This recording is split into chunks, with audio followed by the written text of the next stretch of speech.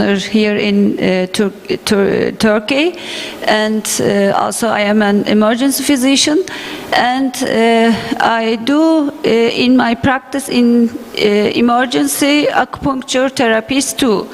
But Really? I want to ask you, how do your practice in a real emergency case? Also, when a case needs an operation, do you give them an emergency traditional medicine or the acupuncture too behind the other process, or give you this patient only to the surgeons? Go back 20 years ago, we did in this way. At that time I'm very young, but now we never. In the past we had, actually, but now we don't have, because the modern medicine is very effective, more quickly. Thanks for the question. I think we'll move the questions to the end. I know Dr. Kandar, did you want to say something?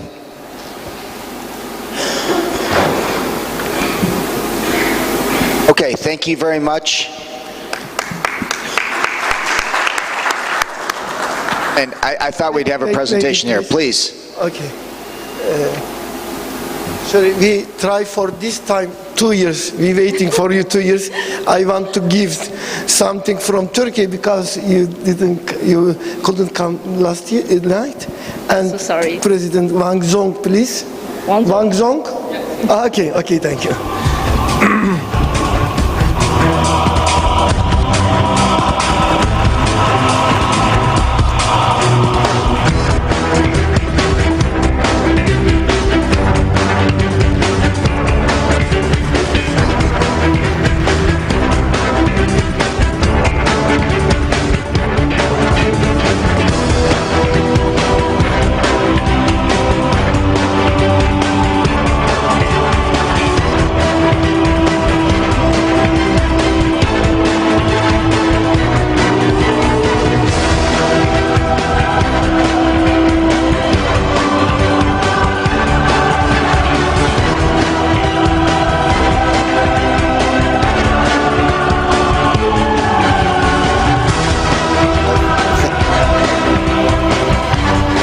Thank you, everybody. I know there's going to be a short break here, and they'll come back in about 10 minutes for another set of presentations. Thank you again, everyone. You've been a great audience, and thank you again for our wonderful speakers.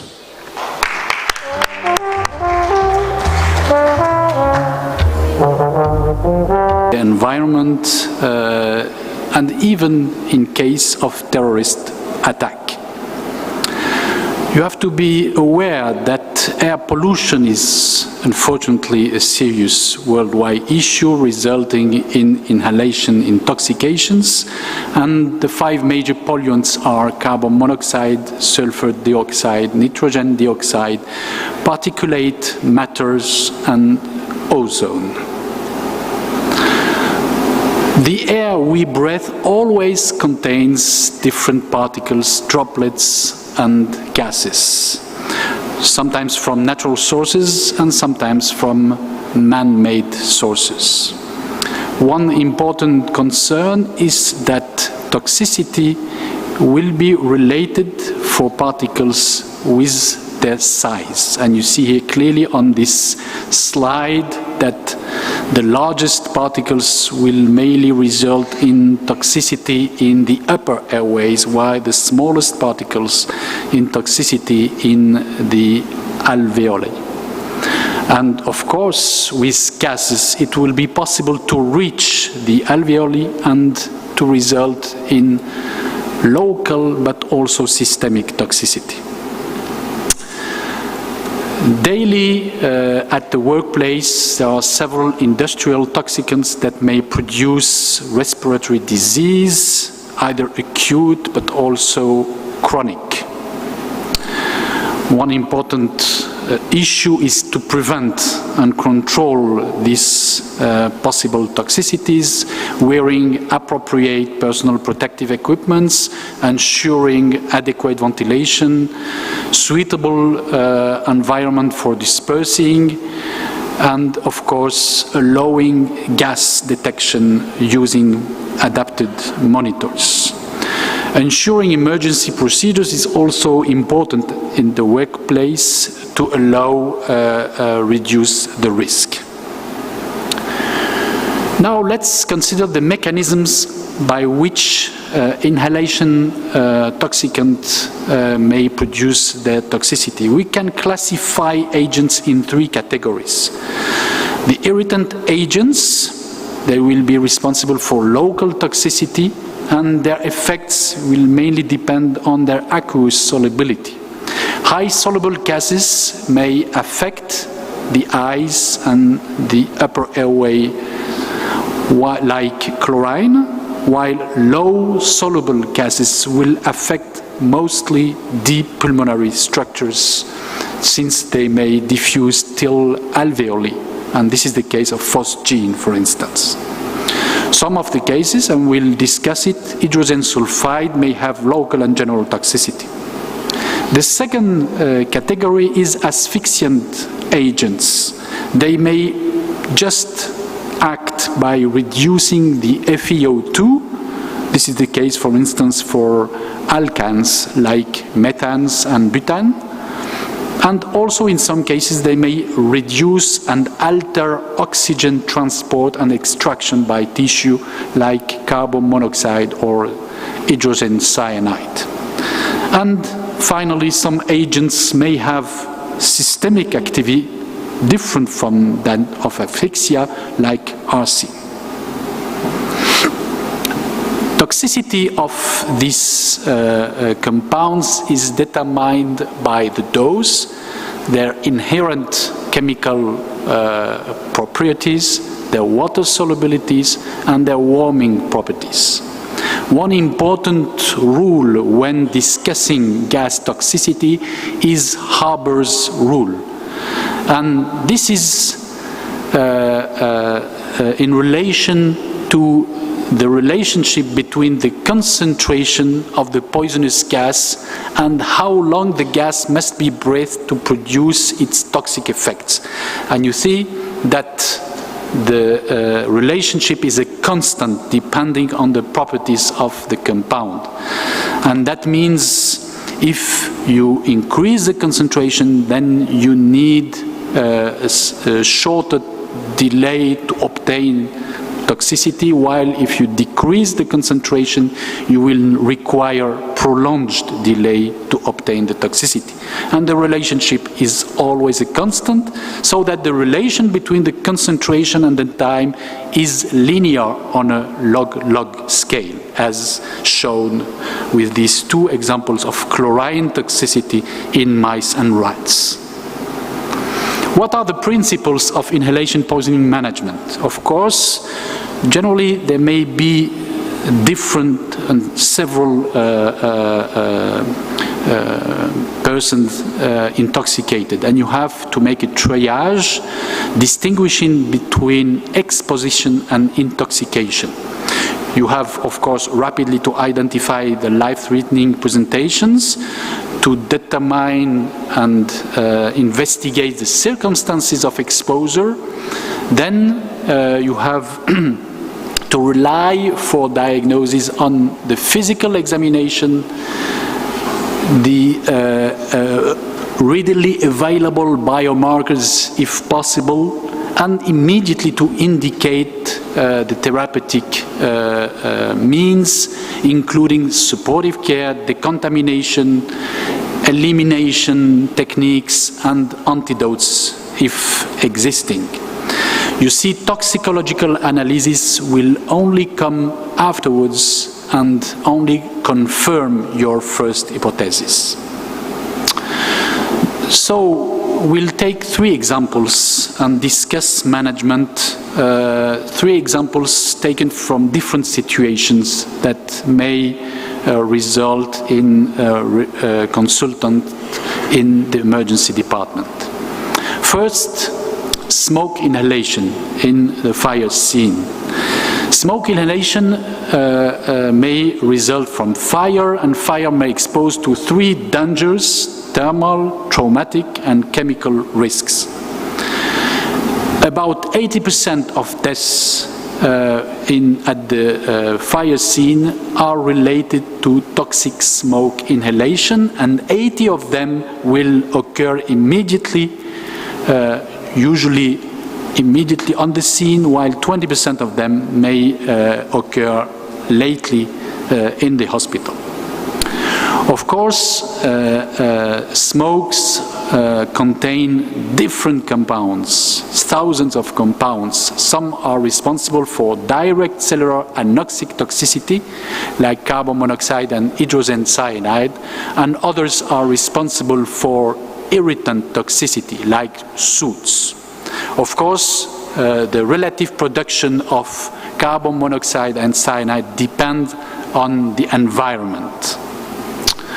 The presence of cyanide was suspected in the 70s when comparing the deaths resulting in fire victims at the upper side of the slide and CO poisoning. And you see here that in case of smoke inhalation victims, there is a risk of death whatever the carboxyhemoglobin is, while in case of pure CO poisoning, only deaths are observed with elevated carboxyhemoglobin of more than 50%. Carbon monoxide, of course, will alter the capacity of hemoglobin to fix oxygen and result in a leftward shift into the oxyhemoglobin dissociation curve, while cyanide will attach directly to some ferric forms of vital enzymes like cytochrome oxidase in the mitochondria, resulting in anaerobic glycolysis. How to make the diagnosis immediately?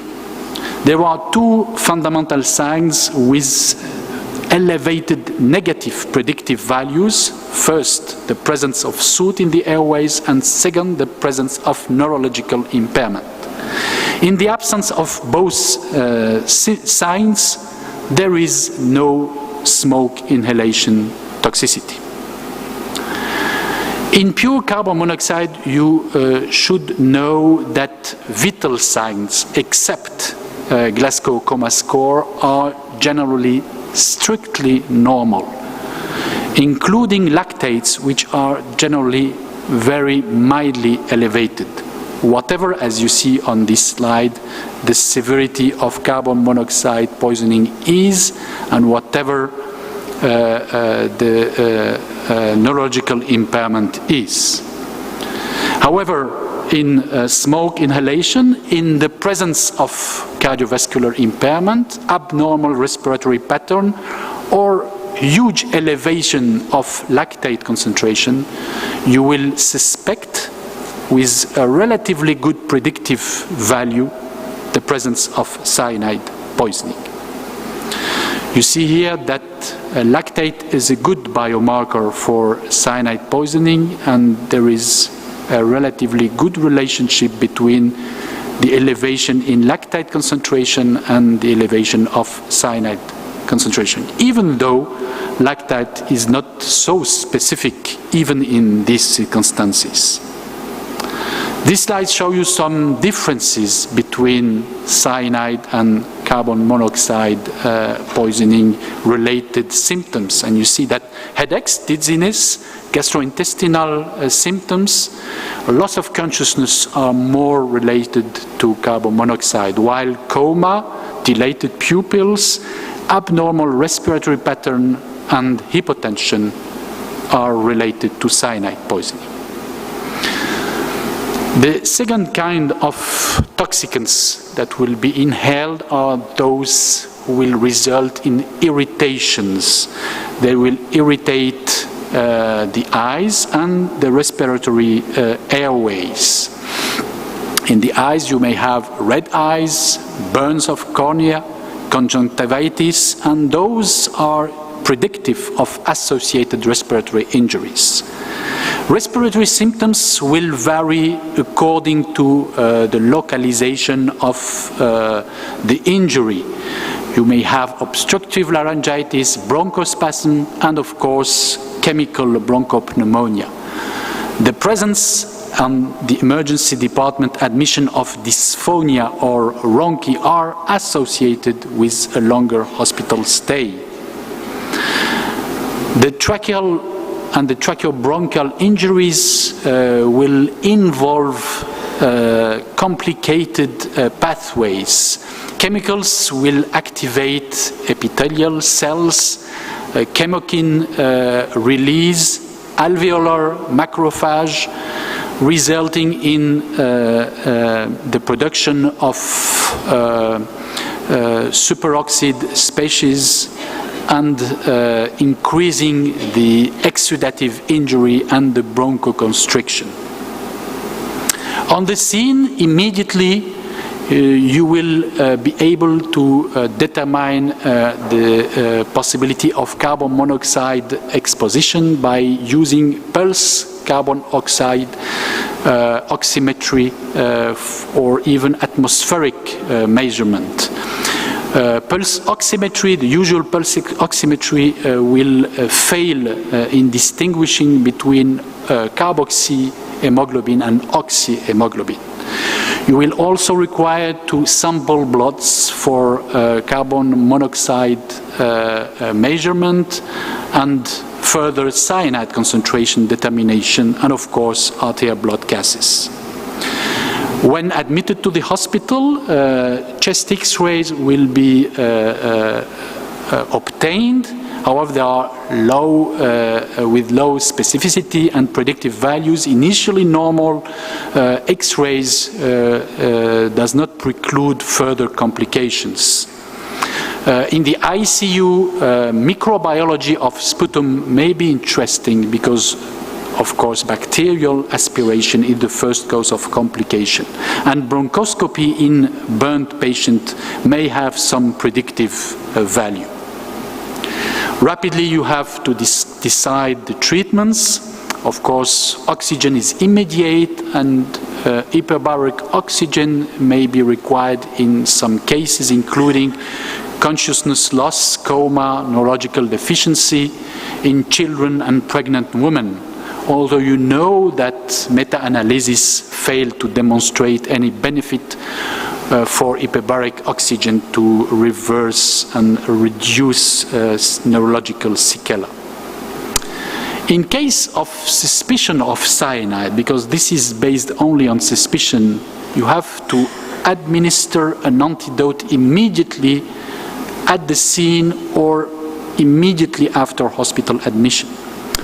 As you understood, neurological symptoms can be related to CO and CN, while the onset of any respiratory abnormality, any cardiovascular abnormality, a significant increase in lactate concentration are always related to cyanide. Thus, in these cases, you will suspect cyanide poisoning and administer an antidote. There are several possible antidotes. Sodium thiosulfate is probably the more natural one. It is efficient, safe, but with delayed activity, so not useful. Methemoglobin-forming agents are potent, but impairing oxygen delivery, so not useful. Cobalt EDTA is very potent, immediately active, effective also if lately administered, but it has numerous side effects, especially if administered in the patient who is not poisoned with cyanide. Thus, to my opinion, hydroxycobalamin remains the first-line antidote to administer. 50 gram will bind 1 gram of cyanide in stoichiometric relationship, and you can infuse 5 grams repeated till 10 in case of cardiac arrest with low expected side effects except reddish discoloration of skin and urines. This is now thus the first line antidote confirmed by USEM guidelines in 2012, and you see that administration is recommended in case of Glasgow Coma score of less than 9 or in case of Glasgow Coma score between 10 and 13 with an abnormal ABC. Rapidly, when admitted to the ICU, some non-specific but also some investigational treatments will be administered to the patient to reduce the injuries to the lungs. We'll use, of course, oxygen, humidified oxygen, protective mechanical ventilation, bronchodilators, mucolytic expectorants.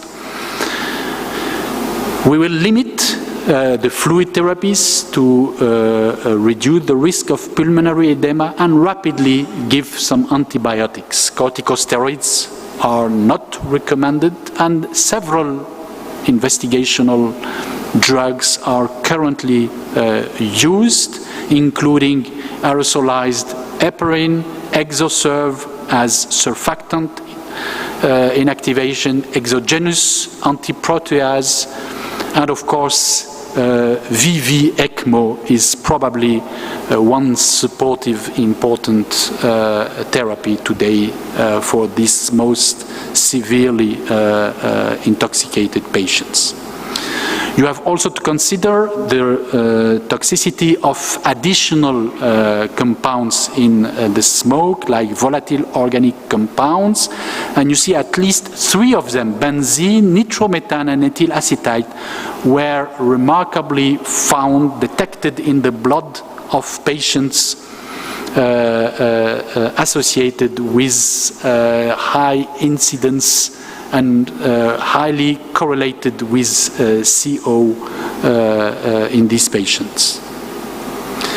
All these injuries may result in complications, of course immediate bacterial infections and hospital-acquired infections, but also late complications including bronchiectasis, chronic bronchitis, and pulmonary fibrosis. Don't miss the risk of post-interval syndrome, which is a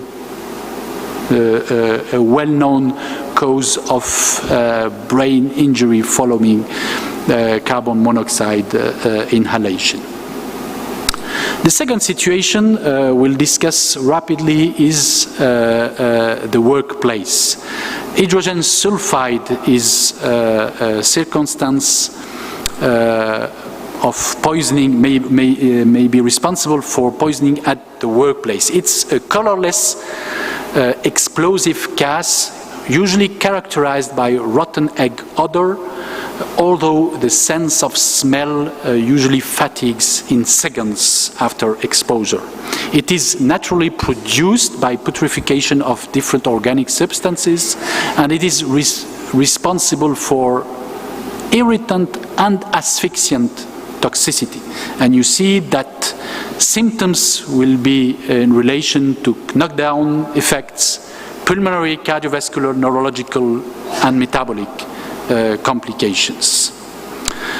More recently, in France, in the Caribbean islands, sargassum seaweed was responsible of mass poisoning with hydrogen sulfide, and you see even those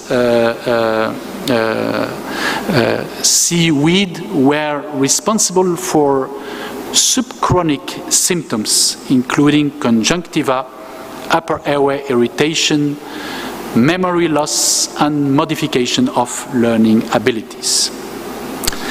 Management is mainly supportive, based on oxygen, irrigation of exposed skin and eyes, ventilatory support. Specific treatment is only discussed in case of persistent acidosis, coma, severe arrhythmias, with methemoglobin-inducing agents mainly. The third situation could be related to possible terrorist attack, with, of course, the risk of chemical warfare agents, and several episodes in the history illustrate this risk. Of course, probably one of the most scaring agents are organophosphorus compounds, and you know that they will act by inhibiting acetylcholinesterase, accumulating acetylcholine, and disturbing cholinergic functions, leading to bronchoconstriction, central respiratory arrest, paralysis, and inhalation. Clinical diagnosis is generally relatively easy, and to date, several readily available techniques could be used to allow immediate confirmation based on the measurement of cholinesterase activity in the plasma, or even the detection of the presence of organophosphorus compounds. Of course, you have to administer treatments, and one important issue is the administration of oxime, because as you know, the organophosphorus compound will immediately interact with acetylcholine esterase, and according to the organophosphorus compounds, leading to a covalent link with an aging enzyme, and thus a non-active oxime. Thus, the treatment relies on atropine administration to reverse muscarinic syndrome, benzodiazepines to prevent seizures, and of course oximes that are required to reactivate the inhibited cholinesterase. And of course, as you see with the chemical warfare, probably prolonged oxime treatment is expected to be mandatory in the most patients.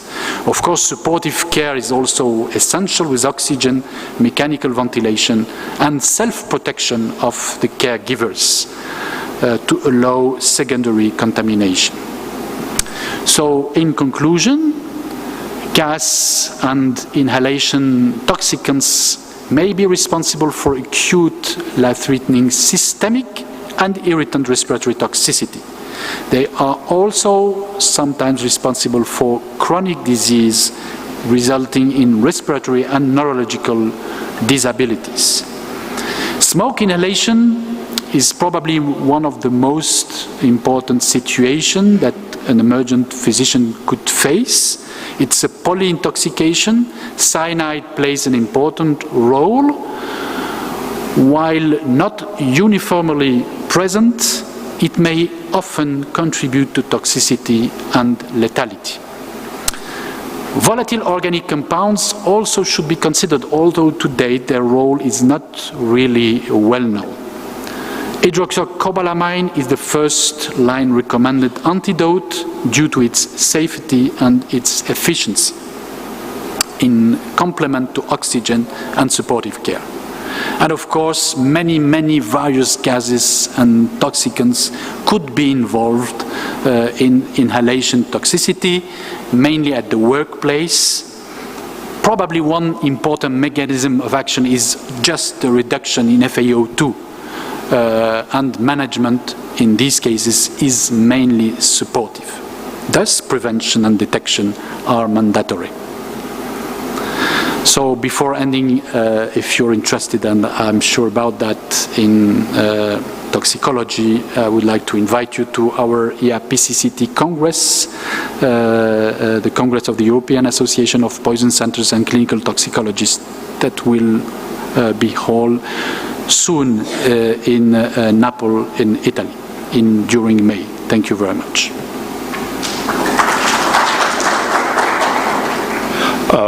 What do you think about contraindication of hyperbaric oxygenation treatment for carbon monoxide poisoning?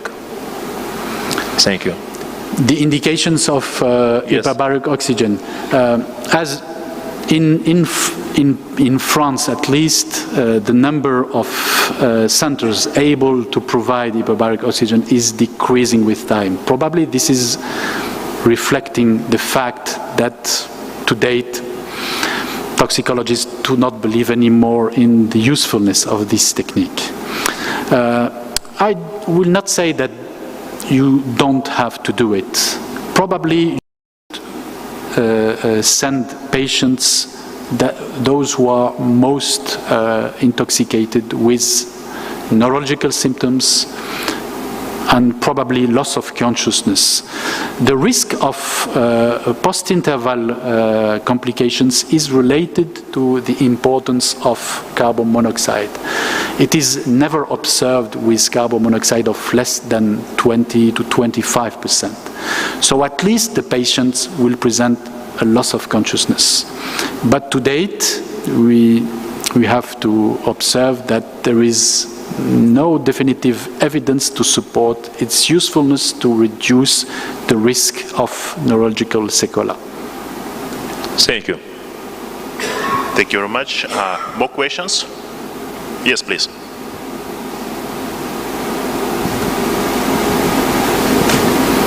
Thank you. Welcome again.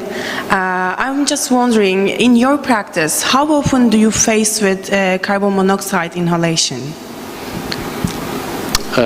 In my practice, I'm an intensivist. I work in the intensive care unit.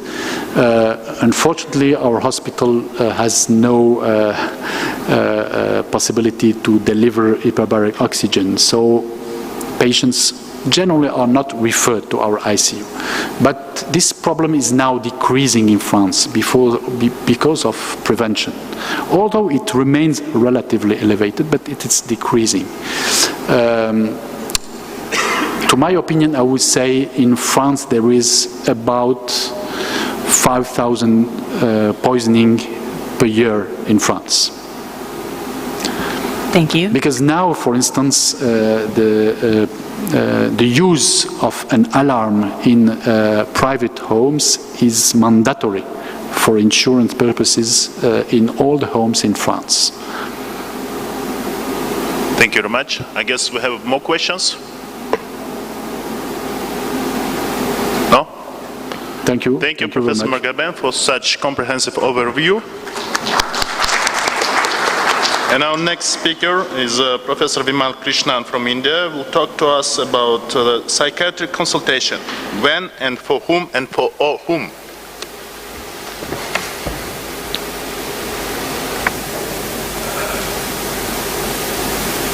Yeah. Hello. Thank you. Am I audible? Am I audible? In the back? Yeah. Thank you, sir, for the introduction.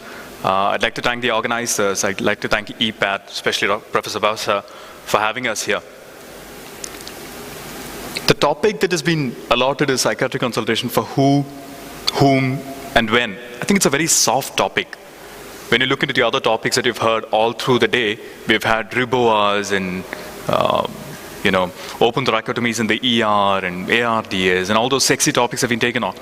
So I guess what's left is the softness of certain topics which require a lot of decision making from our side as acute care clinicians. Show of hands, how many emergency medicine clinicians here, on the floor? Right. So the rest of you guys are critical care, is it? All right, we've got a mixed population here. I'm Dr. Vimal. I represent Emergency Medicine Association India, which is the largest association for Government of India approved emergency medicine specialists in our country. I come from a mission hospital. I work in a 2,000-bedded mission hospital in India. We cater to around 100,000 cases of 100,000 emergencies cases per year on an annual basis, an annual intake of 300 to around 500 cases per day. We do get quite a lot of infective cases in snake bites and inhalation injuries.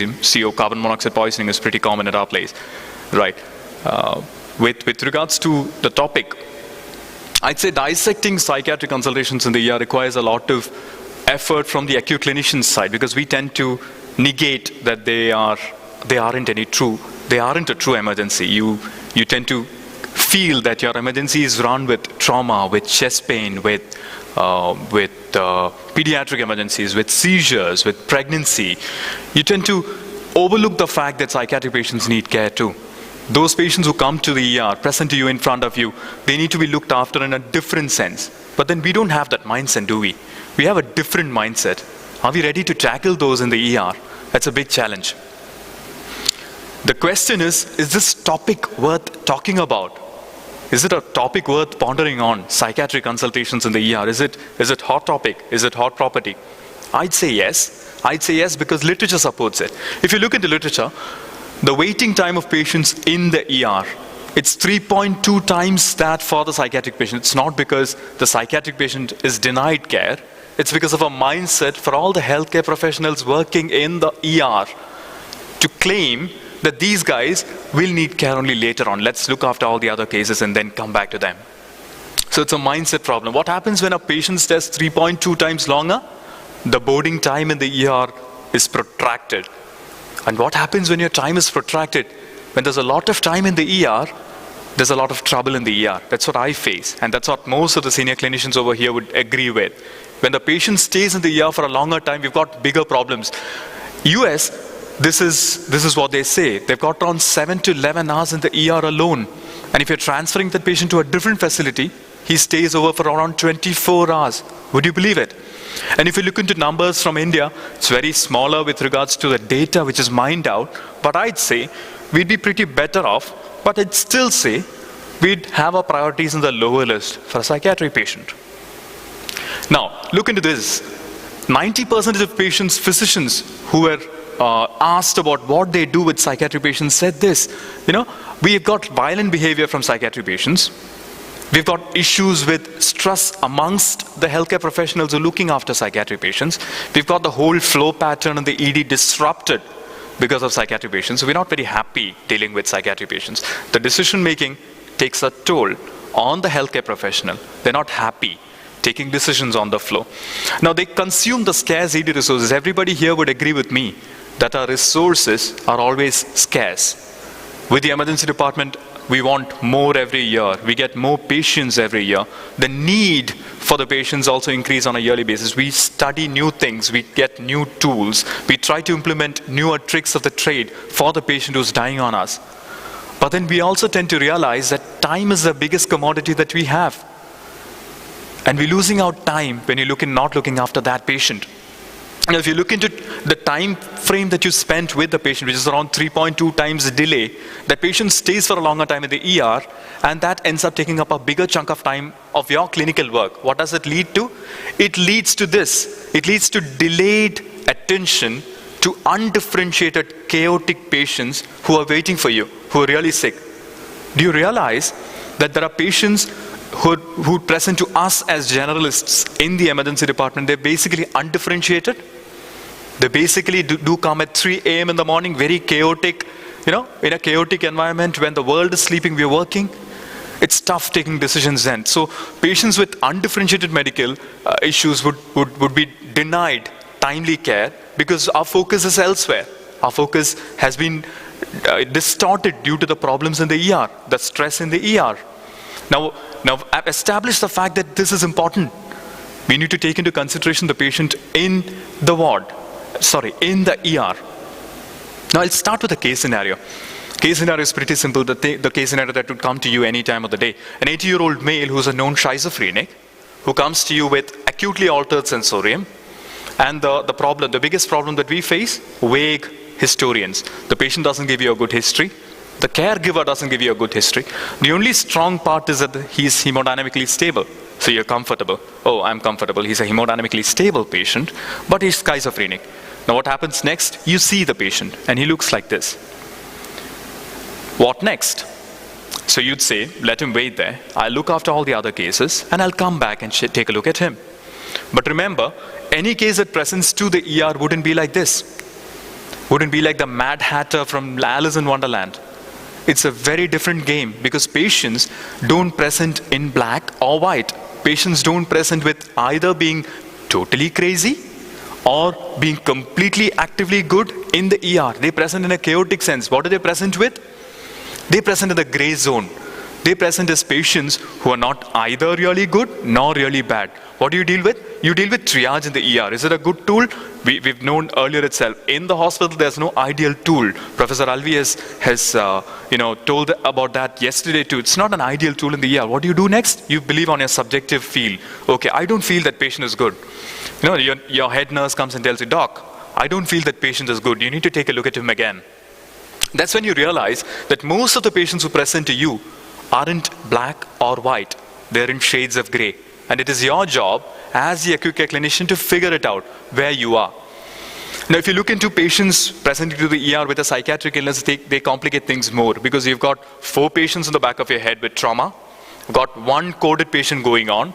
I've got 2 kids who are crying with trauma, needs suturing in the background. Oh, I've been called for an intubation in between. My resident calls me because he's got a crash in the ED ICU. In between, I've got a patient who's crazy.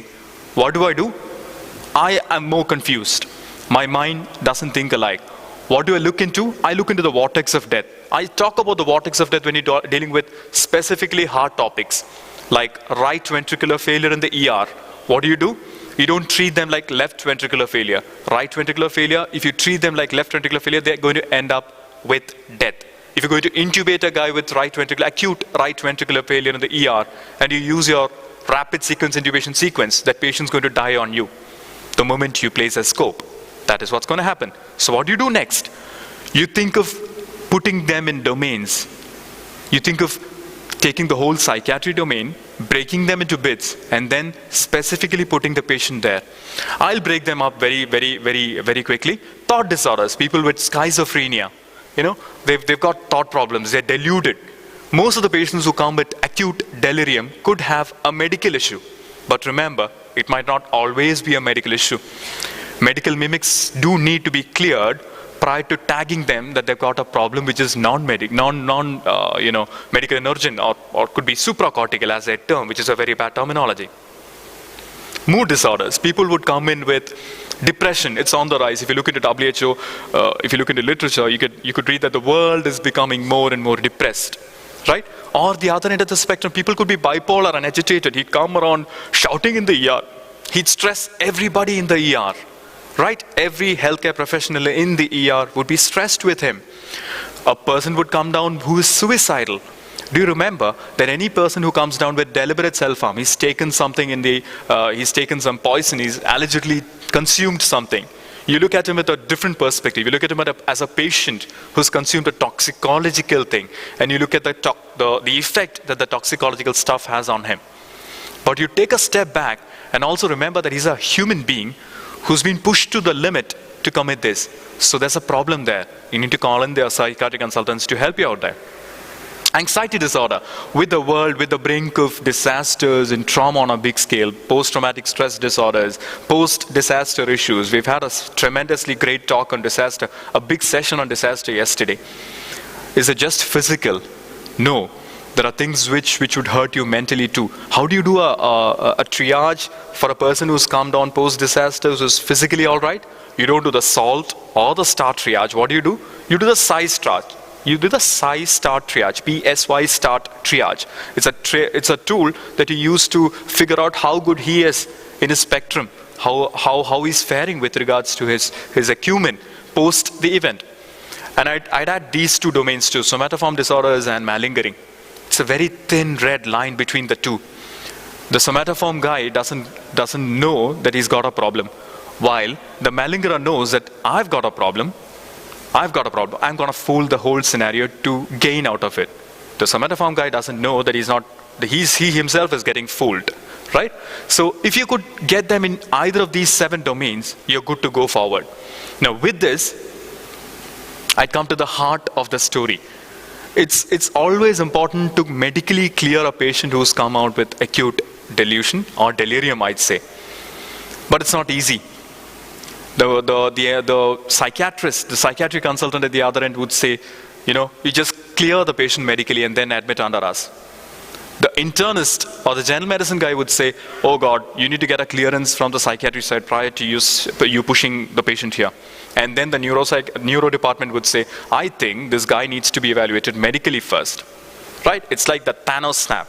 We are supposed to clear out everything with limited information in limited periods of time. That is what they push us to do. What do? We deal with rules of thumb. I'll give you some rules of thumb. This is a general consensus. A patient who's really old, a patient who's got multiple comorbidities, and he's severely agitated with abnormal vital signs. Now these guys with acute comorbidities and co-ingestion of some toxical agents need to be evaluated medically prior to being pushed to the psychiatry section. Yes, we'd get a call from them later, but not now emergently. So anybody with abnormal vital signs, advancing age, severe agitation, on any acutely, if he's ingested anything acutely, he needs to be evaluated medically prior to being pushed to the psychiatry side. What about labs? How many of you guys use point of care stat lab in the ER? Point of care labs? Point of care labs? Yeah, you do your ABGs, you do your troponins, you do your biomarkers in the emergency department itself. We tend to do that. So there's an inclination for an acute care clinician to do a battery of tests for these guys. A battery of tests, right? A blanket of tests for any person who comes with altered sensorium. Oh, I got to do this. It shouldn't be that way. It shouldn't be that way because literature tells you that it's always better to be patient-specific and to have that intuitiveness on the clinician side to understand, okay, this patient doesn't need that blanket of tests. This patient needs these tests, but doesn't require that test, right? It requires your intuition, and it also requires patient specificity. Now, guidelines have come into this that routine labs are not warranted. It might lead to more confusion rather than more clarity. Now, psychiatry more than medical. You need to get them to the psychiatry more than medical when the patient's actively suicidal. You just can't keep them with you, because you might end up on the wrong side of the boat. When the patient is actively suicidal, when the patient's dangerous to others, when the patient's got a psychotic event for the first time and you've cleared all the medical issues, or when the patient's so bad that he can't take care of himself, it precludes him for self-care. These are patients who need to be evaluated by the psychiatrist initially itself, not later on. You got to get him through the pathway, through the chain into the psychiatric pathway so that he'd get optimal care rather than just being pulled into the medical side. It's not working. Right. Now, if you just objectivity. We as acute care clinicians, we tend to be more objective. I've got pain in the ankle. I'll do the Ottawa angle rule and then think whether I need to do an X-ray, right? We got a patient post-trauma with altered sensory, we try to do a GCS. We got a small child with head injury, we try to do a Pecan rule to make sure whether you need to do a CT in this child or not. Right, we tend to risk stratify them, we tend to objectify them. Now DSM-5 criteria, it gives that objectivity that you need when you're looking after patients who are coming from the psychiatry realm, who have got acutely delirious, who have got a history of psychiatric issues. You need to do the DSM-5 criteria. You need to, for suicidal ideation, for patients with suicidal ideation, you think of using scoring systems. Again, there are different universities with different scoring systems. Columbia is one of the scoring systems that you can use. The safety triad system, which is suicide assessment and 5-step evaluation method. It's an excellent tool which universities do use to risk stratify guys with suicidal tendencies. So they do end up with the psychiatry department only after these tools are used, and they're stratified that these guys need to go into the pathway with psychiatry friends rather than with the internist in the department. To summarize, when and whom would you call for a psychiatric consultation? I'd say a person with substance abuse definitely needs to be evaluated by the psychiatrist, a combative patient after he's medically stable, a patient with deliberate self-harm who's got suicidal ideation, a person post-disaster who's traumatized post a disaster or traumatized post a traumatic incident needs to be evaluated by the psychiatrist. But I'd say it's not just them. What about us? We're always talking about the patient. I think there's a lot of focus on wellness today. There's a lot of focus on the clinician who's taking care of them. We've seen yesterday fantastic lectures from Dr. Alvi, Dr. Casio. We've got stalwarts in the field of disaster medicine coming and telling us that we've been there all around the globe helping people in disasters. But when we come back, a part of us stays there. We come back as a different person. So like he reiterated in his lecture, we need to talk to the right person, to make us feel whole again. healthcare professionals, nurses, doctors, paramedics, technicians, people who are there in the forefront at war zones, they need to have that sort of connection with the psychologist to just extract what's burning them from inside. Let's not push healthcare professionals to burnout.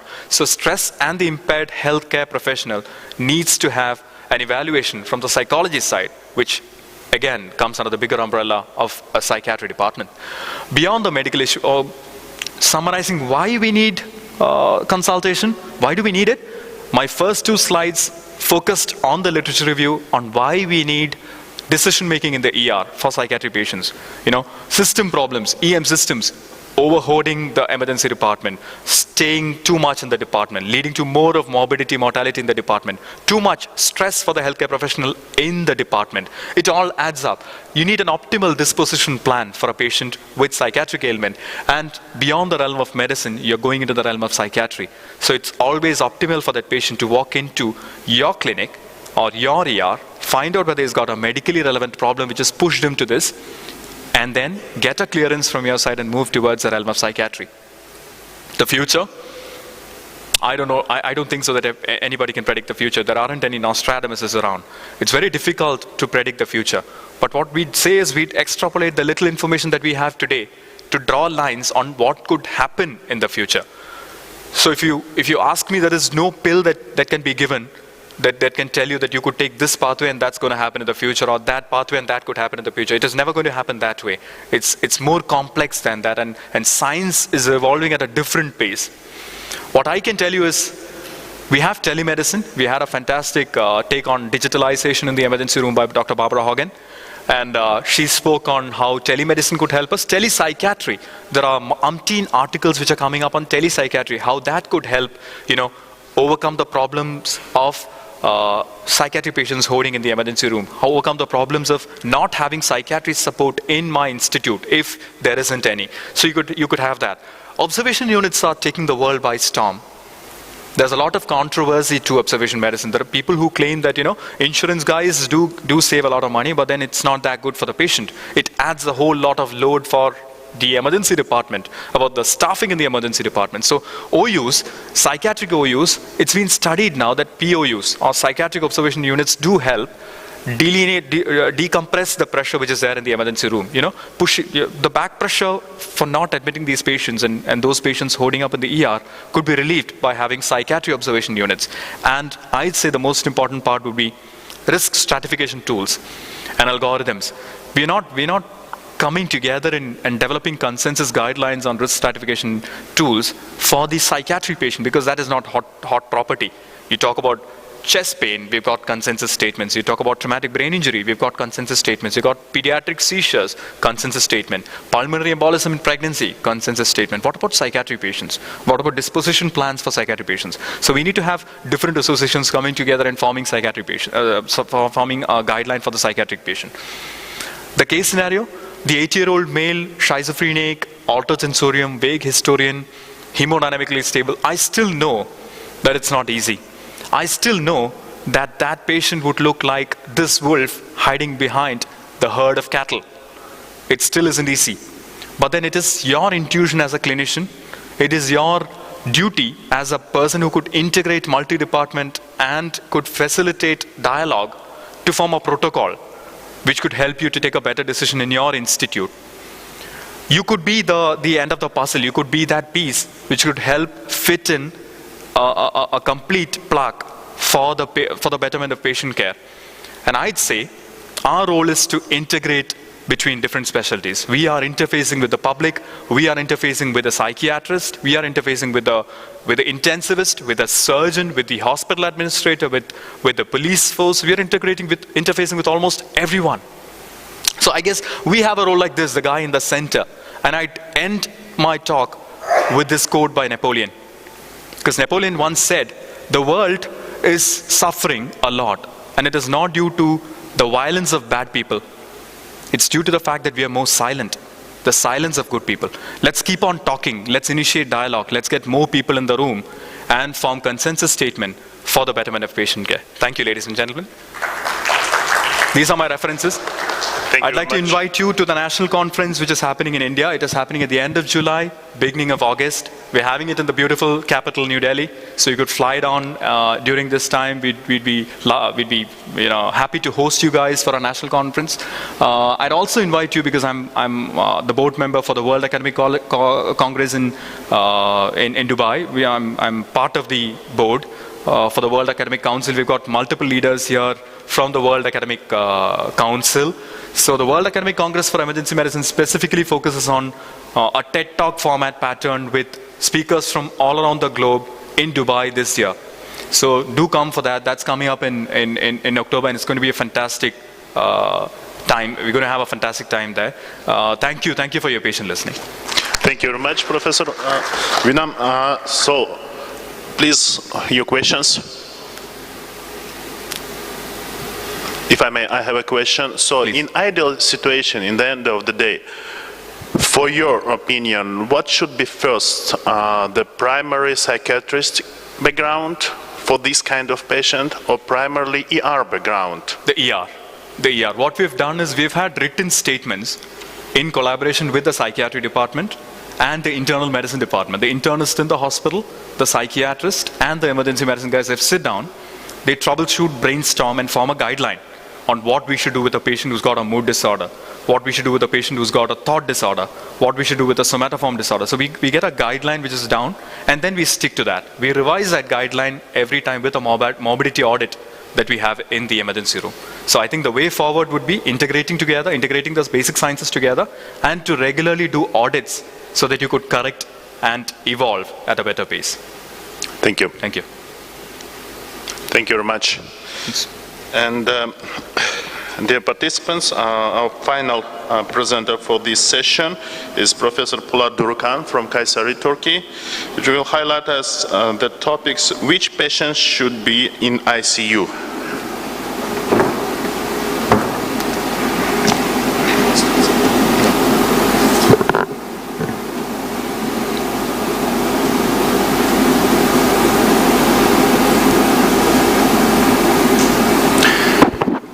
Dear Professor Durukan. Yeah.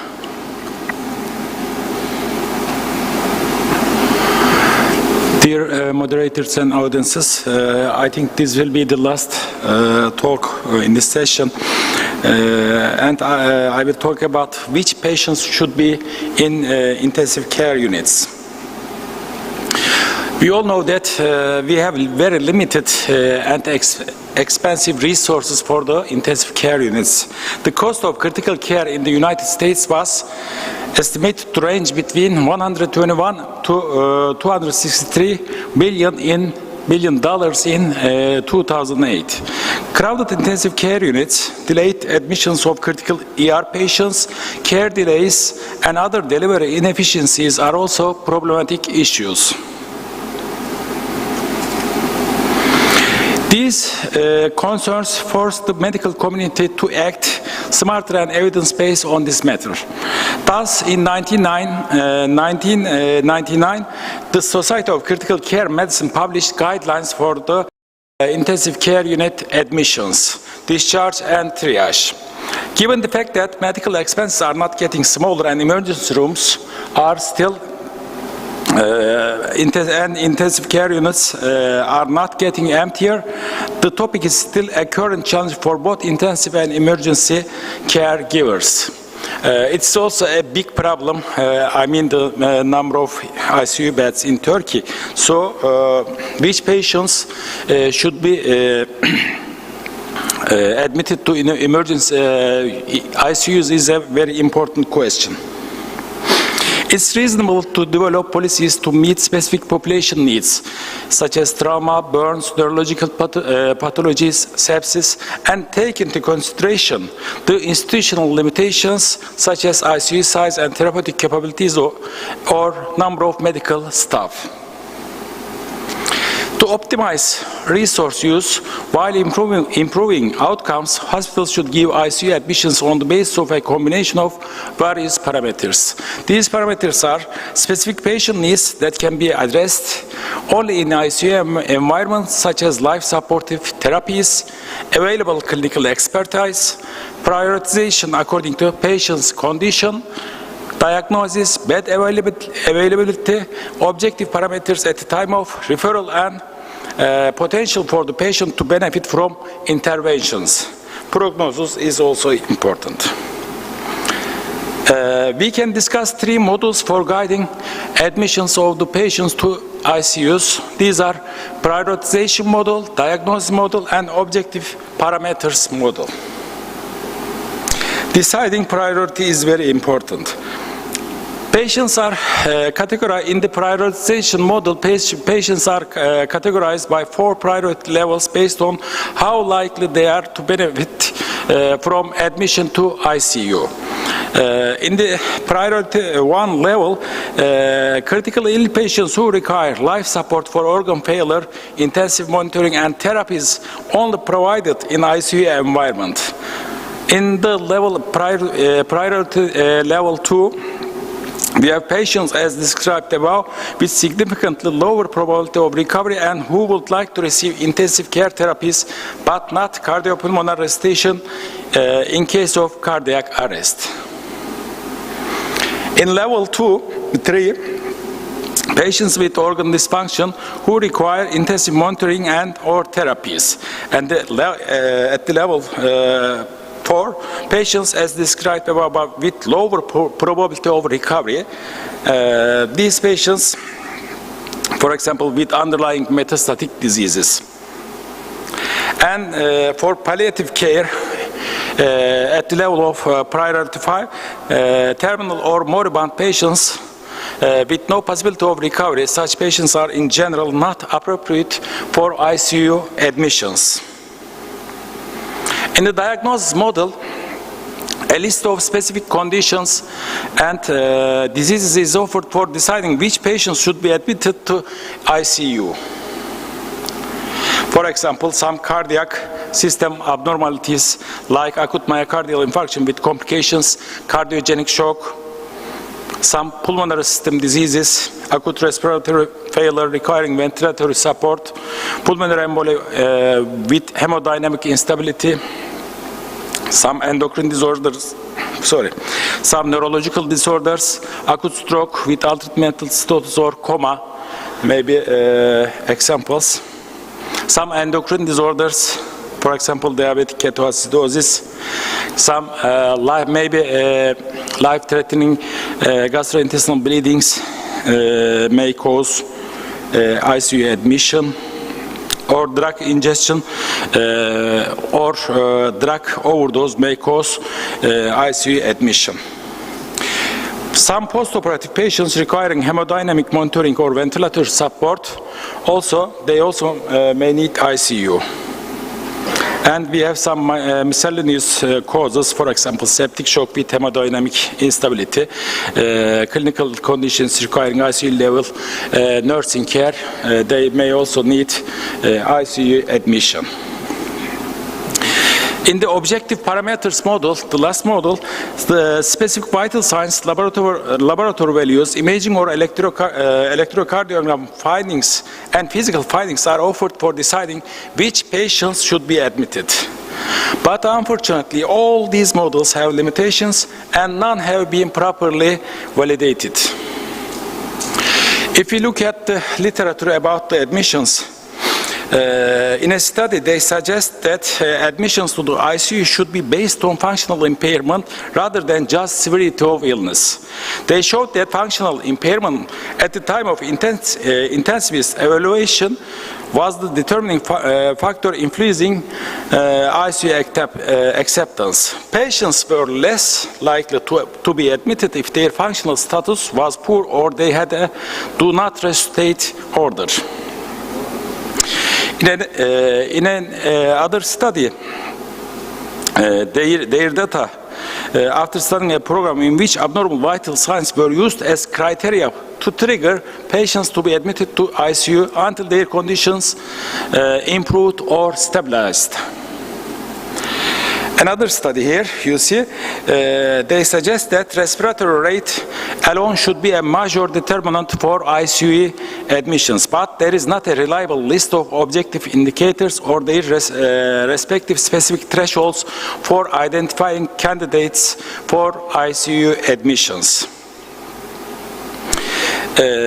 On the other hand, in another study, we see that they showed that the sensitivity and specificity of abnormal vital signs to predict death or ICU admission at triage were only 73% and 50% respectively. In another study, we see that they investigated the feasibility of using a triage score to assist in deciding about ICU admissions. The score is incorporated with age, diagnosis, vital signs of the patients, vasopressor use, or operative status, chronic disorders. These are all related issues. What about QSOFA?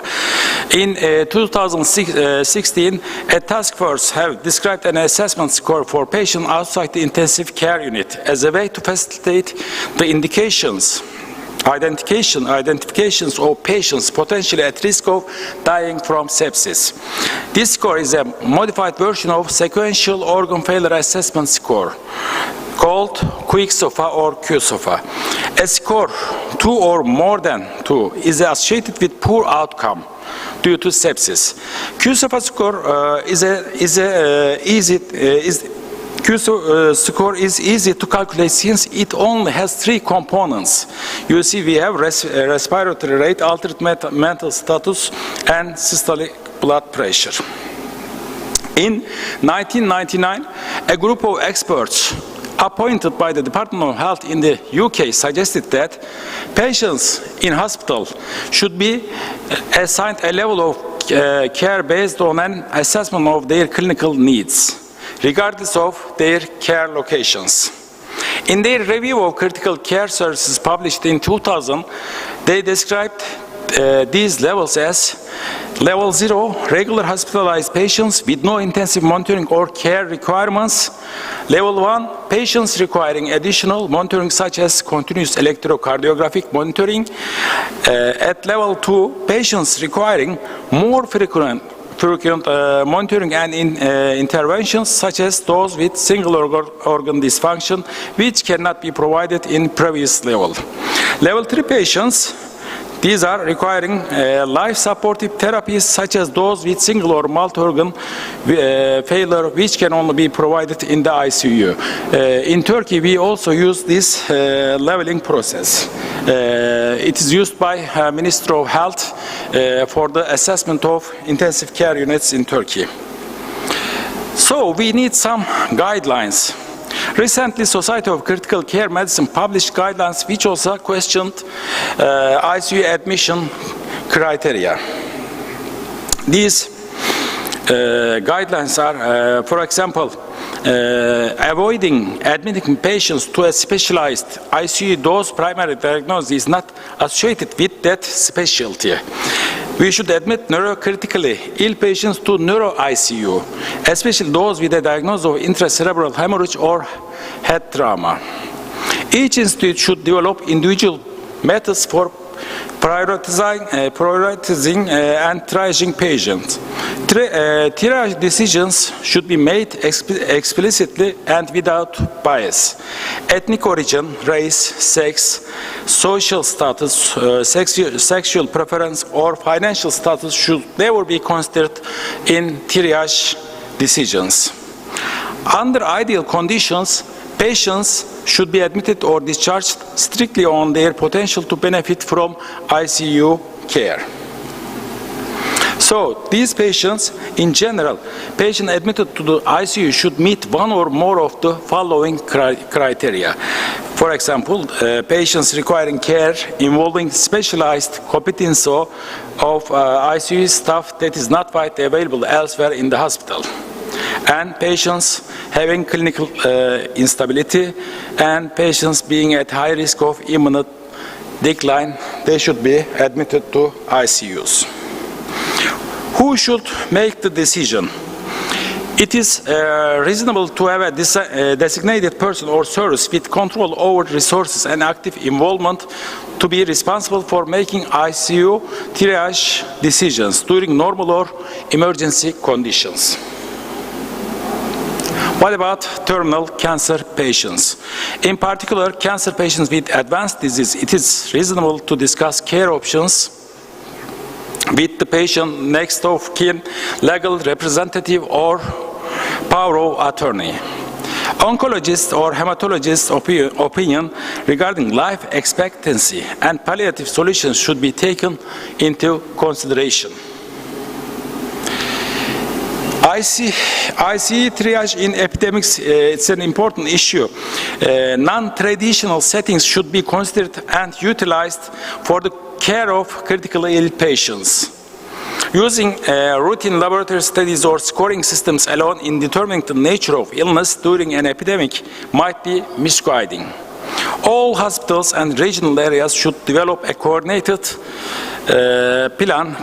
triage plan for the epidemics.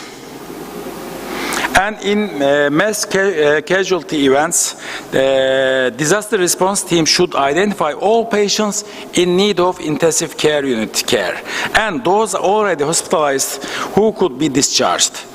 Then triage and transfer incoming patients to the most appropriate settings as soon as possible. Thank you for your attention. Thank you very much, Professor Polat. So we still have time for questions.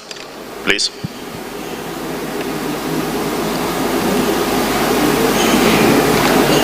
So no questions. Nevertheless, thank you very much again for a fantastic presentation.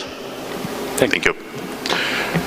So dear ladies and gentlemen, the agenda is over for this session.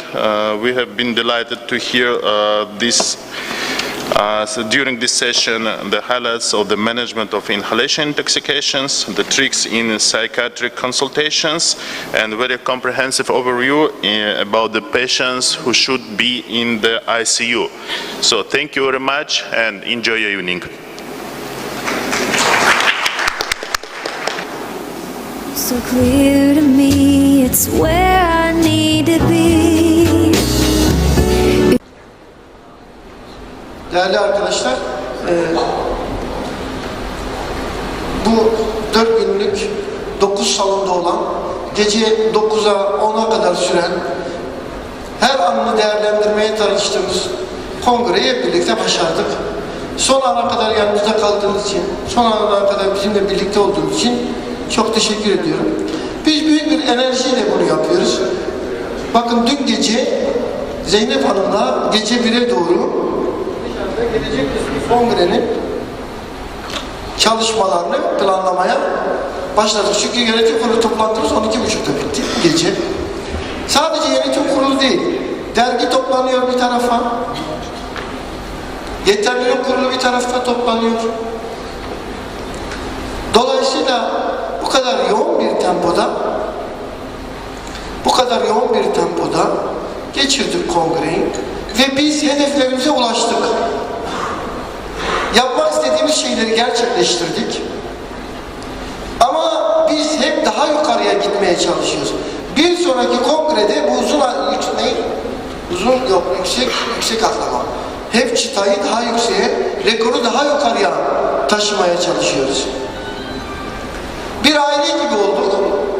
Özellikle International aile. Roger Dickerson sürekli yanımızda. Eric Revo sürekli yanımızda. Şimdi bunlara Meksika'dan Carlos eklendi. Kanada'dan Jim McEwen hep yanımızda. Biz büyük bir global aile haline gelmeye devam ediyoruz. Burada yaptığımız her işlem uluslararası arenada ses getiriyor. Biz sadece lokal bir organizasyon yapmıyoruz. Kıtalar arası bir yapıya bürünmüş durumdayız. Yıl boyunca 300'ü aşkın aktivasyonumuz var ve gerçekten bunu birçok kişi duyduğunda ne kadar yani inanılamayacak bir şey olduğunu söylüyor. Şimdi sizden beklentimiz şu, lütfen bu dev yapının altına girerek siz de omuzlarınıza alın. Herkes o bir şey alıyor, daha fazla girin. Biz de yükün altına ne kadar çok girersen o kadar çok değerlisin. Ve bu çalışmalarınızın karşılığını hayatınızda mutlaka bir şekilde alacaksınız. Bu kadar büyük çalışmaları daha büyük ekiplerle yapmak gerekiyor. Dolayısıyla kongrede biz buna çok dikkat ediyoruz. Ve geleceğe taşımak istediğimiz veya geleceğe beraber yürüyeceğimiz kişileri bu kongrede belirliyoruz. Keşfetmeye çalışıyoruz. Biz bu kongrenin başlangıcında başlığı ne atmıştık? Bir hatırla. Afşin sen önündesin değil mi? Başlığı hatırlıyor musun? Ön sözün başlığı. Dikkat ölçüyoruz. Geleceğe yürüyüş. Geleceğe yürüyüş. Biz hep birlikte acil tıbbın geleceğine birlikte yürüyeceğiz. İnşallah. Onun için de hepinizden alacağımız güce, enerjiye ihtiyacımız var. Ya beni hoca aramıyor, ya ben burada etkili değilim, ya ben burada yok. Böyle bir şey yok. İkincisi biz sağ bek istemiyoruz arkadaşlar. Sağ bek istemiyoruz. Biz orta saha oyuncusu istiyoruz. Ya da forvet istiyoruz. Sağ bek nedir? Ya bunu yakala, görevini yap. Ya görev değil ya, tamam ben sana söyleyeceğim, o görevi yap. Bu adamı oradan geçirme, onu istemiyoruz. Sen oyun kur, oyun. Bana oyun kuracak eleman lazım. Ben sağ beki ne yapayım? Sağ bek dünyada bir sürü var. Ama oyun kurucu bulamıyoruz. Alex gitti sonra ne oldu Fener'in hali görüyorsunuz yani. Oyun kurucu yok yani. Oyun kuruculara ihtiyacımız var. Sağ beklerimizi her yerlerde bulabiliriz. Onun için sizden ricam oyun kurun. Oyun kuracak, bunu yanlış manada anlamayın yani diğer oyun kuracak elemanlara ihtiyacımız var. Dergimiz, televizyonumuz, gazetemiz hepsi sizi bekliyor. Lütfen sadece basit bir dernek mentalitesiyle bu işi düşünmeyin. Dev, vizyonu büyük, örnek, lider bir kuruluş olarak düşünün bizim yapımızı. Ve bu bir lider yapıda ne kadar çok görev almak isterseniz o kadar çok önünüzü açacağımızı bilin. Son ana kadar bizimle berabersiniz, yola gideceksiniz. Yola gitmeden önce adet üzere baskın seçim yapıyoruz. Yani espri yapıyoruz. Benim şeyim. Yani soruyorlar seçim var mı ya? Seçim yok, seçimin bir zamanı var. Zamanı gelince size açıklayacağız. Dolayısıyla sormayın. Genel toplantımızda korkmayın.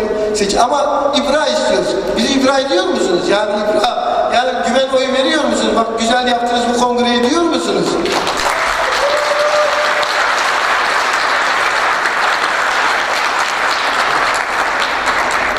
Biz hep birlikte bu kongreyi çok güzel yaptık. Hepinize çok teşekkür ediyorum ama şunu istiyorum. Lütfen şöyle bak biz burada diyorum ya gece başladık. Ben şimdi eve gideceğim belki yarın. Bilmiyorum dönüş uçağımı daha onu bile ayarlayamadım ama şey var.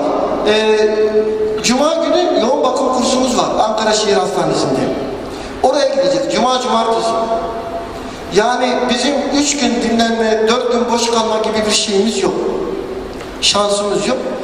Burada şunu da söylemek istiyorum. Özellikle yabancı dinleyici arkadaşlarımız da var.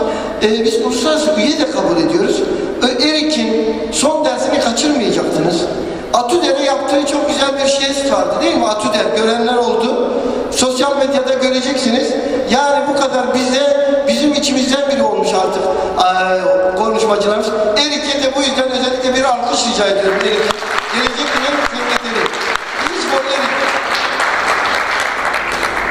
And Roger Dickerson, biliyorsunuz en renkli sunum herhalde Roger Dickerson'ı da bu yüzden alkışlayalım.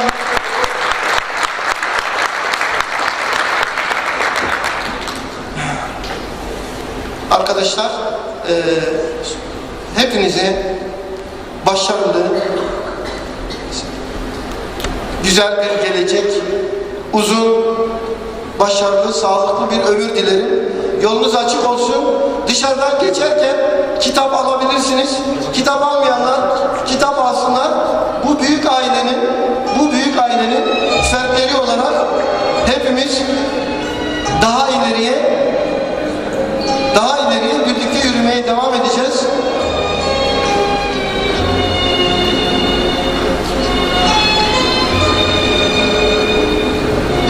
Saati şimdi mi vermiştik? Niye geliyor?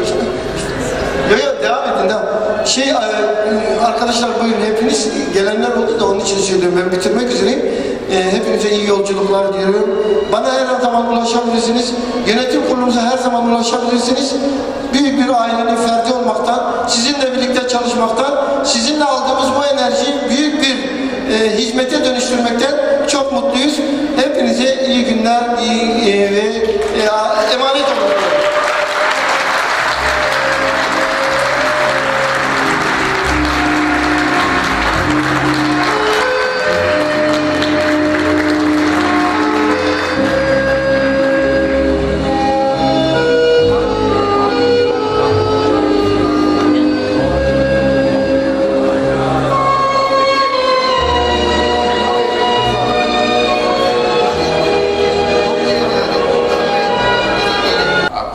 Shadows on the attendance of the day.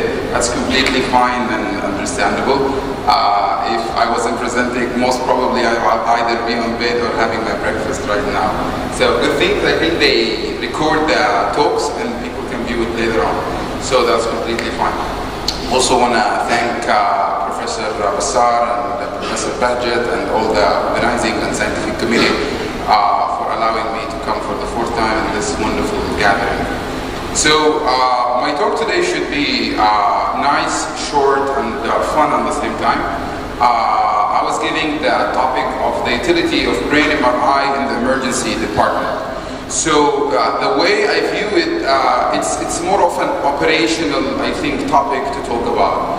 It's not how good is an MRI, as important as how feasible is to have an MRI and how effective and how practical is to have an MRI in the emergency department. I don't think anyone would doubt that the MRI is a great wave image. So what I'm going to talk about, first I have nothing to disclose, so I'm just going to take it off the list. So I'm going to talk about one slide of physics so I don't bore you guys, and some justifications for MRI, as well as definition and types of MRI, utility in the ED, and some brief, quick take-home messages to take from my talk. So physics, what you need to know about MRI, just like you need to have three elements for an MRI machine. You need a strong magnetic field, you need radio waves, and you need a good computer system to be able to generate the images.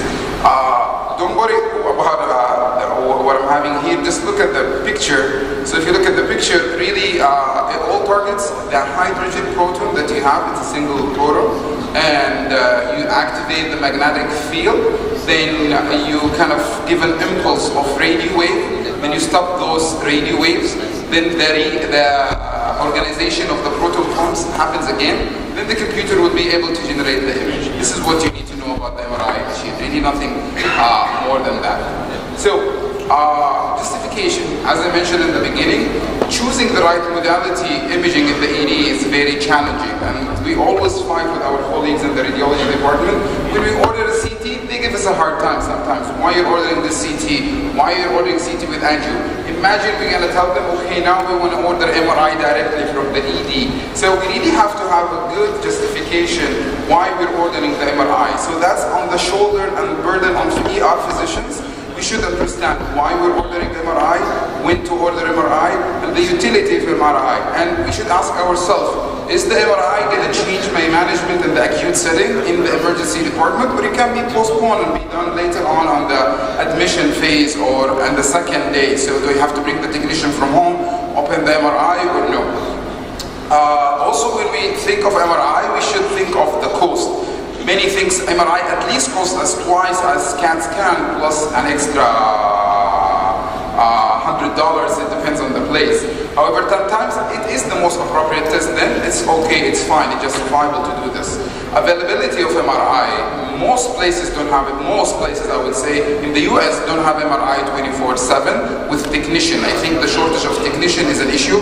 Also, availability of radiologists who can read the MRI in 24/7 basis is challenging.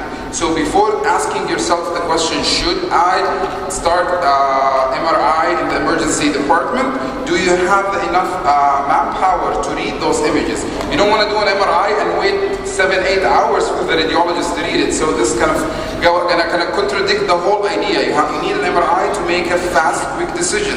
If you're going to read it the next day, then why bother even with getting an MRI in the ED? Caution and contraindications, we're going to speak about them of MRI, also impact your flow and your operational value of getting an MRI. So, funny enough, my colleague, he's a radiologist, he's the head of the department. He sent me an image on WhatsApp yesterday. So I thought it was hilarious. He didn't know what I'm talking about. So you should start with seeing the patient, then obtain some history, then get some physical examination, then order a CAT scan. But like, they make fun of us and emergency doctors, but just go ahead and get the CAT scan. And I think one of our colleagues today is going to speak about history and physical examination. Should we quit doing history and physical examination? So imagine if I showed this and sent it back to my friend, adding, okay, don't even bother with CAT scan. We're just going to start with our eye and our patients. So that was going to be kind of, this is going to give them stroke if we do it. So common ER MRI indications. So I was asked to speak about brain MRI only, but common, like usually most of the time it's used in the neuroimaging. You can scan the brain, the spinal cord, arterial dissection for infectious processes, also for pregnant patients, basically for the abdomen, also children, and MSK, especially orthopedic sports related injury, all the athletic know that that's the best way of modalities. Whenever ordering an MRI, even if you think it's practical and useful, you should take an account and consider what are the precautions, what are the contraindication of getting an MRI. As I mentioned, cost, claustrophobia, inability to patient stay still, and any devices or metals implanted on these patients. And let's be practical. If you ask the patient through the screening list, do you have any metals? They can say yes, but do you know if this metal is compatible with the MRI machine or not? You will take a couple of minutes, sometimes it will take 30 minutes or an hour to identify if this metal or object is compatible with an MRI machine. This will add to the operational problem you have to start with. It will delay getting the MRI and will delay the whole benefit of the whole thing. You need a quick decision to make. So this just kind of point out for you the different types of MRI and what are you looking for. So in the first, I don't think this is working. So the first part is like looking at the parenchyma. So the MRI you want to get a diffusional weight MRI. Its benefit is very sensitive to early ischemic changes. It starts in minutes and can get it out. Challenges, as I mentioned before, usually availability. If you want to assess the vasculature, always think of MRA, magnetic resonance angiography. It gives you full details and it does not require any contrast to do an MRA. Tissue perfusion, CT perfusion or MR perfusion, and it gives you wonderful resolution. Again, all of them, the challenges would be availability and time value. And this just give you the differences between the diffusion and the non-diffusion CT, and you can see the different clearance of the image. And when we talk about diffusion, perfusion, and the mismatch to identify the penumbra, and this is what you get, and this is how neurologists assess the need for mechanical intervention or any thrombolytics. So, a couple of important points about brain MRI. There is no standard imaging protocol for any acute stroke or TIA, except everyone agrees you have to start with a non-cone CT. After that, it's completely institutional dependent. It depends on your institution, it depends on your infrastructure, and what materials you can bring to it. What is the goal of neuroimaging? You want to provide rapid information to the physician. You want to increase the provider decision making with regards to reperfusion therapy without causing harm from delay. So again, if the MRI gonna delay your decision making, there is no point of doing the MRI in the ED, then it's not the best test for you. We all agree, and evidence agree, MRI has significantly greater detection rate for acute ischemic infarction. CT scan have 73 to 88% in the first 12 hours. MRI sensitivity is 93 to 100% in the first few minutes. So you can't really compare them. Not all acute stroke requires intervention, so MRI might not be indicated emergently if you think your patient would not benefit from an intervention. So there is no point of getting the MRI for this patient. Just to show you some recommendation on what people are recommending, the American College of Neuroradiology and the American College of Radiology and the Society of Neurointerventional Surgery have made a joint statement regarding TIA and stroke. They say non-contrast CT with digital angiography or non-con with CTA, MRI with MRA, or equivalent options for clinician. So which one you should use? They said, we recommend to use the CT-CTA since it's available for everyone, easily obtainable, and the turnaround time is very fast. If you're able to make your MRI and MRA as good as CT and CTA in terms of the turnaround time, so you do it, you're able to read it, you're able to make a decision, then yes, go for MRI. It's much better choice. I like there is no much evidence to say emergency department MRI. I only found like 1 or 2 papers, and this one is really kind of nice paper, but it doesn't talk about acute emergency department. They wanted to assess the MRI utilization and ED observation unit.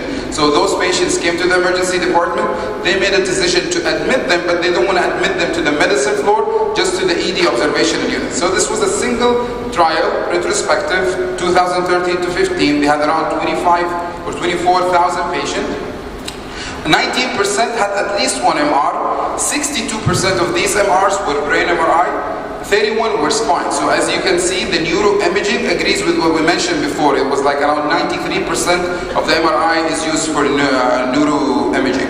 So they did not find any significant difference between the median length of stay for patients who had an MR or patients who didn't have an MR. This again goes with the point I mentioned at the beginning. It is more of an operational question than a clinical question, the utility of the MRI in the emergency department.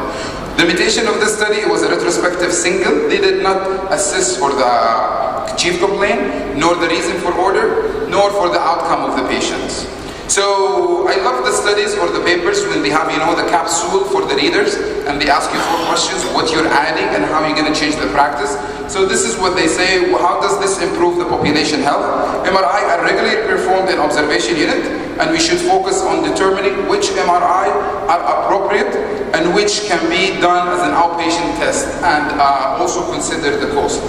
This is a wonderful paper. You can take a picture of it, you can read it. It talks about all the MRI modalities in the emergency departments, the pros and cons for every single modality. I'm just going to mention a little bit about what they mentioned about the MRI of the brain. So the 2018 guidelines for an early management of patient with acute ischemic stroke, CT, or diffusion-weighted MRI with perfusion, both recommended and considered equal in patients with selected for mechanical intervention. This guideline was also promoted for by the American Heart Association, American Stroke Association, and endorsed by the Society of Academic of Emergency Medicine and many other societies as well. So I like this paper. It was done in Nevada and Phoenix in the United States. Introduction of dedicated emergency department MR machine to see if it's going to facilitate their work. They have a full neuro centers, so they looked at how it's going to reduce the number of CTs. So their conclusion were, can I significantly reduce the number of CTs in the ED by providing what? Diagnostically superior and safer imaging alternative to the CAT scan. This was achieved by a couple of points they had to do to reach this result. They alternate their MRI imaging workflow.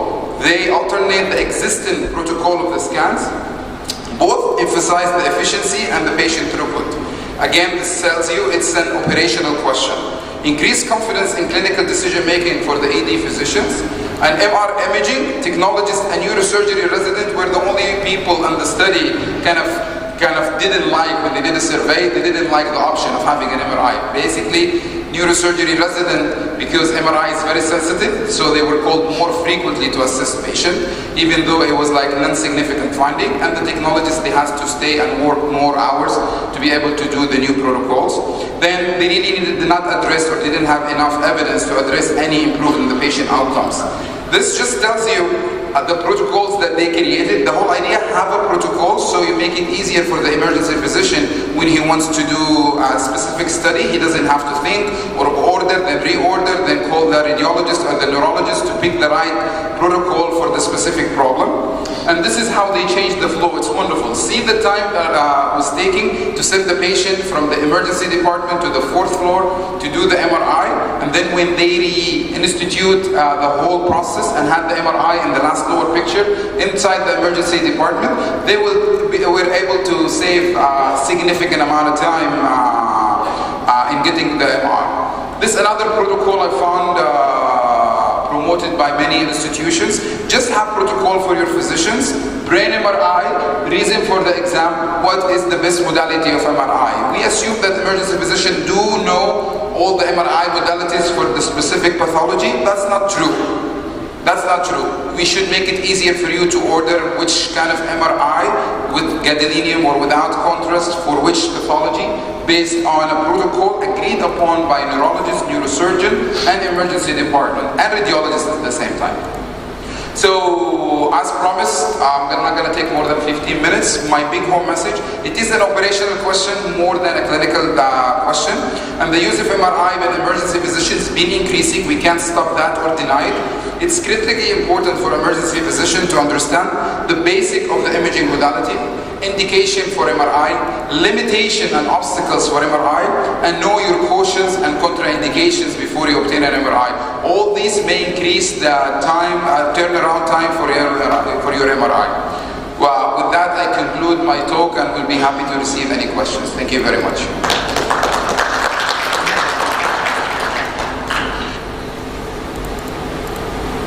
Thank you very much for this excellent talk, Dr. Jamil.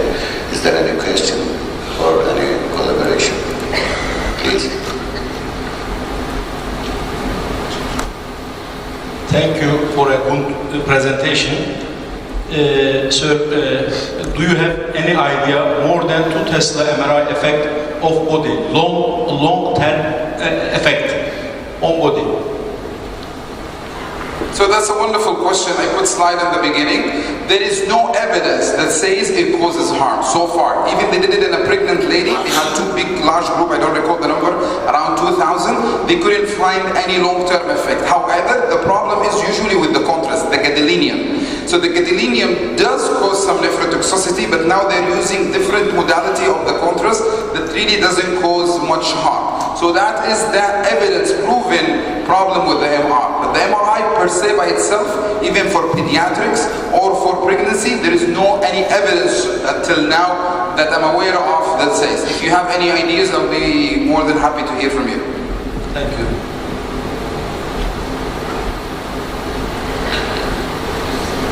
Thank you, Dr. Jamil, please.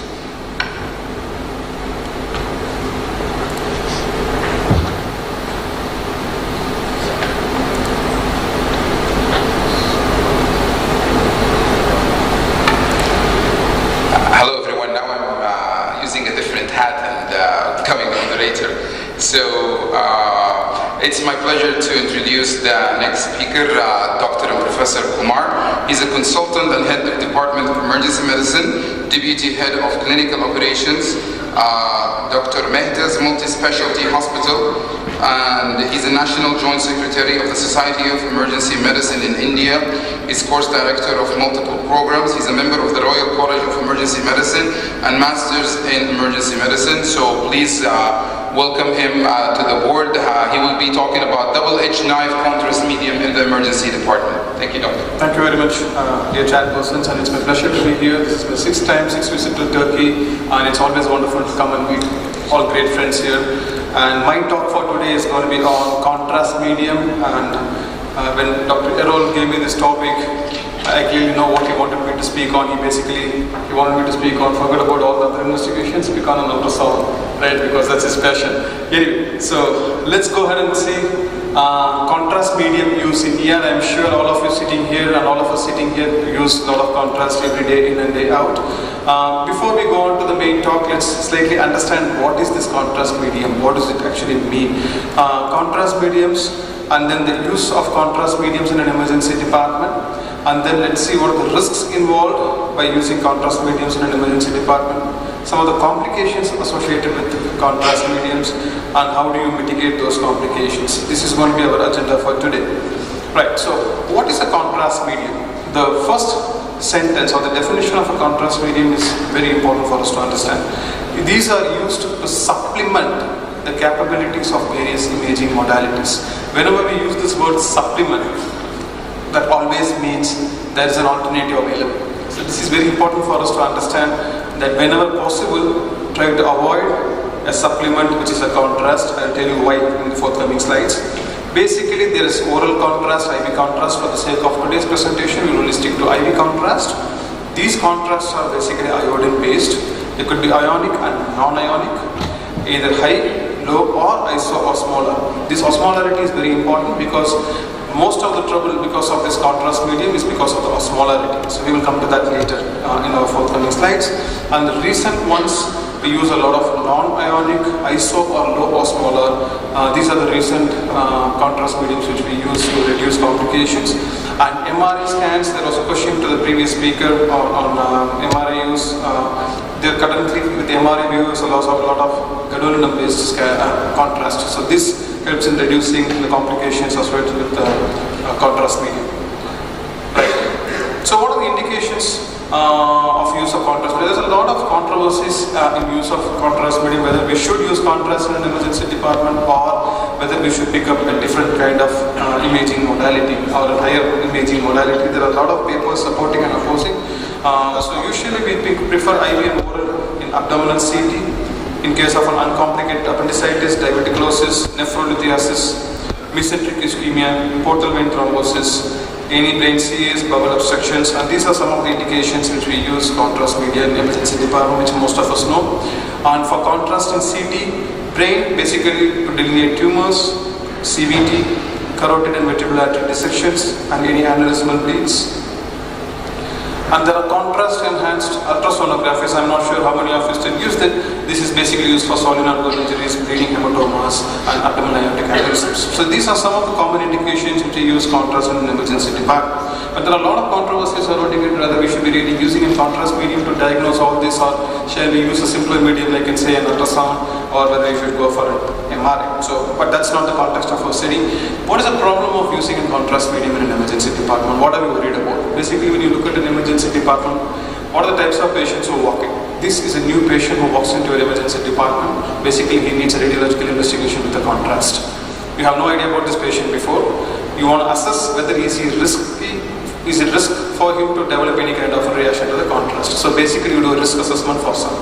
If somebody falls into the risk category, you need to decide what are the types of investigations you're going to do before you subject him to any kind of a contrast exposure.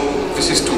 You will also have a set of patients who will come and tell you they have had an history of allergic reactions or complications to contrast before, but unfortunately you still have to do a contrast for them for various reasons. So this is the 3rd group. So you've got a new patient who's coming, you've got to assess whether is he risky, is he in the risk group for developing any kind of an issues. You have a group which comes in and says, yes, I have a problem with contrast media before, but unfortunately you need to do a scan for him. And the 3rd group is clearly somebody who has got high risk. So I'll talk about that a little later. So what is the problem with the contrast medium whenever we're talking about? Any contrast medium, we basically talk about only 2 things. One is a hypersensitivity to the contrast itself, which is very difficult to predict. And then everybody knows there is a renal injury which is associated with any contrast medium. The renal injury could be acute or this could be delayed. So let's talk about that a little more. And there are some non-renal complications, some of the important complications which we will talk about. But as I told you, these are iodine based. So whenever I talk about iodine, clearly there is a thyroid involvement here as well. So let's talk about that a little more in detail. Right? Who are these patients at risk? In other terms, who who are the patients who walk into an emergency department who really need a creatinine levels before going in for a CT? So this is a common practice where we keep them all waiting to get their creatinine levels before you subject them for CT, right? But do really everybody need a creatinine level before you subject them for a CT scan? That's what we need to think about. Right? Who are those people who are really at risk? That's where the history is very, very important. Anybody gives you a previous history of allergy, not just to allergy to contrast medium, but anybody who has got more allergy prone tendency, frequently comes in with an allergy for anything, be it for footstep, be it for hay fever, for example, they are at high risk for developing a contrast allergy as well. Anybody who has got an atopic tendency. Somebody who is severely dehydrated, they are more prone for renal injury, so you need to hydrate them well. Extremes of age, somebody who is less than 5 years of old or more than 60 years are clearly at high risk group, so clearly these are the populations where you need to screen their creats. Somebody who has got a serious illness and chronic debilitating, any kind of nephropathies, diabetic nephropathy for example, these are the people who are at very high risk. Those with anemia, anybody with co-medications, for example metformin, which usually impairs your renal excretion, and anybody with malignancies. Typically this is a high risk group, and this is exactly what you need to elicit from the history to see whether this patient needs a creat or not. A young healthy patient, say a 25-33-year-old, walks into the emergency department, you want to do a contrast for him, he doesn't fall into the risk group, do you really have to keep him waiting for a creat? That's a big question mark. There is no indications for him to actually get a creatinine before you subject him for a contrast CT. All you have to do is take some precautions. Right. So who are those people who are going to get creatinine pre-screening? These are the indications clearly. Those who have got history of anatomical variations in the kidney, like horseshoe kidney. Those who have undergone renal surgeries before. Those who are in renal endangering medications like be it NSAIDs. Those with nephropathy prior, like diabetic nephropathy, hypertensive nephropathy. Those who are in prior renal dialysis or malignancies, nephropathy-associated chronic diseases, and drug interfering with renal excretions like metformin. So these are the people clearly you have to get a creatinine levels before you subject them for contrast exposure. Right. Alright, so here is a patient who needs an urgent CT. He has got a known history of allergic reactions. Right. We're talking about adult patients here, not pediatrics. What is the best way to manage a contrast reaction? The best way is to avoid contrast in first place. Look at an alternative options if available, either an MRI or an ultrasound scan which can give you an equal sensitivity and specificity on those diagnoses. Try to prefer that. Try to avoid contrast medium. But unfortunately, if you cannot, these are the medications which you will prefer before subjecting them for CT scan. Before subjecting them for contrast exposure, be it MRI or CT, where usually you give steroids, hydrocortisone 50 mg IV every 4:30 until the procedure is complete, plus diphenhydramine 50 mg per oral or 25 mg IV 1 hour prior to the procedure. If allergy or contraindication to steroids, it's still possible because these are the people who have atopic tendencies. Pre-medicate with diphenhydramine 50 mg per oral or 25 mg IV 30 to 60 minutes prior to the procedure. So these are the people who needs pre-medication before subjected to CT. Right? What is the problem with contrast media? Why are we worried about renal injuries? What is the mechanism behind this renal injury? What is the problem statement? This is the osmolarity, as I briefed you some time back.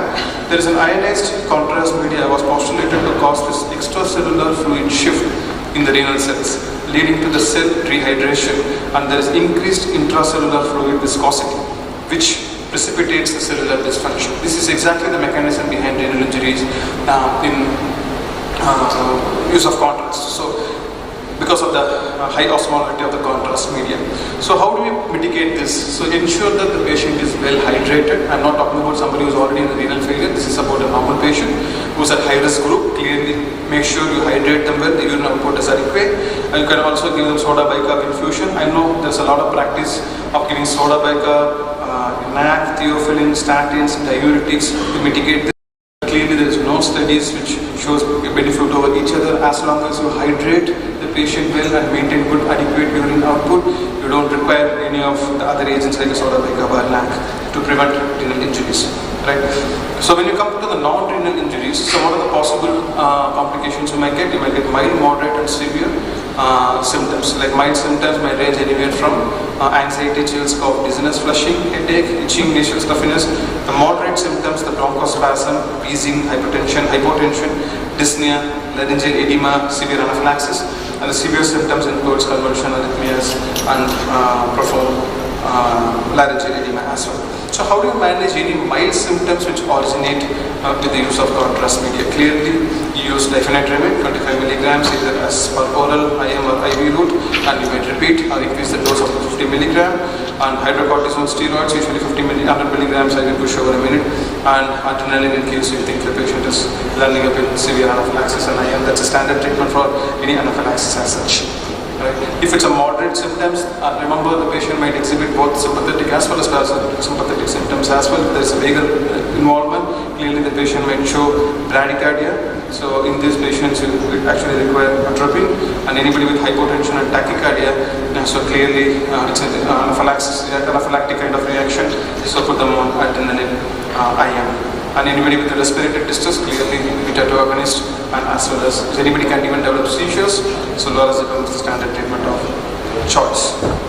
So there is a possibility of rebound for any of these patients to develop allergic or atopic reactions after the use of contrast media. Usually happens about 6 to 12 hours later. So how do you mitigate that? Usually we use steroids, either hydrocortisone or methylprednisolone, 50 milligram 1 to 2 minutes every 6 hours, or methylprednisolone 40 milligram every 1 to 2 minutes for next 6 hours. So this is how we prevent rebound. So what are the renal immediate injuries, which is contrast-induced acute kidney injury? We call it as the recent terminology CIAKA. So this is abrupt deterioration in kidney function manifested by an increase in serum creatinine level with or without reduced urine output. So it clearly states that you don't have to have a reduced urine output. Your creatinine levels is a single identification factor for the involvement of kidney damage in case of a contrast. And any contrast which is used intra-arterially clearly has got more risk when compared to an intravenous contrast to develop renal injuries or acute kidney injuries. Right, so how do you measure that? So there's a diagnostic criteria for contrast media induced acute kidney injury. When the absolute serum creatinine increase is greater than or equal to 3 milligram per deciliter, it's clearly because of the contrast, and increasing the percentage of creatinine before and after the study is more than 50%, clearly this is because of the contrast. And if the urine output reduced to less than or equal to 0.5 ml per kg for at least 6 hours, can think about contrast-induced acute kidney injury. And as I briefed you earlier, clearly urine output is not a clear indicator for contrast-induced nephropathy. Always think about the first, which is in creatinine. So always a creatinine value more than 3 or more than 50% increase from the previous value. If you could remember these two, that would be great. Right. So there are certain delayed renal complications as well, which not many of us think about or deal with this as this is beyond the scope of EM. Clearly there is a nephrogenic systemic fibrosis which happens, especially with gadolinium-based scans. Right. This is extremely fatal, and the most complicated issue in this is you cannot identify it through any of the scans or any of the investigations. So clearly these are the patients who undergo contrast scans, and after 2 or 3 days or about 4 days, you clearly see them deteriorating and in cardiac arrest, and you are sometimes attributing that to the primary illness, but there is a reason, which is nephrogenic systemic fibrosis, which is a result of a contrast-induced nephropathy, so which might kill the patient as well. So you may think about this condition. Not many of these come across regularly.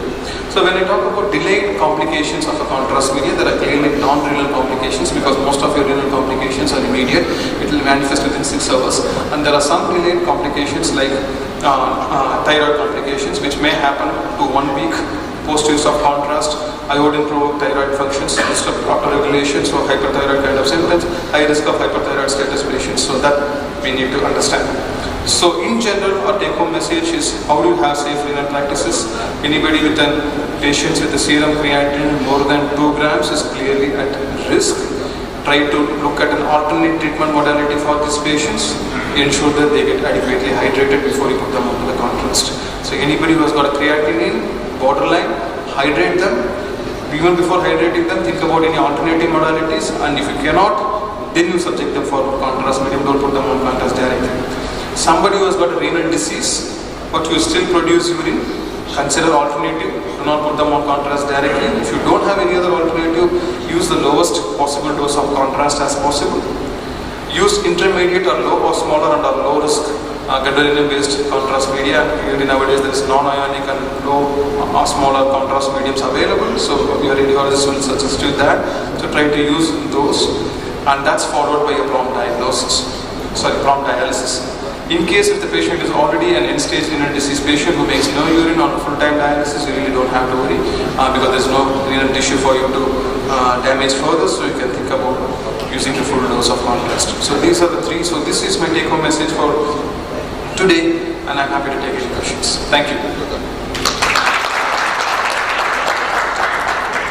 Thank you, Dr. Saravana, for this excellent speech. I will take your questions for you because you will leave early today. And is there any question on this topic? Or any input? No question. Thank you. Thank you very much. Have a nice day. Now, as a third speaker, I want to introduce Dr. Mustafa Kesap from Antalya Research and Training Hospital, and he will talk about the pros and pitfalls of abdominal computerized tomography. Good morning, everyone. My name is Mustafa Kesap, living and working in Antalya Center, Training and Research Hospital. My speech is about abdominality today, the pros and pitfalls, and advantage and disadvantage. Also, I want to speak about why we are using. I will give you some epidemiological features of the CT and what is the indications, advantage and disadvantage, my objectives, and end of the presentation I will speak about the future of the abdominal CT and some of the special groups I want to explain to you today. And there are some numbers on the presentation, as you see that approximately 20 years the CT or total CT is growing almost 10 times, but at this period, for 20 years, just the patient flow is approximately 5 times is growing. So that's why we are using abdominal CT in our department so spread. And in Turkey, just 11 million people, 11 million CT scan in all of our hospitals we are using also in Turkey. These of them, the CTs, when you look to the abdominal CT is 10 times more, according to the others. The other is thorax CT is 5 times much more. And 25% CT is, we are evaluating our emergency department. So we are using spread also. And there was a meta-analysis also here. We are using approximately for adult people 17% around of, for children 5% around of, and for the older people almost 1 over the 4 older people we are using CT in any way. That was huge numbers also. And which indications we are using, especially first of all lower quadrant pain, first of all. The second one is flank pain. The third one is abdominal, non-specific abdominal pain. And the fourth one, we are using left side of the abdominal pain. We are using in our departments, my friends. Why is the increasing of the CT? Because CT is available everywhere, in almost residential room. When you go to any hospital in Turkey, in all of the world, machine was so spread, machine was so located, all of the hospitals almost. And in Turkey, for example, if you are working outside of the city centers, you can find easily much more than ultrasound or the other modalities. I mean, you are taking to the CT, you are sending with telemedicine Ankara or Istanbul center. There was a radiologist on the table and he getting the comments, so sent you to back 1 hour, 2 hours later. It's so easy for the clinician, so especially general practitioner in our rural area in Turkey. So we are reaching to the CTs much more easy to other modalities. And then another one is for Turkey, for example. We are so crowded emergency departments. We are so many patients flow we have. So we are getting to we are afraid of all of us, afraid of the malpractice. So sometimes we have to make defensive medical decisions. And we have also some procedural advantage. We have what was on it. First of all, non-dependent to the person on the same as ultrasound, and the second one, abdominal gases or adipose tissue, sometimes not connected to image quality. And especially in trauma patients, we have visualization of the retroperitoneal area, so excellent. So some of the new technologies is improve our image quality. Multiplanar reconstruction also transfers segmental coronal and multi-detector machines available all over the world.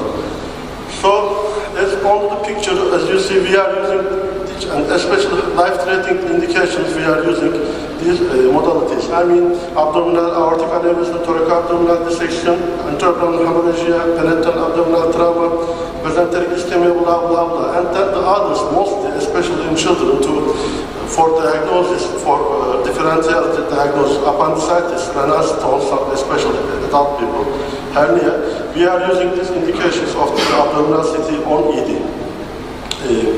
American College of Radiology suggested that 4 different variations of the abdominal CT using in ED. First of all, one of them is abdominal pain plus fever, abdominal pain plus fever plus no surgery or yes surgery, and the other one, abdominal pain or plus neutropenia.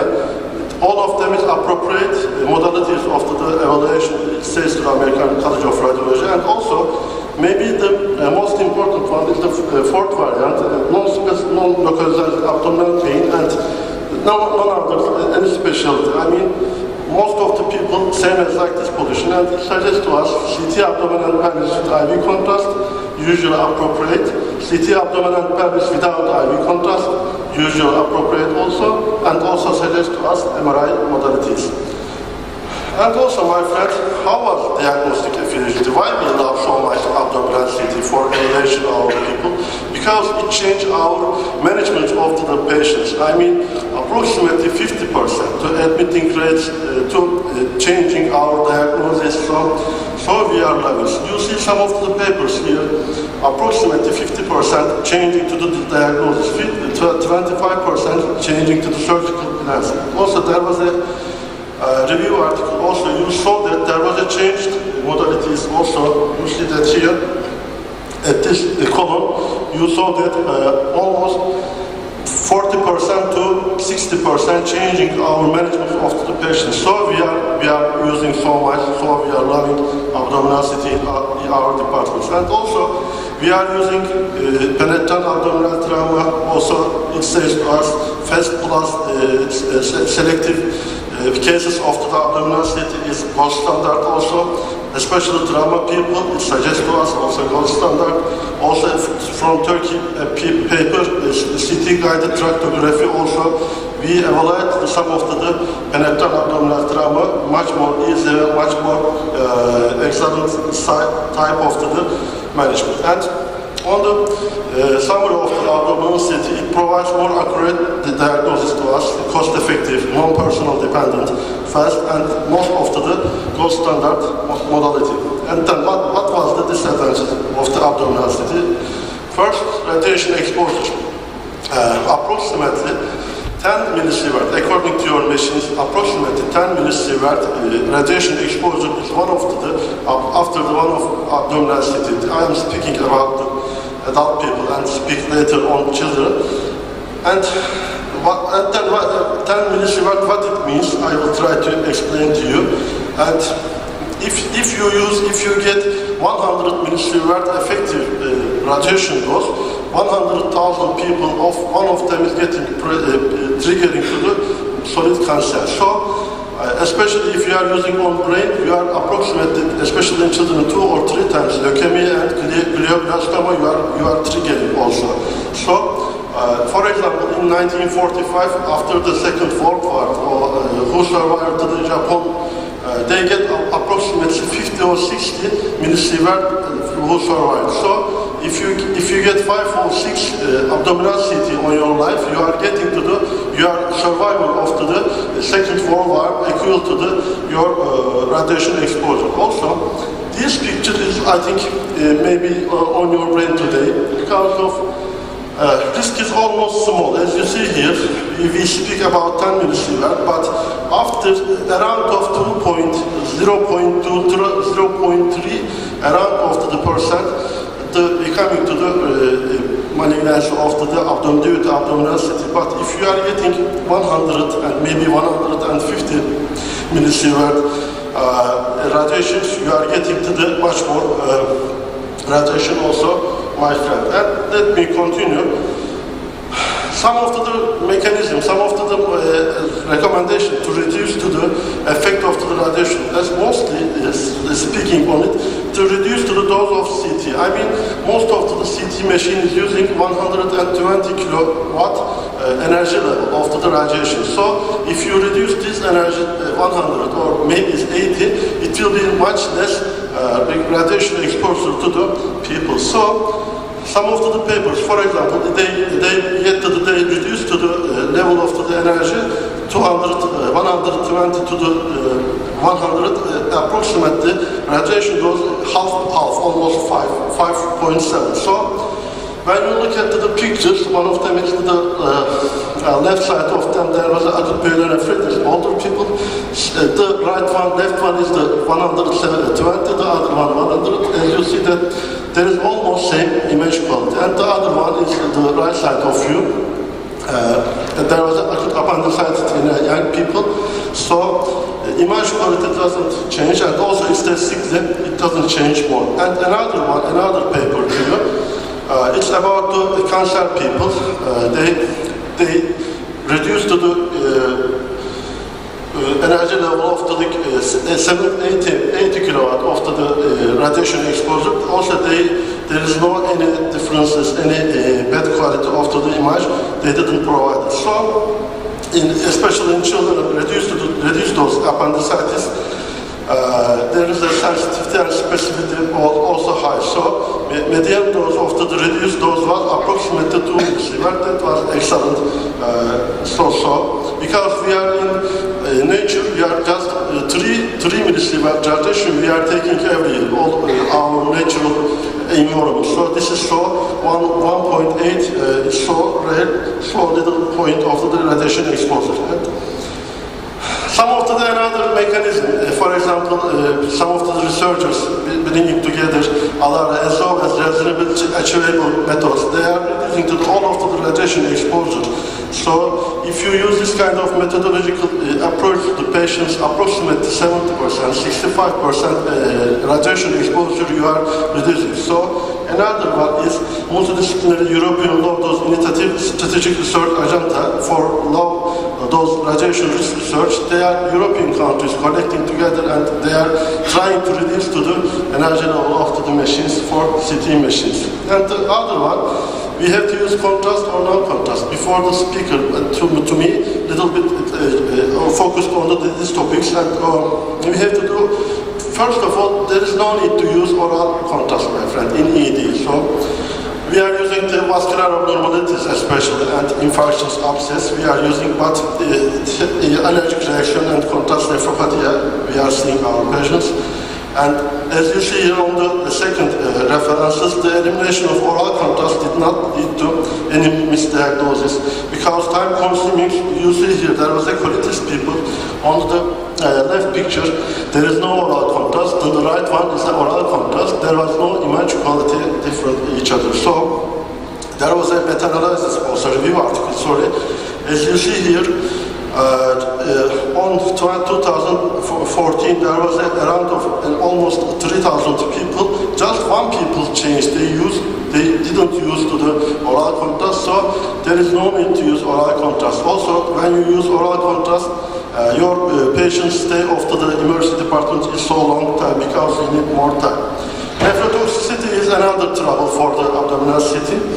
If you are normal people before your you have no renal failure, your risk is maybe 10%. But if you are renal impairment before, your risk is go up 30% around of.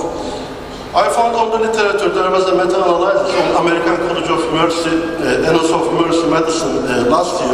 There was around of 28 papers they collected, and around of 100,000, more than 100,000 people they meta-analyzed, and there is no risk, there is no any difference between to use oral contrast, to use contrast or not non-contrast CT. So maybe, but this is a little bit confusion topic, so I will not speak more on it. And also, one of them is the other disadvantage of the CT. Incidentaloma. You are getting abdominal CT or anywhere, you are finding any findings, mass, anything, abnormalities like this. So we defined that incidentaloma, approximately 80%, 85%, these findings, incidental findings is benign, but your plan is changing. I mean, maybe 10%, 11% your patient, management of your patient is changing. So that was another trouble for abdominal CTs, my friend. And also, it's the same as with the children. It's not just adult people. You are finding in children also maybe 30% around of the you are finding. But children's lesion is much more benign also, my friend. Also, I want to speak a little bit special ages group for pediatric people. It's changing to the using, for example, in Japan, they are using 3%, in USA, 11%. In Turkey, I don't know the exact number. So, most of them is trunk and body cranium and the trunk, also abdomen. Why is the radiation is sensitive for the children? Because their life of expectancy is so high. So if you meet to the early of their life with the radiation, they are getting to the proliferating cell is affecting their sensitivity of the radiation is affected their more dividing proliferative cells, so becoming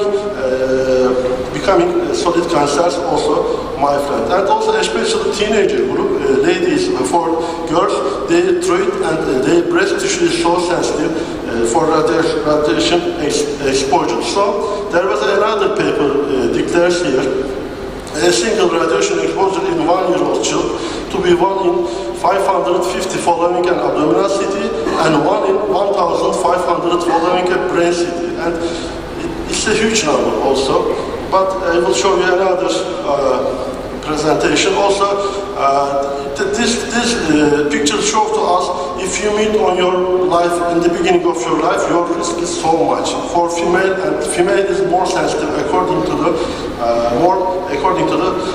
man's also, my friend. Another topics, we are using, especially they look to the especially trauma center.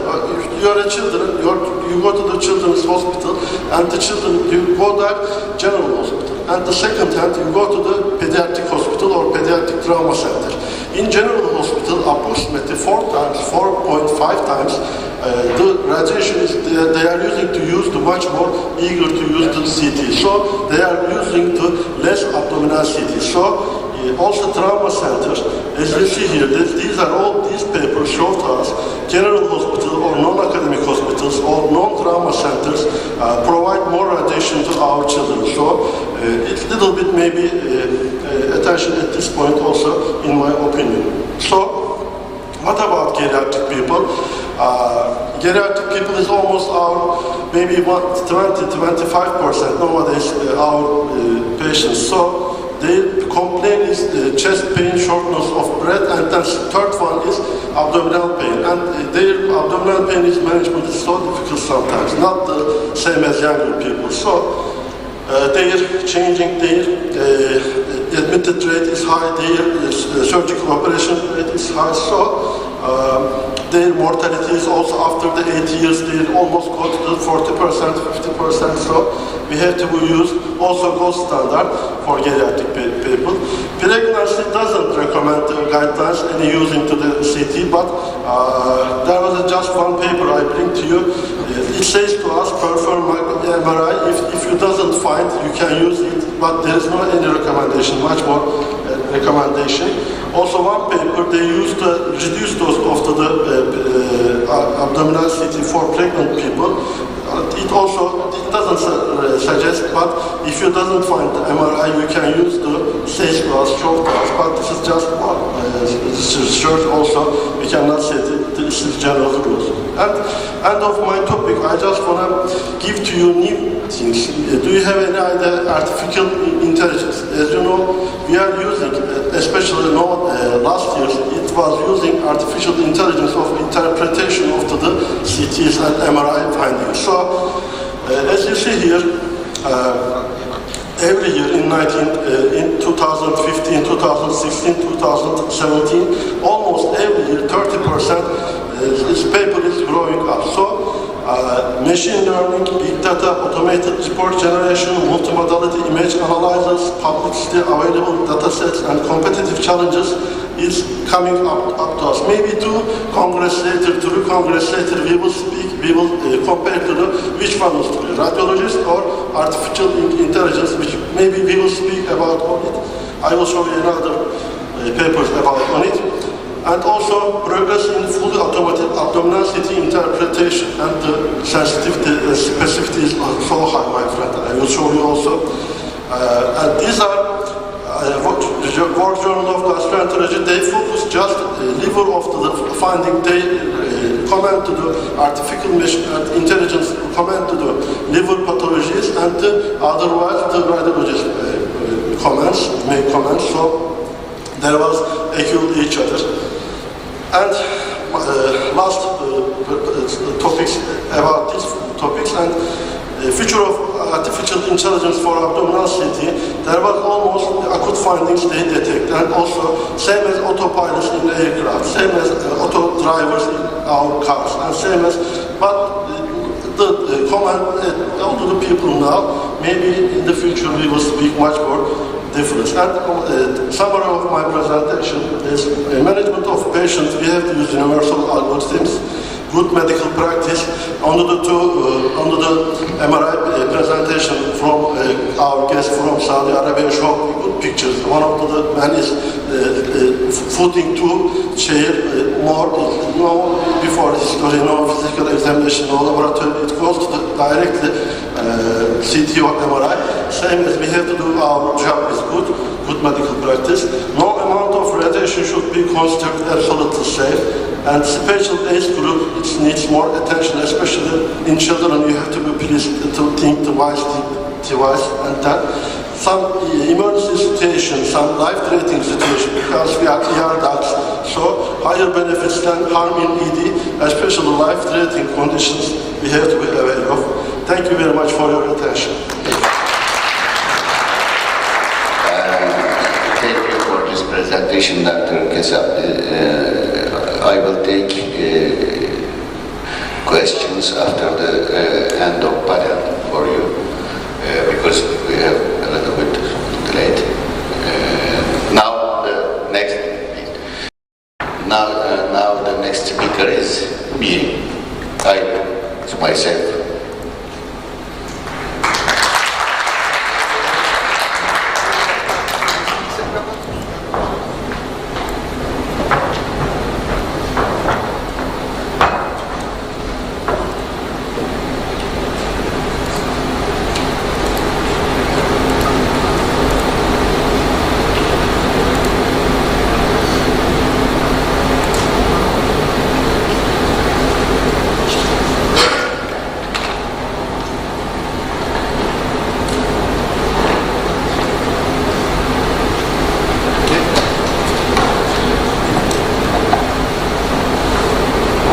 Yes. Good morning again.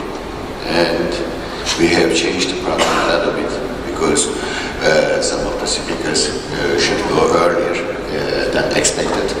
So I take the last presentation, last rank. I am professor of emergency medicine, and my name is Erol Ünler. Most of them know me, but I will briefly introduce myself in order to not know me very well. I am one of the board member of the EPET Society, Emergency Physician Association of Turkey, and I am working with the Basar Cander, and I am the president of Sonos School International Network, also the head of the imaging section of EPET Society. And today's topic is stethoscope or ultrasound.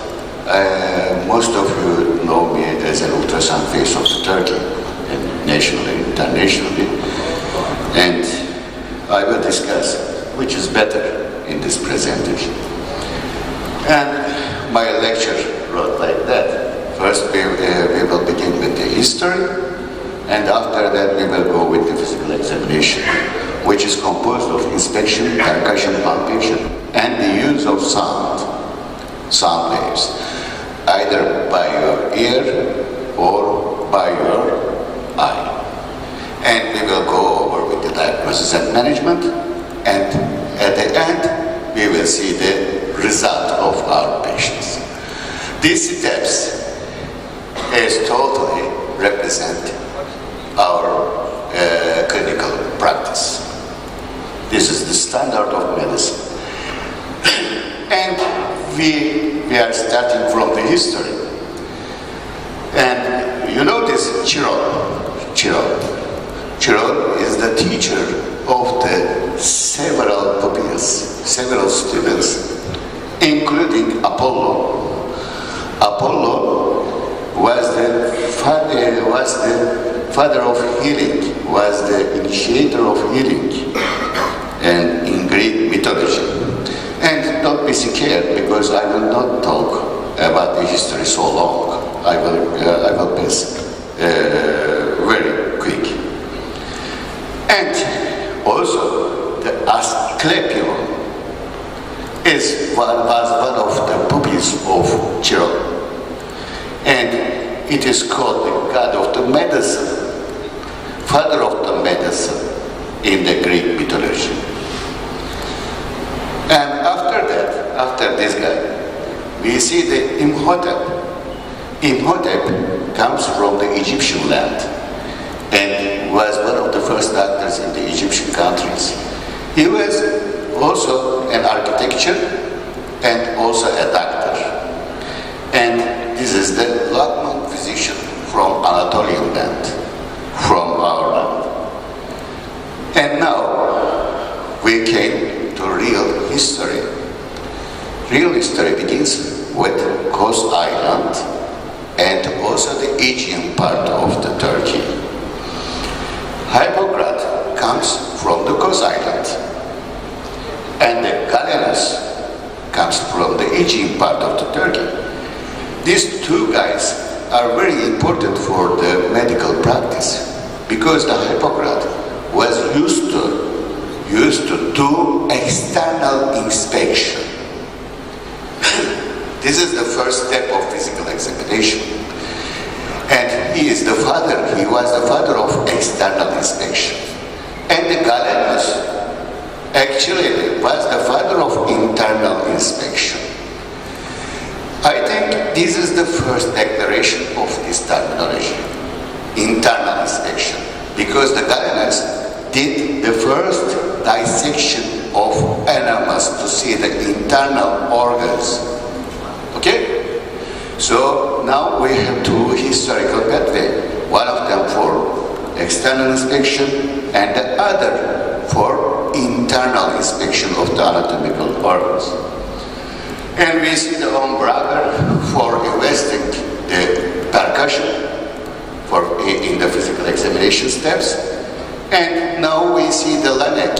We should send our salutes to the Laennec, who is the inventor of the modern stethoscope in the medical history.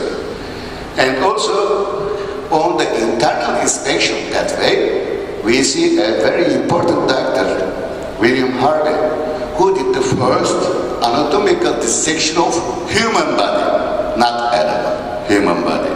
So internal inspection actually begins after Galenus with William Harvey. Now we are here with our modern stethoscopes, modern ultrasound machines, and also we should remember this doctor, Dr. Donald. In the history, he was the first performer of ultrasound for a pregnant patient in the diagnostic medicine. So I'm very appreciative for this guy. And after the history, we see that we are the champion. We are the specialization group who use ultrasound most frequently in the emergency department, in the critical care patient. I didn't say like that, the literature says like that, because most of us use ultrasound in unstable patients over than 95%. And we are the champions, and we feel very strong and very confident among the other physicians, internal medicine, critical care physicians, and among other specialists. And when we look at the timeline of the ultrasound in the history, we see the first published scientific literatures in the era of trauma come from the focused assessment of sonography of trauma in the early 1990s. And when we look at the timeline from the beginning up to now, the steps of ultrasound in the emergency department, we see that it begins from 1970s and ends up to now.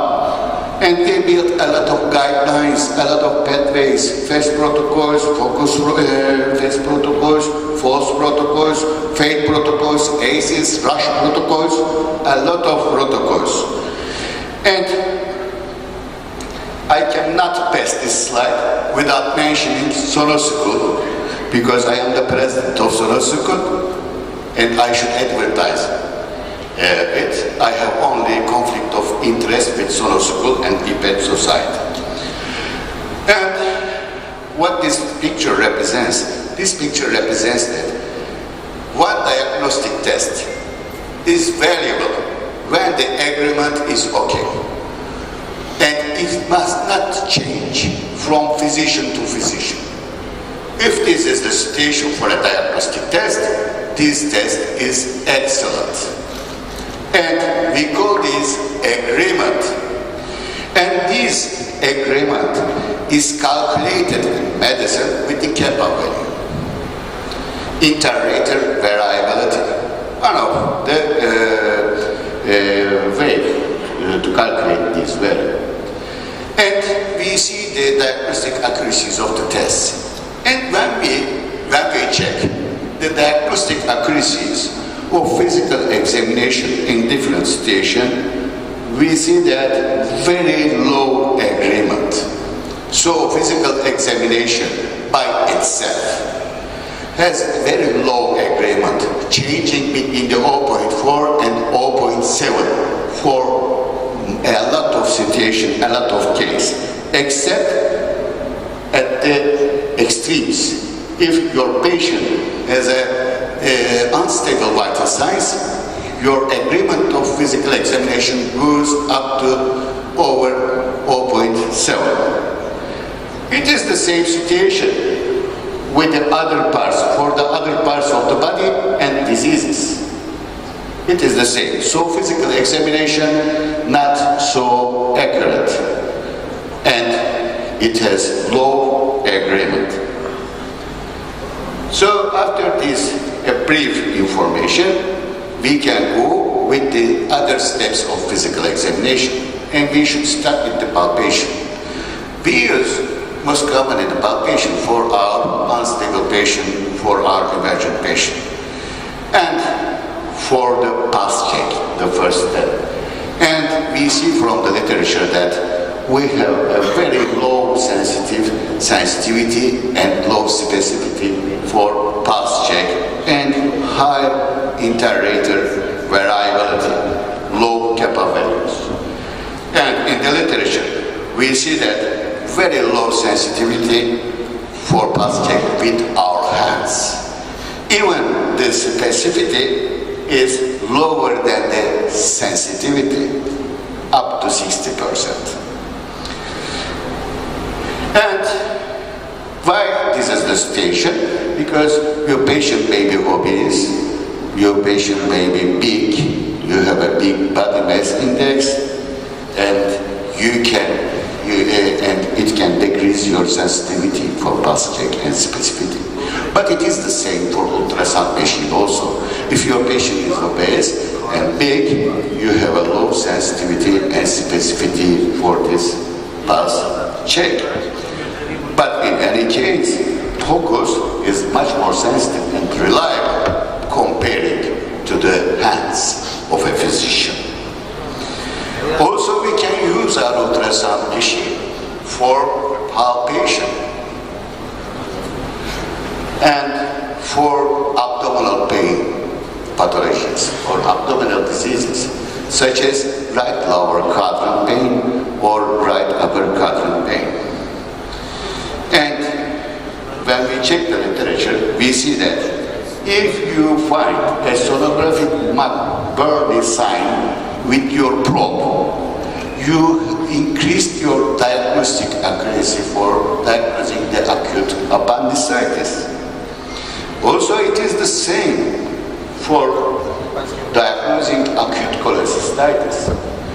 If you find a sonographic Murphy sign in your patient, you increased your diagnostic chance of acute cholecystitis in your patient. So we can use our ultrasound probes instead of your hands, physician hands. Also, we can use our ultrasound machine for auscultation steps of physical examination. How? For example, to determine the correct location of double lumen endotracheal tube with a high accuracy over than 8% comparing to the stethoscope. Stethoscope has an accuracy of 60%. Also, we can use our ultrasound for determining the one lumen endotracheal tube. And we see that with a high sensitivity and specificity with ultrasound, over than 90% comparing to the stethoscope, which is approximately 60%. And also we can use our ultrasound machine for diagnosing pneumonia of the patient.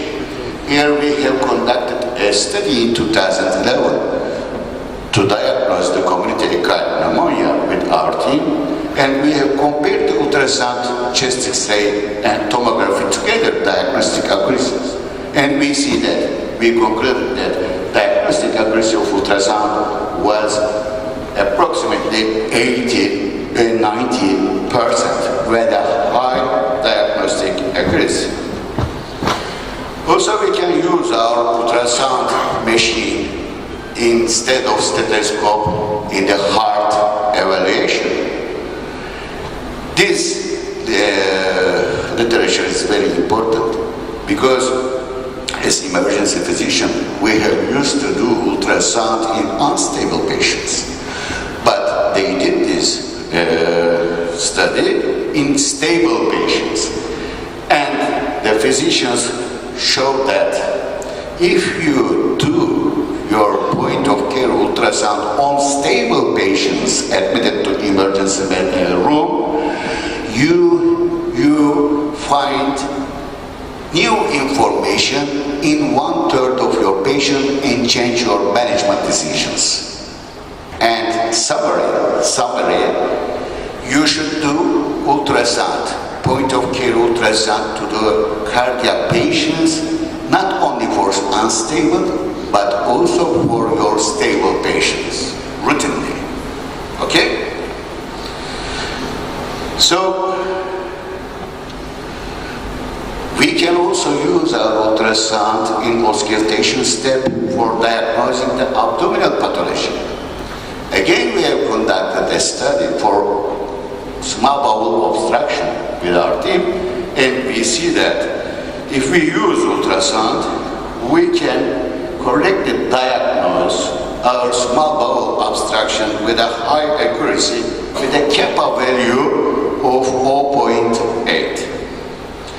So after percussion, palpation, auscultation step, the next step is the diagnosing and management step of your patient. And we can use our ultrasound machine in this era in a lot of application. For example, pneumonia, diagnosis of pneumonia, low ejection fraction, RV enlargement, pericardial effusion, wall motion abnormality, and also RV pressure overload. So, even we can use our ultrasound machine to differentiate our shock types, our patients' shock types. Hypovolemic, cardiogenic, obstructive, and distributive shock, with a high agreement, of course, with a high agreement over than 0.8.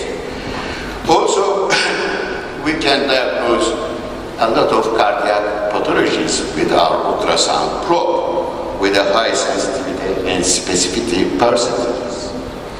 And now, after this, a lot of plenty of scientific literature, there are a lot of questions.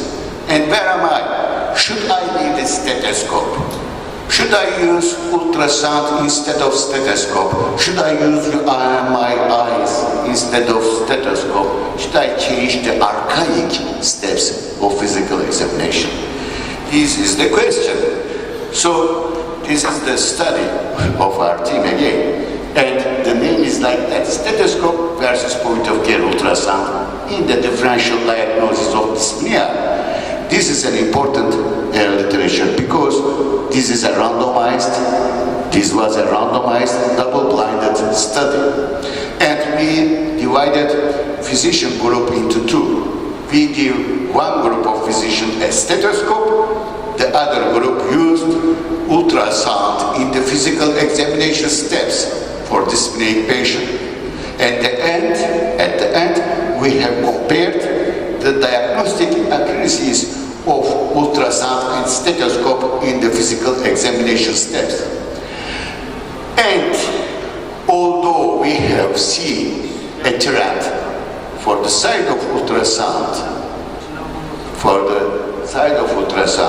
although we see that ultrasound use is better than the stethoscope use in diagnostic accuracy, after controlling the results carefully, we see that there was no statistically significant difference between ultrasound and stethoscope use. So the result is that, although some authors argue that it is time to abandon the archaic tool of the past century's stethoscope, although I am an experienced ultrasound user and lover, I personally believe that it is too early to discontinue the use of stethoscope in physical examination. Okay? And what should I do? Give me the money, show me the money. I just need the main ideas. So, according to my point of view and my clinical experience, I should advise you that after taking the history, after taking a clear history, you should use your eyes with external inspection and also with your probe, internal inspection. Okay? This is the first step of physical examination. And after this, you have to use your hands for percussion and palpation. Also, you have to use your probe for palpation. Okay? This is the second step. So you should integrate every step, your ultrasound machine, to every step of physical examination. And when you come to auscultation, you should use your stethoscope and also you should use your probe in this step also. And after that, you should diagnose your patient with combination of history, ultrasound and stethoscope together and diagnose your patient. And if you need, you can change your management decision and decide what you will do your patient. So you should integrate ultrasound in every step to physical examination, and please don't leave your stethoscope even in this section. So this was the end of my lecture. Is there any questions?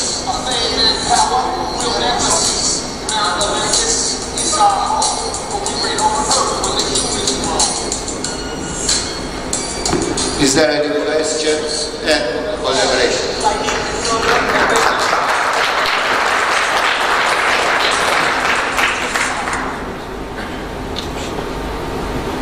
Thank you very much.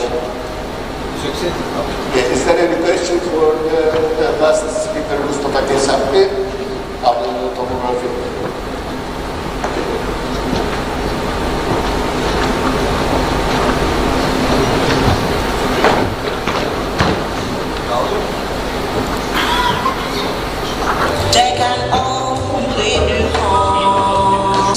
Beautiful conference, and I would like to inform you that we changed just a little bit the program.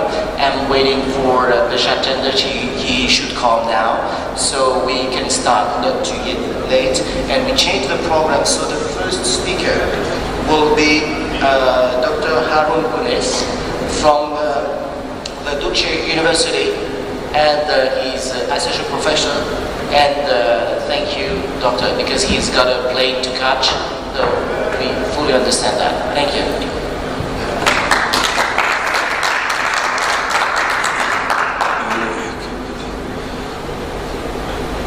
Good morning, everyone. I am Harun Güneş of Düzce University School of Medicine, Department of Emergency Medicine. I am going to talk about journals and their expectations during the following 20 minutes. Our plan is as follows. First, we will start with background of the subject and then continue with how to choose a journal and what journal editors want, then features of a high-quality scientific paper, later peer review process, and we will finish with take-home messages. Let's start. I think we should look up from our own window because I think what the journals expect us to do actually equals what do we need to do. So let's look up from our own window. There are approximately 30,000 scholarly peer-reviewed journals in the world, and they collectively publish about 2 million articles per year.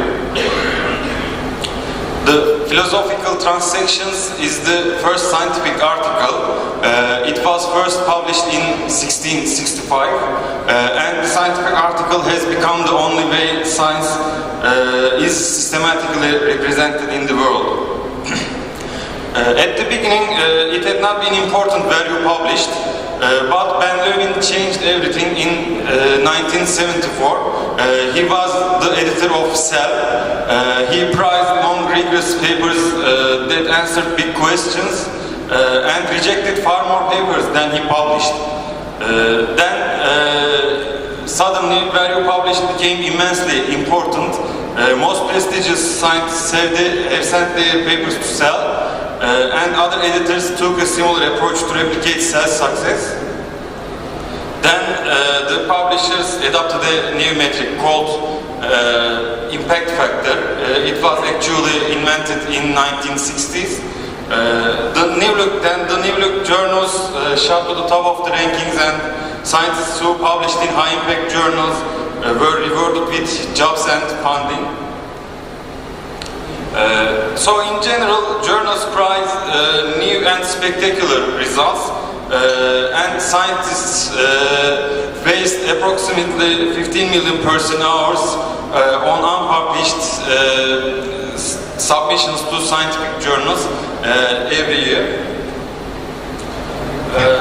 Publishing is the expression of our work, a good idea, a conversation or correspondence, even from the most brilliant person in the world, doesn't count for anything unless you have it published, as Neil Young of the NIH says. So publishing your results is necessary to validate them and share your work with the scientific community, and the academic journal is still the most robust method of publishing. However, we have some questions at this point, such as which journal should you publish in? Do you need to bother with a cover letter? Or how do you respond to reviewers, and so on? Here we have an important rule to remember. You should select an appropriate journal, because submission to an unsuitable journal will result in instant rejection of the manuscript, even without sending it for peer review. Let's have a look at some factors to consider when choosing a journal. Instructions for authors is the first factor to be considered. The authors should visit the website of the candidate journal, and they read guidelines for authors carefully. The journal's target audience is also important. is the study of interest to the readership of the journal should be considered before submitting the manuscript.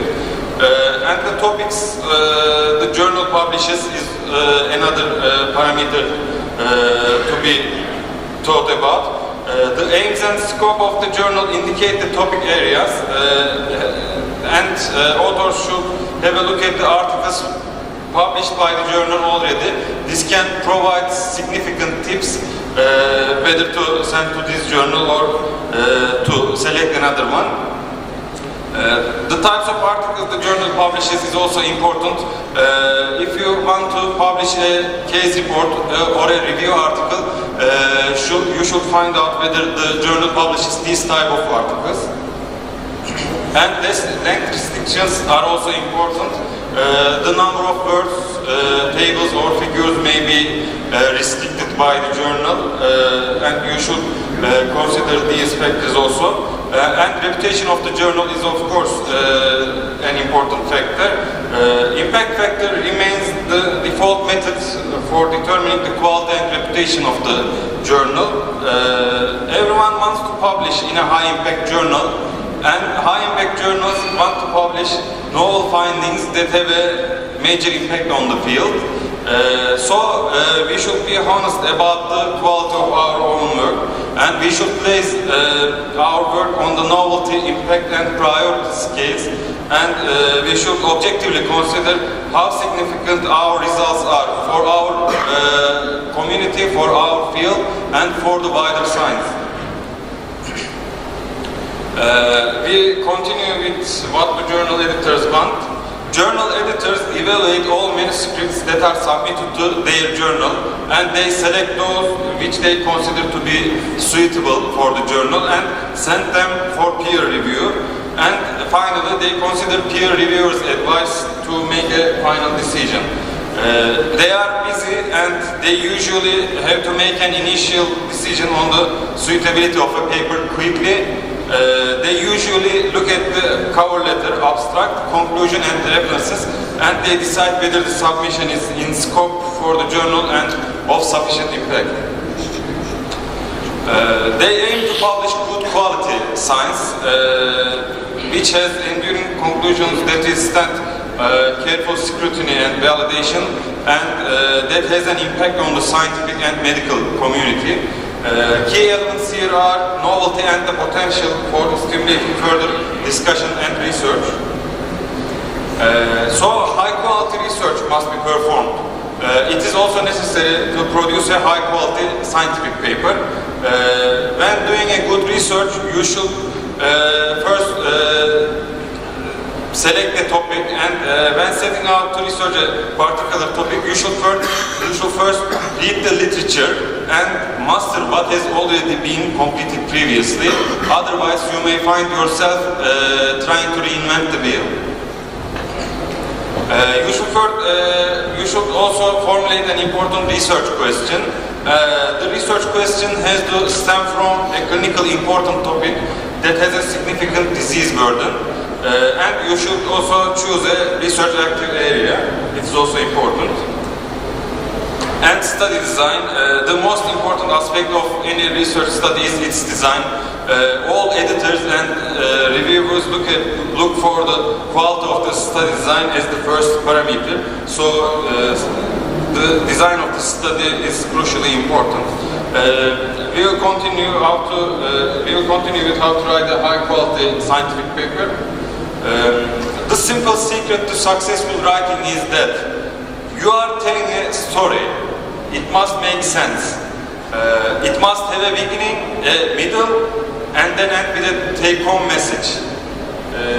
These are the key points. Most journals demand a rigid structure and ask authors to adhere to certain conventions, and the most common convention follows the format introduction, methods, results, discussion, acknowledgements, references, tables, and figures. Accurate and clear expression of your thoughts and research information should be the primary goal of scientific writing, and good scientific writing demands clarity, brevity, and logic. You should write with a measure of formality using scientific language. And also we should avoid first-person language. Instead, we should write with third-person language. Tables and figures may be considered, also graphics, for the representation of data and important procedures. Tables should be able to stand alone and they should be completely understandable at a quick glance. It is another important rule to remember.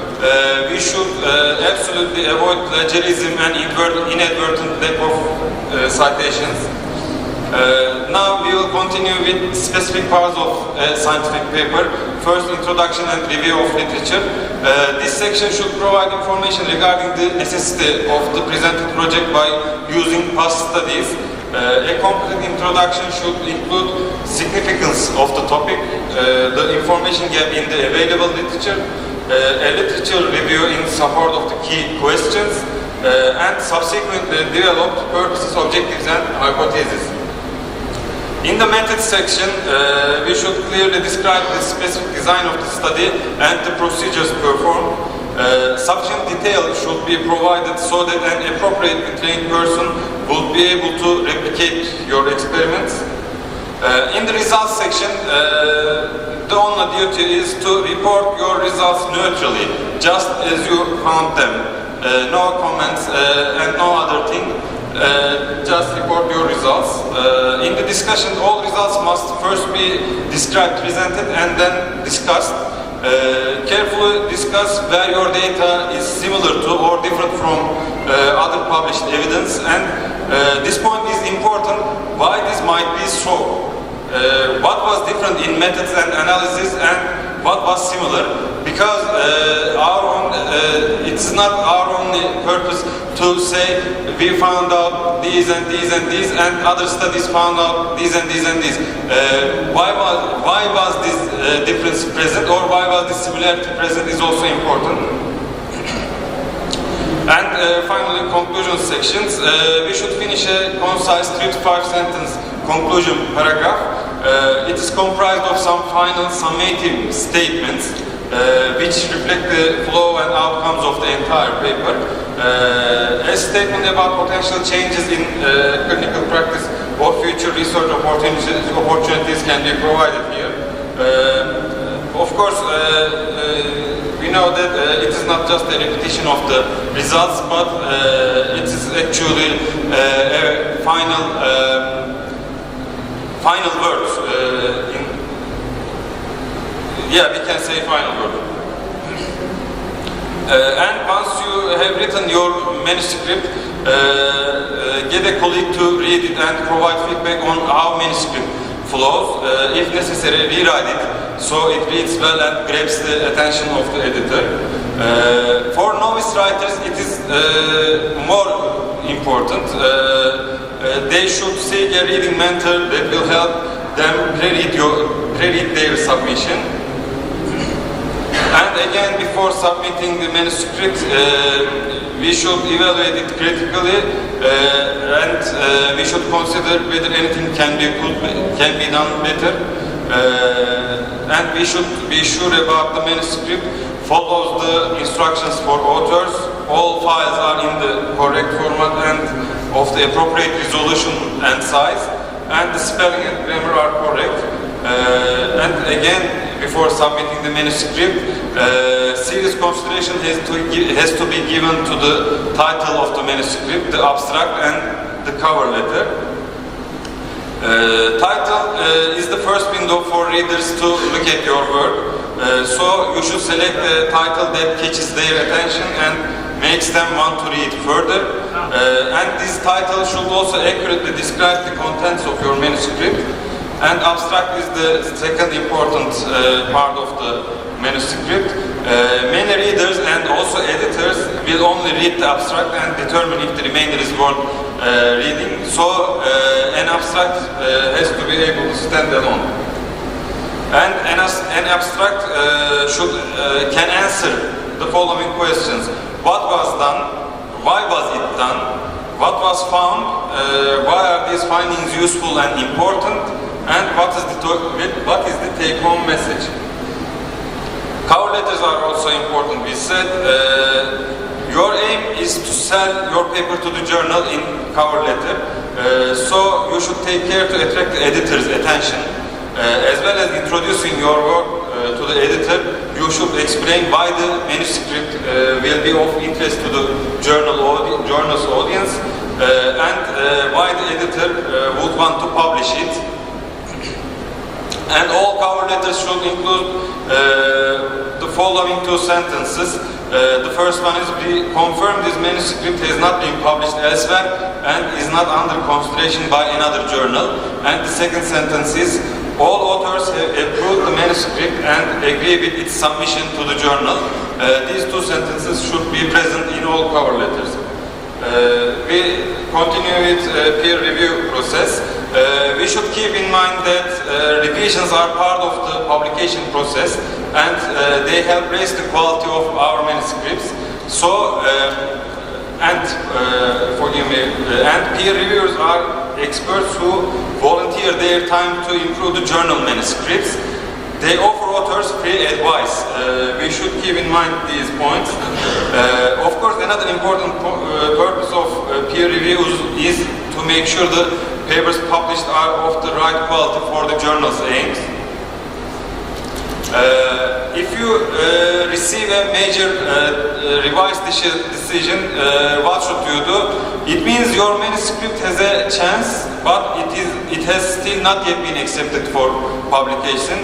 So you should try to provide answers or data for all comments. And if you disagree with the reviewer's point of view, you should state your opinion clearly but politely. It's also important. You should be polite. You can take a reject decision. It's another possibility. Your manuscript can be rejected for many reasons, but these reasons can be divided into two as technical and editorial reasons.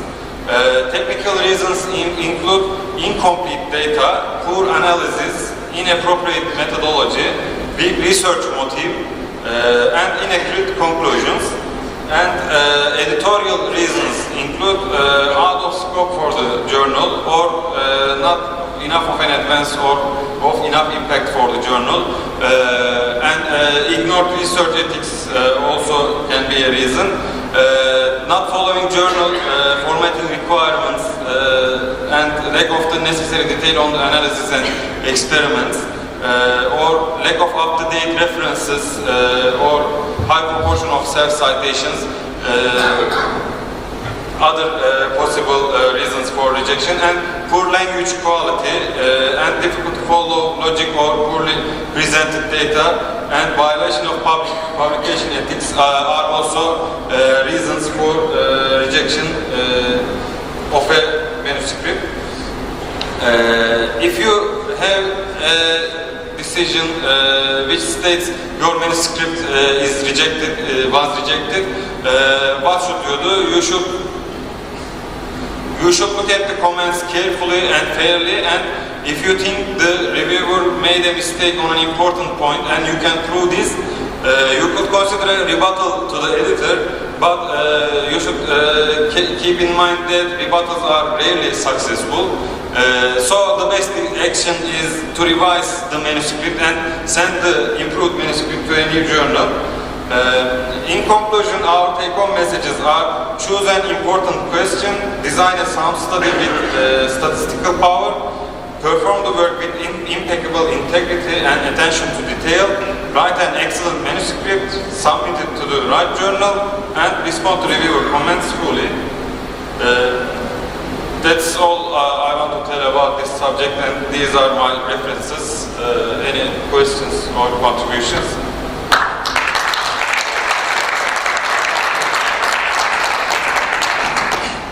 Thank you. Do we have any comments in the audience? Thank you for your very kind presentation. I know you have a plane to catch. Thank you.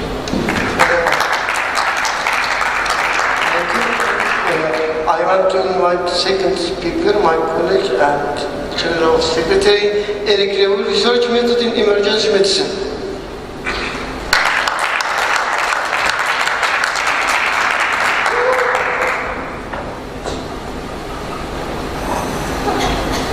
Bahama.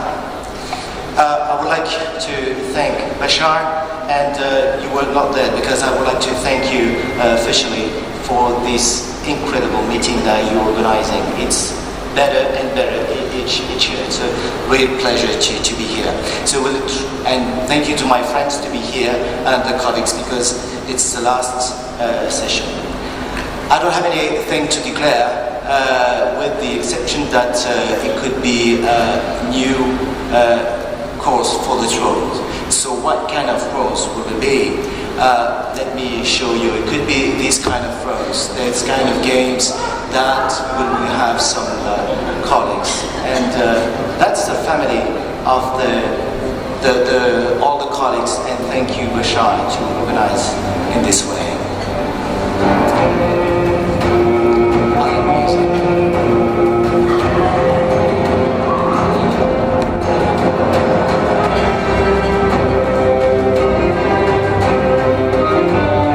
So, who will be on the throne, you will see.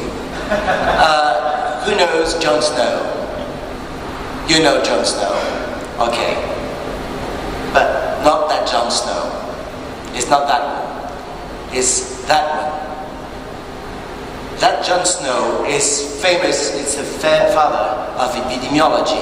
He discovered the source of the cholera infection epidemic that had in London in 1854.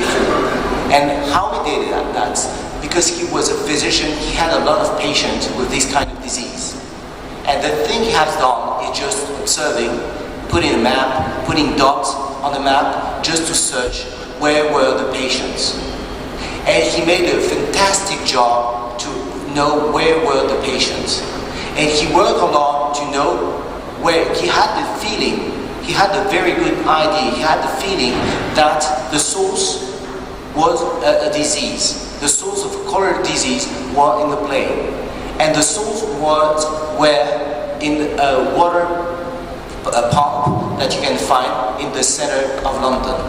And when he decided that, because he saw that a woman just put all the dirty trousers of this kid, he was sick, on the water and using this water pump. And that's the way, analyzing all the dots, he had found the source of this infection. So that just now was really impressive. The problem in emergency medicine, so it's very hard to make research because we had to have a lot of patients. We had a lot of not very safe environments where people are quite aggressive. We do have a lot of patients. It's very hard to find doctors who have time to do that. And maybe sometime, with the exception maybe from Bashar, he's very active for that. But sometime in your hospital, it's very, very hard to develop a research program in your hospital. Funding is hard to find many times. The ethical problems, it's very hard to have also. And we have some feeling that maybe emergency medicine research can benefit for the patient, not always, because it can help for development of the emergency medicine specialty in our country, because we have a research program very active. It could help for diagnosis, for new technology, for new devices, new biomarkers. For instance, we are doing a lot to analyze if it's a good way to treat the patient an acute-MI or not. It can help for in the procedures for treatment of patients. It could be a very good way, like Jon Snow did, for prevention and to analyze the cause of the disease.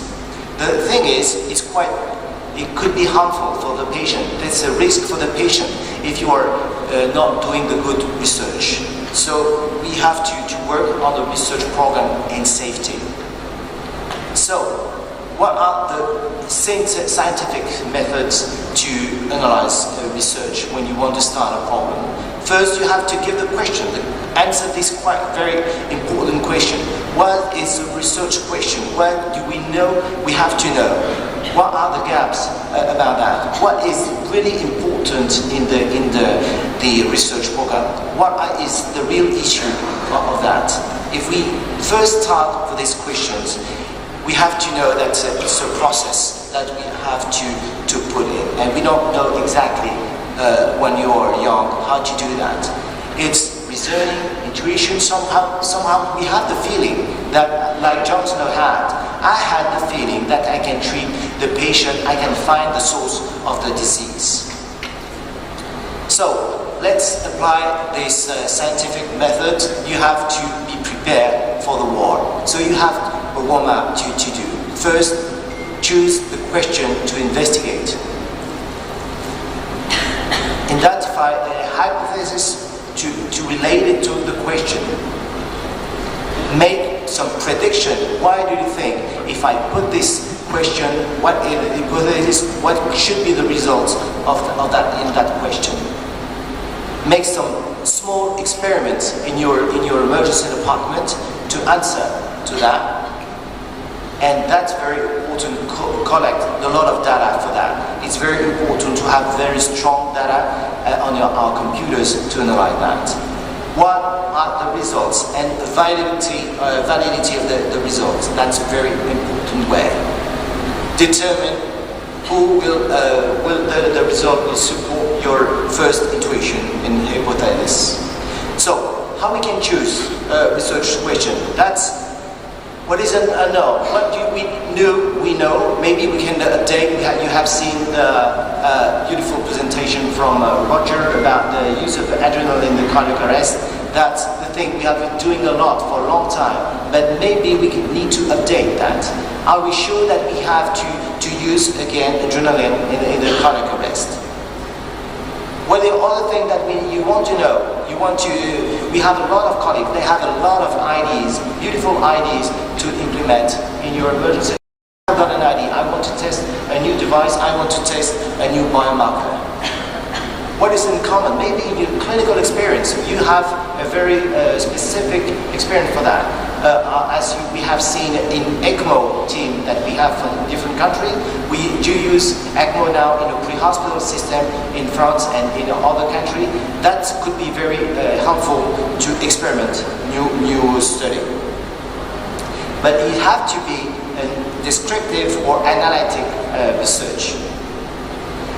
Define this population you are analyzing, either men, women, adults, or all the patients, and we need to have those strong data first. So it's the example of the 10 top research priorities in emergency medicine. It's not a surprise, overcrowding is one of the best, because that's the main problem that we have. Maybe a lot of colleagues in everywhere in the world are working on that. Maybe elderly patients, of course, we do have a lot of elderly patients in our emergency departments, and we have to fix and to have a new concept, new organization, maybe asking for the others, all the country, how they fix the problem, how they can organize differently the EMED with that. I'll let you see the other that have many research on the priorities in emergency medicine. So, usually, we do clinical practice as we have doctors working, they have the feeling. You have the problem you have identified, and you look for literature for that, and you have the idea of this study, implement that, and give the question to your colleague. What do you think about this idea? What do you think it could be a good idea? For instance, we have, I've seen in my hospital, that's very near of my hospital, we have 50 meters away from the hospital, we have a railway station, and we have a main cardiac arrest, and we succeed to treat the cardiac arrest in that. Why that? Maybe you have a very good outlet for that, but maybe because we are trying to organize in a better way. So these kind of clinical practice help you in your study, and you have to analyze and examine the outcome of the disease and what is the impact of that. Of course, we need to observe with the lab research or text to know how we can implement that, and asking for our colleagues. Some colleagues are really experts and help us, particularly for statistical data. So we could define a good research in these 5 points. It has to be feasible, interesting, novel, ethical, and relevant. These kind of points are really helpful when you want to implement a good research question. Because all the subjects you need to have, do you have the resources? Are the data available? Is it an interesting? If you're working on a very boring research program, no one wants you to implement you because they won't want to help you. Is it novel? Maybe we have a lot of new concepts of research program. Is it relevant? Is it according to our scientific knowledge? Is it influence our clinical practice that we have seen? So that 3 main points that we have to identify in a research question: variables, population, and the testability of the question. Do you think that the variables are just strong enough? They have the proper quantities to analyze that? Is that the variable vary from one to another one? Are they independent or dependent variables? Analyze the population. Is that the population exposed to the disease or not? Like we have seen with Jon Snow, it was an exposure to cholera disease. And the question is there a relationship between the exposure and the disease, and how will be the outcome? So the main population you have to focus on is writing on the patient, place, and time. And these data you have to implement in your program, research program to analyze. Here are the main study that we can use. The most tough research is the randomized control trial. The others are observational studies that we use a lot in the emergency department, cohort, case control, cross-sectional, and case studies. The main gold standard should be randomized clinical trial. There's 3 types of randomized control trial: parallel, crossover design, and factorial. The good system is to randomize the population of you want to study if you want to analyze very quickly, very strongly to have good data. Observational studies, that's the thing that we are using a lot in our emergency department. There's some bias for that, but it's very easy to do because we do have a lot of data in our emergency department. If you want to have a case control studies, it's very simple to do. You analyze, you put in a computer, you want to analyze a disease, and you can analyze the population of patients here. That's some very advantage for that. It's very cheap to do. You can make it very quickly, so you have a young doctor who can work on it. So it's very easy. If you want to follow a very not common disease, you have a cohort study design is very hopeful. The problem is perspective. It's very hard to have that because you can have some bias and you can lose some patients that don't want to follow the study. But there are 2 observational studies that can be very easy to implement in a ED.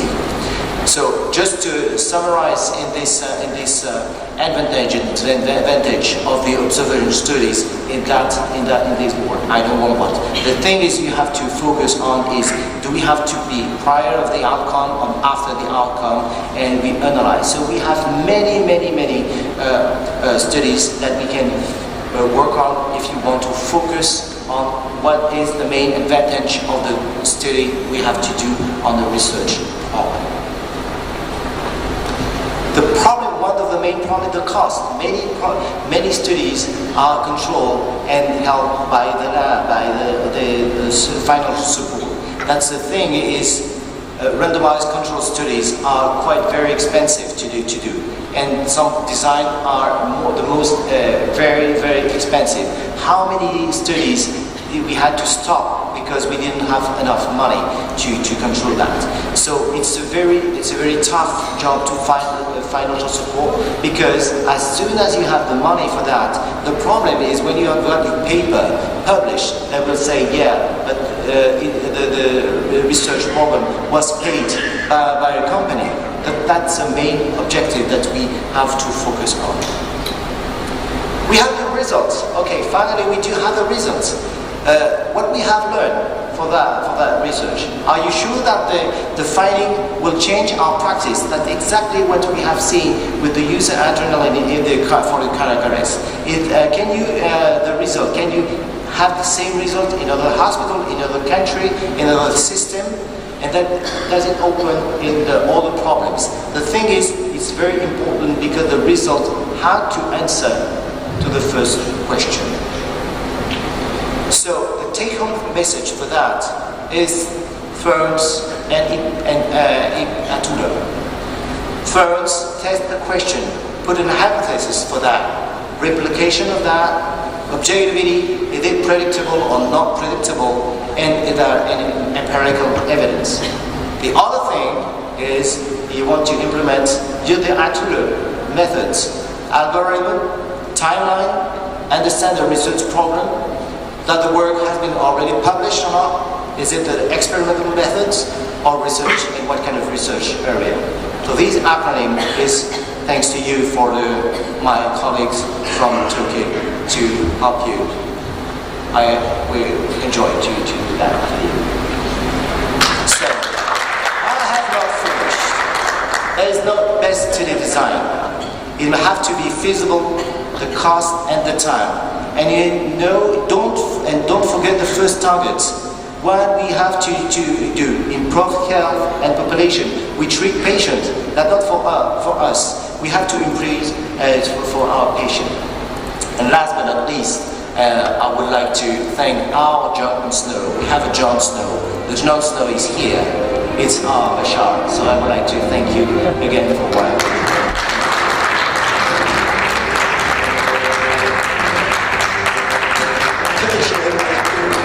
My close friend for the topic, great talk. Any question or comment? Okay. If you have questions about the next episode of Game of Thrones, I don't have any information. Wonderful, thank you very much. The next speaker, Professor Dr. İsa Kılıç Aslan. He is the chief editor of Eurasian Journal of Emergency Medicine. Yes, İsa.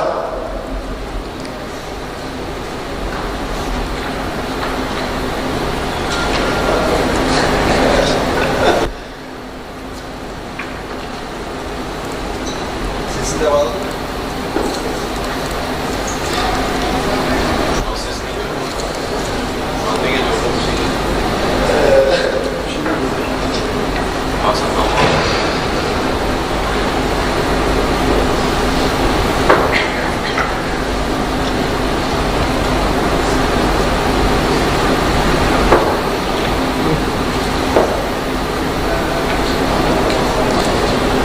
Good morning to my colleagues and dear moderators.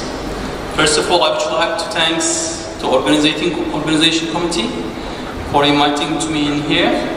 I would like to present how to get my paper to publish quickly in immersed medicine journals. My colleagues before give some important information about how to write and how to get it published in journals. But in this session, I will give some good information and some clues, some tricks in these presentations. I'm in Gazi University Faculty of Medicine from the centrist of Turkey.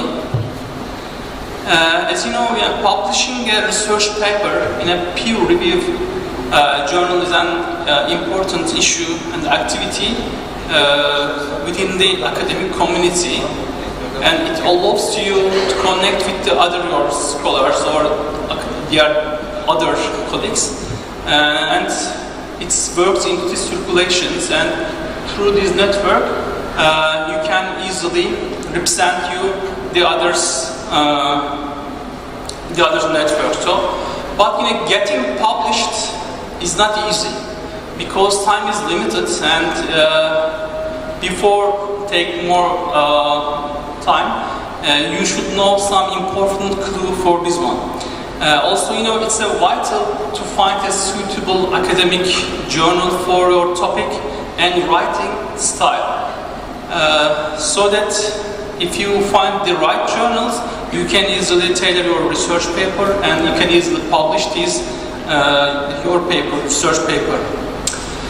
Indeed, the conventional publication tracks involves the four main steps.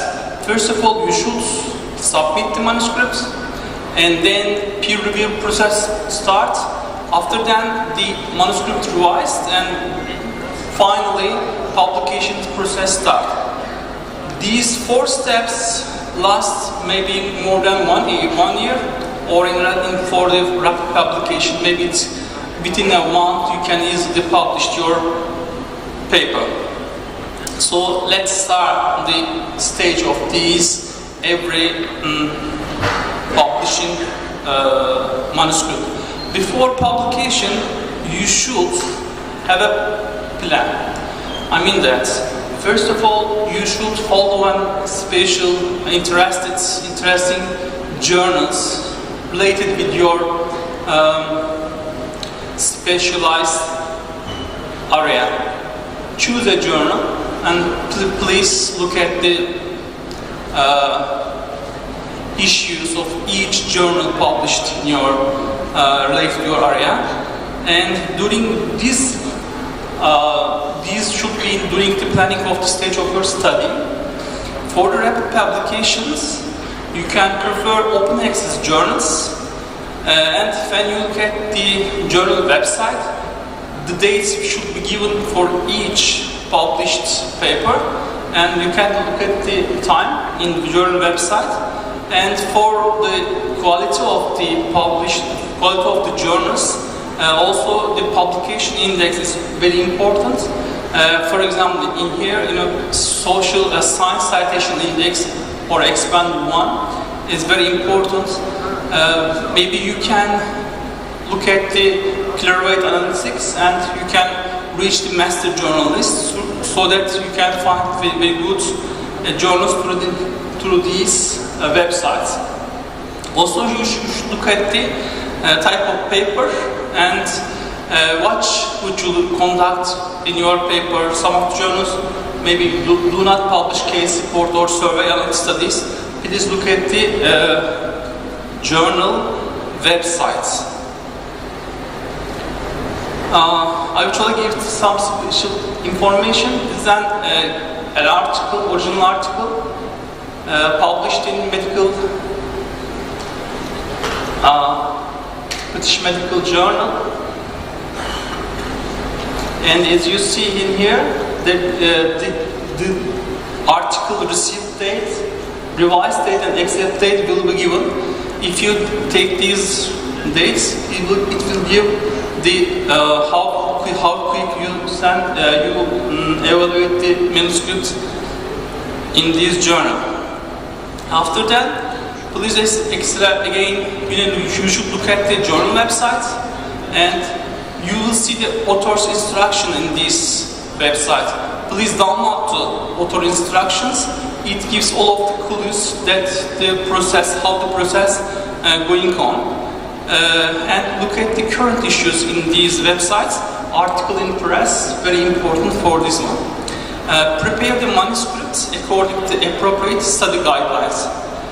For this one, I would like to give some very important website, the Equator Network. It means enhancing the quality and transparency of health research. As you see in here, through these website's link, you can easily reach the equator. It's very important to write, how to write your journals and papers. As you see in Equator Network, there are some links over here. Which paper, which study do you want to perform? There's some draft for this. For example, randomized clinical trials consorts, or systematic reviews, Prisma, or observation studies, drafts for this one. Please download these links and draft this one and easily write down here from here. And for the manuscript preparations, there are some special every steps is very important. I will not give so many information about this because Harun gives so many information about this process. But don't forget, please pay attention for the preparations of the manuscript, because when you give so many pay attention during the manuscript preparations, editors also, reviewers will give more attention for your paper to be published. It's very important to read all the formats, all the structure without any syntax or meaning appropriateness. You can easily publish these manuscripts. Language is very important. Grammar or style. Sentence structure very important. Graphics, please take the color size, it's very important. Facts, details, and author's information should be taken and give more pay attention for this one. One of the most important steps in here, the cover letter. The cover letter should be complete and make a strong pitch. Please look at the website and look at the editors directly, write down the name of the editors, and also give very important information and also ethical, without any ethical conflicts and compliance. These are, the manuscript submission checklists. You can easily download in here. It's very easy. Before submission, before submitting a manuscript, you can take this one and check all of these one. In stage 2, there are 3 steps also. You submit your paper, and also you should choose the right journal for the submission, and strengthening your submission is very important. During the submission of your paper, I mean that you prepare all of the manuscript without any problems. You have pen and pen to publish in this journal. But later, maybe you can change your mind, and also you should also look at what the other journals alternatives. At that time point, please, very important, ask a colleague or professor to review your research paper. It's very important. Your professor or your colleagues can edit your paper for grammatical errors or spelling errors or typos, clarity and the conciseness of your manuscript. They can also verify your content. Also, at least 2 or 3 people can help you for the reviewing process at this stage. But don't forget, at least one of them should be non-expert in the major topic. After that, submit your article when you feel it is ready to go. Again, please go to the journal website, go to the author's guideline, and download the author's instructions. Again, you will check all of these one, and when you satisfied your papers meet all of the criteria for the author's instructions, then start to submit your manuscripts. Most of the journals allow online submissions, but while others prefer a hard copy, but it's very little. Don't forget, you should submit your article or your paper to only one journal at a time. These are ethical problems, and they may be very problematic for you. And also work your way down your list and at a time as needed. When submitting online, please use your university or personal email account. Through this one, the acceptance rate of your publication or your articles can be more easy. And what are the problems with choosing or selecting the right journal for your submissions? There are also some special checklists for this one. First of all, you should look at the journals. And when you choose journals, journals should also choose you. And when you engaged, you should send the paper. But at this point, don't forget, choosing the right journal for submission is similar to get married. At these positions, if you don't find the right journals, the marriage can be very terrible. So please, at this position, I will give some recommendation for you. Be aware of predator or bogus publishers. I think Professor Özgür will give more information about the predators and bogus publishers. So I will pass this one, but I would like to recommend two important internet websites for this one. The Director of Open Access Journals, also the Open Access Scholarly Publisher Associations. Please look at this one. Also, we have two more journal suggestions to find the right journal for your articles. The first one and most popular one, they're from the Elsevier. When you go to the Elsevier websites, you can easily find this web page, a journal finder in here. I gave a sample for this one, Geriatric Neglect and Abuse in the University Departments. And these websites offer some special journals from their databases and Journal of American Medical Associations, and you can easily follow the impact factor, speed, site score, option, everything.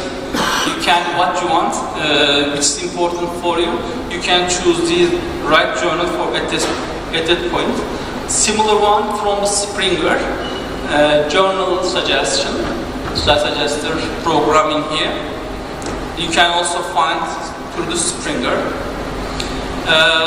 The other website I would like to recommend is the cables. Please note at this one.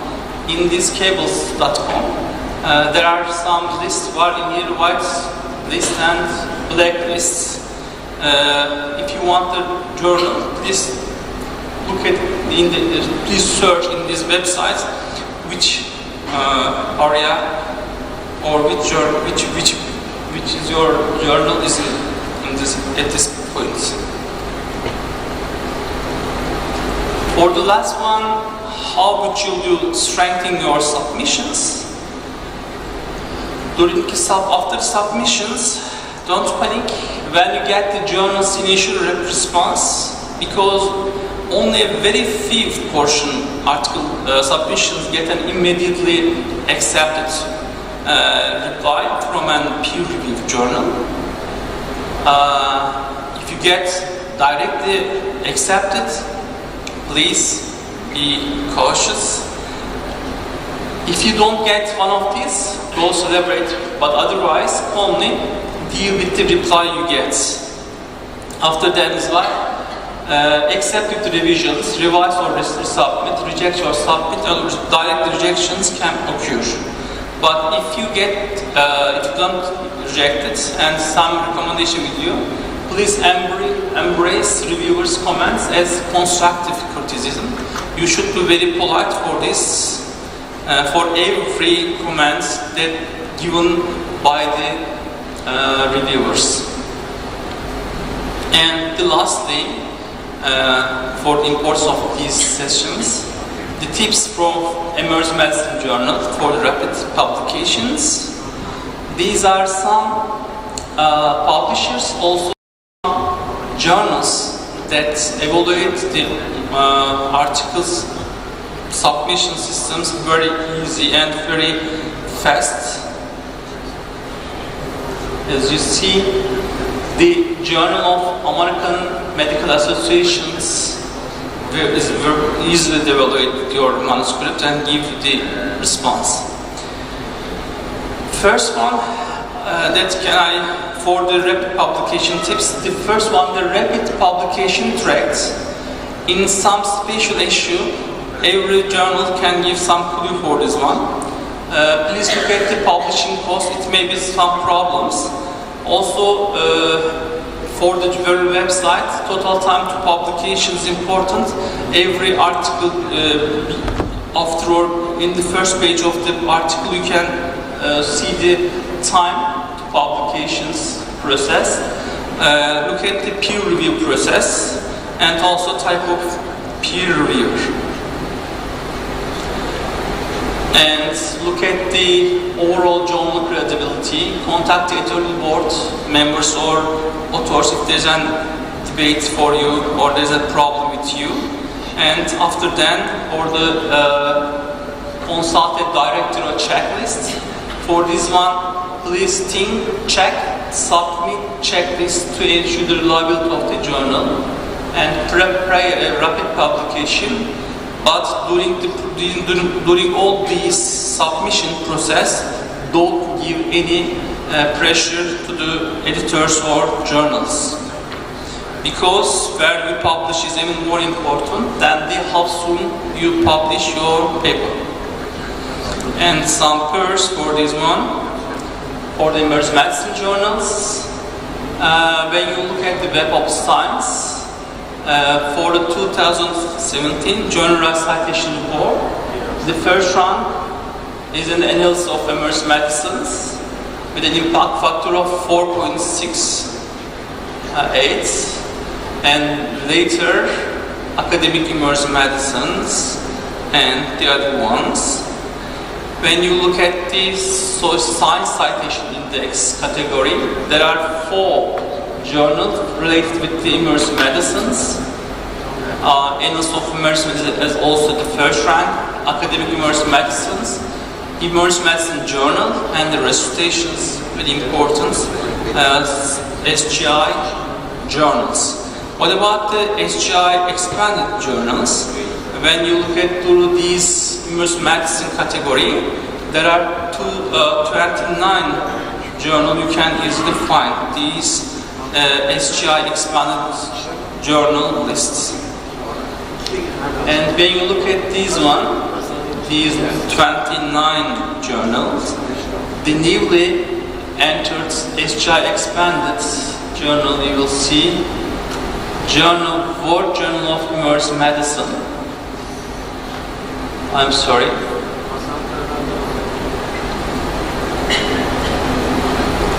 In the 28th rank. I am the past editors of Eurasian Journal of Emerging Medicines, and our first cover, and the similar one, the Annals of Emerging Medicines. We got so many expectation from our reviewers, also our authors. Thank you very much.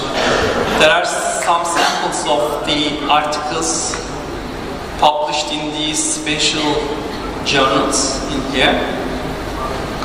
You can see what you realize that the date, submission date, all of them can come.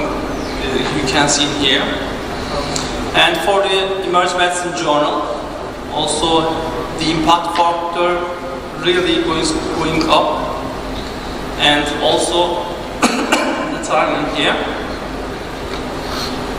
And lastly, When you cannot publish your paper or your article in the Science Citation Index, Expand or other one, maybe you can send your paper to emerging sites, SGI journals.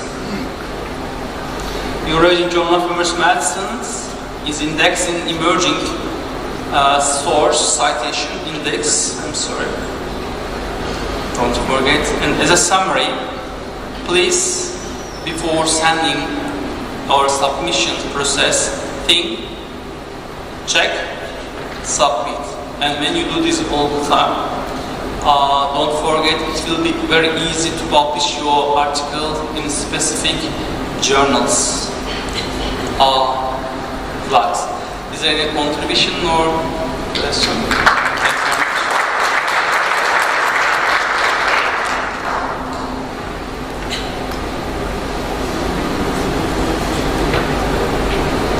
Do we have any question? Yeah, please take a microphone.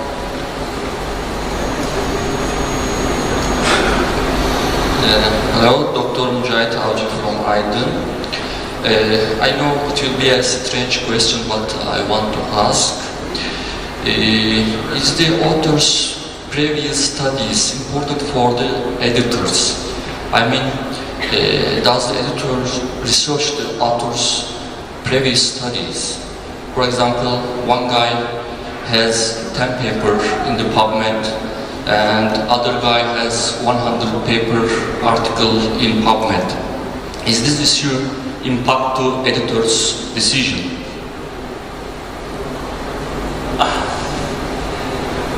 Indeed, for me, I want to be totally blind all of the authors. I am totally blind. Will read all of the papers without looking the authors' names. So it's not important, but when the authors publish more than 100 paper, he or she knows very well how to write the article. So you can easily understand this is a well designed or well presented articles. So I think there's a positive discrimination for this one. But I think for the first authors that you cannot publish before, you can easily accept your article in a very high range of impact factor journals. It depends how you prepare your manuscript or your articles well. Okay. Thank you. Thank you. And maybe you can attribute. Yeah, I would like to add a comment. It's a very, very good question. To be exactly the same reply, we have a lot of colleagues where they are really well specialized how to write an article.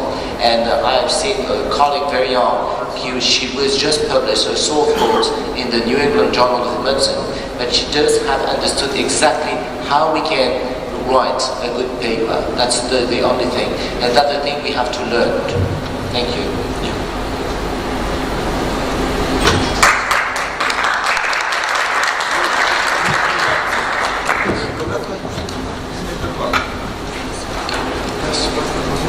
So it's a privilege to introduce the last speaker of the session at the Congress is the Dr. Özgür Sukut from Istanbul. He's an associate professor of emergency medicine.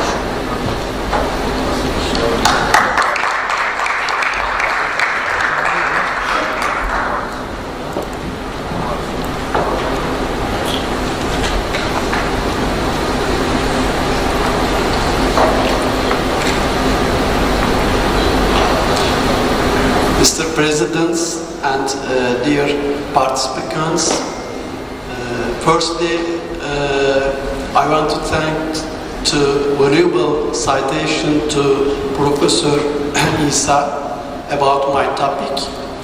I would like to present the topic regarding is broadcasting the main purpose. In the beginning, I want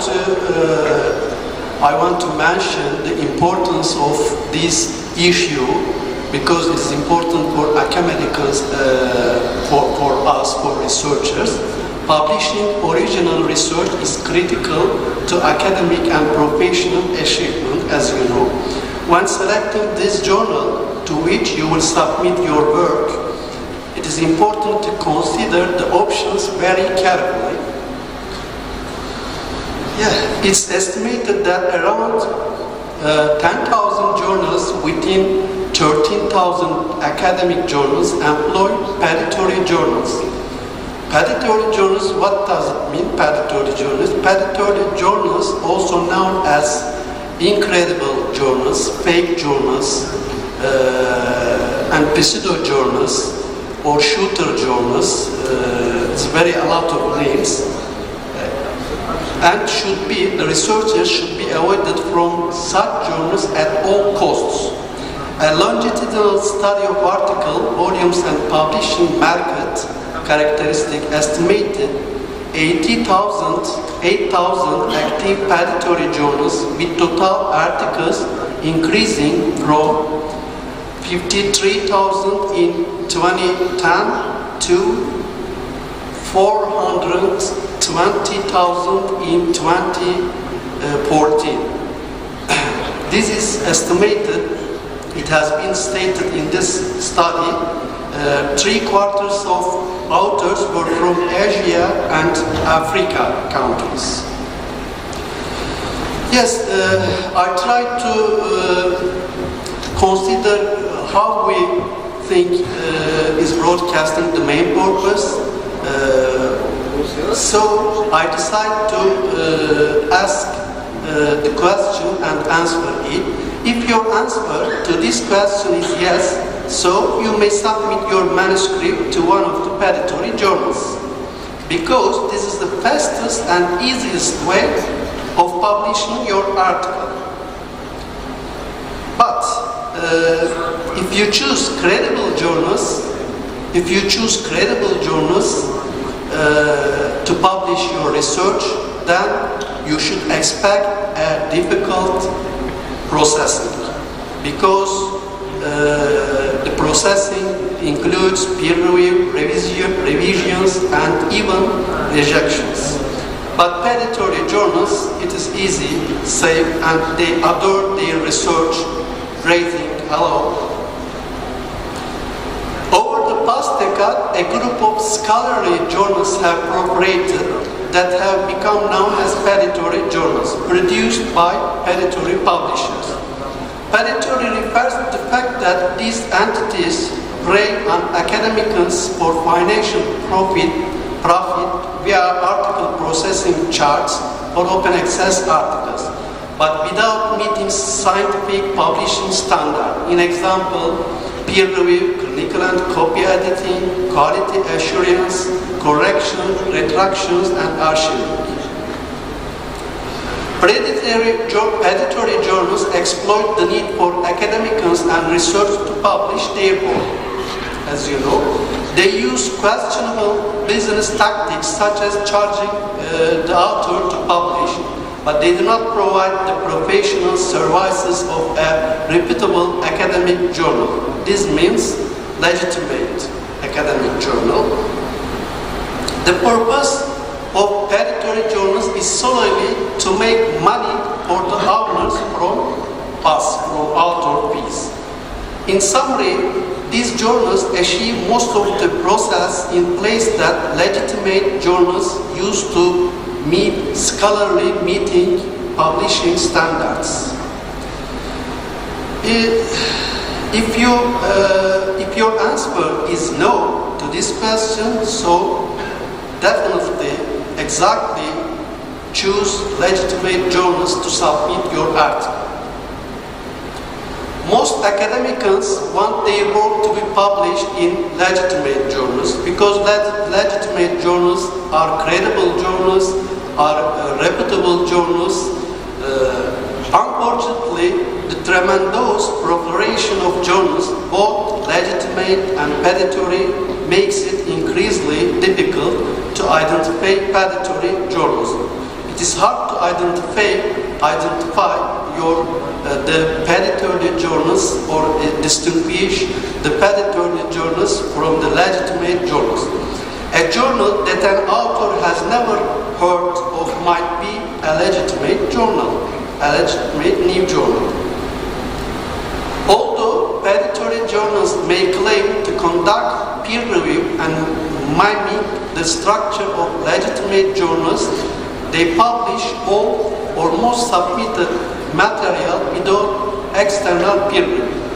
They do not follow, as I mentioned, standard policies advocated by organizations such as here listed, World Association of Medical Editors. It is important to verify the journal, Committee on Publication Ethics, International Committee of Medical Journal Editors, and Council of Science Editors. It is important to substantial efforts to assist researchers in distinguishing predatory from legitimate journals. These include, firstly, Bill's list. The second one is Directory of Open Access Journals. Bill list of potential predatory journals, open access publisher or journals can be accessed from these websites. The Bill is a librarian. The name of Bill is not Jeffrey Bill. Jeffrey Bill, in fact, is a librarian, and he listed some journals, and these lists were alarmingly lengthy, with 1,155 predatory publishers and 1,294 predatory journals being listed as January 3, 2017. You can access this original list from this website. While the purpose of Bill list was to identify predatory journals, the Directory of Open Access Journals has the converse purpose of identifying legitimate open access journals. The directory aims to be comprehensive and cover all open access academic journals that use an appropriate quality control system. As of January 5, 2017, DOAG included 9,456 journals from 128 countries. However, the DOAG is not a comprehensive list of all legitimate open access journals. If your work is published in the Directory of Open Access Journals, you can trust it is a legitimate journal. But the journals, a journal that is not listed, it does not mean it should not be assumed to be illegitimate or predatory. This is the important issue. There is a list of signs that a journal may be predatory. Firstly, many predatory journals are open access and require fees. Quality is of substantial concern, poor or no editing, and poor or no peer review. Unethical business practices such as offering services not as advertised, making false claims about impact factors of indexing, and failure to adhere to accepted standards of scholarly publishing and aggressive solicitation of manuscripts. Why should we avoid publishing our research in a predatory journals? There are a number of possible consequences to publishing in a predatory journals. These include, firstly, your published work is not protected. The second one, your work will receive poor or no peer review. And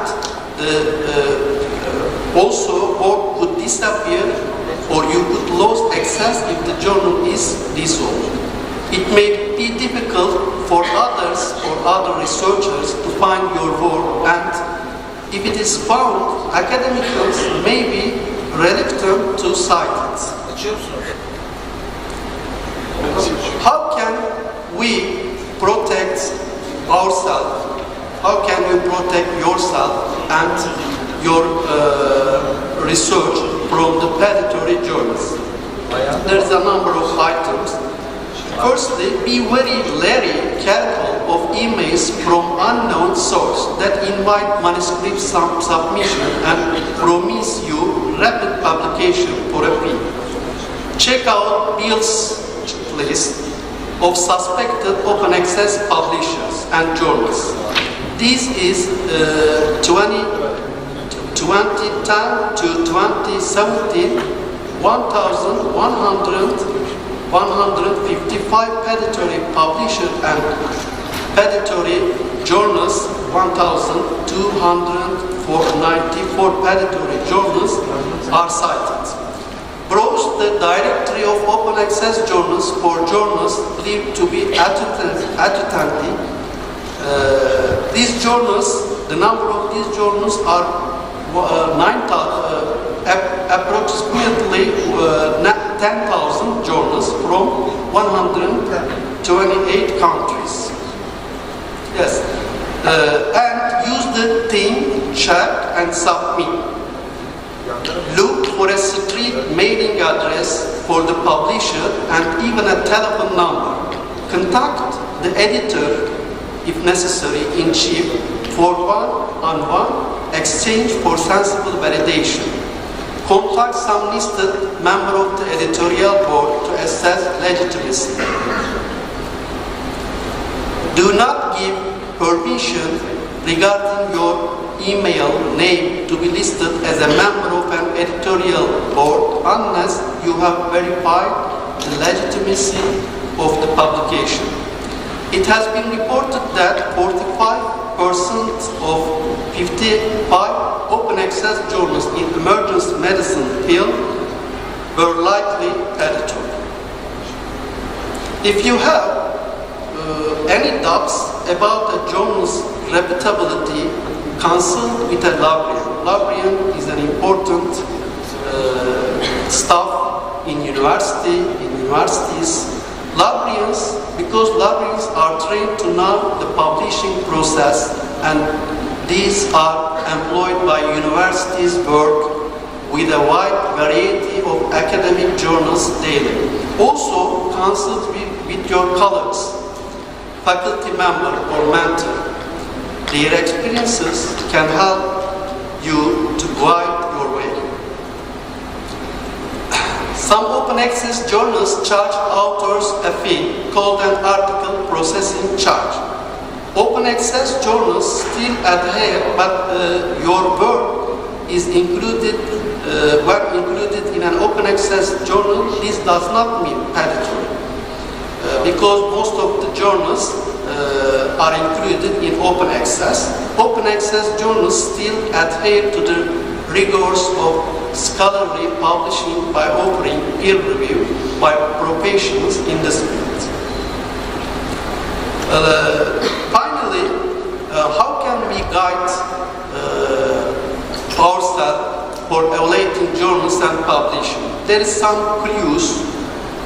Firstly, in the journal website, the section of about the journals, read carefully the section of about the journal. Discover peer-reviewed journals using library search tools, as mentioned by Professor Isa. Examine the aims and scope. Are they, and ask yourself, are they appropriate for your research? Review past issues of the journal. Does the content of the journal look topical and credible? Are the authors known to you? And the other questions, does the website provide complete contact information, for example, for instance, an email, street address, working phone number, does it have a valid online ISSN? A journal website should say where it is indexed. Indexing is an important issue. Journals are disseminated via research databases, for example, academic abstracting and indexing services such as IGS, or PubMed, EBSCOhot, ProQuest, even Google Scholar. Thank you for listening and patience.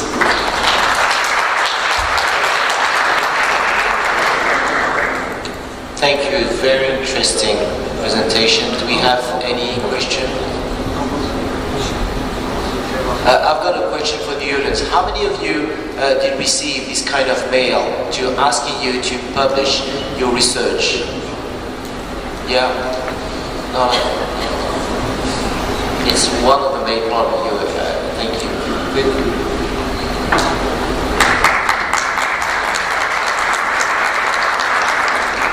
Thank you for everybody and finish the whole section. On Congress, we will start the closing ceremony after 1 or 2 minutes. Okay? Thank you very much for all.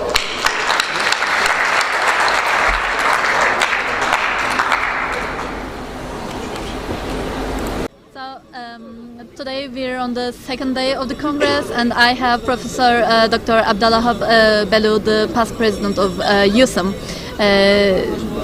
professionally interested in quality and safety in emergency medicine with us. He just gave a great talk about global network and quality and safety and how to increase it in the emergency department.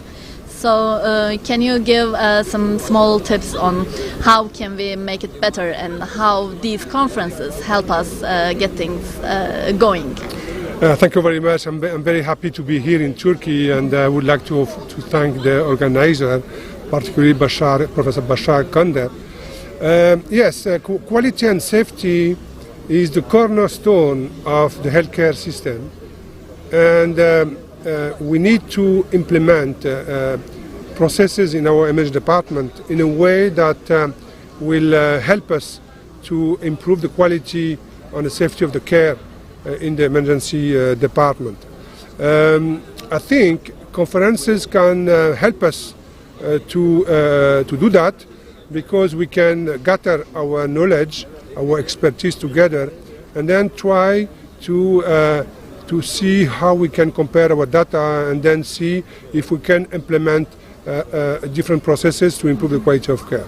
I do believe that conferences is very important, and this conference is fantastic, and I'm very happy to be here, and I feel that the Turkish emergency physician wants to improve the quality and safety in emergency department. Thank you for being here and thank you for sharing your time with us. Thank you very much. I appreciate it. Hocam öncelikle 15. Ulusal Acil Tıp Kongremize, 6. Interkontinental Acil Tıp Kongremize hoş geldiniz. Bugünkü sunumunuz sağlıkla şiddetle ilgiliydi. Bu konuyla ilgili bize neler söylemek istersiniz? Nasıl önlemler alınmalı? Ben sunumdan önce bu güzel madalya için dernek başkanı Başar Cander Bey'e çok teşekkür ediyorum. Kendilerine söyledim. Benim için en güzel ödül aslında bu derneğe beni onursal üye yapmaları. Tahmin ediyorum ki beni onursal üye olarak kabul edecekler. Bugün ders gibi sağlıkta şiddeti işledik. Sağlıkta şiddet bir toplumun ayıbıdır aslında. Çünkü canla başla 24 saat özveriyle karşısındaki insana iyilik vermek isteyen bir mesleğe saygı duymamak mümkün değil. Benim anneme, babama, çocuğuma, bana iyilik veren bir insan, ben kölesi olurum.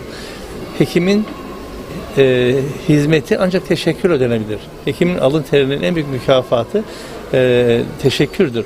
Çok güzel anekdotlar gösterdim. Bir maymun iyileştikten sonra veteriner nasıl sarılıyor? Bir maymun veterinerine 20 yıl sonra gördükten sonra nasıl sarılıyor? Ölmek üzere olan bir maymun. Ayrıca bir köpek gördünüz. Kan aldırıyor. Yanında da hemen bir başka hastayken pansuman yaptırırken can acıdı diye bütün personeli dayaktan geçirmeye çalışıyor. Kendisi dayak yiyor tabii ki.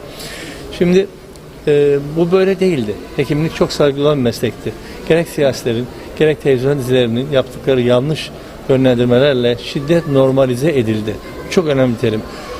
Ameliyathane basmak, yoğun bakım basmak, acil dağıtmak, bunlar artık dizilerin en basit konuları haline geldi. Bu hiçbir şekilde dizilere reyting vermiyor.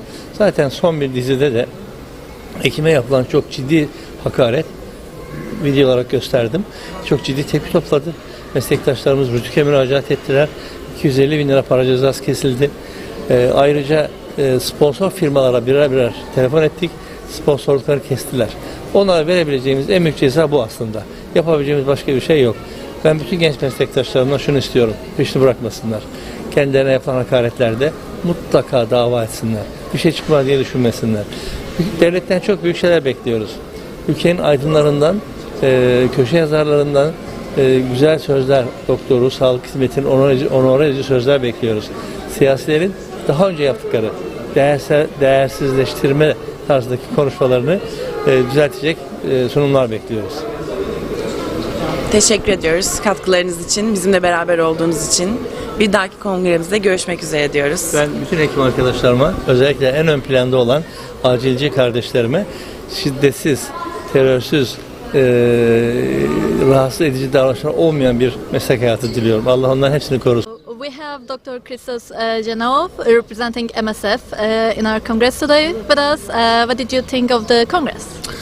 I am a generation of doctor for whom there was no specialty of emergency medicine. As a surgeon, I would go to the emergency reception and receive trauma patients or surgical emergencies, and my colleagues of internal medicine would deal with the non-surgical cases. So in my career, I have seen the development of emergency medicine as a domain in its own right. And for me, this is progress. That there are today emergency physicians, that they have found their place, I think is very important in the progress and development of patient care, good patient care, especially for severely ill patients who arrive in extremis in the emergency department. A congress such as this is important in that we are able to meet colleagues, discuss things not just in the plenary sessions, but around the dinner table, when in a more informal atmosphere we can exchange experiences and ideas about how to improve care for our patients. Thank you for your contribution. Cut. So we have Dr. Kivala with us today, the past president of American College of Emergency Physicians with us. What did you think of the conference so far, and do you have any ideas and comments on it? Well, this has been a wonderful conference. This is my second year here, and I thought last year was fantastic, but it's even better this year. I find the depth of all the lectures is important and understanding for me, and I really see a tremendous advance for how Turkey and the rest of the world is practicing emergency medicine. Thank you very much.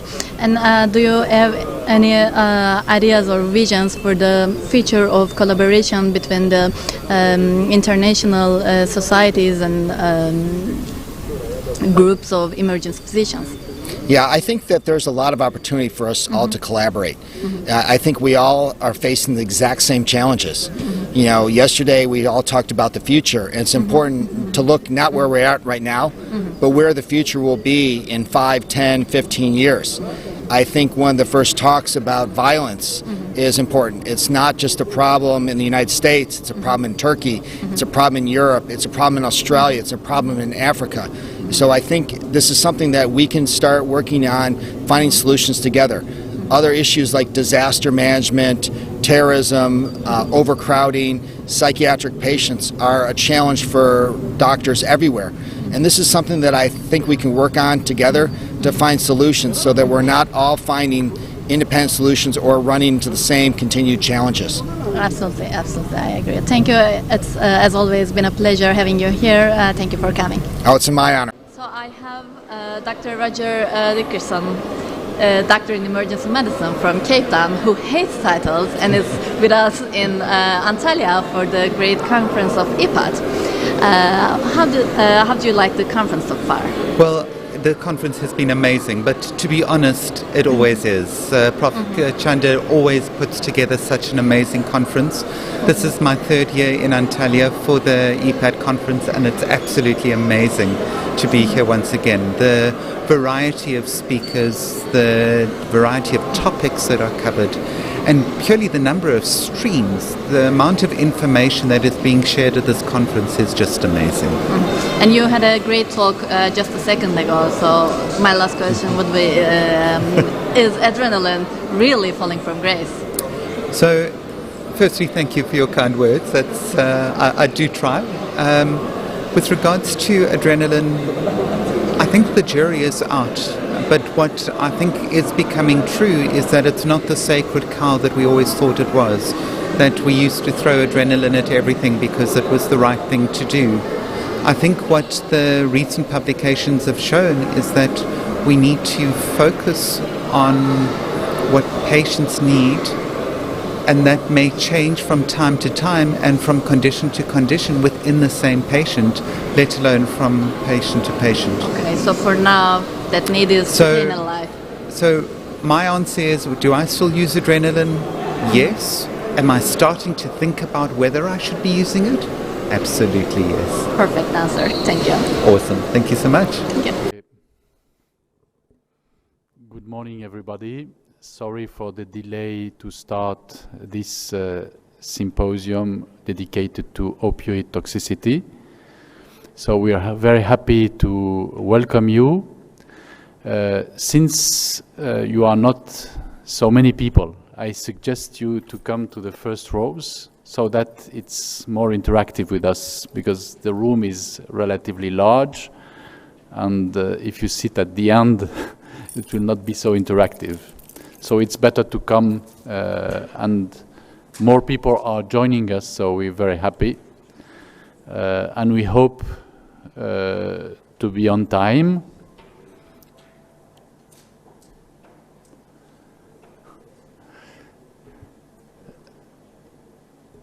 Is English okay for you? Okay, so our English is not so good, so we'll be able to understand each other's.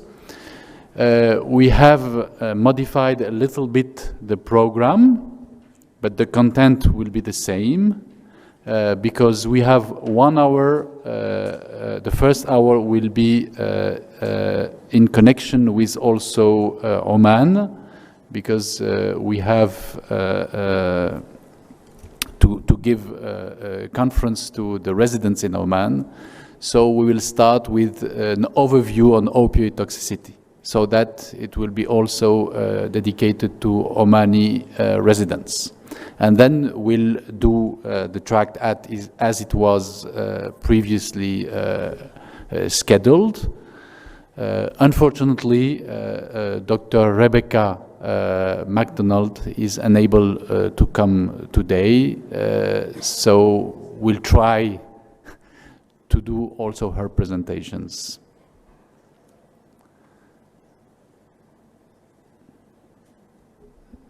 So Badria is trying to connect with Omani center.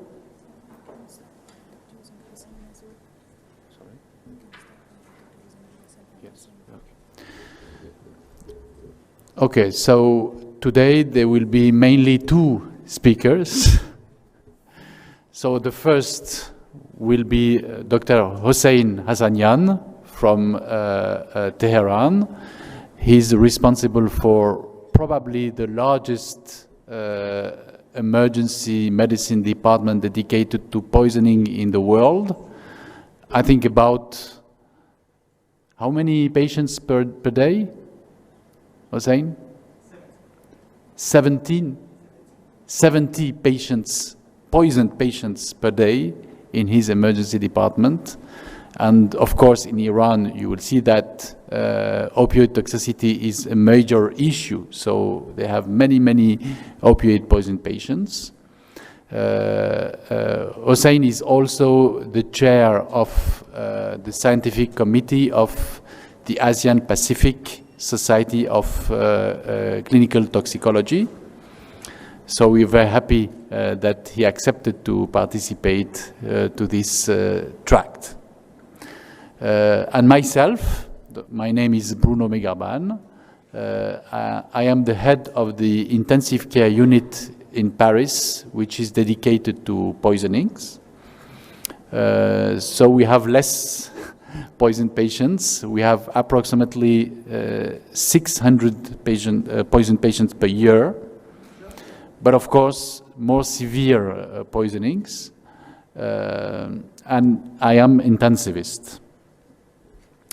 So I'm very happy also to be here, and I am a member of the Minatox board, and I was responsible for the organization of the scientific program of this Congress. So we are very happy both to welcome you to this symposium dedicated to opioid toxicity. So now we are in connection with Omani residents, and we will start. So good morning, everybody. Good morning to Omani residents in Muscat. And we'll start with an overview on opioid toxicity, and we'll talk about the opioid overdose crisis. And you are aware that this crisis is mainly in the US, but you will see that it is also, unfortunately, worldwide.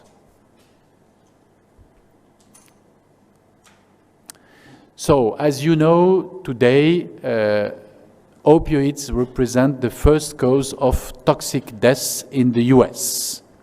You see on this slide the approximative number and percentage of deaths related to each psychotropic drugs, and you see that opioid, and mainly opioid analgesics, represent the first cause of mortality in the US. And this issue was recently popularized by the deaths of very important people and singers in the US, like Prince. This is also the case in Europe, but probably with less impressive figures. However, you have to know that in Europe, about 1.3 million high-risk opioid users exist, and it has been estimated that about in 85% of fatal poisonings, an opioid play a certain role in toxicity. So opioids are really importantly represented in the most severe and the fatal overdoses, even in Europe. When you look at the emergency department, and this is a study from Euroden work group, and this study reports all the drugs, illicit, mainly illicit drugs, that are responsible for the reference of a patient to the emergency department in relation to the use of a recreational drug. And you see that opioids in red are well represented among these 20 most commonly reported drugs to the emergency department in Europe. And of course, heroin is probably the most dangerous and is in the first place. You have also methadone and also buprenorphine and all other opioids.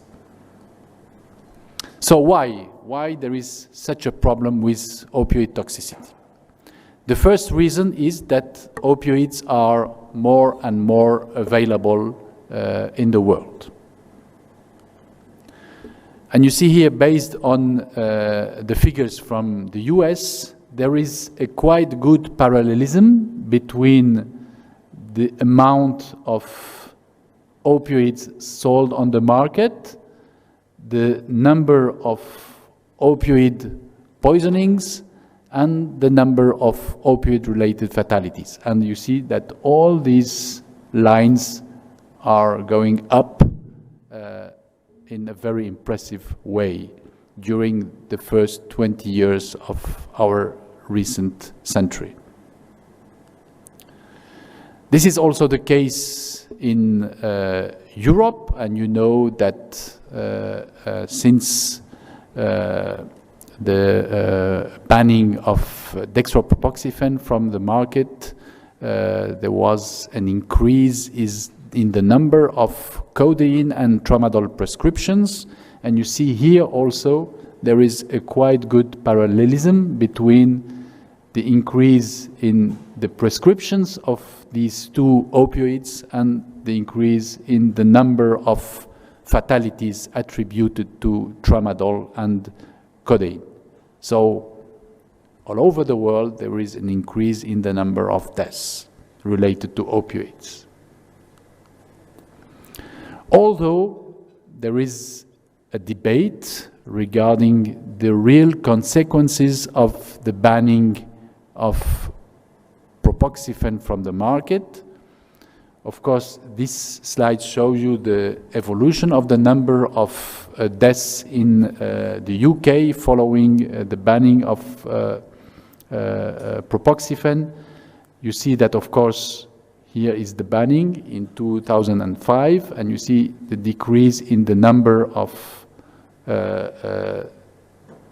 deaths attributed to propoxifen, but it doesn't seem in this study that there is a consequence on the overall number of opioid-related fatalities in the UK. So probably it's not a direct effect of the banning of propoxifen from the market. Because in Europe, things are more complicated. I don't know exactly the situation in Turkey, but we'll have a presentation later on this issue.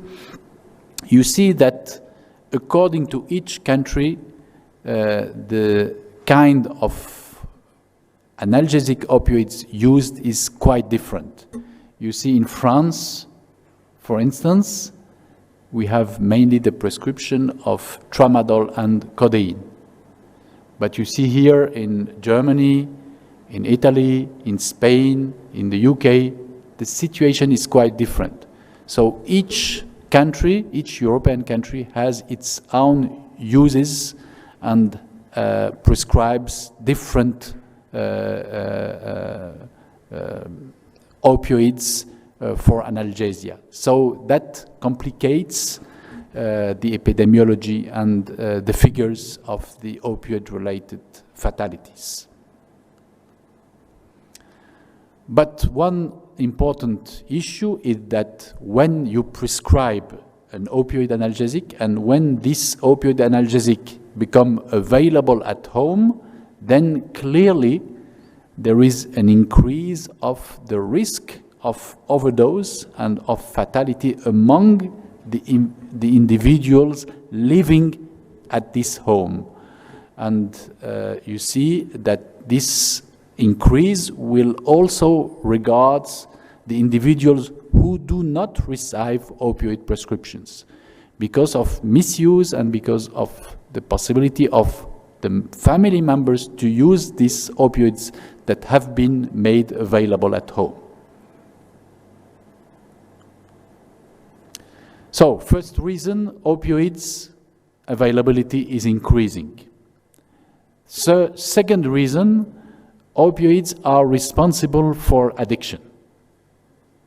It seems obvious today, but this was not the case 30 years ago. And you see that in the US, the physicians were taught that prescription of opioid analgesics is not responsible for the development of dependence and addiction. And this was based on a simple letter of 5 sentences published in the New England Journal of Medicine in 1980, and which was uncritically cited as an evidence to support that analgesic opioid therapy is not responsible for addiction development. And you see on this slide the number of citations of this simple letter, which was based on an observational study among 1,000 patients, saying that there is no opioid dependence development. And of course, this information was wrong. And the physicians in the US were taught, based on this study, during years, that they are allowed to prescribe opioid analgesics without any risk. And this was, of course, false. And based on such studies, the physicians started to prescribe analgesic opioids. And you see, the emergency physicians play also a deleterious role. And there were high-intensity prescribers and among the emergency physicians who prescribed large amounts of opioids that become available at home in those patients who consulted to the emergency department, probably initially for a good reason, but they prescribe a huge amount of opioids, and these opioids become available at home. And of course, as explained previously, supported the development of misuse and addiction among the members of this family. And of course, the companies, the pharmaceutical companies, profited from this situation with a very intense marketing among the physicians, the prescribers, but also among the patients. And you know that one company called Purdue Pharma, which marketed oxycodone in the US under the name OxyContin, is now accused for the deaths of about 500,000 patients in the US due to opioid abuse. And this is the members of this family, and they became, based on this only compound, probably one of the healthiest family in the world.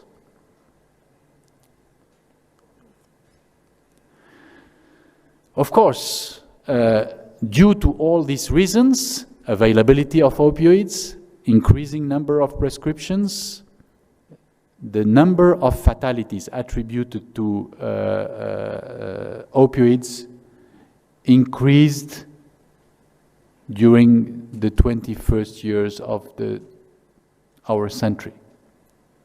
They increased till about 2010. And you see here, there was a plateau in the number of opioid fatalities, just related to the fact that the American health authorities decided at that time in 2010 to ban from the American market just one product, which was the oxycodone that is able to be crushed and injected intravenously. So just at that time in 2010, just the banning of one compound from the market allowed to plateau and to stop the increase in the number of fatalities attributed to opioids. But what was the problem? Immediately, you observed here in red a decrease in the number of fatalities attributed to oxycodone, you see, but concomitantly, an increase in the number of fatalities attributed to heroin. So what was the problem? The health system in the US created opioid-dependent patients. When the health authority decided to ban oxycodone, which was abused by intravenous injection, these patients switched from oxycodone use to heroin use. And In 2010 till 2015, heroin reappears in the US, and the number of fatalities attributed to heroin re-increased once again. So it was not a success. And you see on this slide that the switch, the shift between the use, the abuse of oxycodone and opioid analgesics to heroin was like simultaneously. You see that the number of prescription opioid use decreases, and in the same time, the number of heroin increases, like in a parallel way. So this really supports the fact that the development of opioid use in the US was only related to the development of addiction. So, first reason, opioids are available, more and more available. Second reason, you created opioid-dependent patients in the country due to a huge number of prescriptions. And even if you modify the kind of molecules that are available, patients are dependent, so they will change from one opioid to another according to availability. The third reason, of course, is that opioids are responsible for neurorespiratory depression in case of overdose or misuse. You know that the control of ventilation is related to centers located in the brain stem and mainly in the pons and the upper part of the medullary medulla. And you see here these two centers, the pneumotaxic center and the apnostic center. And these centers command those responsible for the contraction of the inspiratory muscles, and those are mainly located in the dorsal respiratory group center. And you know that inspiration is active, related to the contraction of inspiratory muscles due to these inspiratory neurons, while expiration is only passive, related to the fact that inspiratory neurons stop to stimulate the inspiratory muscles. So inspiration is active, related to contraction of the muscles, and expiratory is passive.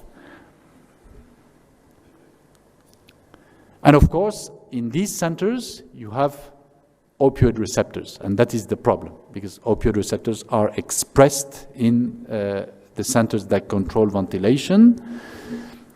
And you know that stimulation of these receptors, mainly mu receptors, will cause a dose-dependent depression of respiration. So all mu receptor agonists will induce respiratory depression. And this depression is related to a reduction in the brainstem sensitivity to CO2. It is related to a depression of pontine and medullary centers involved in this rhythmic respiration. It increases the apneic threshold, it decreases the hypoxic drive to respiration, and even it has some activity on peripheral centers like carotid body chemoreceptions.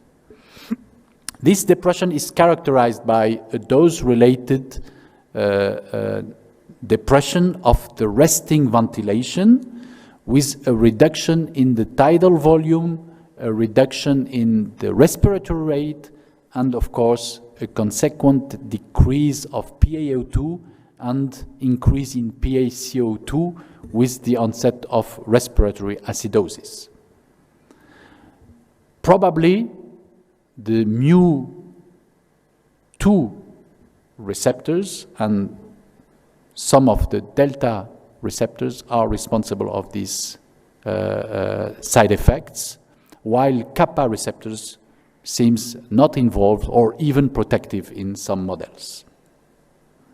So the centers of respiration are in the brainstem, and you have opioid receptors in the brainstem. So opioids are able to depress respiration, and that is the reason for the danger.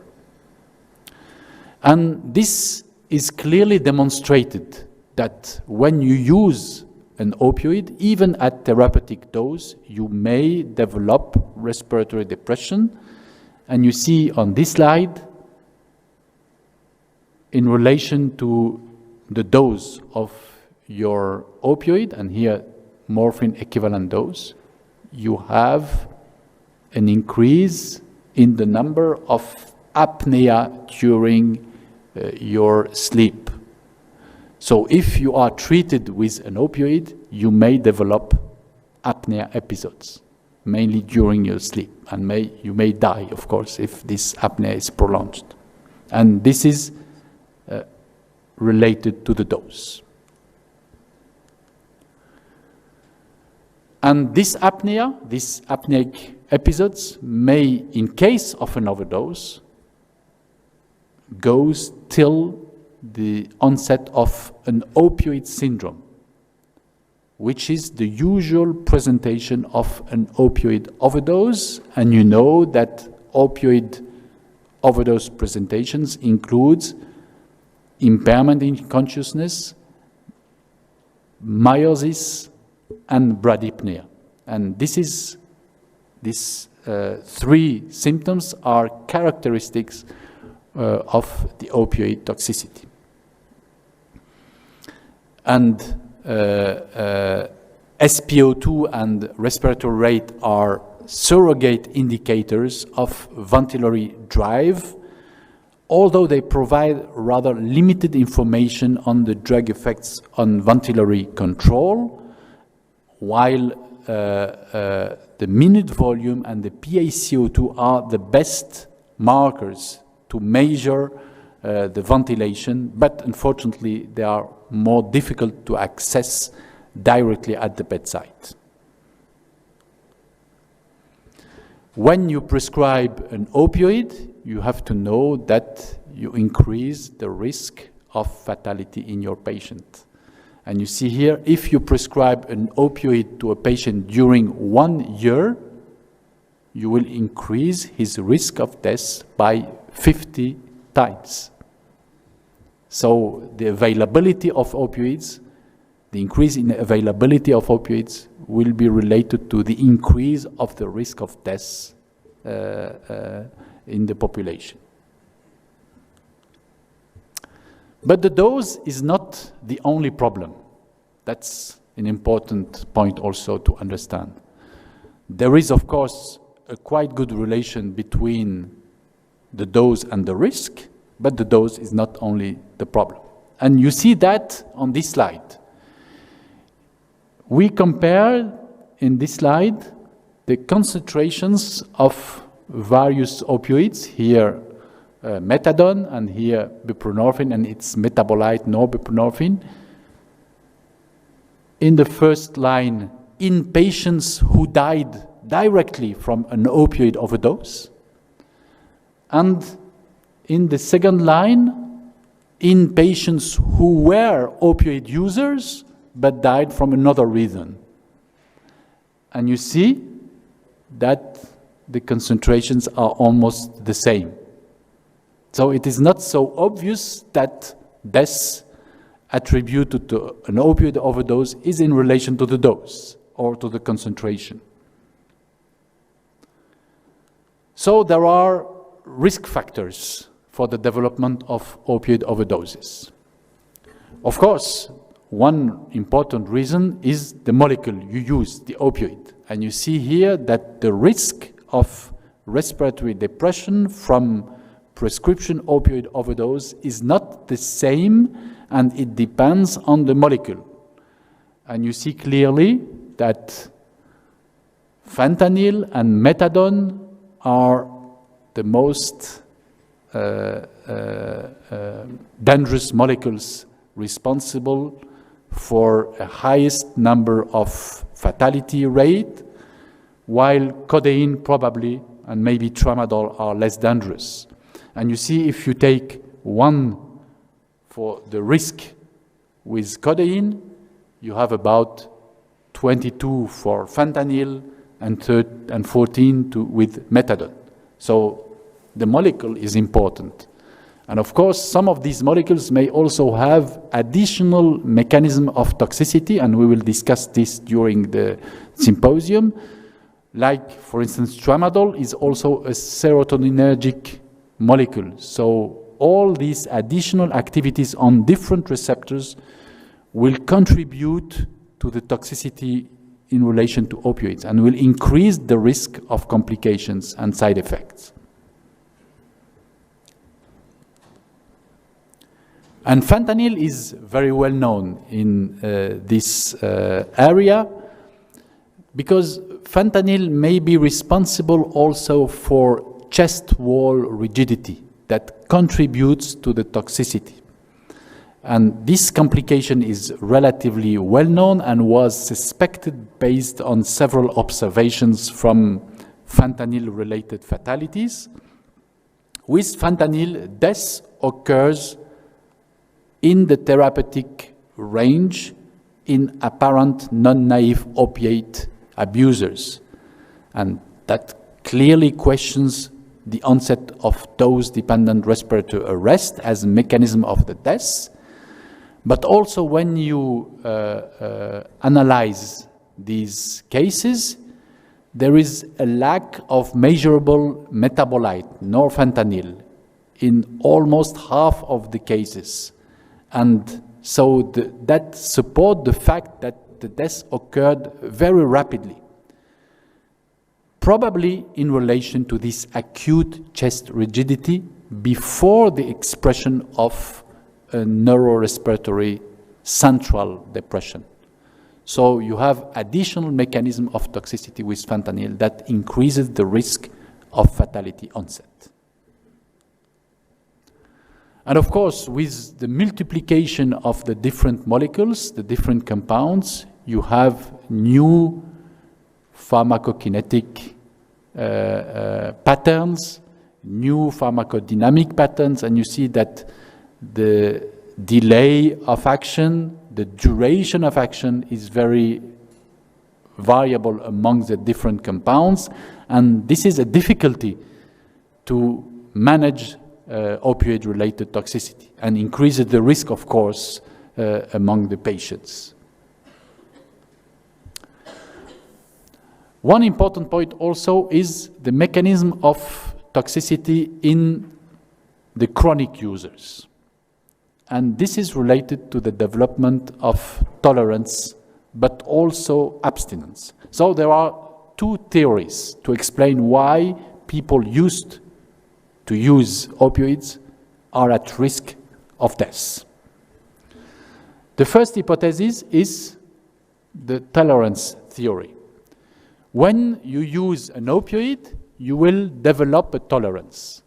But it is supposed that the tolerance to the analgesic effect will develop more rapidly than the tolerance to the respiratory effects.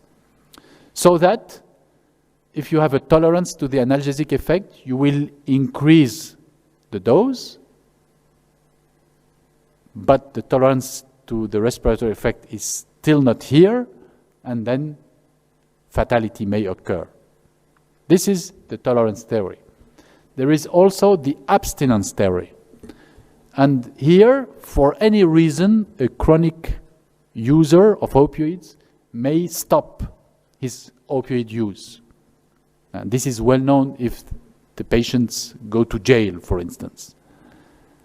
Then the tolerance will decrease due to this abstinence. And when the patient will reuse or reconsume his opioids, then he will have a risk of death.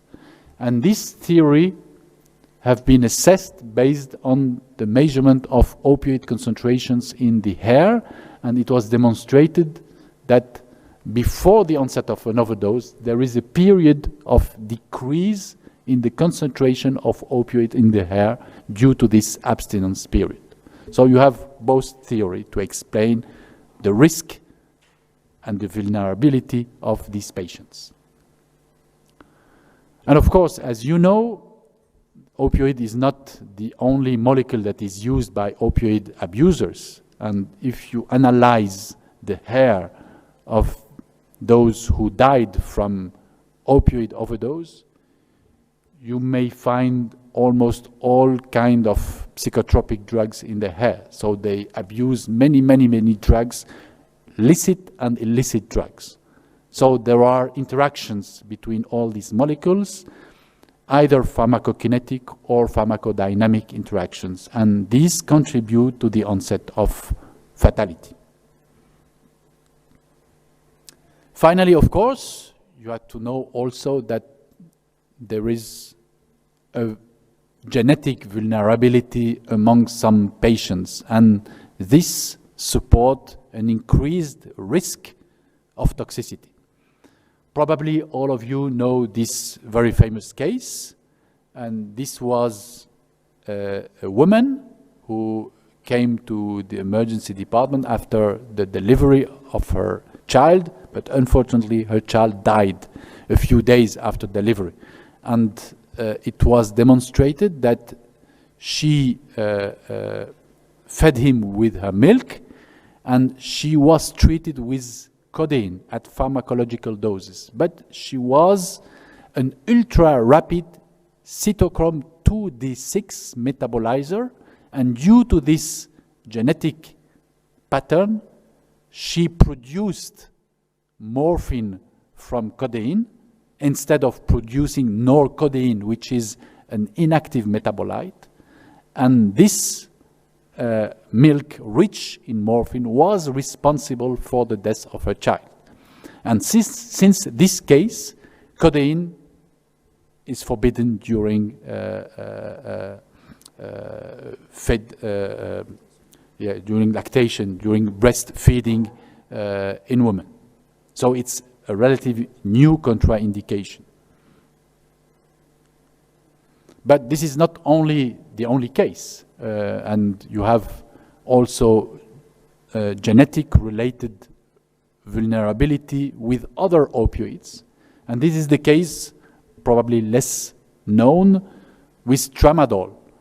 You see that tramadol is metabolized in two active metabolites.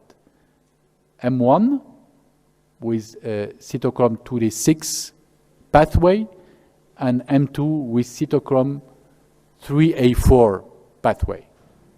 And this patient who overdosed with tramadol presented a very severe cardiovascular failure, which is not supposed to occur because tramadol has not so severe risk of cardiac toxicity.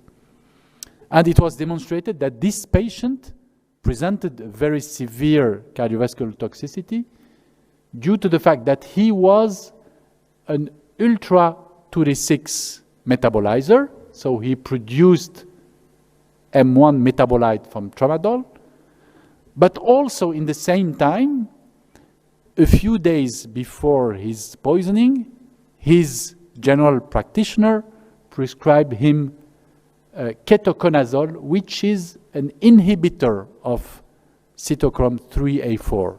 So he blocked this route, and his tramadol goes only in this way by the cytochrome 2D6, and he produced a very elevated amount of M1 metabolite, resulting in the observed toxicity.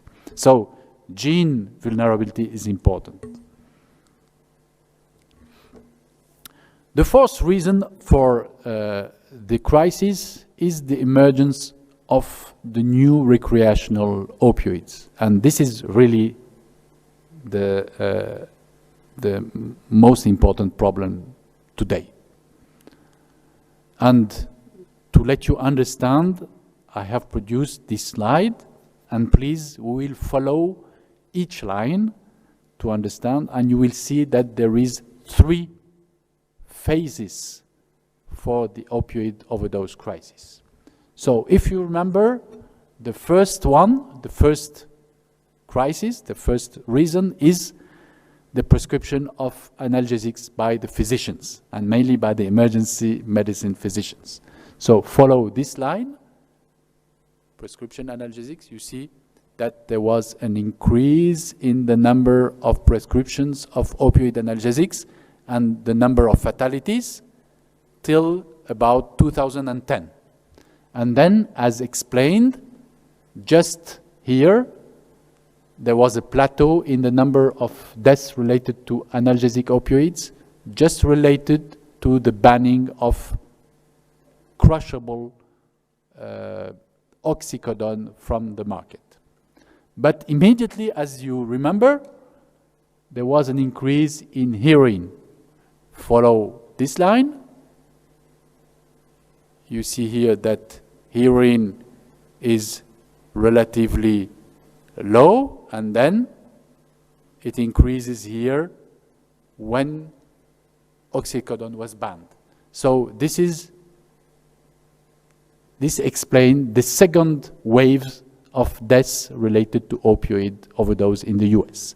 And this is between 2010 and 2015. And then follow the blue line. And you see that this is related to fentanyl derivatives. And it was relatively low. And then about 2015, it goes up like in a vertical way. And this is the fentanyl-related fatalities. And to date, it has been estimated that almost 85% of the opioid-related deaths in the US are in relation to fentanyl derivatives. So now, the physicians created the patients, the dependent patients, and now the patients change from analgesic opioids to heroin, and from heroin to fentanyl, because of availability and cost, of course, because heroin, you have to bring it from Afghanistan, and it's expensive, while fentanyl, it's produced in the US territory, and it's like a pharmaceutical presentation, so it's more safe, you know exactly what you have inside, and it's much more available in the market. You can buy it from internet, from the darknet, without prescription. So this is the new recreational drugs. And why fentanyl? Because fentanyl is a complex molecule, but you see that it is easily changeable. You can create new derivatives based on chemical synthesis, and this is relatively easy to do. This is relatively easy to do, and you can produce very powerful molecules. And you know that probably some of these molecules are 10,000 times more powerful than morphine, even than the fentanyl. They are so powerful that some of these molecules, like carfentanil, and we'll have during this day a presentation on carfentanil. Carfentanil is available, but it has no possibility to be used or prescribed to humans because it's so powerful. It is used for elephants in the veterinary medicine, for elephants and rhinoceros and so big animals, but not in humans. But you can buy it on the internet easily. And you see here in Europe, we have the same problem. And you see here the number of seizures related to the new psychoactive substances. And in red here, those who have opioid activities. And you see a relatively evident increase in the amounts of opioid like NPS during the years. And here, how you can buy them. You see here, this is a bottle with butyryl fentanyl, and it contains the amount to allow about 100 puffs. So you can buy this bottle from internet, and you can go to a party and use it. And you imagine the number of possible deaths among the people who will use this or misuse this in the party. So it's really dangerous. One interesting point also is to know that these fentanyl-related poison patients will present with the usual traditional opioid presentation. That means consciousness impairment, meiosis, bradypnea. But you see, in these patients, the onset of some aspects, some clinical aspect, may question and may probably suggest to the physician that toxicity is related to a fentanyl. And you see these patients may present tachycardia, may present hypertension, may present renal insufficiency, agitation, which are not common features with the usual opioids. So such features may question the possibility of fentanyl derivatives. Sometimes you may have additional symptoms, like here, acute skin and hair symptoms with this synthetic opioid called MT45. And you see you have the development of a folliculitis and dermatitis in the patients that may suggest the use of these opioid derivatives. But of course, one important issue is the toxicological analysis, because to really know which compound is responsible for the toxicity, you will require an analysis, a solid analysis, based on the use of complicated technologies, including liquid chromatography coupled to mass spectrometry. And you see that you have to probably use mass spectrometry in tandem or very sensitive spectrometry. And this is not available in all the countries and in all the hospitals. So that the final diagnosis is sometimes difficult to assess. And that's why in many countries you have no figures, no statistics, because you have no solid and pertinent possibility to make these analyses. So what to do, finally, what to do, last chapter. Of course, it is important that the physicians have to be aware about the risk of opioids with reasonable prescriptions, supervised dosing with long-acting opioids, and of course, the health authorities have to limit the access to the market of the most dangerous opioid molecules and to support the spread of opioids with better therapeutic ratios. They have to regulate the market of illicit opioids, and we will discuss this during the symposium to allow a multidisciplinary approach of opioid addiction, and this is important, with maintenance treatments, with different policies like supervised injection sites or needle exchanges. But this is not enough. Hopefully we have an antidote, and this is a very efficient antidote. It is naloxone, which is a pure opioid antagonist at the mu, kappa, and delta receptors without any agonist properties. And this antidote is available worldwide. It has been widely used to reverse opioid toxicity, is efficient. It is responsible for a dose-dependent reversal of opioid agonist effects. and it is relatively easy to use. Although there are some inconveniences, we'll have time to discuss about this, because it may precipitate acute opioid withdrawal syndrome if not well used in the patients. But anyway, it is efficient, so we have a real efficient antidote.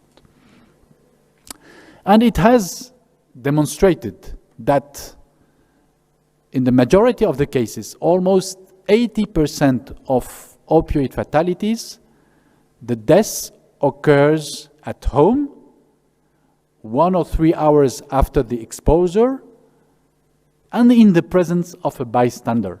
But this bystander do not do anything that is useful for the patient. He just observes the patient. So BCLS by bystanders are usually ineffective, not sufficient. And there was in the US and now in many European countries the development of a policy of preventing opioid overdose deaths with take-home naloxone. What is take-home naloxone? Is the prescription of naloxone to all patients who are opioid users so that they can put this naloxone at home, and in case of any problem, the bystanders, the family members, will be able to use the naloxone mainly by intranasal or intramuscular administration to prevent the risk of fatality onset. And you see here that this policy allows in the US the prevention of about 25,000 fatal overdoses in the last years. So it is really effective. And it's now developed in the European countries. I don't know if it's available in Turkey, but you will tell us. So in conclusion of all this overview, opioid-related toxicity represents a challenging health concern worldwide. There are several reasons. The first reason is the increase in prescriptions with the increase in availability. And of course, this was based on inadequate prescriptions in the majority of the situations. The second reason is the development of dependence. If you use an opioid, then you will develop dependence, tolerance, and there are risks related to tolerance and, of course, abstinence if you stop using opioid during a certain period of time. The third reason is the individual vulnerability, and this vulnerability is related to gene, but also to non-gene explanations and reasons. And the fourth problem, of course, is the emergence of opioid, new psychoactive substances on the market. So all these reasons explain why we are facing now a crisis of opioid overdoses in the US, but also in the whole world, and in Europe for sure. I don't know in Turkey the situation. So preventing opioid overdose deaths appears as mandatory. It could be achieved with some policies like maintenance treatments, take-home naloxones, but of course for the future, new strategies based on preclinical findings have to be developed, but of course with more uncertain timelines for such developments. So thank you very much. We were in connection with Omani resident staff, and now my presentation is open to questions from you, from the audience, and maybe from the residents from Oman. Thank you very much.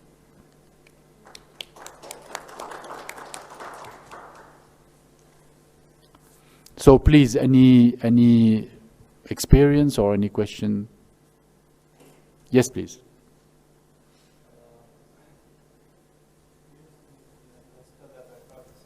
Maybe with the micro, because Dr. Hassan from Oman.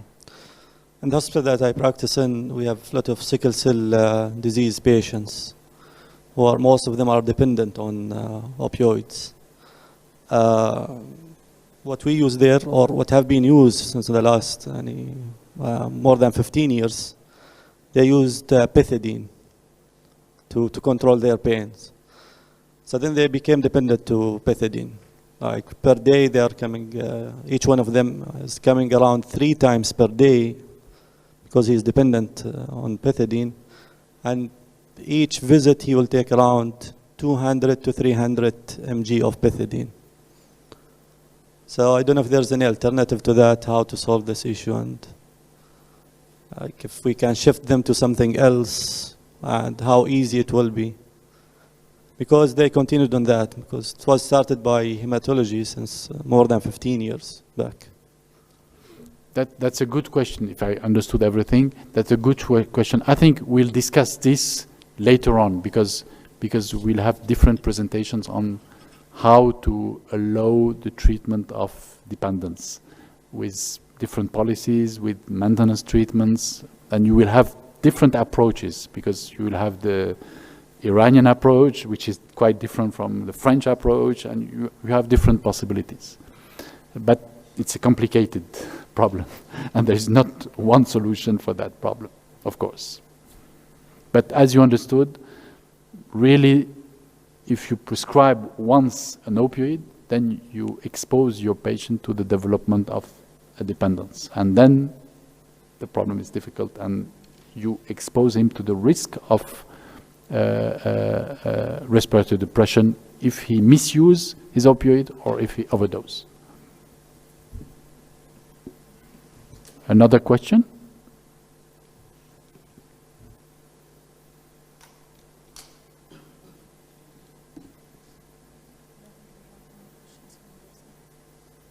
Do you have any questions there?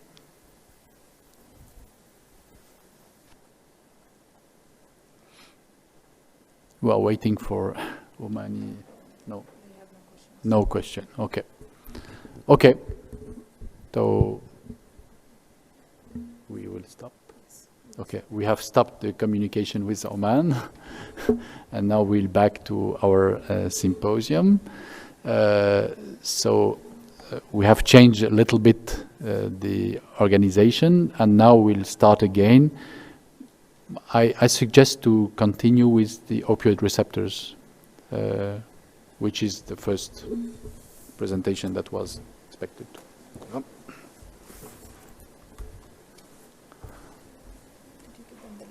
I will give it.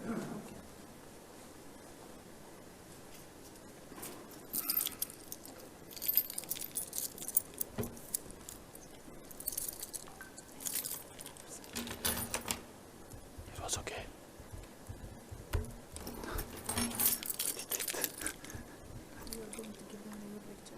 Yes.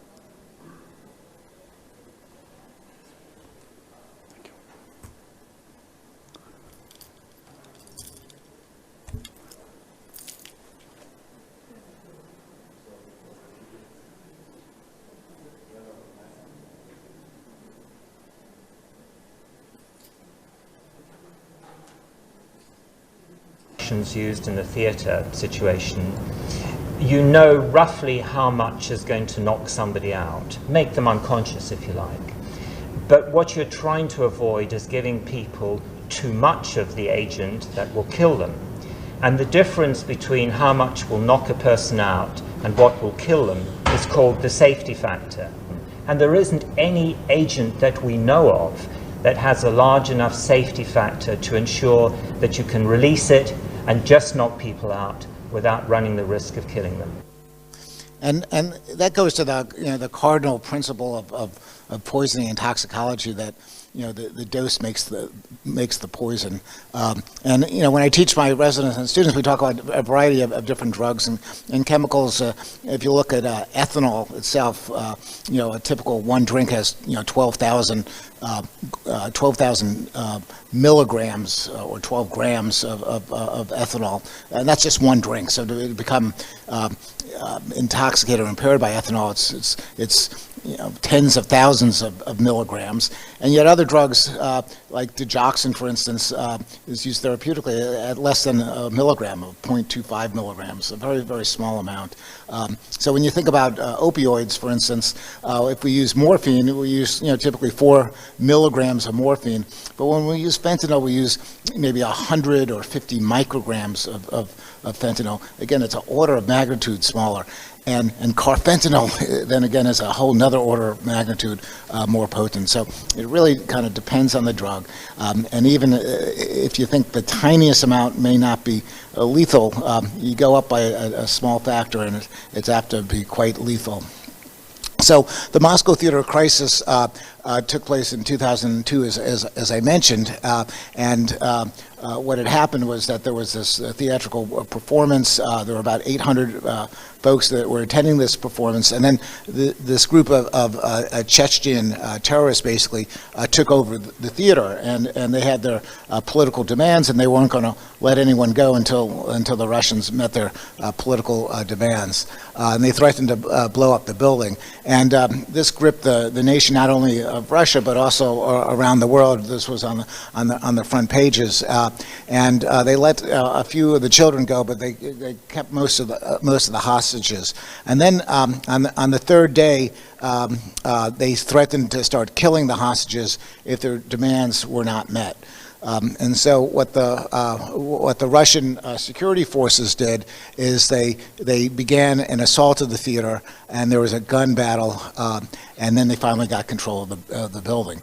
Unfortunately, many people died in this takeover. Now, this is a picture of one of the dead hostages. One of the dead terrorists who died. But there are also many of the theater goers died as well, or if they didn't die, they were certainly unconscious. And this is a bus of people who had been taken out of the theater. As you can see, they're unconscious, and the question was, what happened? And the Russians don't necessarily like to publicize a lot of the stuff that they do, and it was hard to get information about exactly what had happened, and it brought up many different issues. So what was revealed at the time was that there was apparently some sort of gas that was put into the theater, and the intent was if they filled the theater with the gas, that everyone would become unconscious, including the terrorists, and that the Russian military forces would then be able to restore order and put down this action. But in fact, not only were almost everyone unconscious, but there again were all these fatalities, and it was kind of a novel approach to this counter-terrorism insurgency using some sort of gas, and the question was, what was the gas? And then there was a lot of speculation, because you think about a state-sponsored event, the Russian military, and the first thing you might think of is, well, is it some sort of chemical warfare agent? And when you think about chemical warfare agents, you often think about nerve agents. And so, was it a nerve agent? Now, there was a lot of attention to this because around this time and in the years leading up to this, there was the Chemical Warfare Convention, which had outlawed the use of many of these chemicals. And so the question in the minds of a lot of folks was, did the Russians somehow go against the ban of these chemical warfare agents? And so people were thinking about, is it a nerve agent? And yet nerve agents generally don't just lead to unconsciousness. Often they can lead to seizures and status epilepticus and sledge-like symptoms as well. But that was not what was manifested here. Thinking about chemicals or drugs that may put people out, you think about, well, maybe benzodiazepines. Now, benzodiazepines, generally by the oral route, are relatively safe. If you take a massive overdose, you can certainly have a very significant CNS sedation. But typically, to put someone out and decrease their respirations or kill them is usually through an intravenous route. There was no intravenous administration here. It was inhalational, and benzodiazepines we generally don't use inhalationally. So was it something else like BZ? Now BZ, even though it's often the same abbreviation for benzodiazepine, is a incapacitating agent, which is considered a chemical warfare agent, and mechanistically it operates like a anticholinergic agent.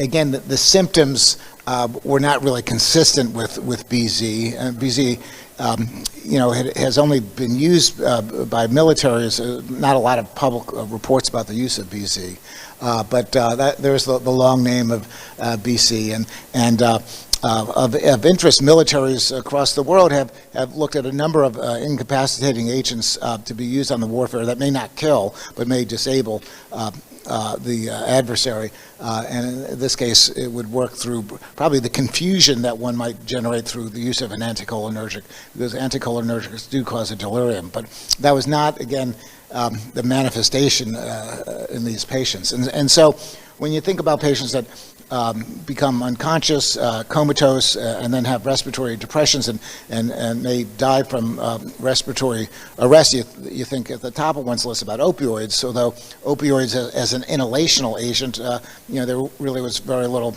experience about that. Although it sounded like the toxidrome that was associated with all these people from the theater sounded like an opioid toxidrome. So the Russians at that time said that they had used some sort of anesthetic gas, and that it was something potentially with fentanyl. So that was the information that they publicly released. Although a gas, fentanyl is not usually a gas. It's used as a parenteral agent. So again, there are a lot of missing points. Now there was a German toxicologist who had the chance of examining a couple of these patients in the ensuing days, and he thought that there was some sort of anesthetic gas. He wasn't exactly sure what it might have been. Maybe a halogenated anesthetic. Certainly, it sounded like some sort of inhaled gas that would put people down, but he was unable to do any sort of laboratory determination specifically. So I particularly got interested in this case because I had just come back from Russia about a month before this event, and I was over in Russia actually at this demilitarization conference. It was actually quite interesting. I've been to Russia twice. The first time I'd been to Russia, I spent some time in Yekaterinburg, which is a city in the Urals, and it was a fascinating place. I spent this time at this toxicology hospital, saw a lot of interesting poisonings there, and it happened to be the same city that the Tsar was killed back at the time of the revolution. But when I went to this conference in 2002, I got to speak to a Soviet scientist, an ex-Soviet scientist, and I asked him, what sort of novel drugs had they investigated during Soviet times, and he said a very interesting drug, which I had never thought would have been used by the military. He said they were trying to weaponize dioxin. Now, dioxin is a chemical that is not a fast-acting chemical, but it's a chemical that in certain animal species, particularly guinea pigs, is extraordinarily toxic. Although in humans, its toxicity is not quite like it is in guinea pigs. It may potentially be a carcinogen. That remains somewhat unclear, but it's known to cause chloracne, which is this very disfiguring dermatologic process. And what was so interesting was, now this, fast forward about 2 years, but the prime minister candidate in the Ukrainian elections in 2004 was Yushchenko, and during the midst of this election, he broke out with this very disfiguring eruption on his face, and before anyone pinpointed what it certainly was suggestive of chloracne, and I thought to myself, wow, the Russians or the Soviets had potentially militarized dioxin, and here we have a prime minister candidate who is very anti-Russian breaking out with this chloracting. And as it turns out, he was poisoned with dioxin, and he had the second highest dioxin level that had been recorded up to that date. So the Russians were very interested in a variety of different poisons, and this goes back years before that with Georgy Markov, who was a Bulgarian journalist dissident who, on a London bridge, was stabbed with an umbrella that had introduced a tiny bit of ricin, which is a very, very potent mitochondrial inhibitor, and he died. At the time, they thought he died of septic shock, but subsequent investigation revealed that he died from ricin. Very novel, intriguing, and the Russians have a whole legacy of using poisons, even as recently as in the last year or so. But this was Alexander Litvinenko back in 2006, who died from polonium 2010. So by putting all this together, I'm thinking, there's the use of ricin, there's the polonium, there's the dioxin, and now we have this strange gas, which is not quite clear what exactly happened. So if you go back a few years before the Moscow event, there were a series of reports that were in the public domain. Subsequently, they've been removed from the public domain, but they were public domain about chemicals that were used for incapacitation and so-called less than lethal technologies. And this was of interest because in adversarial situation, you may not want to, kill the opponent, just disable them in some way. So there were active research programs from militaries around the world looking at some of these non-lethal weapons. So here it says that non-lethal weapons are weapon systems that are explicitly designed and primarily employed so to incapacitate personnel or materials while minimizing fatalities, permanent injury, etc. Non-lethal weapons will not be required to have zero probability of producing fatalities. So again, the thought is that the chemical can incapacitate. They may not be 100% perfect in terms of not causing a fatality, but the intent is not to cause a fatality. And there are a number of different approaches, some chemicals, but of interest, and this is kind of off the subject, but certainly of interesting, is some acoustic technologies. And you might have read over the last few years about various folks that have had these disabling neurological conditions thought to be from noise. This happened at the Cuban embassy in Cuba and elsewhere. I think there have been some European events as well, using noise that may incapacitate, not chemicals, but again, this kind of less than lethal technology. So in 2000, which was right before the Moscow event, there was this report that came out about the advantages and limitations of combatives for use as a non-lethal technique. And what's on the front page but fentanyl? So I thought, wow, this is really fascinating that, that fentanyl itself, which was known as this very, very potent opioid, was being investigated as a non-lethal technique, because we think, oh my God, fentanyl is so potent that it can easily kill. This report discussed this sort of drug class. It's not really a pharmacological class per se, but the so-called calmative, which is to depress the central nervous system and produce, a coma perhaps. And the ideal calmative should be easy to administer, short onset of duration of action, should be reversible, hopefully. And there was a lot of research into this. And not only did they discuss calmatives per se, but they also discussed inhaled calmatives in terms of aerosolized opioids. Now, looking back then, no one had really, at least in the medical community, had been thinking about aerosolized opioids. It wasn't any sort of a pharmacopoeia approach to the treatment of pain, although in general anesthesia, one uses inhaled agents. They're not opioids. They're the hydrocarbon-based agents, but that's what's conventionally used in general anesthesia. So going back to this report, report with fentanyl on the front cover is actually a paragraph about carfentanil. And before the time, I mean, I'd never heard of carfentanil before, but it says carfentanil has gained new interest because of the recent pursuit of novel combinative agents capable of unconventional administration. Although not yet used in the human population, this drug offers the potential advantage of being administered to non-compliant or violent patients in situations requiring only indirect contacts. So you think, why did the Russians utilize such a strategy to try to put down this terrorist uprising? There was literature to support the fact that a opioid, a fentanyl derivative like carfentanil may be an agent that would serve that purpose.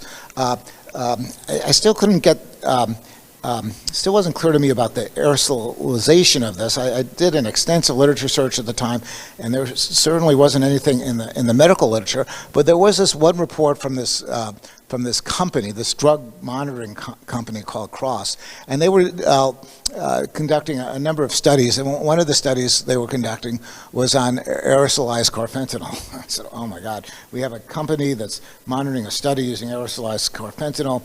All these people just went down in the theater. The Russians, although they wouldn't say exactly what they used, probably used aerosolized carfentanil. Now it's all kind of coming together.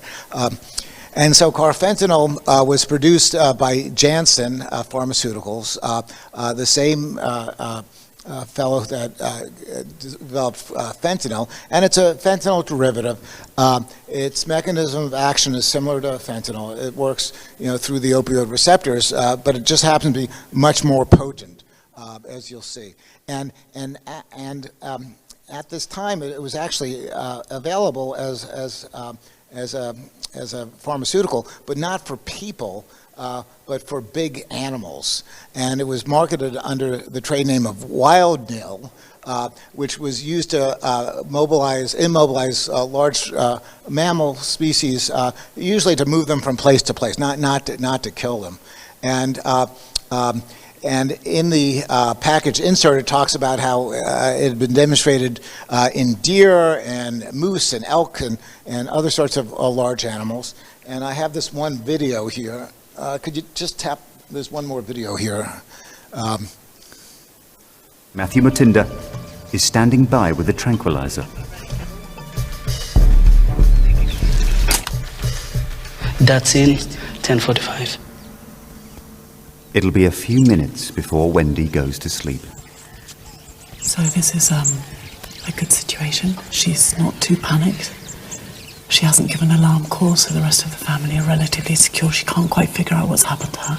She's been stung by something that really hurt, but she's okay. So this carfentanil is not meant for people. It's meant for big animals like big elephants, and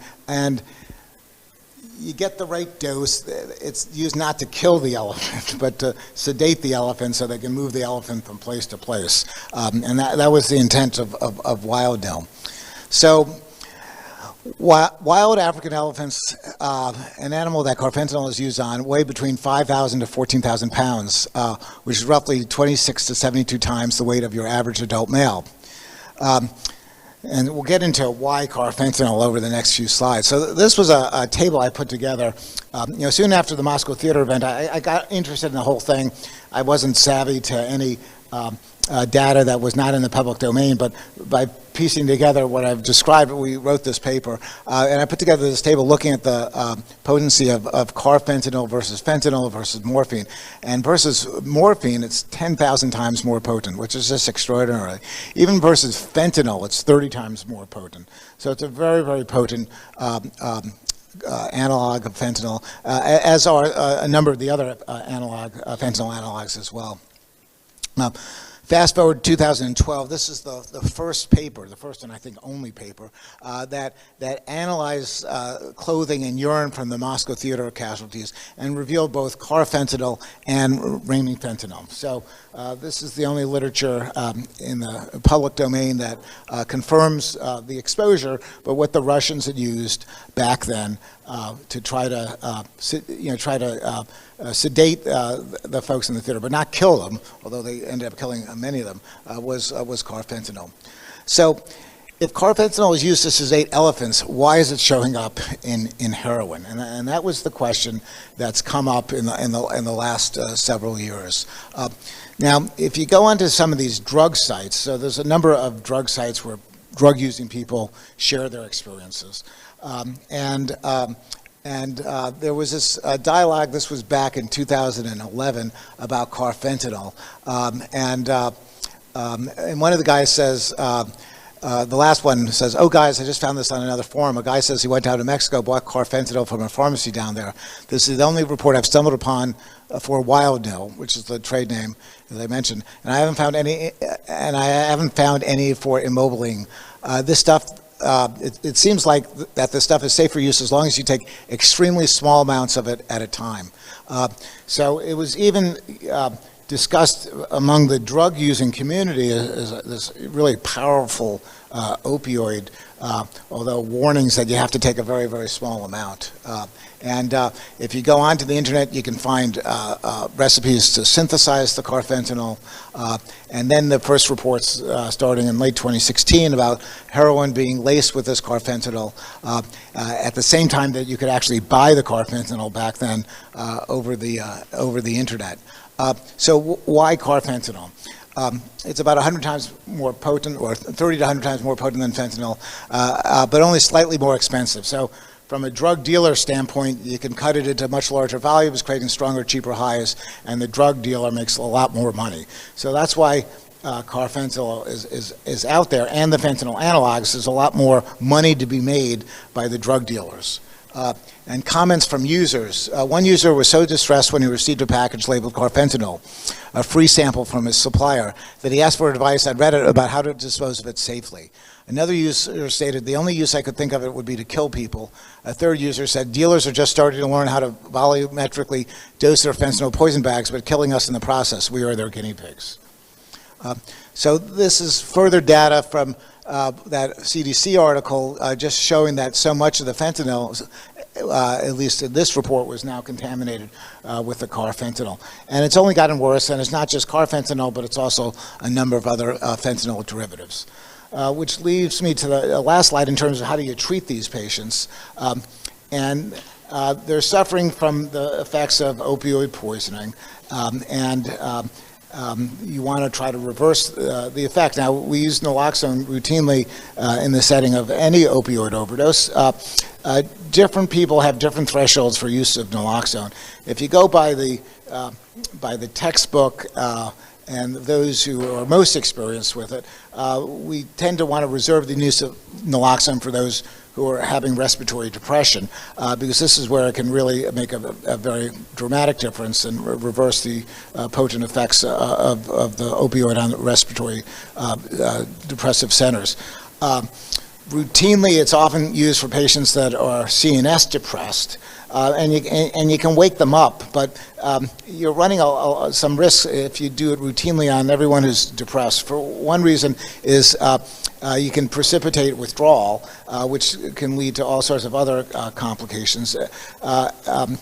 Moreover, the half-life of naloxone is relatively short, and so if someone goes into withdrawal, they may not ever want to be engaged with you in the hospital, and they may want to just leave the hospital. But then the naloxone can wear off, and they can become sedated with the opioid, depending on which parent opioid that they use. So a number of problems with using naloxone on every altered mental status patient. In another situation, if they've taken a combination of sedating drugs, you may reverse the opioid and not reverse the other drug. For instance, as I've had personal experience treating patients who've taken both opioids and benzodiazepines, and they're sedated, and you think, okay, well, it looks like an opioid, their pupils are myotic, let's use some naloxone. You use the naloxone, and they don't wake up, but you put them into withdrawal, and one of the manifestations of opioid withdrawal is nausea and vomiting, but they're still sedated because of the benzodiazepine, and now they're vomiting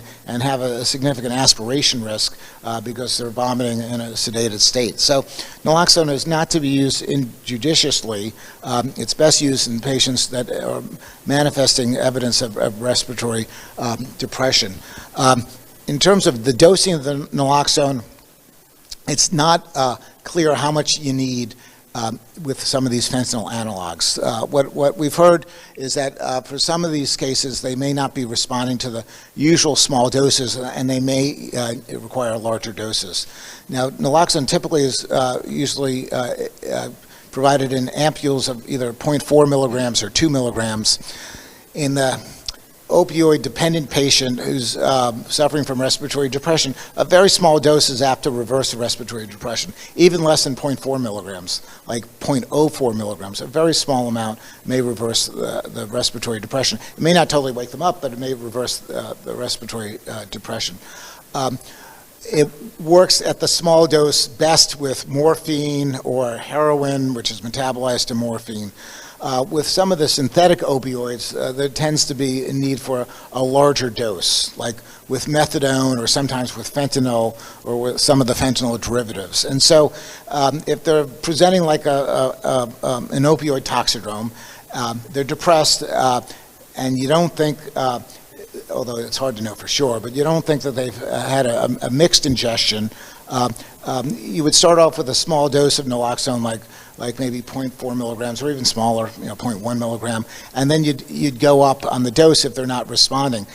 If they don't respond, ultimately it may be because it's some other exposure, it's not even an opioid, or it's a mixed ingestion with the opioid is not reversing the concomitant ingestion.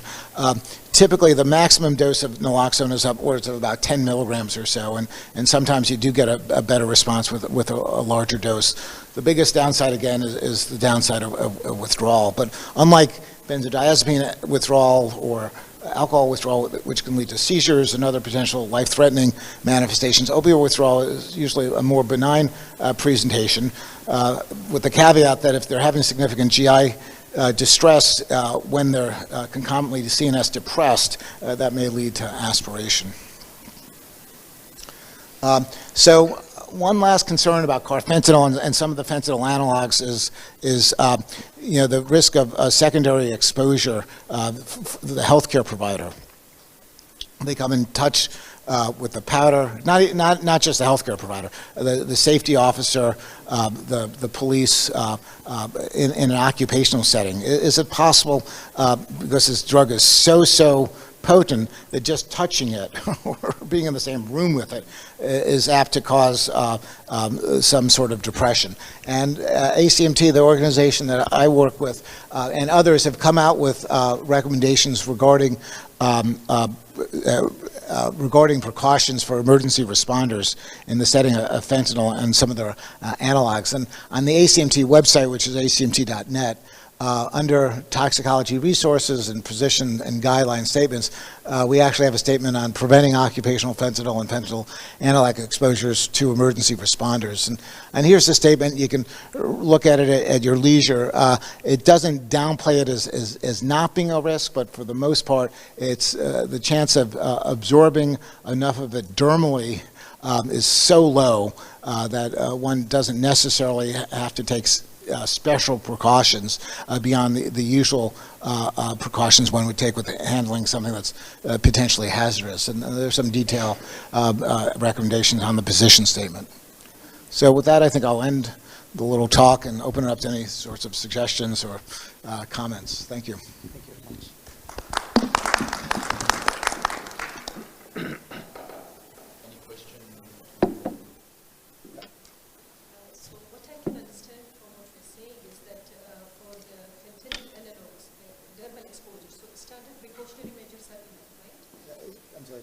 Is it just the standard precautions? Yes.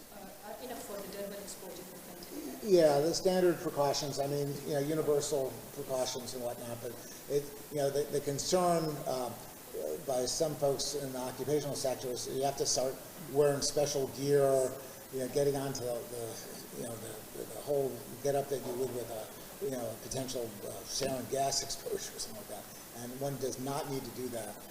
There are still those who do get geared up, but at least feel that's an overreaction. May I ask a question? Sure, of course. Let's back to Moscow theater attack. We are facing... I said let's back to Moscow attack. we are facing a lot of people that are coming out of the theater with respiratory depression, probably myotic pupil, and loss of consciousness. And we have not enough time to intubate all of the patients together. That's why the mortality was so high. So, in my experience, any comatose patients should get naloxone. And I'm not sure why their medical team didn't prescribe that. Yeah, well, I agree with you. So in the case of Moscow, though, the authorities didn't tell anyone what they were using. So yes, clinically it seemed like an opioid overdose, and they should have responded that way. But it had never happened before. I mean, this was the first time in history that such an event had occurred. And you saw some of the folks in the bus, and they were just comatose and no airway, and many of them died because they weren't getting the attention that they needed. Hopefully, we learn lessons from history. So if there is ever a next time, we would be better prepared. There were all those ambulances. I think there was one picture, I may have left it out. There were a whole bunch of ambulances right outside the theater, but no one was prepared with the naloxone because no one had said that they're going to have an opioid effect, and so many people died needlessly, unfortunately. Has anyone in your countries seen any of these fentanyl analogs at all? Most of the time, we don't know what they're using actually. Yeah.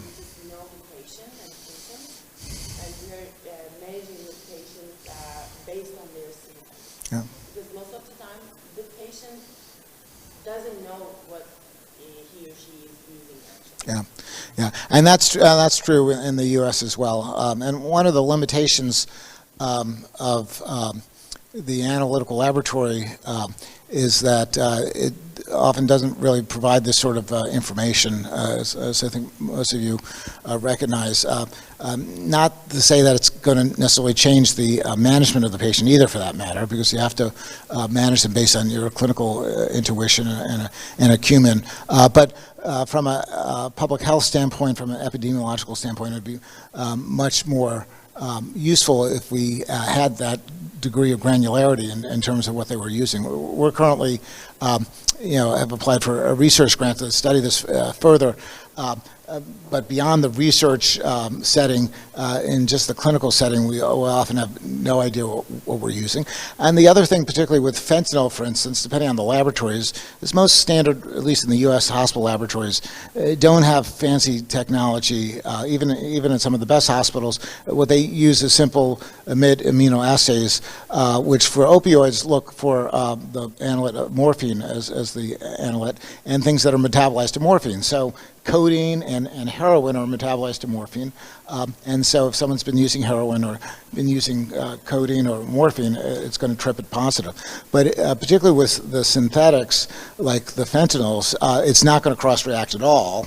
And so if they were using pure fentanyl or carfentanil or one of these analogs, you'd get a negative test for opioids. And so that can be very misleading, particularly to the less experienced physician who says, oh, the drug test is negative and you tell me he has an opioid overdose. It doesn't make any sense, but when it needs to understand the laboratory and its limitations. Yep. This was a good point, actually. So to sum up, it means that if we face someone with the symptoms of opioid overdose, and we couldn't find anything in lab exams, including morphine, codeine, or the other routine opioids, we should be suspicious for fentanyl or the other alternatives. Do you have any sort of these patients in Turkey? What's the most opioid that they are using and they are overdosed? Morphine.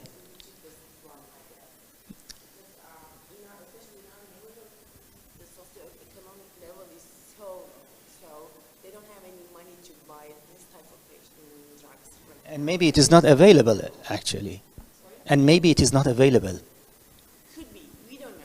I mean, we don't see a lot of patients with opioid intoxication, to be honest. And also we have some certain limitations to test these patients because of our laboratories, so we can't understand with our test results too. So that's why we are actually judging these patients with clinics. That's it. And most of the time it works. Thank you very much, Professor. And Bruno, do you have something to add? Is it good we go in this way?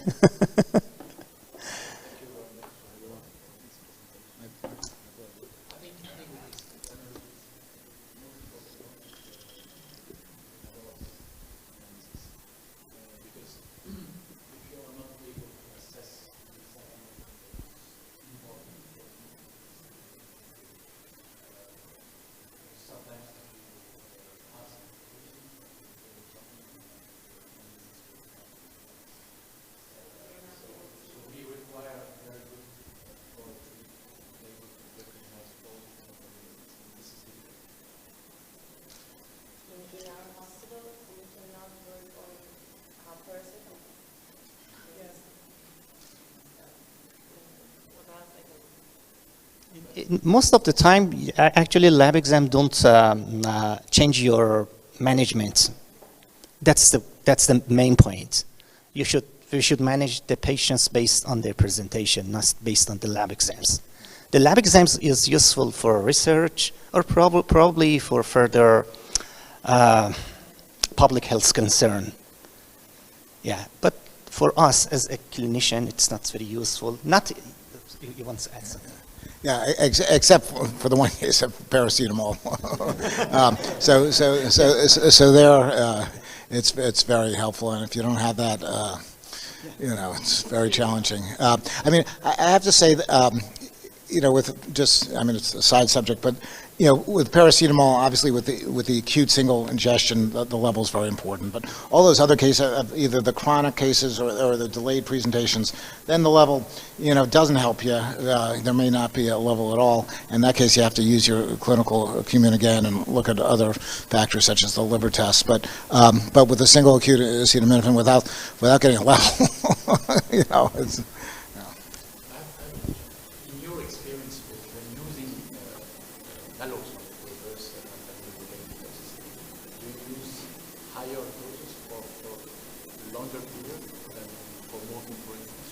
Well, yeah.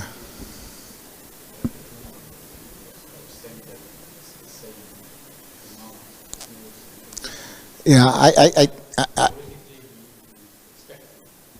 yeah.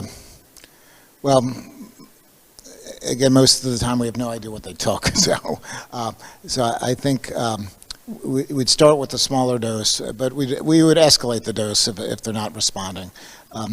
And we would have done that even 25 years ago, the same thing, because with the synthetic opioids, methadone, for instance, and others, I mean, they may not respond to the low dose of naloxone anyway, so we would escalate the dose. There is no specific protocol for dosing for fentanyl overdose at this point, and so it's still more this generic approach. Okay, thank you. Any other question? So let's go to the other topic. Number 8, please. Number 8. Yeah.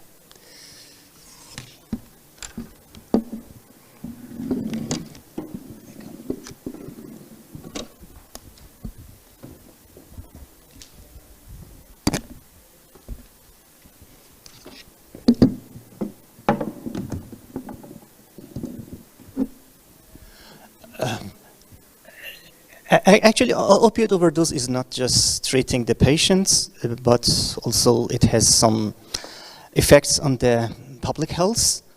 And nowadays, the statistics shows that the opioid overdose is rising. So most of the time, those who are to be killed by opioids, most of them are not in the hospital. They are out of the hospital. So it came to the mind of the public health experts that they should do something out of the hospital to prevent death from the opioids. So actually healthcare facilities all together gathered, and they offered by WHO to prevent opioid overdose in the society. They called it SOS initiative. Next slide, please. Yeah. As you can see here, they aim to cover 90% of each level together. It means that they are intended to target the relevant groups that they may face the opioid overdose. They are not just professionals in the healthcare facilities. They might be their peers, they might be their friends, they might be their communities that they are living in them. So actually in this program, they are going to educate these people how is the opioid overdose and how they should act against the opioid overdose in order to save more life. And you can see that they are intended to cover 90% of those trained people to have access to a supply of antidotes. We mean naloxone at the top. So if they face opioid overdose, and if they have naloxone supply available, they could be able to save the lives. And finally, they wish that of those who have been given a naloxone supply with carrying naloxone under them, it should be in their hand. It should be available. So if you see all together, it means that they are going to protect people against opioid overdose by supplying and by helping the other people to get more familiar with opioid overdose, those who are not mostly healthcare professionals, and teach them how to use naloxone for those peoples. And actually nowadays, in many countries, they are doing like this. I'm not sure, for example, in Iran, we haven't such a program.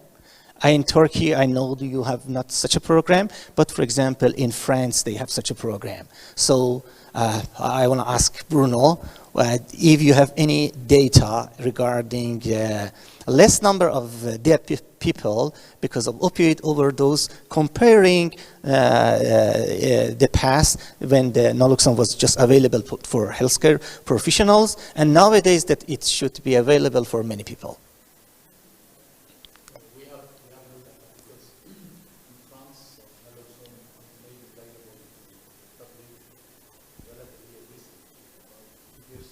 Mm-hmm.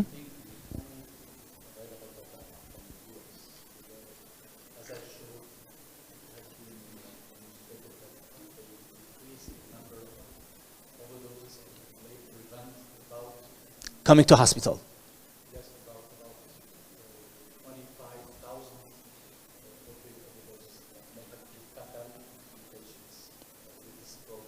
Mm-hmm.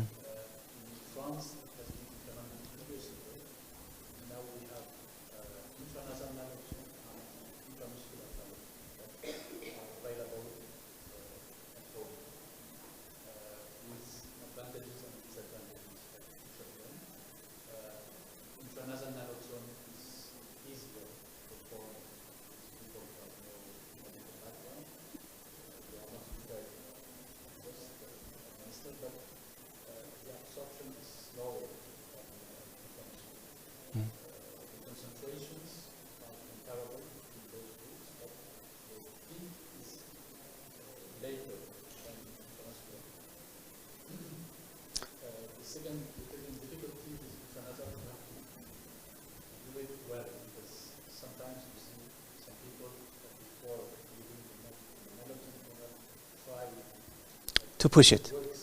Yeah.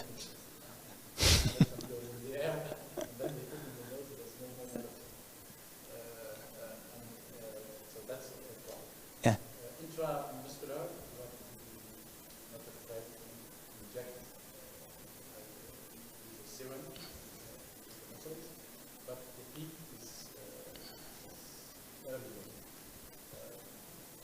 So both are available, right? Yeah.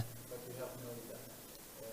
But what is important to know is the indication is not to treat an overdose. It's just to delay the time of Respiratory arrest. severe respiratory depression. That means that to give time to pre-medical, pre-hospital medical services to come at home and to manage the overdose patient. So it's not a question of. Yeah. So if you use this naloxone, you have to call The ambulance. emergency, medical services to come at home. It's not a trick. Yeah. So this is a big concern. Actually, in many countries, it depends on the cultural issues. That when they are using naloxone intranasally, it means that probably they are going to treat the patients and they don't call the emergency and the other ambulances to save the patients. So it should it should run some research in different countries. But nowadays, the statistics shows that it was successful in those countries that were using it, and we should rely on them. Anyway, maybe they were advising that these people should call the medical facilities and ambulances again, and they may not follow. So it should be in the programs of the public health that actually educate more people on the consequences of these behavior in order to prevent further overdose.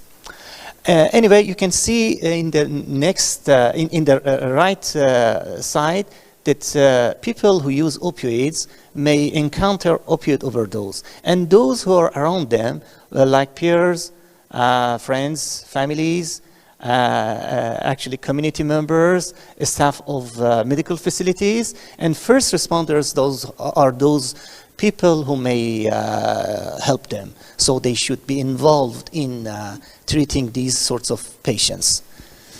In my country, Iran, nowadays, the number of opioid overdose cases is so high. And many of them are dying because of lack of on-time management of these patients. For example, when the professor was talking about the difficulty in recognizing the opioid overdose in Moscow theater, it came in my mind that I had a patient that was poisoned by a carrot, and the other patient by a kiwi, and the presentation was like an opioid overdose. So exactly with myotic pupil, respiratory depression, both of them were child. And when we search for what's the possibility of being poisoned by an opioid by a child by using a carrot or a kiwi, we found that that carrot and that kiwi was washed with methadone. And this methadone was kept by his dad in the car. So they thought that this liquid is water, but in fact it was methadone. So they washed the carrot because the baby was eager to eat carrot after shopping, and we faced opioid overdose. So actually opioid overdose is nowadays is affecting many people in my country, in Iran. And almost 10 million people are involved dealing with an opioid overdose related deaths. Because it is not just the patient himself or herself. It's the community that is involving. It's their families, the other member of the family. We have a lot of unintentional opioid overdose deaths because of filling methadone, filling the bottles with methadone instead of, for example, acetaminophen, instead of, because the bottles were the same. They used the drug bottles. So they put it in the refrigerator, and the elderly people in the home actually used that. And they came with respiratory arrest, and some of them died. Anyway, when we are dealing with opioid overdose, the people around us should be familiar with the symptoms of opioid overdose, and should find a way to help their family members. So actually by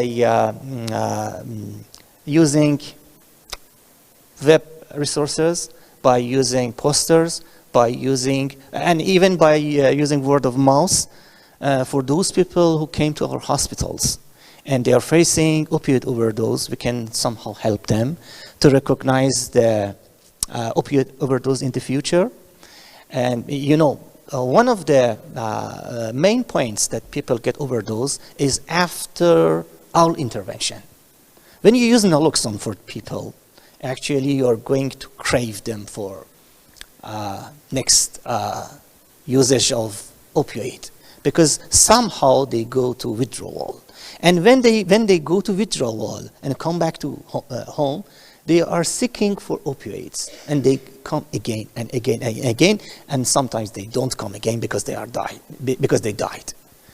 So the community should be prepared in order to fight against these situations, and this is not possible without public health interventions. But our talk, I expect you get some impression when you leave this hall, and when you see an overdose patient. Just you are not visiting a patient. You are facing a public health concern. So you should get ready. You should aware the family and relatives that these patients may come again, and you are responsible to manage further overdose by going to somewhere. I don't know if there is some institutions, for example, in Turkey or not, and sitting somewhere and get some information, get some knowledge in order to fight against further opioid overdose. And also, our facility is a good area if we organize some programs for our patients who are hospitalized. We can ask psychiatrists, psychologists, and the other teams in order to have family stressing programs. Because most of the time they are not in a good family, and as you mentioned, many of them are poor people with bad connection inside each other, and they don't care about themselves. So the community and the public health should intervene somehow. And this is not possible without any previous arrangements. We cannot treat the patients and leave them alone, as they will come again and again. And probably they will advertise, they act to the other people that nothing happened to me. So you can use opioid as well. So as I said, the healthcare facilities is a good area that we can intervene, because we can see more persons that at higher risks because they are overdose. And we can visit the family members and peers at the same time. You cannot convince them to go somewhere as a whole with the other family members. This is exactly a good area that we can put our net and get all people together. Patients, peers, and family members. Those essentials that are useful to prevent opioid overdose again and again. And so if you have established something in your country, you can find a network of support and linking the patients to those maintenance therapies. And unfortunately, in my experience, those maintenance therapies, if you get them be free, sometimes they provide bad opioid maintenance treatments for the people. In my country, we have almost 7,000 treatment centers for opioid overdose. So that's a lot. And many of them are just distributing methadone as a maintenance treatment for those who are overdosed with, for example, heroin or the other stuff. And unfortunately, after a while, they are still prescribing methadone for weak opioids like tramadol. I am sure you have the same thing in Turkey. You have a lot of tramadol poison patients, that they are addicted to tramadol, probably 2, 3, 4, 7 pills per day. And sometimes they come to you with seizure. That's a huge problem in Iran. And nowadays, the number one of the seizure in the community is tramadol overdose. So when a young man come to us with seizure, and sometimes presentation of opioid overdose, I mean respiratory depression, something like that, and myotic pupil, we assume that he or she is a tramadol overdose patient. Anyway, tramadol is a weak opioid, so it's not wisely, for example, to get tramadol from one patient and prescribe methadone to him as a maintenance therapy. If we are using maintenance therapy in our community, we should stratify it. We should, for example, use methadone for heroin overdose patients because they are at risk of HIV, they are at risk of the other infection disease related, substance-related diseases. And it can help them to be on a regular diet of, for example, methadone.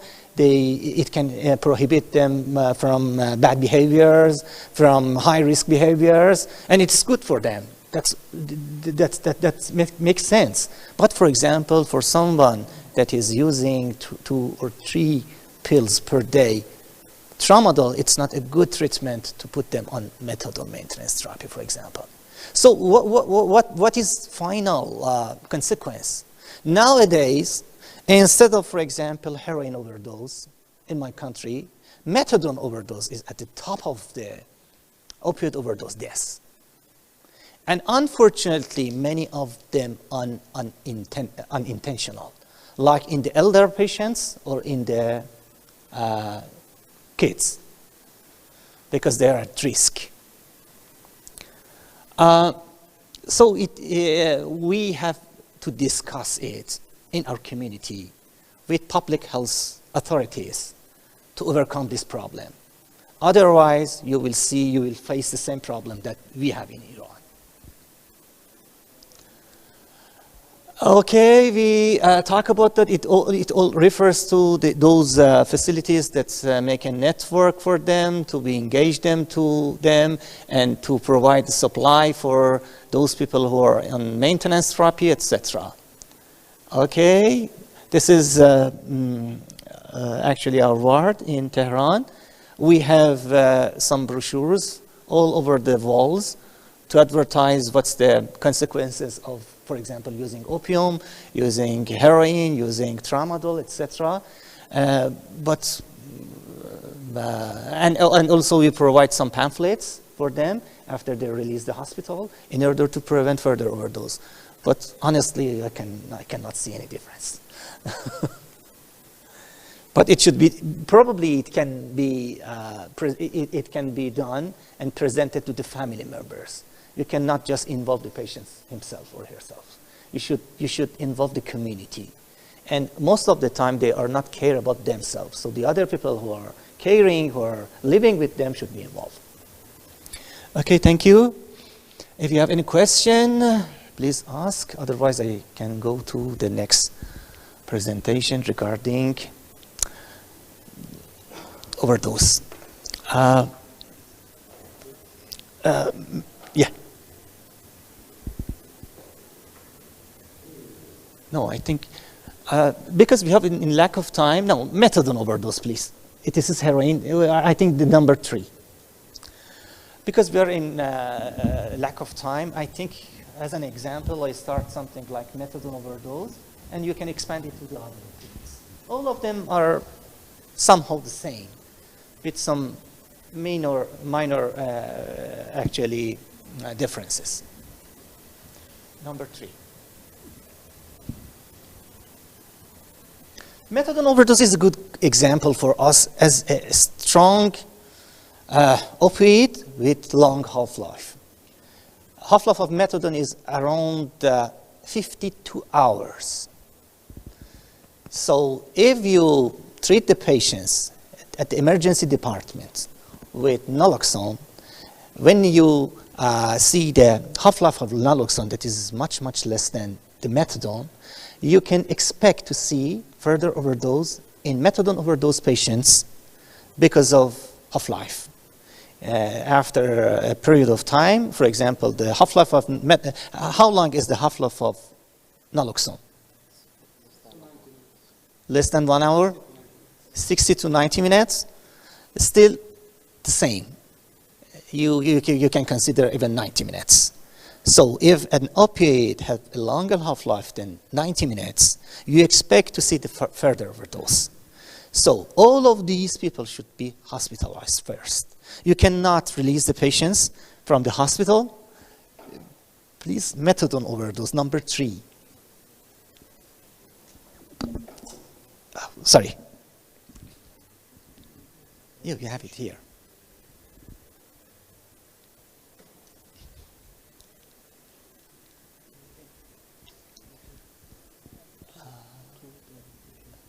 Okay, I can opiate receptors. I can use it again.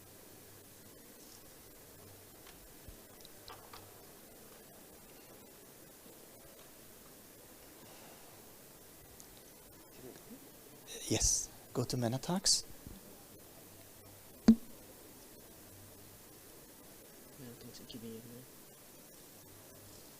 And number 3, yes. Yeah. I will use it again, so I come back. Now I want to continue.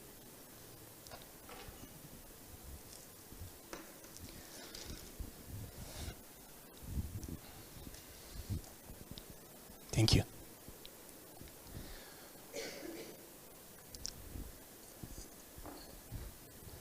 So nowadays, methadone is produced in Iran about, and is using in different maintenance treatment center, something like 80 ton. That's a lot. And most of them are in formulation like syrup or tablets. We have different tablets of methadone that are producing in Iran, and one tablet can kill a baby. And for syrup formulation, we have 5 milligram per milliliters of methadone in each milliliter. So it means that 2 milliliters of methadone, it's equal to 10 milligram, and 10 milligram is enough to kill a baby like 10 kilogram. So it's a bad poison that if we use these formulations in our home, can kill the kids and even the other people based on the different dose that they used. Anyway, I'm going to pass the history in medical use. Let's go to, this is the advantage of the methadone maintenance over heroin. I talk in my previous talks. And accidental methadone poisoning, we have some risk factors that we can see, like very available at houses that the residents are under methadone maintenance therapy. Nowadays, almost 1 million people are under methadone maintenance therapy in Iran, out of 80 million population of our country. So that's a lot again. Syrup may be missed as cold remedies. In some cultures, they use opioids routinely as painkiller. And dealing with methadone overdose is completely different from the other opioids with short half-life. So I have a lot of bad experiences that we have some patients in our ward. We kept them for 24 hours. And when they release, they experience methadone overdose again, not by getting another dose of methadone. So that is a very dangerous, actually, poison, and we should be careful about that. If you learn methadone overdose, how to handle it, how to manage it, actually you are managing the worst case of opioid overdose that you can see in your life. That's completely difficult and very conservative, as they seem very well. But when they go to the bed and when they sleep, you can see that apnea during their sleep. So, and on the other hand, actually, one of our difficulties is that how to get them naloxone. Because you have two different categories of the patients, those who are naive and those who are not. You can easily deal with naive people, because when you get naloxone, to them, nothing happened thereafter, because there is no withdrawal syndrome. But for these people, actually, when you use naloxone, if the dose is low, they experience opioid overdose. And if the dose is high, they experience withdrawal syndrome. And if they experience withdrawal syndrome in emergency department, what happened thereafter? They wish to leave the hospital against your medical advice. And what happened thereafter? They will die, probably in the next street or even in their home. We have a lot of such cases in the country that our emergency residents, our emergency physicians released the patients, and the patients died in the home or in the street with no subsequent management. So what other risk factors are? The other risk factors are taking congestions. That's not unusual for those people who are using drugs, use the other drugs at the same time, especially with benzos and with ethanol. This is, for example, using tramadol and alcohol is very common in Iran. Why? Because of sexual desires. So they experience seizure and they experience respiratory arrest in different time intervals. So we should be care about that. Actually, we have an investigation in the past and analyzed the urine of different overdose patients that came to us, and we found that every patient is using 2.5 different category of illicit drugs. So they are not using just opioid. They may use at the same time stimulants. They may use alcohol. They may use cannabis or other illicit drugs. So one of our difficulties is that how to recognize them in a limited time in emergency departments. Okay, let's pass the metabolism.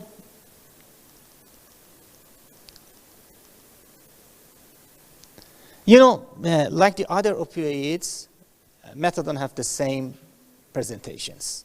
Almost all the opioids have the same presentation, unless by some points. All of them have a triad, respiratory depression, myotic pupils, and loss of consciousness. But do you think that this existed in all opioid poison patients?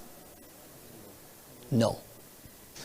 In our experience, we have some data. It shows that only 25% have shown triad of opioid overdose.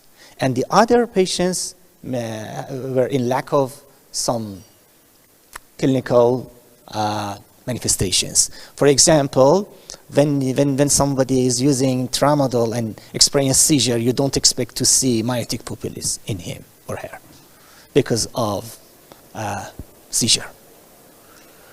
So, but by the way, pinpoint pupils, CNS depression, respiratory depression, hypotension, bradycardia, and decreased bowel sounds are most clinical pictures that can be seen in opioid overdose patients.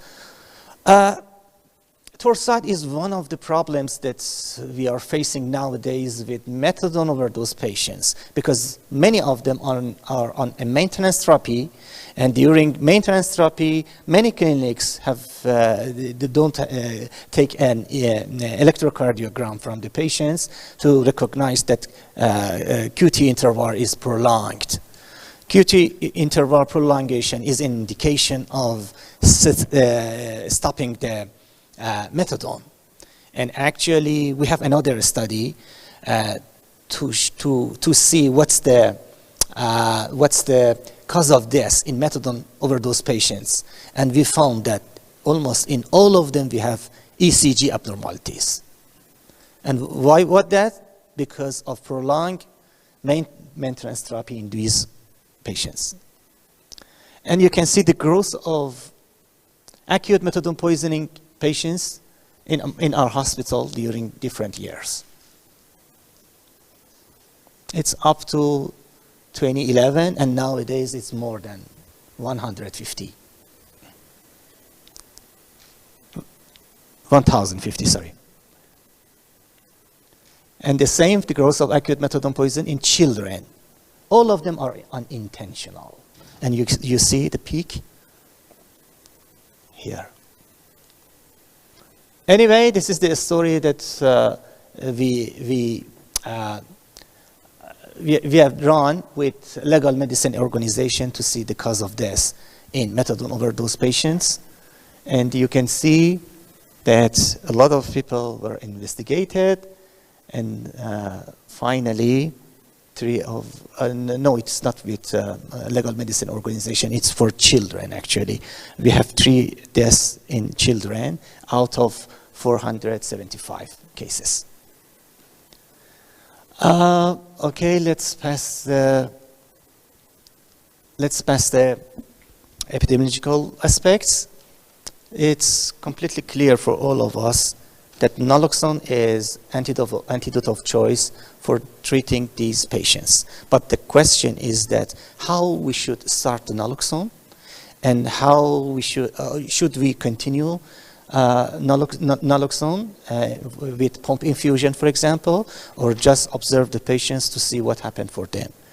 Do you have any idea for your patients here? I wanted to hear your experience in Turkey, if you have any.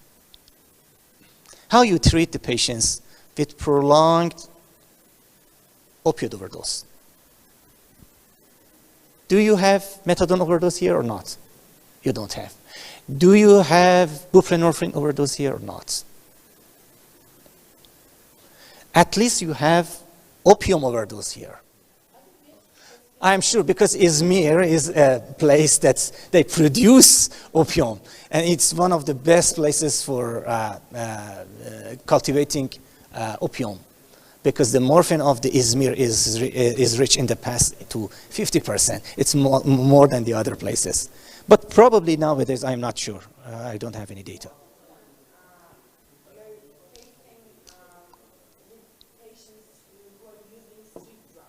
Okay. Okay. We can identify the drug. So, yeah, yeah. Yeah.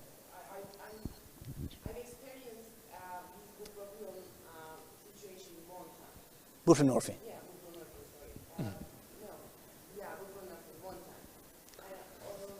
But other methadone I've never seen. Yeah. But I am sure some people here use opium extracts and opium, raw opium.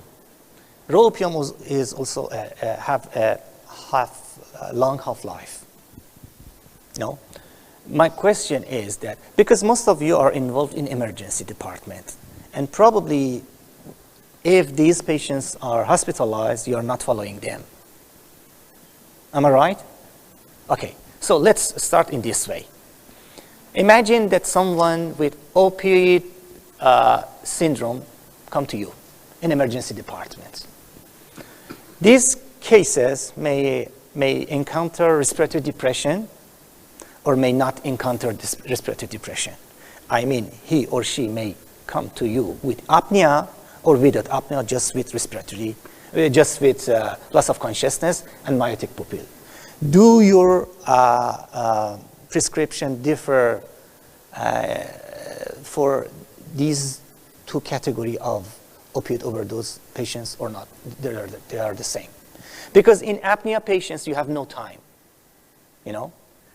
Just you should do your best at the first step. But for the other patients, you have enough time. So you can go by escalating dose of naloxone one by one. So what would be your recommendation? What do you do? For us, the EMS is the one who bring the patient. Yeah. So they have the 2 mg ampoules. Yeah. The ampoules of naloxone is, they have different. Yeah. Yeah, there's 0.4 and 2 milligrams. But you have 2 milligrams. EMS, they have 2 milligrams. Yeah? So they give it Acil. Yeah, 2 milligram instantly at yeah, yeah. What's the problem with this dose? Yes, they experience withdrawal syndrome. And what will happen after withdrawal syndrome? Yes, yeah. You cannot work anymore in that emergency department with an agitated patients. Yeah. And again, that's a good point. If you encounter withdrawal syndrome because of using naloxone, what do you do? Do you use, again, opioid to reverse withdrawal syndrome, or you use something else? You use benzos. And the other, why you don't use opioid? Because it doesn't work. Because your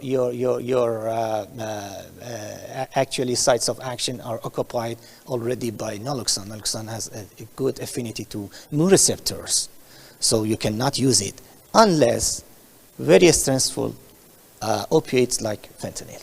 Otherwise, you cannot reverse agitation by using that one. Anyway, that's not a good point that you precipitate withdrawal in those patients. You should do something else. So many actually people and many experts use little dose of naloxone. Yeah, yeah, yeah. We usually ask the patients and see the patient if they are using opioid or not. If they are naive, there is no worries about the dose of naloxone.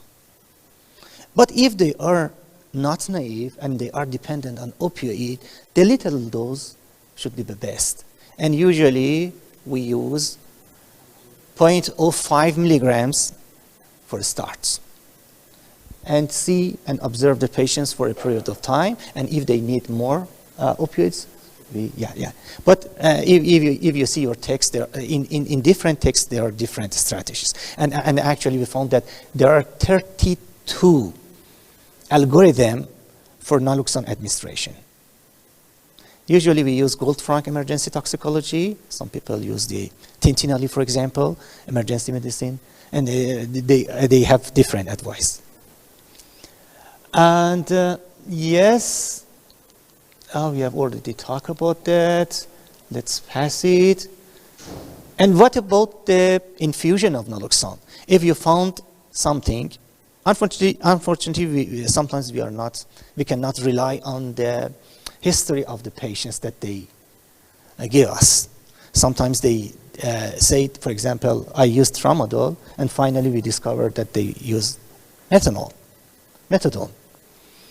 In these cases, the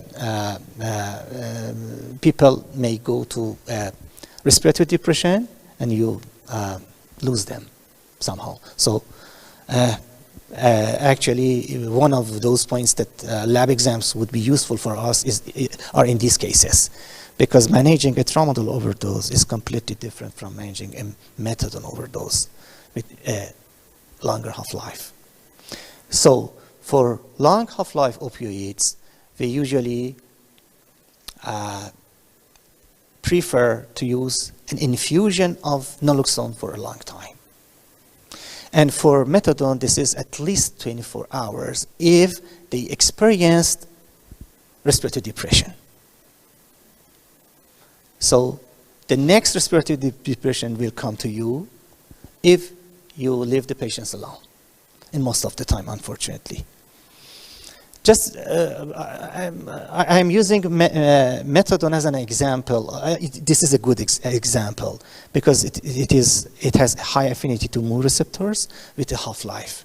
You cannot such an opioid in the community like methadone that would be harmful for the patients in terms of toxicological issues, not in terms of, for example, public health issues. Because for heroin overdose patients, we have to administer methadone for them. But we are facing them in an overdose case, so we should deal with them. Anyway, usually each 8 hours you reduce the dose until you cease the naloxone. And during this period of time, some people may experience, again, withdrawal syndrome, or they may experience opioid overdose syndrome. In each case, you double the dose, or you half the dose, or even you cease the dose.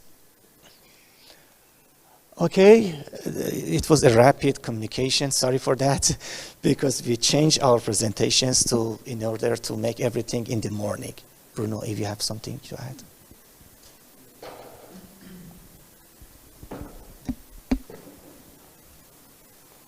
Sorry. Do you have any experience in Turkey? Because we have somebody who, but I don't know her, was supposed to present on opioid toxicity in Turkey. I will tell you the name, if you know her.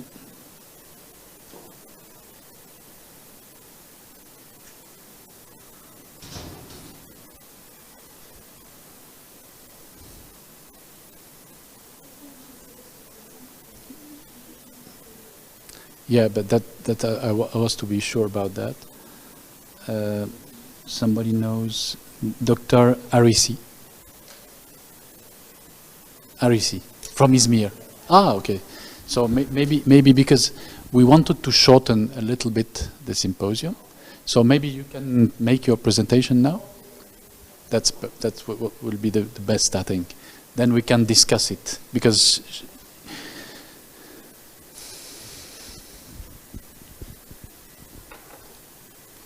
she will talk about the situation in Turkey.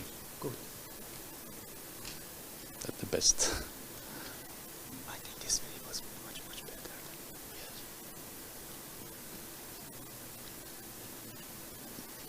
And then we asked them.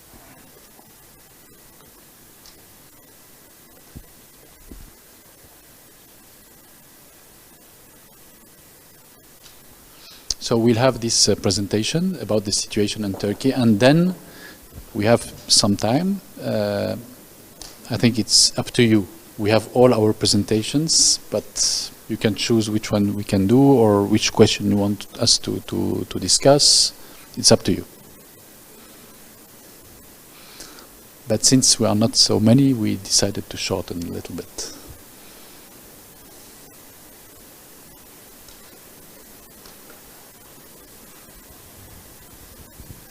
Thank you. Thank you very much. Thank you.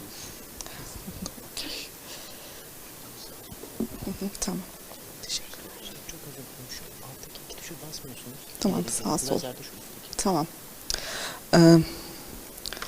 First of all, I would like to thank the organizing committee for their invitations. My subject is overdose management challenges, best practices in Turkey. I will try to explain the role of Turkey for the world opioid supplementation, epidemiology of drug use and opioid overdose in Turkey, and the opioid overdose challenges in management in emergency services in Turkey, suggestions for problem solving.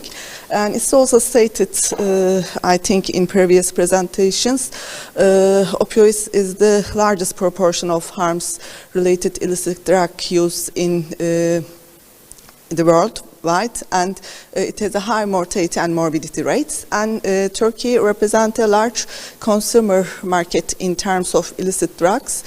Because of its geopolitical location, Turkey is naturally affected smuggling of opioids, derivatives, and chemical intermediates and other illicit drugs. It is located in the Balkan Road, and it's a key transport point for illicit drugs from Afghanistan to Europe.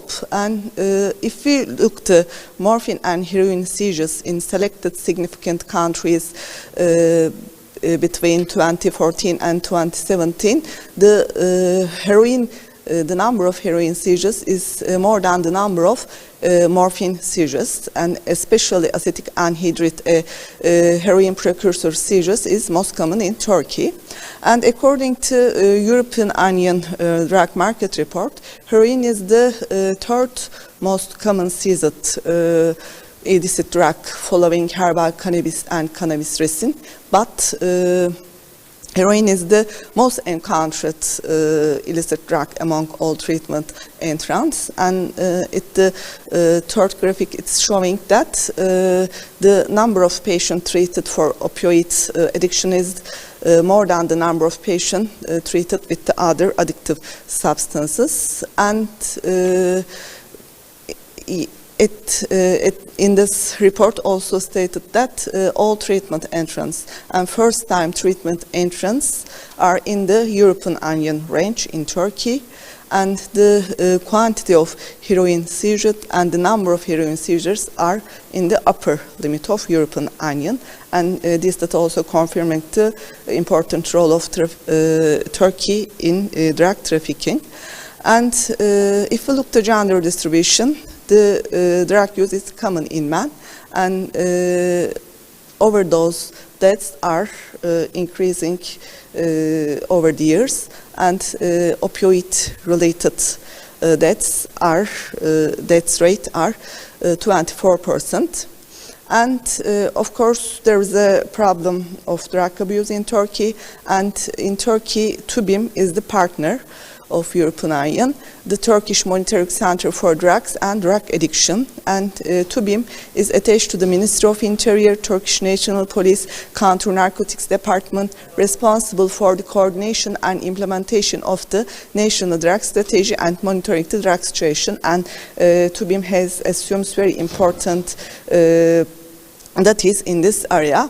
And according to TÜBİM's report, in 2018, the number of drug-related deaths decreased compared to 2017, which is published by European Union Drug Market Report.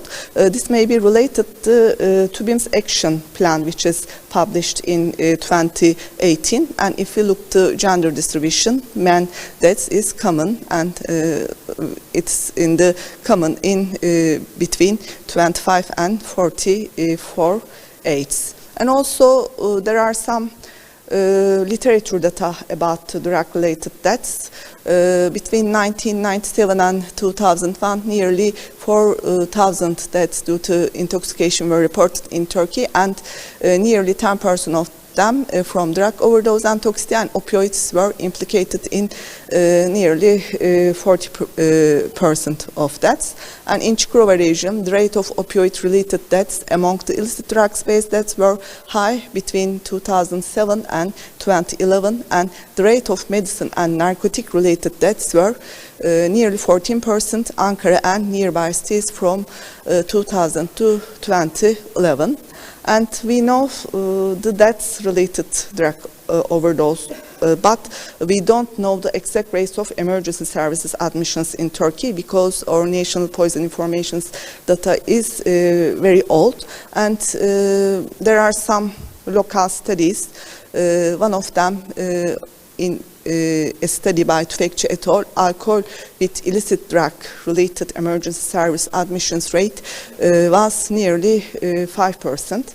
And of course, at this point, National Poison Information Center data is very important, but UZEM published its last record in 2009, and according to this report, the rate of illicit drug overdose-related admissions to National Poison Information Center within 2008 was 0.39%, with the 12.6% opioid-related admissions. And if we look to gender distribution, drug-related emergency service admissions were common in men.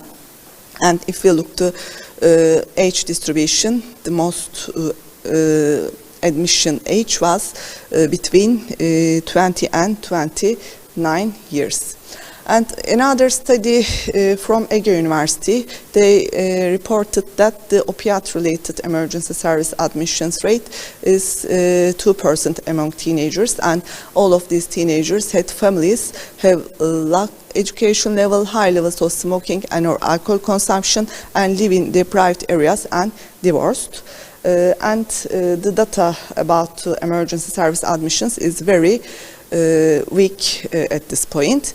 And of course, these are pinpoint pupils, unconsciousness, respiratory depressions are the main clinical findings of opioid overdose. And in the treatment, of course, basic life support is very important, and timely administration of naloxone is life-saving, and it has intravenous, intramuscular, subcutaneous, and intranasal formulations. But in Turkey, sometimes to find naloxone is very difficult. There are two formulations: intravenous formulations for emergency use and sublingual oral formulation for the use of addictive person.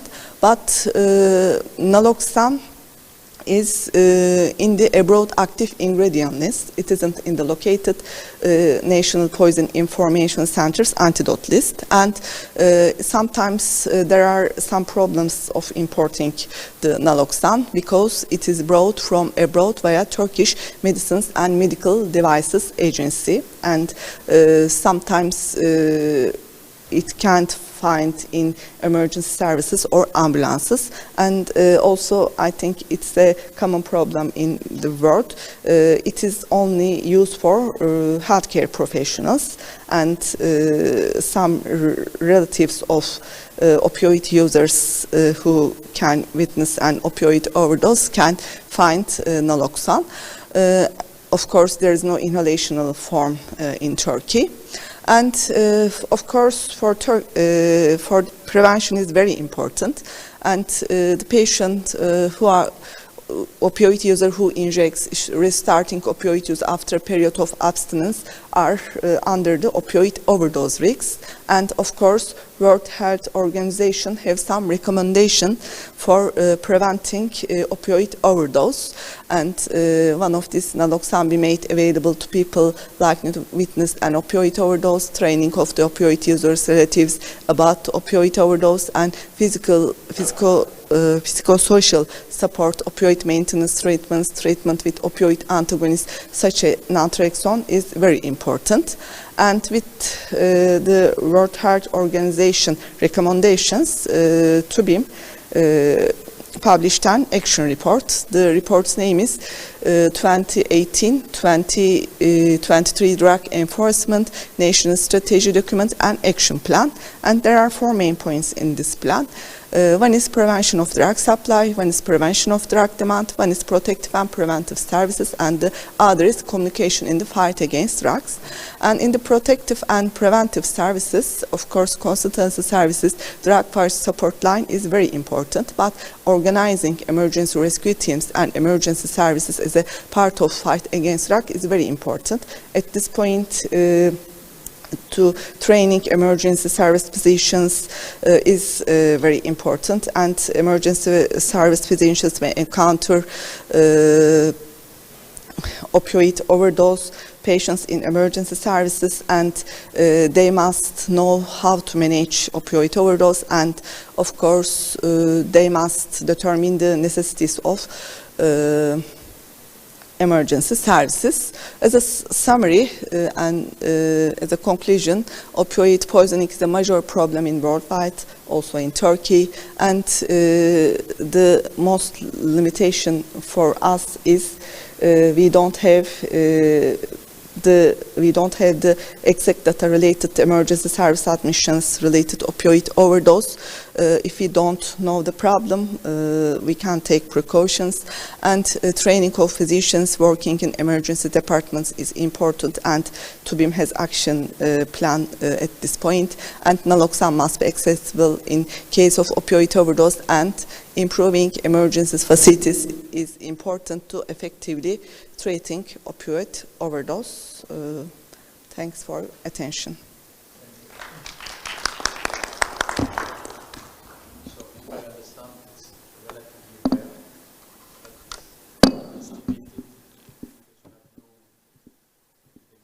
Yes, it's very important at this point, because if we don't know the problem, we can't solve. And the data is very... President of the Middle East, North Africa Clinical Toxicology Association. And I'm also a board member of the American College of Medical Toxicology and an associate professor of emergency medicine and medical toxicology at Emory University in Atlanta, Georgia, and at the American University of Beirut in Lebanon. It is my honor to welcome you to the beautiful city of Istanbul. I also want to share with you that I am one more affiliation, that I'm also the assistant medical director of the Georgia Poison Center. So not to forget, I have many affiliations, so please apologize for forgetting one. And Georgia, Tbilisi, Georgia. So welcome to the beautiful city of Istanbul. This meeting has been a lot of hard work and passion for toxicology on behalf of Minatox and as well as on behalf of the Emergency Physician Association of Turkey. That I thank sincerely for their support and their coordination and collaboration. I want to thank Dr. Bashar Jandar, Dr. Mohamed Gul, and Dr. Bashat Al for their staunch support to medical toxicology in Turkey and in the MENA region. Today you are participating in a course that is very dear to my heart. The course is titled Bridges Between Clinical Toxicology and Public Health. I selected the title very carefully because Istanbul is the sign and symbol of bridges between different cultures, between different continents. And I could not find a better title for this course today to really embody what we believe in as toxicologists. Medical toxicologists are also bridges. We are bridges with clinical medicine. We are bridges with public health. And I belong to a training school through my mentor, Dr. Ed Kilbourne at the CDC, and others as well at the ACMT and then the Georgia Poison Center, that really believe strongly that medical toxicologists are essential in the public health response system or the public health structure. So you are going to hear about all of these various aspects today in this program that we put together carefully. We are short on time a little bit. We are also going to be joined by the World Health Organization Center for Environmental Health Action from Jordan via webinar, as well as by a colleague from New York City, New York in the afternoon. So we will have some online juggling to do, but we already tested it out this morning, and I think it's going to work out. I want to thank our sponsors, Toxins, which is represented by Ms. Lucy Schiffelbein here, Randox, as well as Response System International, and Integral Global Consulting. Please make sure you stop by their booth and say hello to them and thank them for their support. Without any further ado, I would like to move on to the next, our first presentation by Dr. Edwin Kilbourne. Dr. Edwin Kilbourne is my mentor. I met him in 2003 when I joined the fellowship at CDC Emory Georgia Poison Center. Dr. Kilbourne is the one that really instilled in my heart the importance and love for public health and injury prevention. He taught me a lot of public health principles that I use every day in my practice and in my career. I've asked him to talk about his career, his journey. Dr. Kilbourne, before retiring in 2005 from the CDC, had spent around almost 25 years at the United States Centers for Disease Control and Prevention as a Public Health Service Corps member. He is probably the pioneer of clinical toxicologist in public health. And his career is illustrious and marked by several key investigations that he led that really prevented thousands of injuries and death. He is going to share with us today his experience. He's speaking today as an adjunct professor at Emory University Department of Emergency Medicine, although he also works currently with another company called Leidos. Dr. Kilbourne, thank you again for being here with us, and we look forward to your presentation.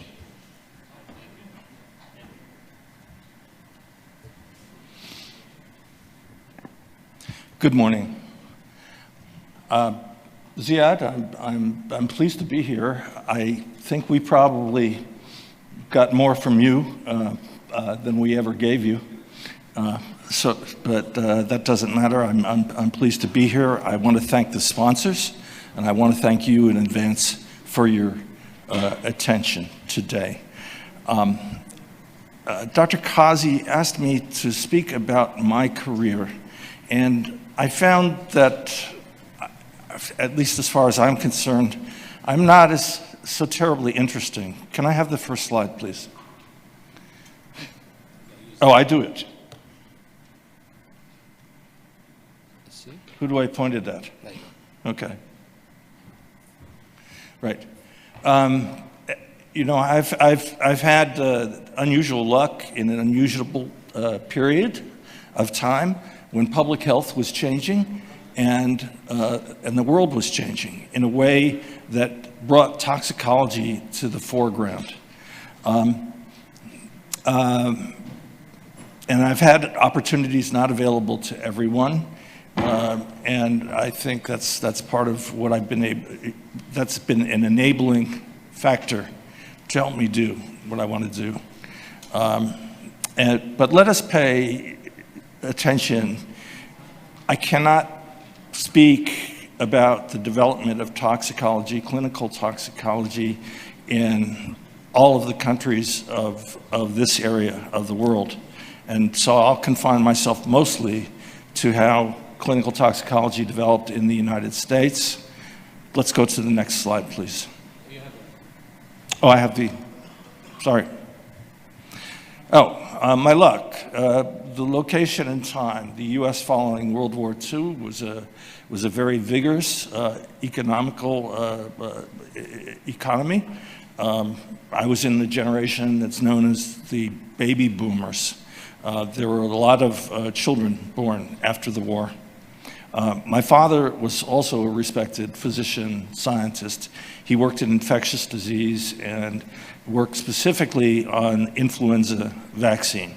And I often think of him as issues come up these days with influenza and what he would have done and how interesting he would have found it. I had a couple of illnesses while a child that required specialty care, and I went into New York City from the suburbs of New Jersey frequently, and I came into contact with hospitals, and I found them to be fascinating places. I also went to my father's lab, and I think I was stimulated there.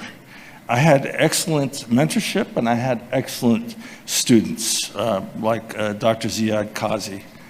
In the course of my career, I've been influenced by such people as Dr. Sir Richard Dahl, the well-known British epidemiologist who died in 2005, I'm sorry to say.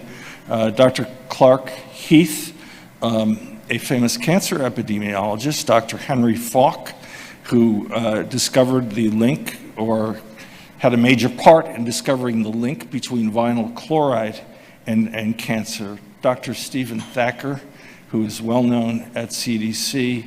He died young, and various parts of the CDC are named after him.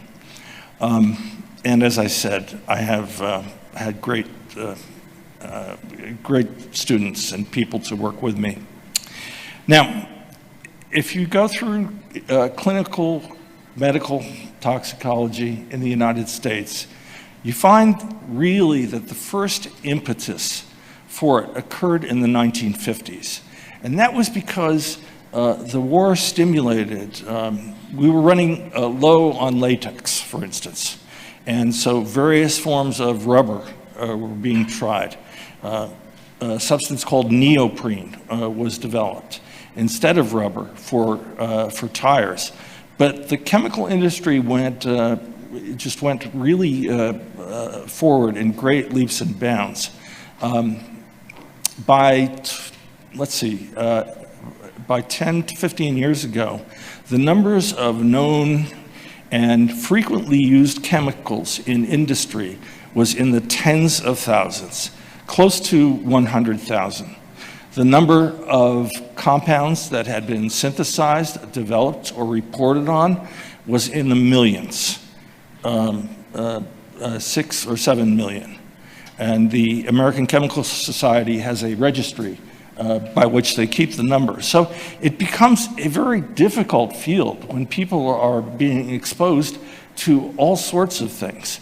And so it was with increasing complexity that pediatricians, particularly because children, well, I remember having very young children, they'll eat almost anything. And you can, and any poison center knows that so many of the calls are about children and what they ingest. Many of the more serious cases are related to adults because sometimes their motives are suicidal or towards self-harm. That's infrequent with the children, of course. In the 1950s, there were literally hundreds of poison control centers. It became a popular thing for every hospital or healthcare institution to have this as something that would make add luster to their prestige, add something. But there was really there was little, if any, quality control at that time. And there wasn't a process for evaluating. There was no certification. Also in the 1950s is when Dahl, who I think read medicine in the 1940s, started to get results from the British physicians study. And one of the things he looked at was smoking. And it started to come out that there was an association with lung cancer. Dahl's work was was pivotal in terms of the United States response. When Surgeon General Luther Terry made the announcement that lung cancer and smoking were associated. Of course, we know now that smoking tobacco is associated with many, many health conditions, but this is certainly one of them. So I believe it was for that and in his related work that he was knighted by the Queen of England. 1958, people started to be concerned with cancer, and there was some legislation which was not given great importance at the time, but it was called the Delaney Clause, and it was added to a piece of legislation regarding our Food and Drug Administration, saying that the FDA could not allow any known carcinogens to be in food. So this is a time in the 1950s of many chemicals starting to realize the problems of chemicals and what they represented for public health. So the precise words, I believe, are the Secretary of the Food and Drug Administration. That is odd because it's called the Commissioner of Food and Drugs, but perhaps that came later. Shall not approve for use in food any chemical additive found to induce cancer in humans or after tests found to induce cancer in animals. The problem with that is that as chemistry progressed, it's hard to say, it became harder and harder to say that there was nothing, not a single molecule of a carcinogen in food. If you think about it, foods are very, very diverse group of chemical substances. And so to swear about that, you have to be a very, very good chemist. You can't actually swear that I have not put in anything that is chemically a problem.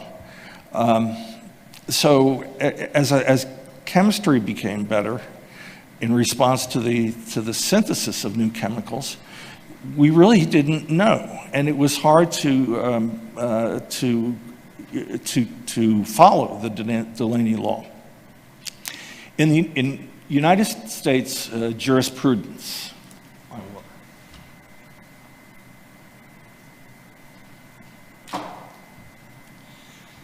there is something called a de minimis exposure. De minimis means that it's such a small thing that we're not going to pay it any attention. And ultimately, that was the concept on which low-dose exposures were regulated, such that if you have a risk for some additive ingredient in food that is less than 1 in a million in a lifetime by estimates, or perhaps 1 in 100,000, that you might that could be called de minimis, meaning it's not big enough to worry about.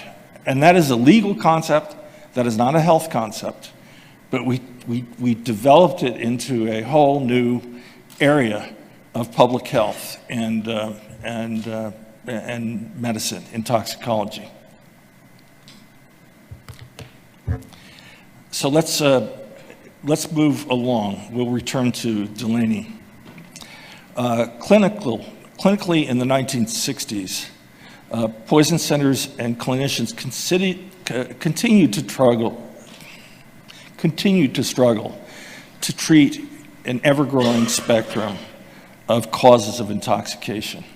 The chemical industry was off and running and was extremely successful.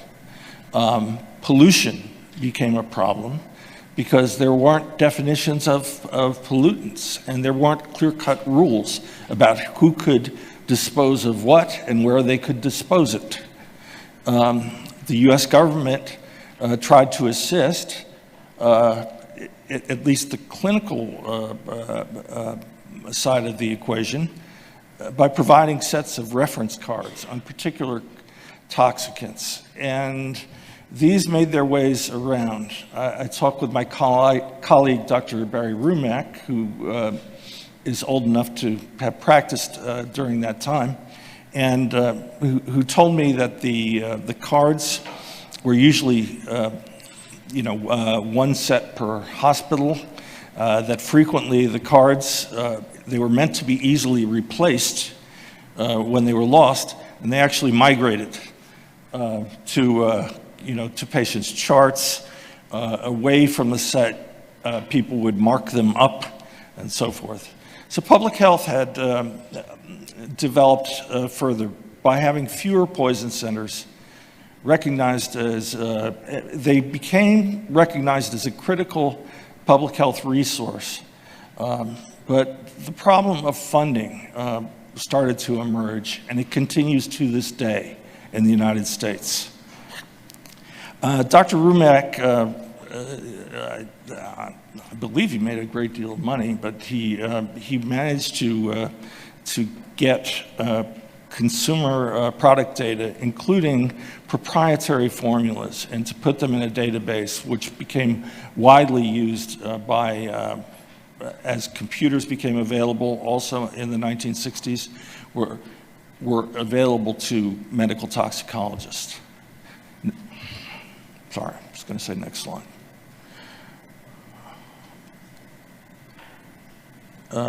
Yes. The 70s, the same trends continued. Certification of clinical toxicologists became an issue. And I think the early, I guess what we call now the first board in the United States started to function. And Paul Wax and Chuck McKay are here. Is that approximately the right date?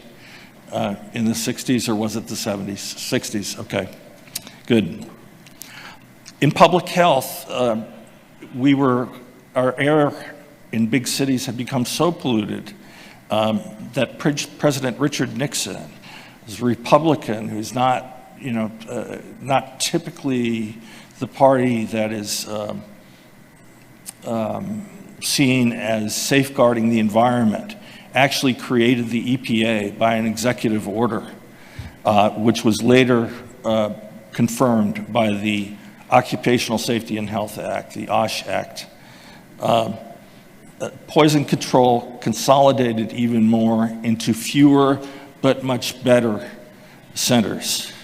And the quality control of poison centers became a concern and started to be addressed. U.S. public health agencies began to study with this began to have to deal with this Delaney concept. But it was a difficult area. How much are you going to absorb? Well, in FDA, if you have medicine or food, USDA safeguards food, EPA, the environment, how much, if it's in the soil, how much dirt gets in people's mouths. There were really no data at that time to really help move that study along. That's since been addressed, but slowly. And CDC got into the act, especially with regard to Love Canal. The Love Canal incident changed the country. It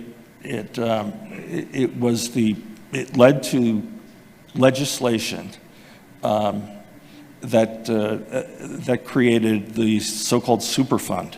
In other words, a way to clean up some of these dumps where people had just left all sorts of chemicals without regard or any thought for future contamination, the likelihood of very toxic chemicals getting into groundwater, whether those chemicals were toxic or what. So in the 70s and beyond, risk assessment became an important area, mostly done with animal data, which of course raised the question of how similar humans are to animals. For instance, even in mammals, we don't all have the same organs. There's a distinct area of the mouse, I believe, called the forestomach. If the forestomach, which we don't have as humans, generates a tumor after exposure to a certain chemical, does that count? Does that make sense? How much is de minimis? And how do you estimate that from animal data? How do you even treat the animals?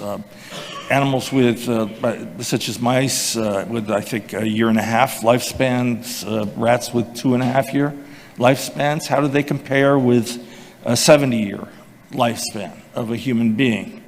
The area of animal extrapolation, full of theory and not much data, became a very important concern. So that remains an issue and an area for study.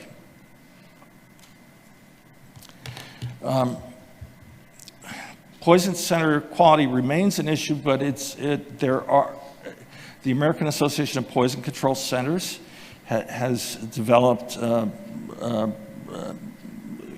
criteria to review poison control centers to see if they're adequately staffed and can provide information that's adequate to the public and to physicians or other healthcare professionals that come in. So that's an issue of which we should be proud, and we are proud because of the concerted effort of toxicologists. There are not very many of us that are clinical and see patients, but we're scattered throughout the country. But we come together and we make these kinds of decisions, and it's an important aspect of the way we function. Public health surveillance of intoxications began in a really meaningful way in the more in the late 1990s, the early 2000s, and continuing to this day. The Superfund legislation took a lot of money, and right now that is ratcheting down. On the other hand, the most severely contaminated sites have been addressed. They're not necessarily clean, but there are rules for disposing of hazardous waste now, and they're under the Resource Conservation and Recovery Act, as we call it, RCRA. It's not a word, it's just a bunch of letters. But those are the initials of that legislation. So let me conclude. Where we're going, both as clinicians and in terms of public health, is in a pathway that is coming together. When I got my certification in medical toxicology, I wondered if it was even appropriate, because I thought of medical toxicologists as seeing emergency patients. They're, the patient comes in, they're unconscious, the skin is wet, the skin is dry, the pupils are big, the pupils are small. What is the toxidrome? How do you think through this case? And that's not something I had been doing. I had been looking at outbreaks, and we'll talk more about outbreaks later in the week. And so I'm not going to address it a lot today, Ziad, I'm sorry. But also I see that my 20 minutes is up.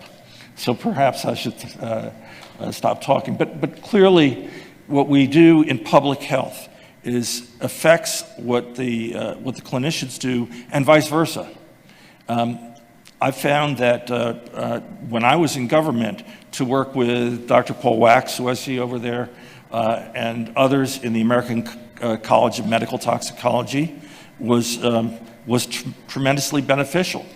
And I think and I hope that when I served on the board that tests U.S. physicians for competence in toxicology, I did push, and Paul will remember this as well, for knowledge of public health and the importance of public health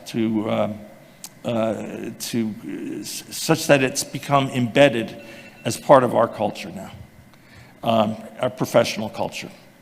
Anyway, I thank you for your attention. I look forward to seeing you later in the week.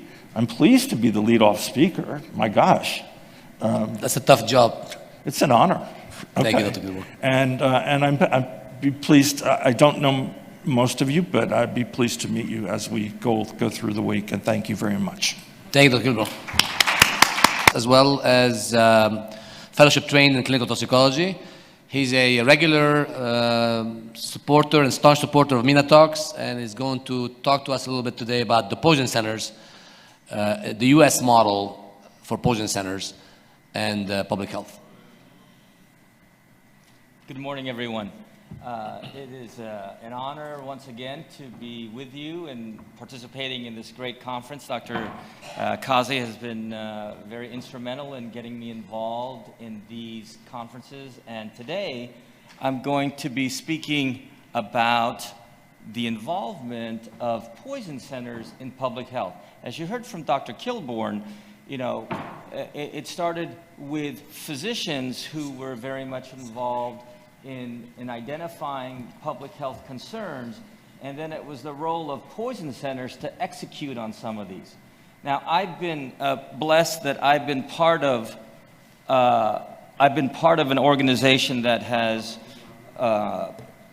been very much integrated into public health, and so as soon as I get my slides rolling.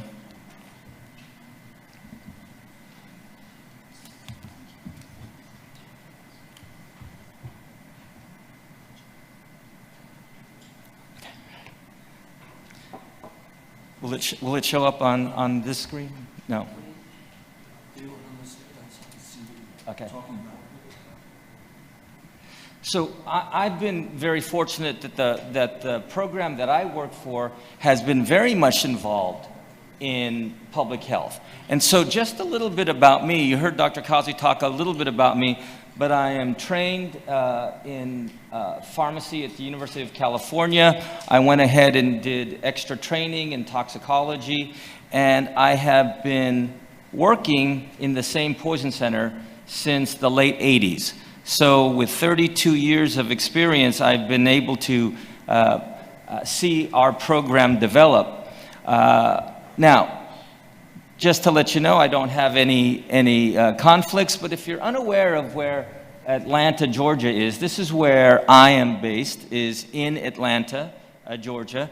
and my state is one that is it has over 10.5 million people. We were a brainchild of a pediatrician. You heard Dr. Kilborn talk about pediatrics being the primary patient pool, and it was very much that that a pediatrician wanted to figure out a way to get information to his residents, because these were the most common poison cases that we were getting.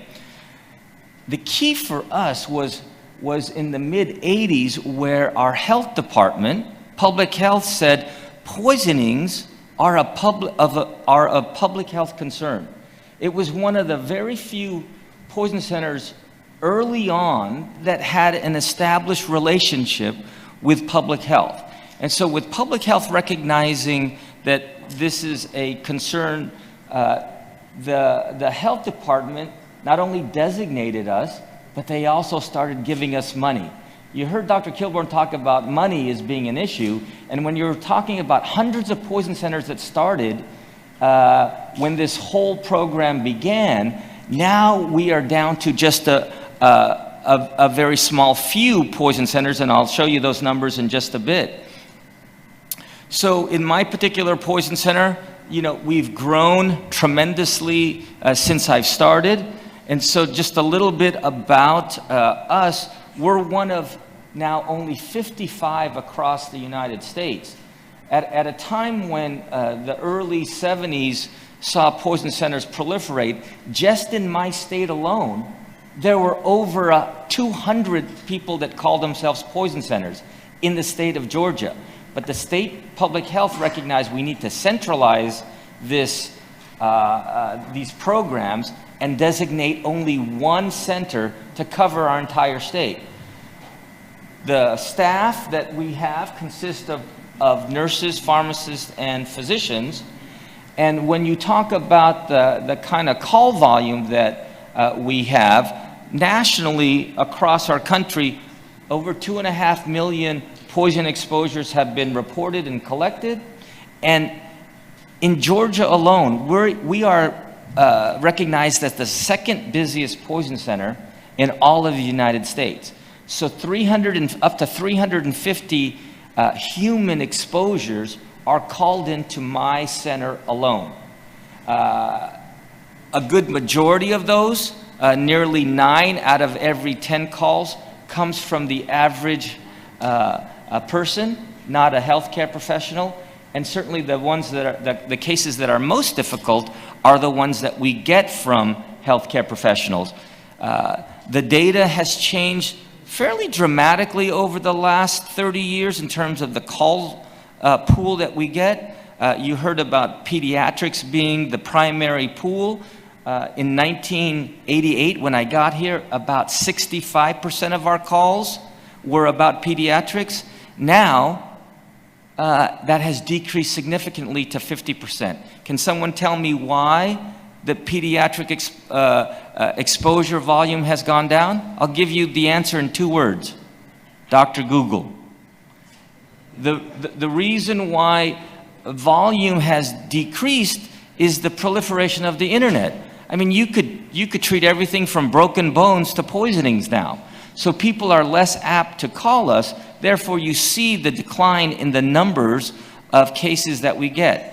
As I tell my population in Georgia when I'm lecturing, I try to promote the poison center services because I ask them, would you rather trust an algorithm or would you rather talk to a healthcare professional? What do you think is going to be most beneficial to you? So well, yeah, and Alexa and Siri, you know, they could, you know, they're not as good as the people who are, you know, familiar with the most up-to-date data, using the most up-to-date resources, whether it's toxins or micromedics. Trying to convince them that a human is much better is difficult. And even when you tell them it's a free service, still someone wants to pick up their mobile and ask Siri if, you know, silica gel is a problem. So it's something that our generation now has to deal with because we've become so enamored with quick answers and bullet points. Oftentimes the conversations about poisoning just don't happen, and that's why we're seeing such a decline in the number of cases that we're getting about pediatrics. They are still happening. Don't get me wrong, pediatric poisonings are still happening, but people love their Google. So what are we getting called about? Well, this should be familiar to you because across most of the U.S. poison centers, their data is going to look fairly the same, but analgesics obviously are at the top of our list, all the way down to foreign bodies and pesticides in terms of the calls that we get here at in our office. Now, the striking fact that makes us such an incredible public resource is our ability to handle these cases and keep a majority of these cases at home. This is where our money is, in preventing the unnecessary visits to doctor's offices and to emergency rooms. So when you think about the cost savings, yes, public health is investing in us, but their return on their investment is tremendous. And that's why when our state realized that in terms of the cost sharing of Medicaid and Medicare, giving us a little bit of money will result in tremendous cost savings. And the insight and think about this is the early 80s where public health said this is an important program to have. What's really disappointing and disheartening is that in the 80s, we were one of the very few poison centers, if there were even any, that were integrated with public health. If you fast forward to 2020, the numbers are not very much better. What is the primary reason why some of the people in public health don't integrate with their poison centers? Everybody claims poverty. Everybody claims poverty. And of course, as you look at everything from the CDC budget being cut to other poison centers' budgets being cut, our state has remained steadfast in saying poisonings are a public health concern. This is an important project for us. We're going to continue to fund. That doesn't mean I'm waking up every day and happy with my funding. In fact, before I came to Turkey, I was alerted that I was going to be cut about 15% of my budget. And I am pleased to tell you that while I was visiting a palace yesterday, I got a text message that said for this year, our money was restored. That's right. People who write the laws recognize that, you know what? Being penny wise and pound foolish, cutting our budget would result in far more millions of dollars. They wanted to cut us hundreds of thousands of dollars, but yet the cost to them would have been millions of dollars. And finally we got, after a couple of communications with state public lawmakers, they realized this was a very foolish decision to cut our money. But not everyone is successful as us. And so we've been lucky that we've been able to convince state public health that we need to be funded at the levels we're being funded. So when you look at the collaboration, as I said, I've been part of the program for over 30 years. We've been integrated with public health since before I got here. When we first started with public health, nobody else in the country was doing this, and we were managing animal bites and rabies. We were the depot for getting cases about foodborne illness. We were being asked to provide information in major public events, and I'll be talking about some of those in just a second. And then also, they wanted us to be able to provide a 24-hour hotline for people in our state that had other public health concerns, and you'll see some of those in just a second. So, they recognize that poisoning is a public health concern, whether it was environmental, whether it was occupational, whether it was in drinking water. They recognize that if they provide the public with a resource to call for information, number one, their jobs would be made easier, so their phone lines wouldn't be filled. And then they chose us because we're a 24-hour resource with medical professionals. So we established programs here that I'm demonstrating here, and I'm going to go into these more in depth because, for example, a poison center and its ability to handle cases regarding hurricanes, does that even make sense? You think maybe it's just medical, maybe it's just, you know, an antihistamine overdose or a cardiovascular. Why is our poison center involved in H1N1? Why is our poison center involved in the latest coronavirus? These are all public health issues, not poisoning issues, yet they're coming to my center and saying, we need help, and can you provide it? So let's talk about some of these here. For example, rabies. Back in the 80s, they asked us to work with them to provide care about animal bites. And one of the things that I tell people when I'm lecturing, here's the beauty of rabies. If you get bitten by a rabid animal and you start having symptoms, I tell my audience, there's only about 100% chance you're going to die. Only about 100. But the need for medicine, the need for rabies prophylaxis, the need for the antidote is importantly held, and the decision-making should be held by people who are more knowledgeable. Instead of just giving everybody the antidote, even though it's 100% fatal, you need to be able to have a program that identifies those patients at high risk. You need to be able to do it in a manner very quick, and you need to be able to do it on a 24-hour basis. We were that organization.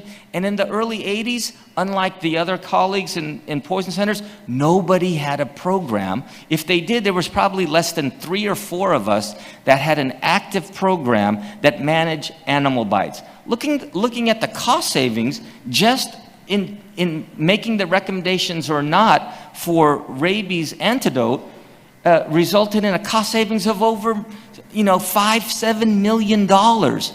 And just for funding us for a few million, you save 7. Hey, who wouldn't want to invest 1 million, and every year you get 7 million? Get in line with me, because if you have that money, we could make this kind of cost savings, right? What's another program that the state said, can you help us with? Well, there's a program that's a federal program that individual states are able to take part in, and that is the strategy of locating certain depots of antidote in strategic areas in the state in the event there's an exposure, a mass exposure to organophosphate poisoning. So the federal government gives the state quantities of organophosphate combating agents, and the poison center is the gateway to be able to utilize these resources. We know the secret of where all these antidotes are stashed throughout our state, and when a mass occurrence happens, whether it's a truck that overturns or where there was a spill at a factory and it involves nerve agents, we have the ability to identify where the closest resources are. We have the ability to then release this antidote for use. One of the other things that we do is for our state, we provide our state the number of 1866 Pub Health, and you see the number spelled out there, but we have separate call center staff who answer certain public health questions, ranging from notifiable diseases, bioterrorism events, and other public health emergencies.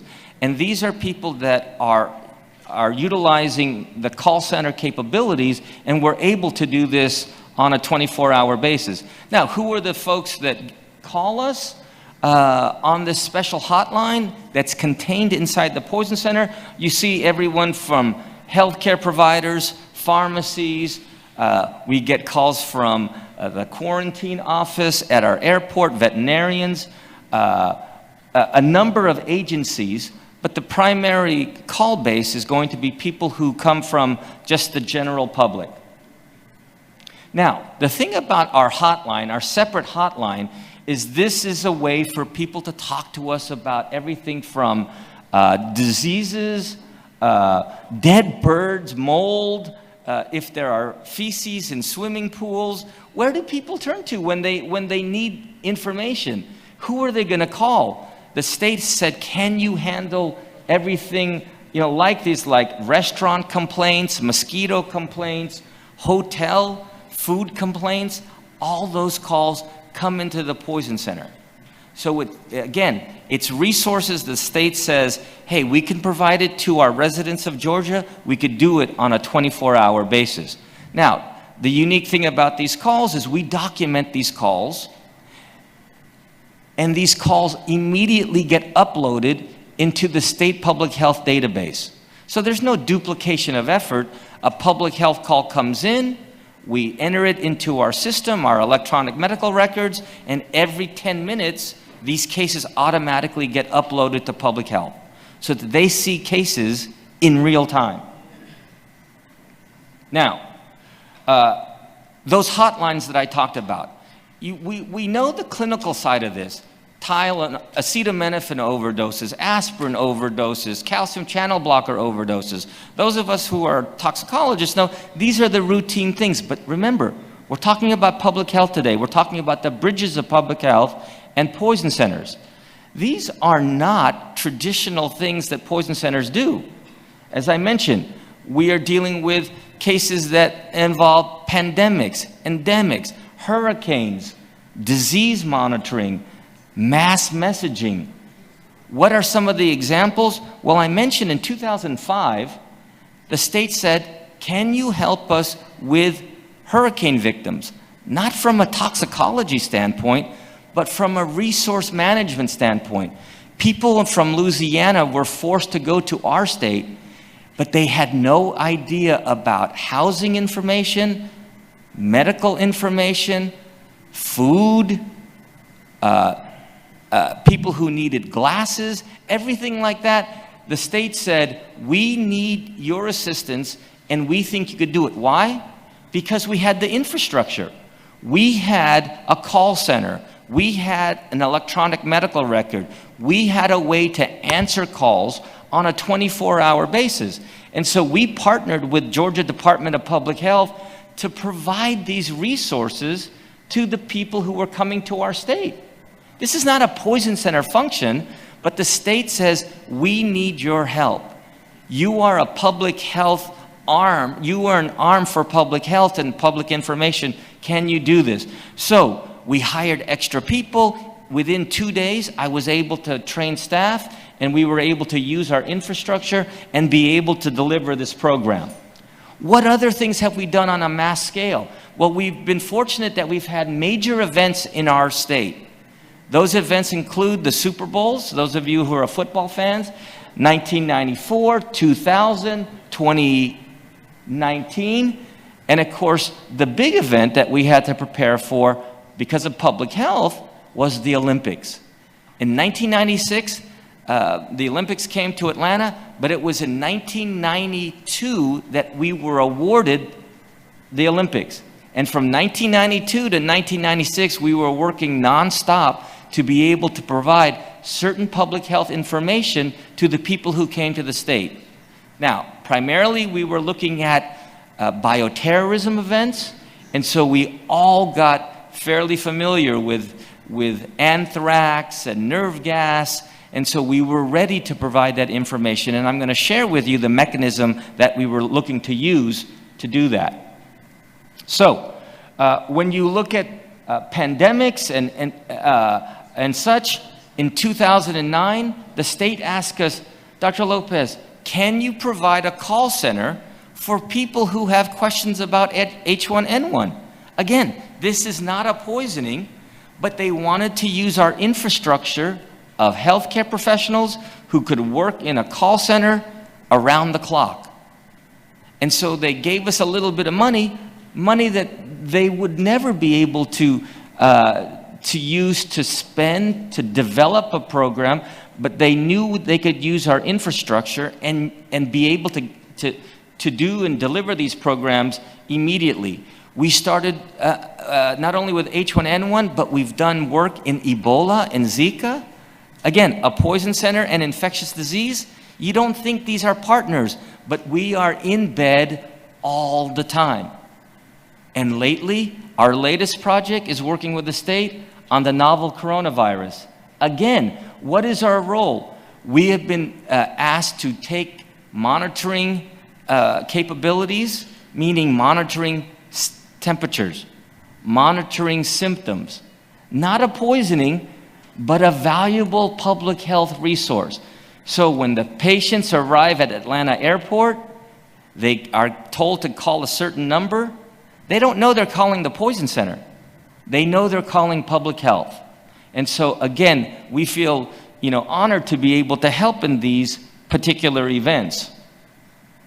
The one that happened that was a public health emergency happened just a couple years ago. We were in the news across the United States. You might have heard it, in your country, but with the opioid crisis that we're experiencing, there was an incident that occurred while I was on call where at 10 o'clock at night, a doctor calls me and calls our center about how can we alert the public about an event that's happening in my area, and over the course of the last 24 hours, we are recognizing that there's something unusual going on. Can you help spread the word that we possibly have an epidemic in our state? Because in the last 24 hours, 5 patients have presented very similarly where they have needed high-dose naloxone because of severe respiratory issues, all after getting drugs on the street, all having taken only 1 pill. We later find out that this exposure involved purchasing off of in a drug house. A small amount resulted in major problems, and our cases were being fed electronically into our system, and hospital data later confirmed in a syndromic surveillance study that there was something in fact going on. But who was the first agency to recognize it? It was the Poison Center. Now this is a case where we're talking about poisoning now with a public health event. And so we were able to document a number of these cases. Our state public health director, our head person in public health said, hospitals in Georgia, starting now, anybody who meets patient criteria must be referred to the Poison Center. They must be able to report these incidents to the state Poison Center so that we could track these patients. So over 2 weeks, we identified almost 30 cases, and a number of these folks, you could see here the statistics on these individuals, and you could see that they all presented fairly similarly. When all was said and done, we understood all these patients were looking to buy Percocet, and when they ended up taking these Percocet, they almost died. In fact, 5 individuals died of the 27. We later identified this as cyclopropyl-fentanyl, not Percocet, and it also had another novel opioid, and we were able to immediately work with public health and our partners, our Department of Public Health, GBI, and other law enforcement. It's all because of how that call ended up coming to the Poison Center. Now, another program that we use that allows us to talk to people and multiples of people is using this problem called SUFER, and it stands for Surge Public Health Emergency Response System. What is that? In short, what it is a phone system that overlays on top of our existing phone system to allow us to simultaneously receive calls of from nearly 600 people at the same time. Now, we don't have 600 agents in our office, but you're able to develop messages that the public could hear regarding an event. So we used our existing infrastructure, we put messaging into the system, and it was a text-to-voice program where you put in the most common frequently asked questions and answers, and the public goes in and they make a call to the number, they enter their code of their county, they select a message, and if they're satisfied with the message, we've done part of our job. If they're not satisfied with the message, then they're able to find someone who is a live agent who can speak. So, in summary, it is an incredible relationship that we have with public health. As I mentioned at the very beginning, many of our other partners throughout the United States don't have this relationship. They don't have the luxury of being able to work with other public health agencies. And when you think about our collaborations, they've recognized that at least our Poison Center is an efficient way and a cost-effective way to deliver public information. We are always surprised to hear why other poison centers don't have the same relationship. But slowly but surely, I think public health is recognizing the importance of having a poison center, helping them with these kind of situations. And for us, I've been lucky to be part of a program that for over 30 years has been partnered with public health to not only provide poison information and treatment information, but also to provide valuable information for the public health in a variety of areas. It doesn't matter if it's bioterrorism, it doesn't matter if they're worried about mold or a dead bird, or of course now some of the pandemics we're seeing. We've been involved in H1N1, Ebola, Zika. We got called about, now we're doing so many things with the novel coronavirus. These are non-traditional things that we are doing, and we've been very fortunate that public health continues to support us. And yes, I will continue to fight for money that they take away from me. I will continue to tell them that if you cut me a little, we're gonna cut some of the programs to you a lot. And when they realize the people who push pencils, the lawmakers who write the laws, it's easy on paper to say, well, cut Dr. Kilburn's program by 10%. We have to achieve a bottom line. We realize that people do listen to us. We realize that lawmakers, know that the Poison Center helps us. And I've been very fortunate that I work for a program that integrates with public health very intimately. Thank you very much. Dr. Lopez, thank you. Any questions? The center is unique because it also contributes a very important toxicology resource for the world, an information resource called toxins. And oh, you are okay. Sounds good. So Gaylord is still on stage, and then we are going to look at the poisoning emergency from the scene to the Poison Center and beyond. And what they want to do here is they want to share with you various stages of Poison Center involvement with paramedics, with the hospital, etc., and how they are able to assist along the way.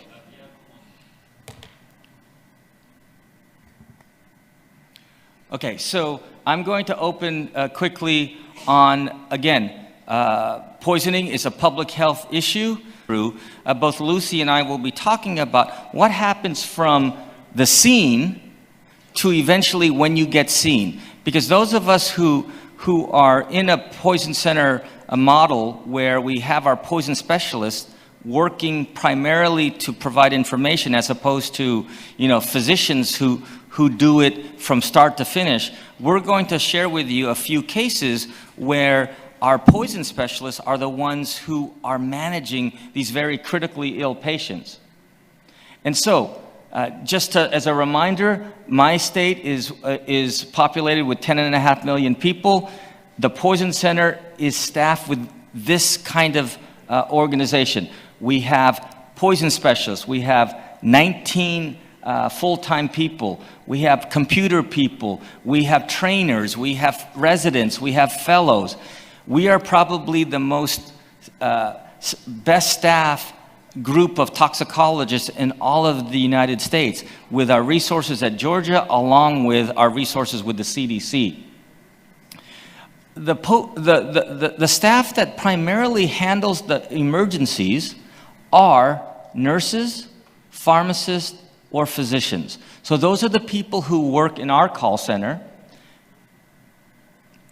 And these are folks handling the calls on a daily basis. Now, I'm going to go over 4 cases really quickly, cases that we get on a day, very commonly, and it starts with these routine cases that our folks handle. So let's take case number 1, where we have a pharmacist who's calling the Poison Center for information. So the pharmacist is calling us about a 4-year-old patient who gets 4 tablets of iron pills. Now, what the mother is asking not the Poison Center, but the mother is asking her pharmacist for advice. Now, what I would have preferred the pharmacist to do is tell the mom to call the Poison Center, but instead he calls us. Okay, so that's not uncommon, but the pharmacist doesn't know what to do because they're not trained. So they call us and we take history, and so we put the pharmacist on hold, and what do? What is our next step? Well, I've been at these conferences and we've talked about the development of guidelines so that your staff can do the majority of work for you. So we have a guideline on our internal internet that allows us to look for cases that have specific protocols, specific actions you take. And when you go to our protocol book, you'll find that we do have a guideline on how to handle iron ingestions. So our poison specialist says, hey, let me read the protocol, let me see what has to be done. And when you read the protocol, you'll realize that for pediatric patients, we have a guideline of how much they could take without having to go into the hospital. So when you figure out that you could do calculations and realize that your patient did not get enough iron, you do your simple calculation. This is a case where we performed a calculation. We recognize it as being not a problem, being subtoxic. We decided to do an additional call 4 hours after they got a hold of us, and we realized that the patient only had minor effects, maybe some nausea and some vomiting, and then we decided to keep the patient at home and we closed the case. Very cost-effective way, and think about how much an emergency room visit would cost if this patient went directly to the hospital. Think about how much cost it would be if they just went to their pediatrician. And think about the time that it would take to do all this. The Poison Center, a public health partner, said we can do this, we could keep them at home, and these are one of the 85% of cases we keep at home. What about case number 2?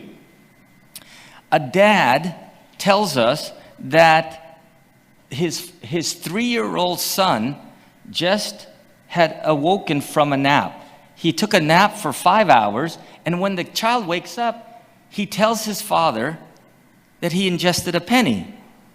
And so again, a poison center is in place, the father recognizing that there is a resource for me to call instead of immediately going into the emergency room. He calls Poison Center. Now, for those physicians in the room, some of you are probably saying, oh, it's probably nothing, just leave it at home. Well, in order for us to make a decision, we turn to our guidelines again. Do I have a guideline on foreign bodies? And we take history, we look at our computer system, and wouldn't you know it, we have a guideline on foreign bodies and choking hazards. So our poison specialist goes into the guidelines and they read what is our medical backup wanting us to do in the event of foreign bodies. So again, this is not a case being handled by the medical toxicologist. This is a case being handled by the poison specialist who has direction from the medical toxicologist because we have a guideline written and approved by our medical toxicologist. Now, because our protocol advises that that patient needs to be seen, we want to make sure that the penny is beyond the esophagus. So how do we do that? You can't do that at home. You must take x-ray. So we were able to send to the hospital, they performed a abdominal x-ray, and they did isolate and find that the penny was in fact beyond the esophagus into the intestines, and the patient was now safely able to be discharged. Again, by following our guidelines, we were able to manage this case appropriately, tell the hospital in this case what has to be done. In fact, one of the key elements that we do is if we recognize a patient has to go in, we will call the hospital ahead of time and tell them a 3-year-old patient's coming in, this is what you have to do, this is what you have to monitor, so there'll be no waste of time. So again, it's by use of guidelines. The third case I want to talk about, mom, I told you about this earlier, decides to consult Dr. Google. So she's Googling what happens when you ingest Visine. Everyone's familiar with Visine, the eye drops, if you have red eyes, right? So now the internet tells her this is a major problem. This is an issue. The mom's not sure what has to be done, but she tells us that the ingestion is not witnessed, and the kid is a little drowsy, but it may be nap time. So now the mom says, I read Dr. Google. It sounds like it's a problem, but let me talk to a real person. So she calls us. And after we take a history, we want to look up if we have a guideline. And wouldn't you know it, we have another guideline. We have a guideline for imidazoline compounds and vasoconstrictors. And when you look at our guideline, you'll notice that we have a specific protocol that if you have this ingestion, these symptoms, you must be evaluated. Again, these are written by the medical staff, Dr. Kazi, Dr. Geller, Dr. Morgan. These are the physicians who write these guidelines so that the staff has directions on what to do. It's not cases that you have to deal with on a minute-by-minute basis. Many poison centers have these guidelines, and they are basically instructions on what to do in the event of a particular type of exposure. As per our guidelines, we noted that the child had to be referred into the hospital. We went ahead again and called the hospital to say that little Johnny is coming in. This is the poison center. This is what can occur in this particular overdose. These are my steps that I want you to take, and these are the things you need to look for. The child gets to the hospital fairly quickly, within 20 minutes, and the child is noted to be altered, is noted to be somewhat CNS depressed. We follow up with an additional calls to the hospital. After the child is admitted, we follow up. Our protocol calls for continued follow-up of these patients, and we do 2 more, and we realize that the child is fine after 24 hours. Boom, boom, boom, they go home. And because the hospital is waiting for our specific recommendations, they will follow our directions. In this case, the outcome was good. Now, the last case that I have is the following. We have a 20-year-old patient, a female, who calls us and says, can 1/2 bottle of insulin, if I inject 1/2 bottle, I hope I will be able to die. That's what she was asking. And she's asking because she wants to make sure she dies from the insulin. Why? Because she's tired of always being admitted to the psych ward. She now is tired of her life. And so this is an unusual call for us where someone says, did I do enough to kill myself?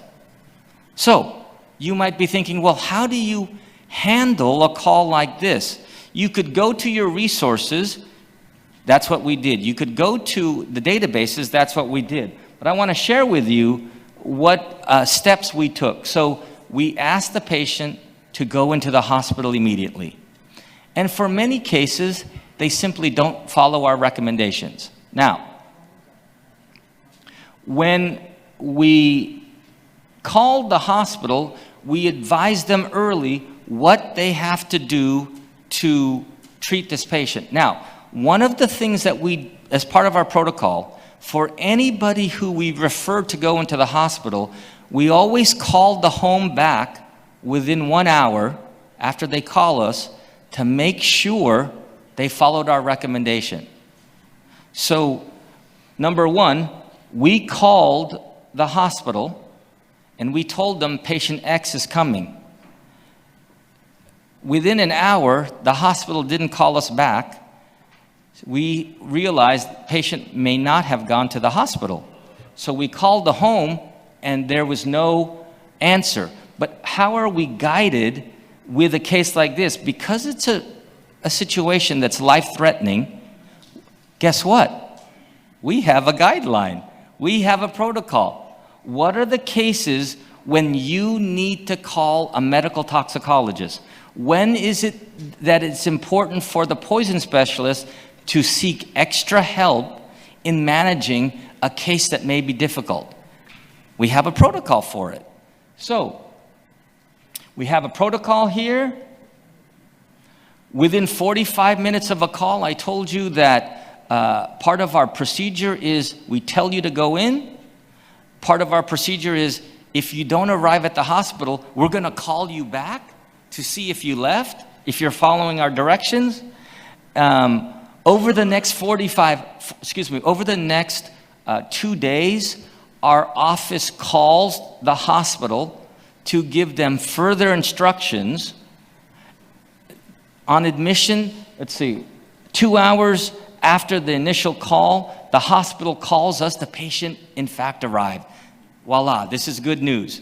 The patient arrives, they have a blood glucose of 22, so they immediately, initiate therapy, D50, D10, IV glucose, and then they're calling the poison center for more advice on what to do. They're waiting for us to tell them if there are other complications with so much of this product being exposed.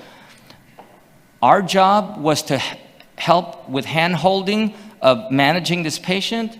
Over 2 days, we called 5 additional times to make sure everything was good. And our last follow-up on day 3, the patient was deemed medically stable and now transferred to psychiatry, which she doesn't want in the first place. So it just represents for you, at least for us, the steps that we have to take in order to manage these cases. And my colleague will present a much more complicated case that will dive into managing poisonings and the amount of work that goes into handling a very serious case. So I'll turn over the podium to my colleague, and then after the presentation, we would be open to answering any questions. Dr. Hamoudi, question? You go ahead. Click on it.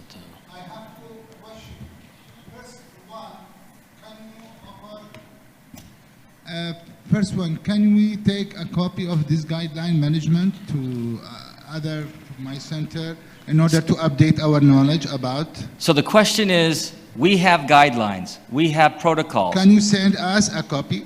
So I will answer it in the best way I can. The guidelines are written by our doctors who evaluate literature.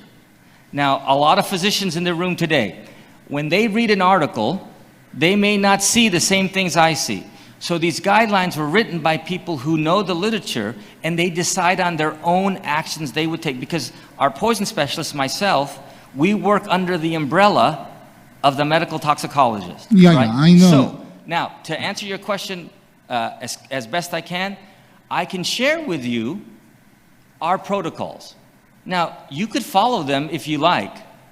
If you trust us, you could follow them. But I would be open to sharing some of these protocols. Yeah, if it is available in a software, it would be easy to get an access, but not an internet access, because the internet services in my country is not so good.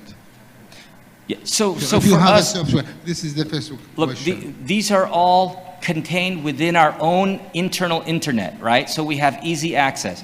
We could talk after the presentation about specifically how you might want to evaluate our data, look at our data, and maybe use it in your setting.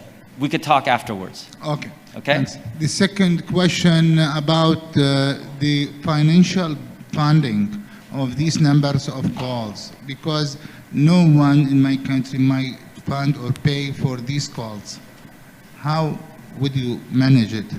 So funding is a very tricky problem. Some of us get state funding, some of us get federal funding, some of us get no state funding. Since the early 80s, Georgia has recognized this is a public health concern. So we had insightful leaders in public health. That's what it takes. I have a fellow who just graduated from my program. She went to a state with no public health money, no public health relationship. Her job is to establish a relationship with the leaders in public health, and I'm understanding she's making some progress, even though she's only been on the job for 2 months. So you have to make progress talking to the people in public health. It doesn't happen just by magic. And we could talk more about some of our strategies. Okay, thanks a lot. Thank you, Hamoudi. For the sake of time, we're going to move on. That's great. That's okay. Thank you. Thank you. So I'm going to follow on. I've got a bit of a complex case that I'm going to present. But first of all,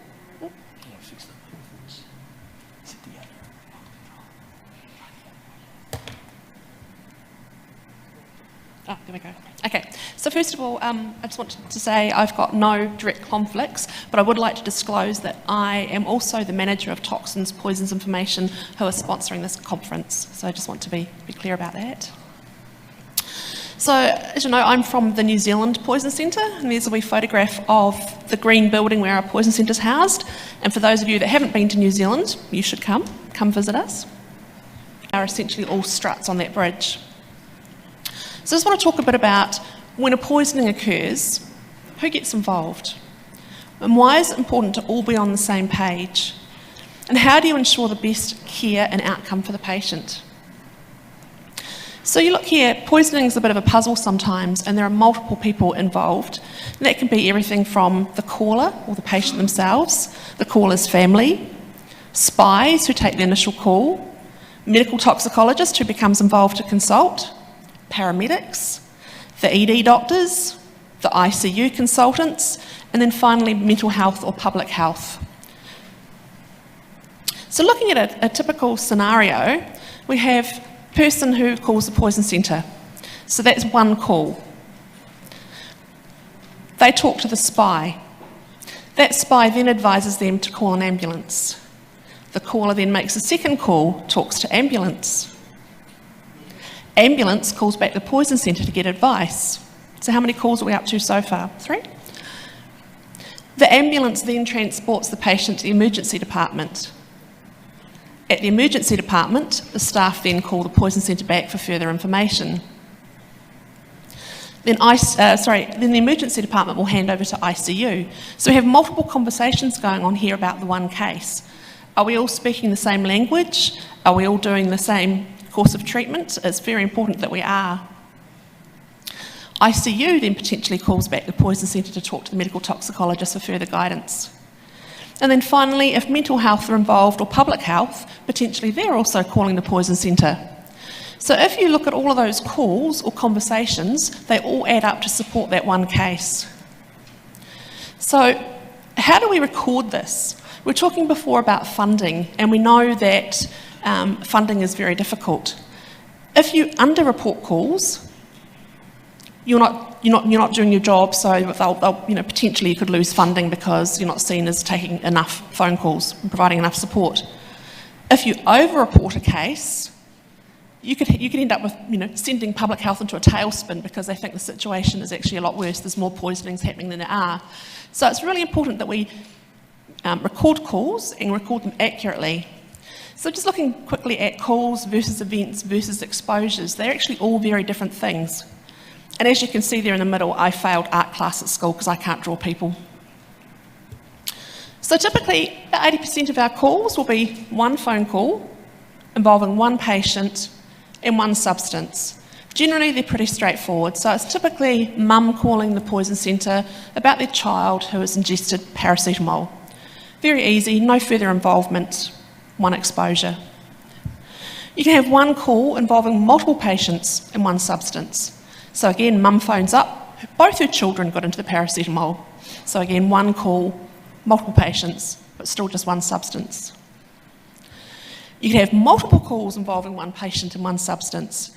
So we talk to mum goes to the hospital, then the hospital phones us. Still only one event, but it's 2 phone calls. You can have multiple calls involving one patient and multiple substances, and multiple calls with multiple patients and multiple substances.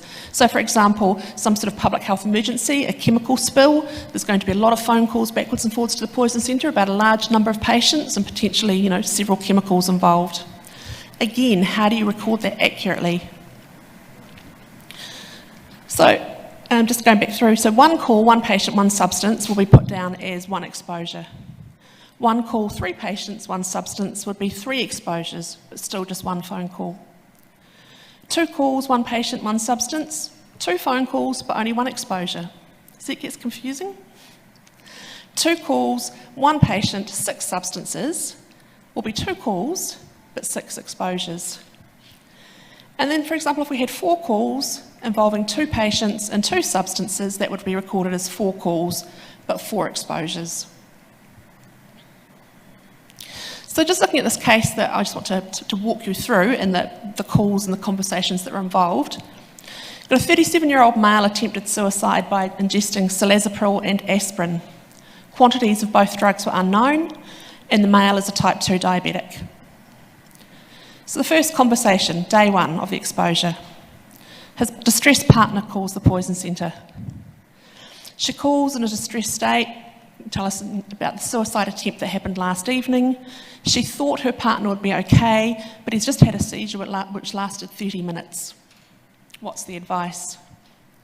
So we look up our protocols for silazepam and for aspirin. And in this case, for an acute on chronic dose of silazepam,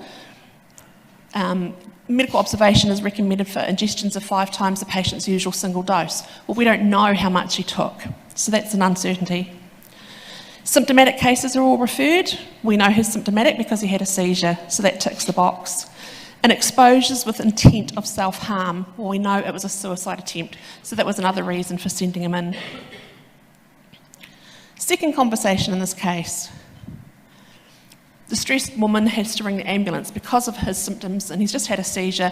Our advice is to talk to ambulance direct. That way, if he deteriorates while he's on the call, they can guide her through CPR, etc. Conversation number 3 in this case.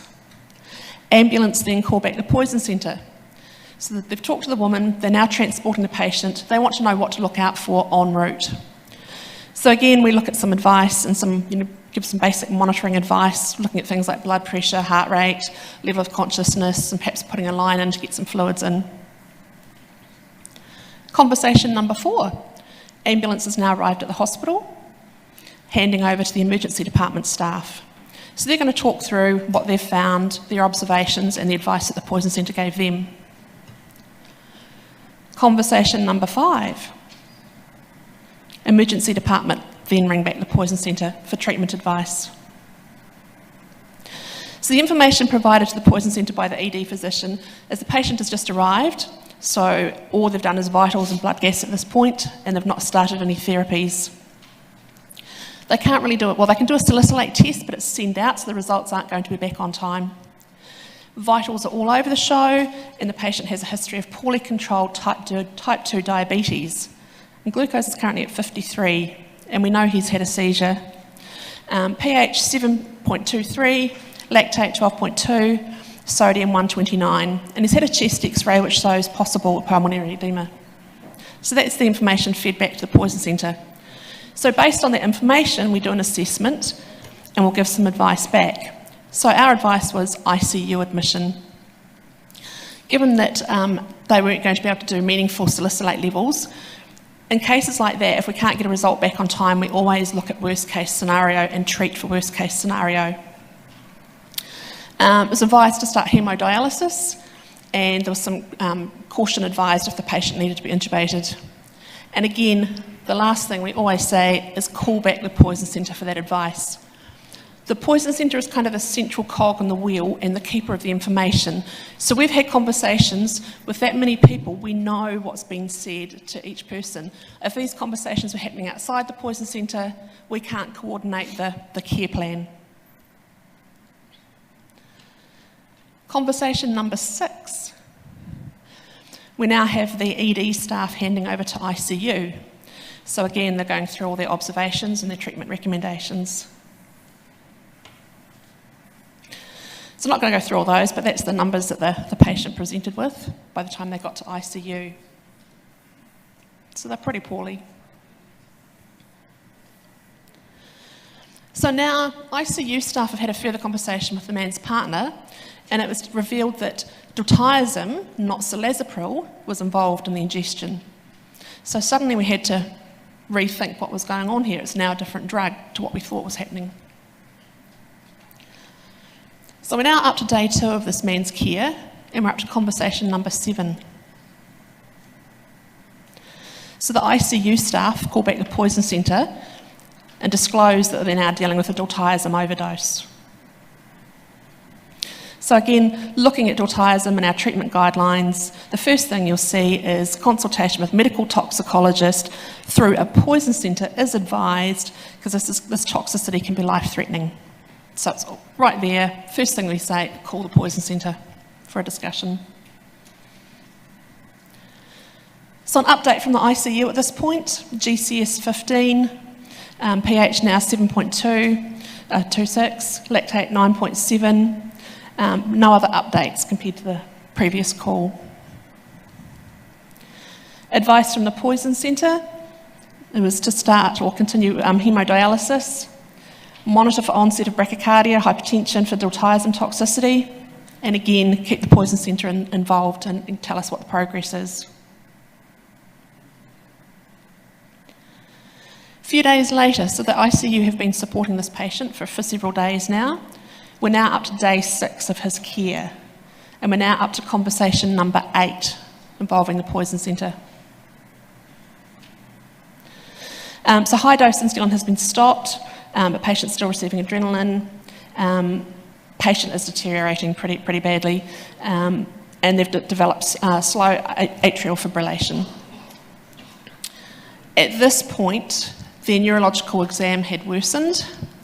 One of the things that was not clear was the symptoms of CNS depression were not in line with what we thought he had taken. Let's just skip through this. So at this stage, there was concern for brain death. The patient was too unstable to move to MRI. Every time they tried to move him, his vital signs dropped. So discussing the history that there were no known drugs that should cause significant CNS depressive effects that would mimic brain death, we advised to check medication history again just in case there was anything that had been overlooked or missed. Turns out that there was some colchicine tablets missing, but again that didn't fit the profile of what we were seeing, but it highlights the importance of getting a really clear history and knowing what else could be going on here. At this stage, a family meeting was planned and any further care and support was withdrawn, and unfortunately the patient did pass away. So we've got one case, 8 conversations in 7 very, very long days. It gets complicated. So how is this recorded for public health? Most poison centres have a due diligence to report to their funders or to public health to advise them of events that are happening for funding reasons, but also for surveillance. So it's important to get this accurate. So this was one event involving one patient with 2 substances, and even though there was 8 conversations, there were 5 phone calls. So you see the difference between phone calls and events. If you under-report or over-report, it can skew the numbers a bit. So basically, in order to achieve the best possible outcome for a patient, information needs to be consistent and flow freely. We all need to be on the same page to make sure that bridge does not collapse. And so from the initial call, from the scene, right through to hospital discharge and follow-up, the treatment needs to be consistent and have the same treatment plan. Thank you. Thank you. Thank you for this nice description of your everyday work, which is a model to consider and follow in different parts of the MENA region. I would open this up for a couple of questions before we can go to the break. From the audience, if you need to speak, we have a microphone. Any questions? Everyone's ready for the break, I guess. Okay, so let's take it again and let's go to the break and come back at 10:30. Please be on time because we have a webinar from Dr. Mazen Melkawi from WHO, EMRO, Center for Environmental Health Action from Amman, talking about the WHO efforts regarding poisonings in the region. Thank you. All right, psychology. It is my honor to present to you our next speaker from Amman, Jordan. Our next speaker from Amman, Jordan is Mr. Mazen Melkawi. Mr. Mazen Melkawi is the regional advisor for the WHO Center for Environmental Health Action. He is going to discuss with us a little bit about the regional framework on public health preparedness and response to chemical events for the purpose of the international health regulation implementation. He will share those remarks with us over 20 minutes. After that, we have rapid updates about various poison centers in the region from representatives from 5 poison centers. Each of those presentations will be a 10-minute presentation. And hopefully we'll finish on time for lunch, lunch around noon. With no further delay, Mr. Melkawi, please go ahead and you can start your presentation. You can go through slideshow if you like, slideshow mode on your PowerPoint. Good morning. We can hear you good. Okay. I'm glad to speak to you this morning, and I regret that I lost the opportunity of participating face-to-face to chat and discuss, issues of mutual collaboration with colleagues. Mr. Melkawi, do you want to go on slideshow? You can go on slideshow mode. All right, very good. We can hear you well. Oh, great. In this morning's session, I will be speaking a brief introduction on the international health regulations. I'll shed some light on chemical events and the joint external evaluations that we are doing jointly with the countries to determine their capacities of responding to chemical events.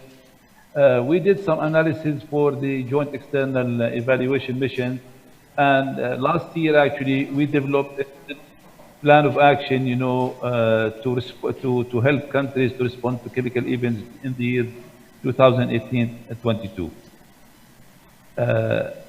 International health regulations is an agreement between most of the countries of the world, 196 countries, including all WHO member states, to work together for global health security, actually, including events like biological and chemical and radiation hazards.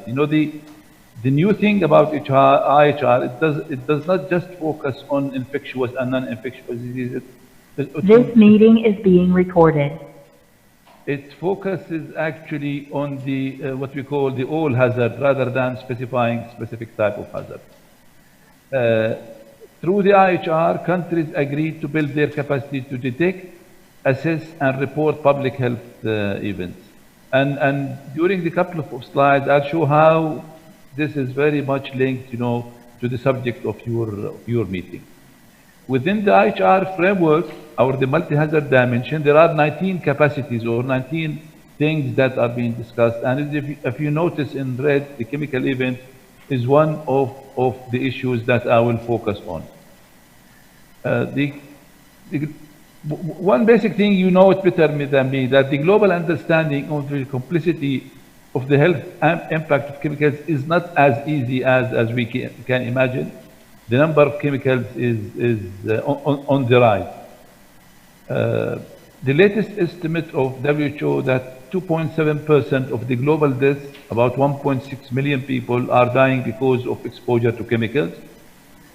The chemical releases arising from technological incidents, natural disasters, conflicts, and terrorism, the man-made, are common. And during the 10 years from 2000 to 2009, about 3,200 chemical disasters, killing about 100,000 people and 1.5 million affected. But it is there, it is on the rise.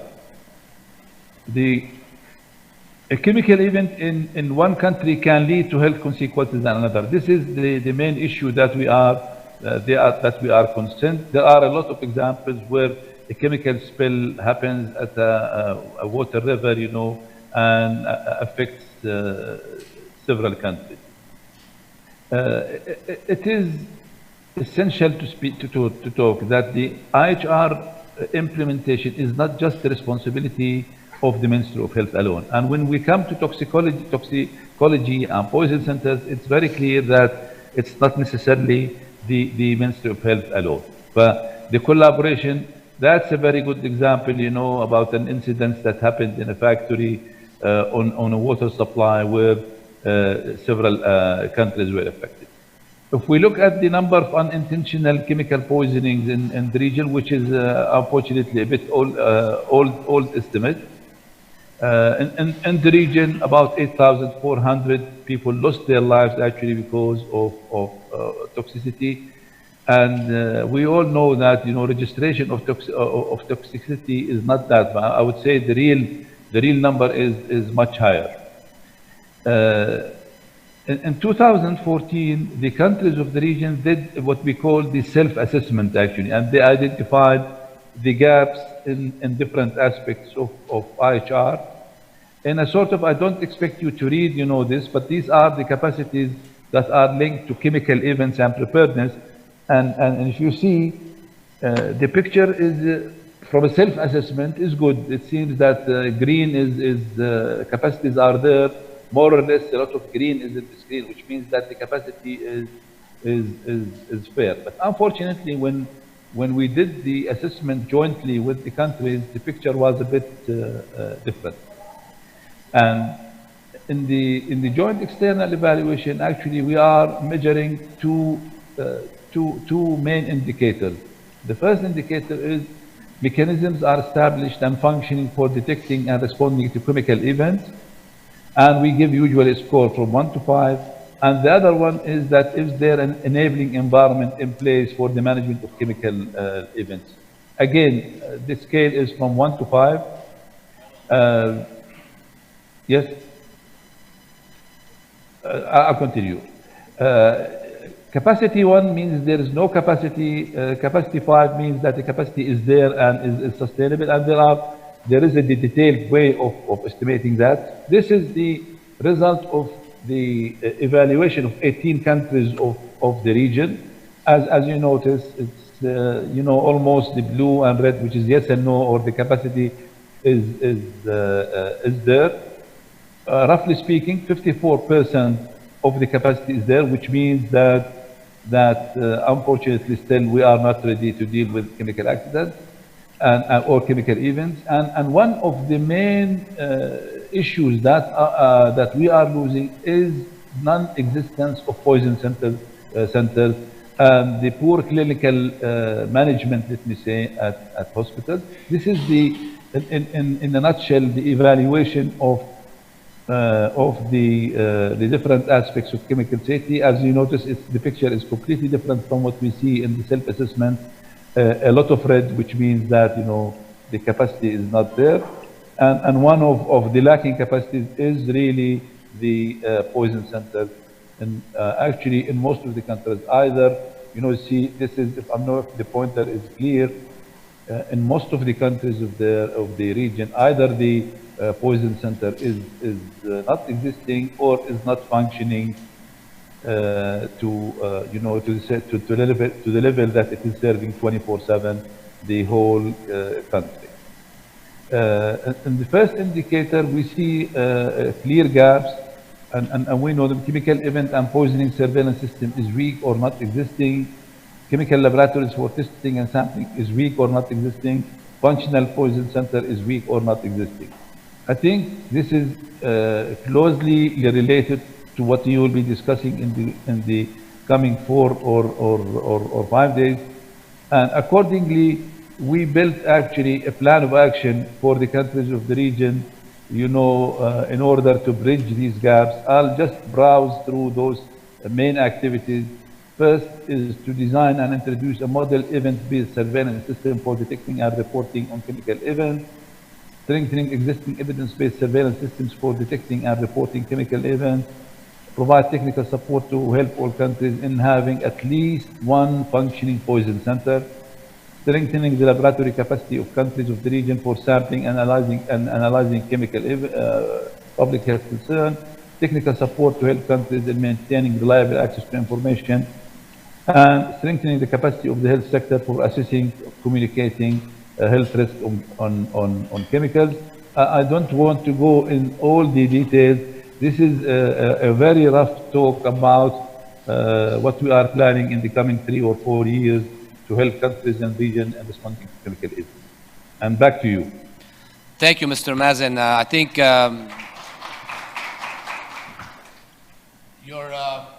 your points are very important and actually really validate why we are here today.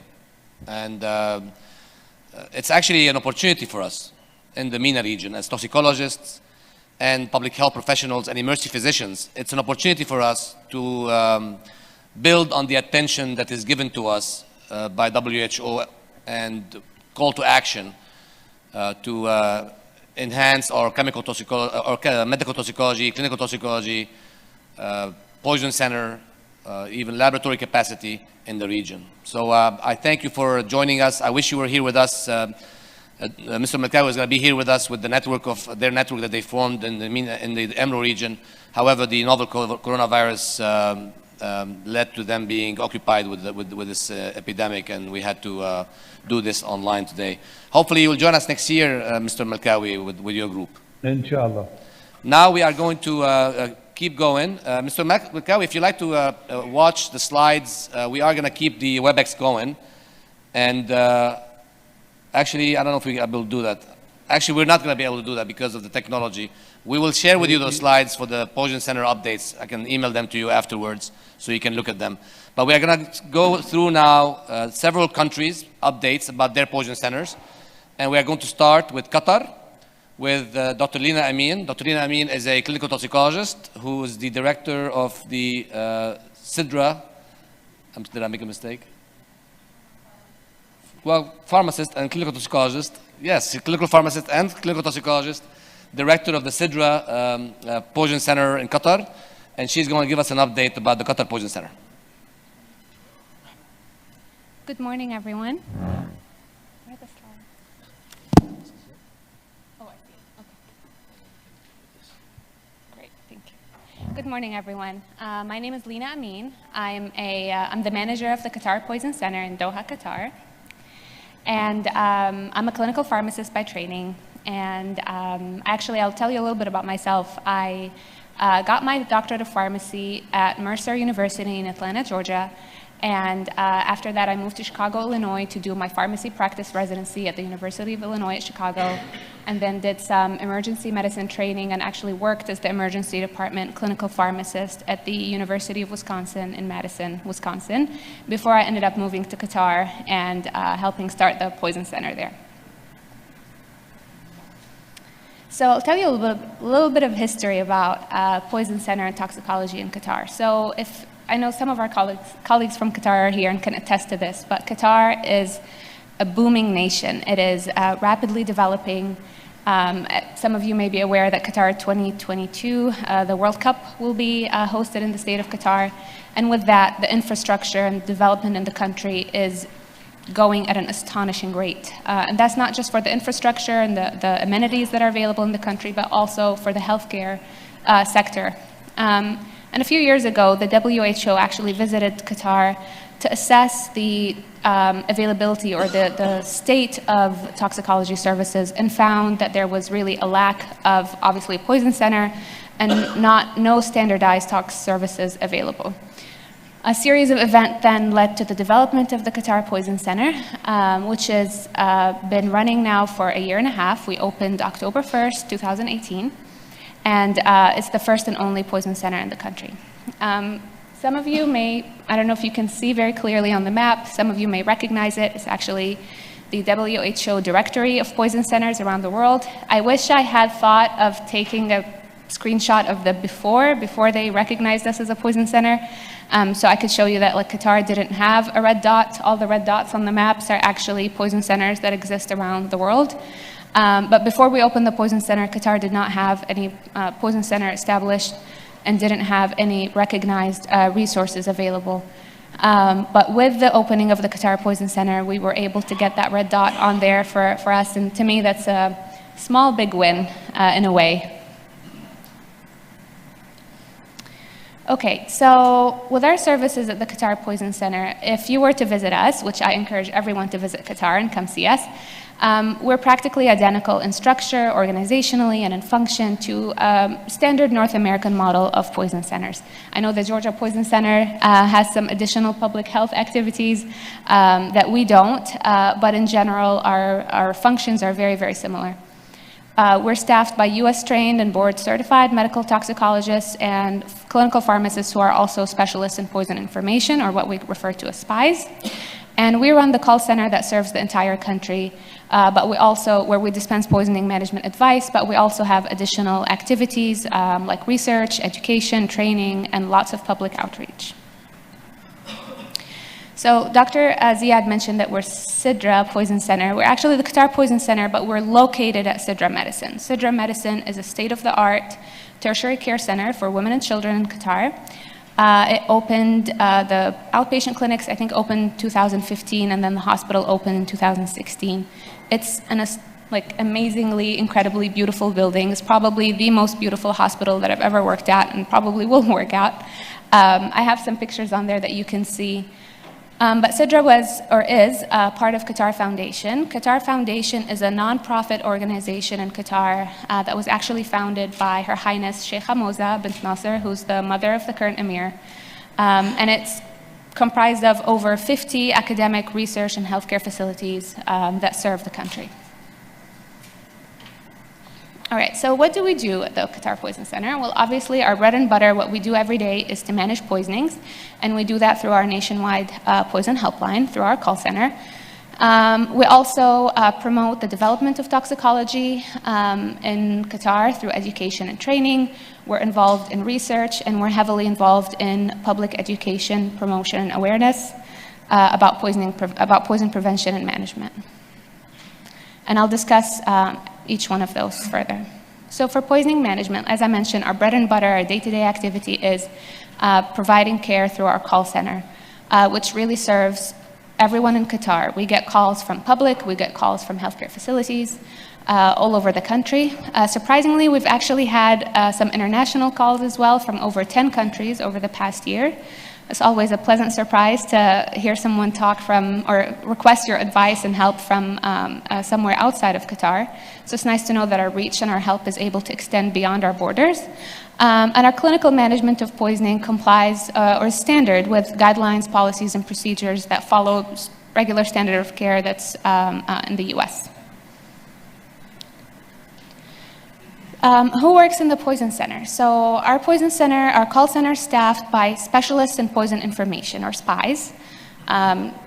They're all PharmD, so they all have doctorate of pharmacy degrees with specific background in critical care and or emergency medicine, and they've received some specialized additional training as specialists in poison information. They are the ones who receive the calls from the public. They're the ones who receive the calls from physicians, nurses, pharmacists, and various healthcare facilities all over Qatar. And they triage and manage those cases, they document them, and sometimes they involve our medical toxicologists in certain cases depending on our guidelines. And they're all, actually everyone in our poison center is bilingual, speaks Arabic and English, except for our medical director who only speaks English. Our call center is also fully electronic. We have online resources. We also document all our cases in a database that we maintain. Some of you are familiar with it from the US. And we have a very advanced telephony system that supports our large-scale functions. As far as education and training, as I mentioned, this is something that is part of the vision of the Qatar Poison Center, is to develop toxicology in the state of Qatar. We actually have started a medical fellowship in toxicology that's soon to be ACGMEI accredited. We actually have our first fellow from Kuwait who started in July 2019, Dr. Abdul Latif. Yes. We also offer lots of poison center rotations in toxicology. We've had medical students from Weill Cornell and also from Qatar University. I also precept pharmacy students in both the Bachelor's of Pharmacy and the Doctorate of Pharmacy programs from Qatar University, and I do some teaching at the university as well.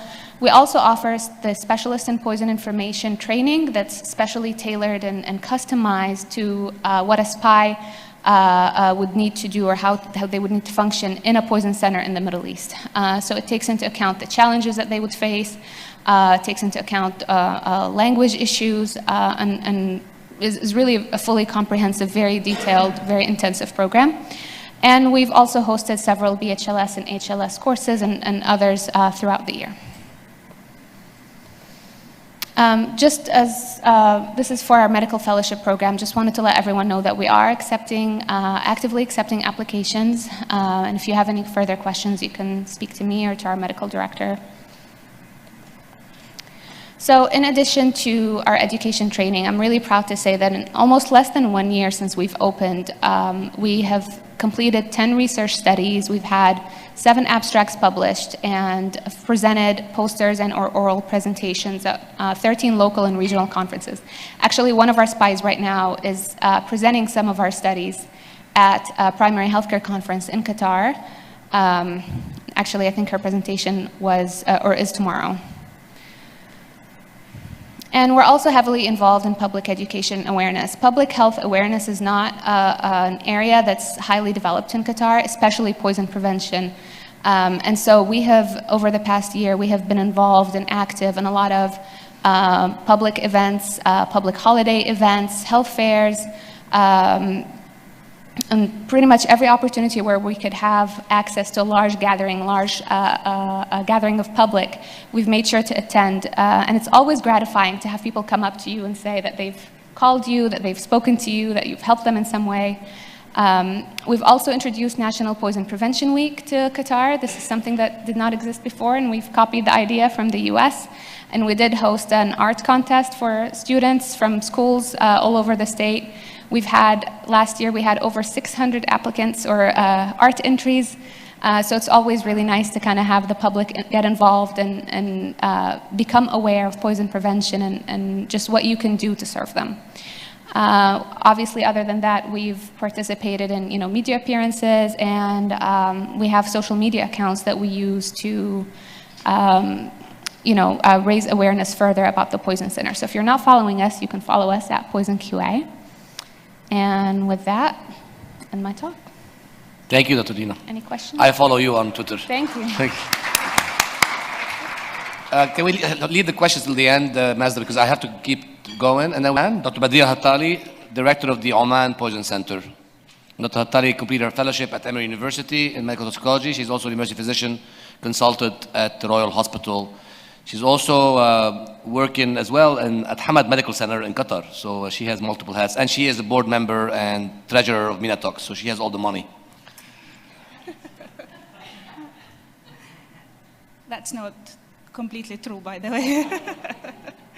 Good morning, everyone. Thank you so much for being here and helping us with Minatox 2020. We are delighted to have all of you. And we would like to thank EBAT for hosting us this year. I've been giving an updates about what is the process and how we are doing in Oman for the last probably like 2 or 3 years. So this is just a follow-up of what we are doing so far. So we are in Oman, we are like a population of around 4 million. Half of us are Omanis and half of us are expat, and you can see that there is a challenges when it comes to the kind of the exposure that we are facing, because it's like a different, we get like from different countries all over the world. If you look at the outpatient morbidity in the Ministry of Health, and this is for the last update 2017, you can see when it comes to the injuries and poisoning, we are just like way down compared to communicable and non-communicable diseases. And so it was really hard and difficult to convince the ministry how important is this specialty and how do we need to advance care in this field.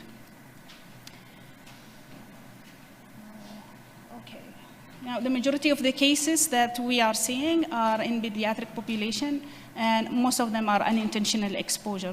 Though we see some of the occupational and environmental exposure, which is quite significant in the country. When it comes to all outpatient morbidity, there are around, this is basically based on an ICD-10 coding, so we are not 100% accurate, but we see around 90,000 cases related to toxic exposure per year.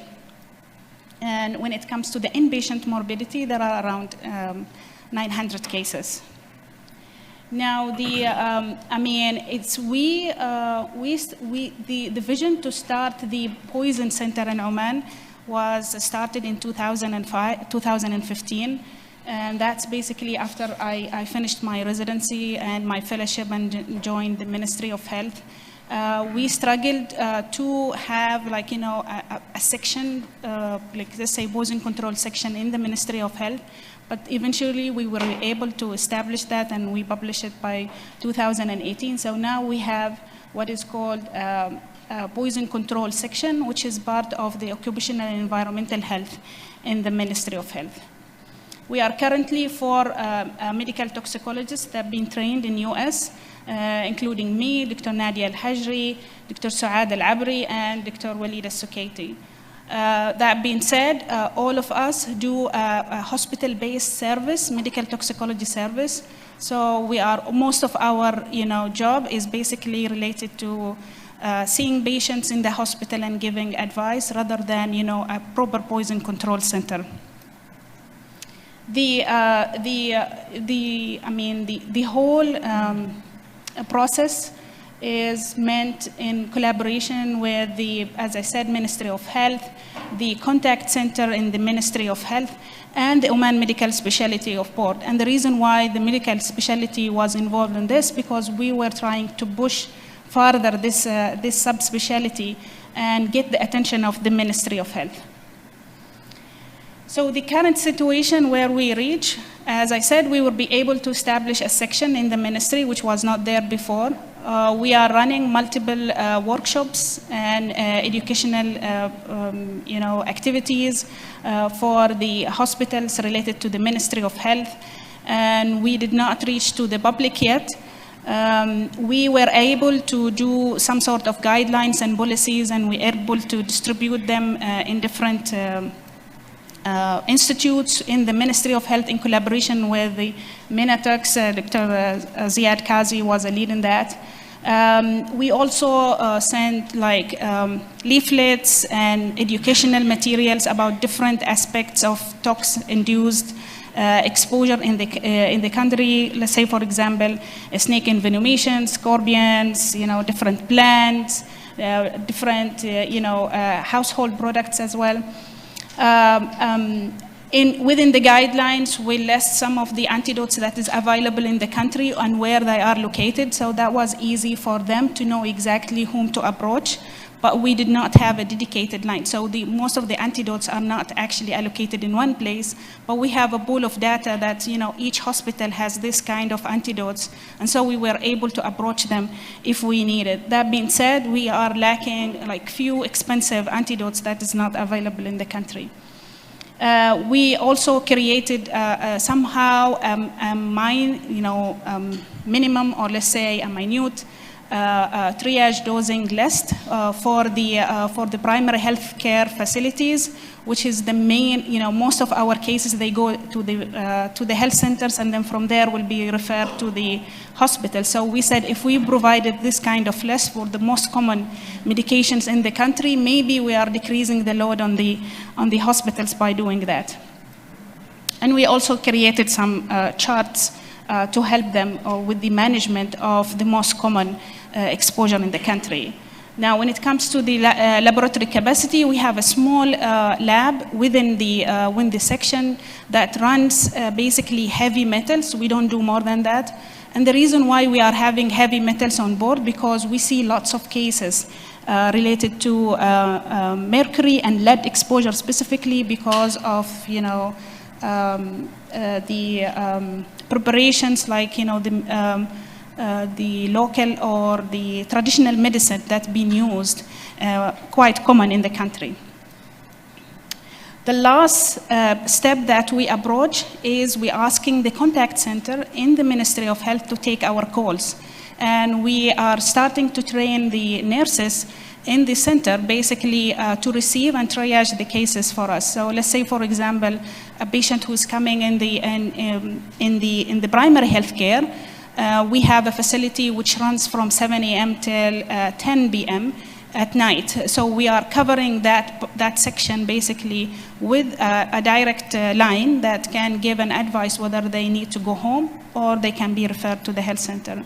And we have the medical toxicologist will be 24/7 on call for that facility to give us. In terms of the surveillance and database software, we had a manual notification forms that's basically entered through and fed through the EB data, and then that goes directly to the surveillance department in the Ministry of Health. And recently we will be able to change it to the electronic notification. And so we get, direct number of cases from all the institutes that belongs to the Ministry of Health. Now, we were able to create electronic data entry system in the contact center, which is basically similar to the notification form that we distributed. And this is basically will give demographic feature, the kind of exposure, and the follow-up for the patient as well in an electronic form, which is locally prepared and distributed. So hopefully that will work. We are still in the first year of using that one. Now, the challenges that we are facing, I guess it's the main thing is that we still did not convince the ministry how important is to advance this care, and one of the challenges is the financial support. Unfortunately, because of the crisis that the country is going through, we could not advance this in a rapid way. The human resources have been asking for more and more toxicologists, more of poison information specialists that can provide the care for us, the equipment, facilities, and technical support, of course, to increase the laboratory capacity. And there is a step forward in terms of the Central Public Health Lab, where all of this will be integrated together.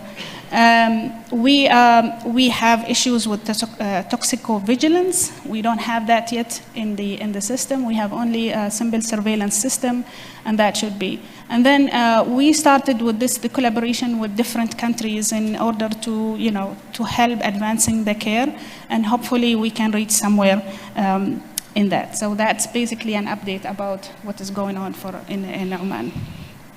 Thank you, Badriya.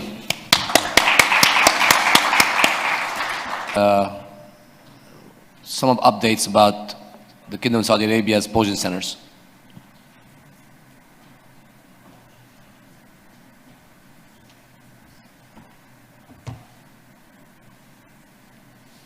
By the way, for Turkey, there's a session on Turkey. We are going to collapse it with the afternoon session on Turkey. So Dr. Ainur Shaheen is going to do the Turkey update in her afternoon lecture.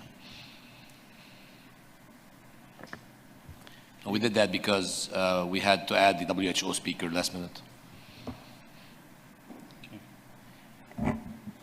Good morning, everyone.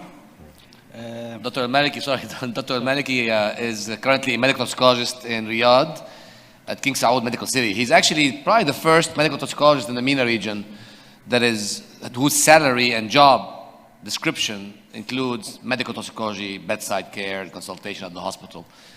And he actually completed internal medicine training, and we will not hold that against you, Dr. Maliki, and then a fellowship in toxicology at Emory University. Good morning, everyone. I would like to give you a brief background about the poison center in Saudi Arabia and the toxicology services.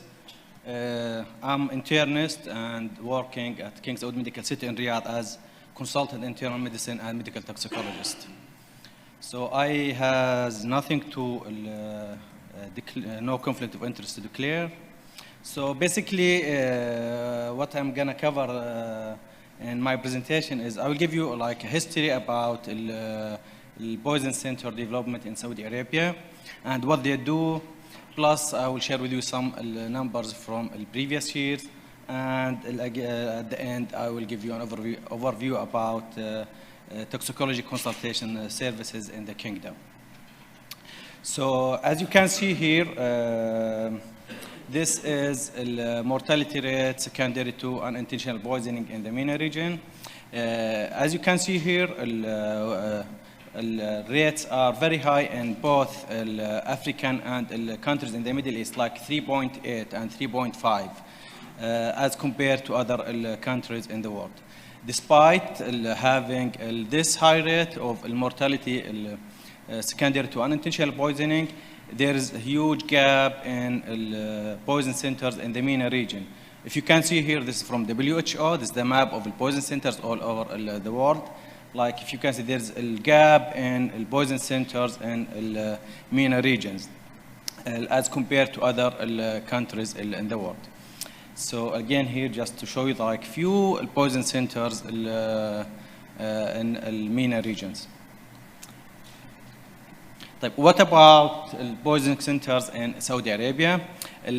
Poison center in Saudi Arabia, like under umbrella of the Ministry of Health, and there's like a General Directorate for Poison Control Centers.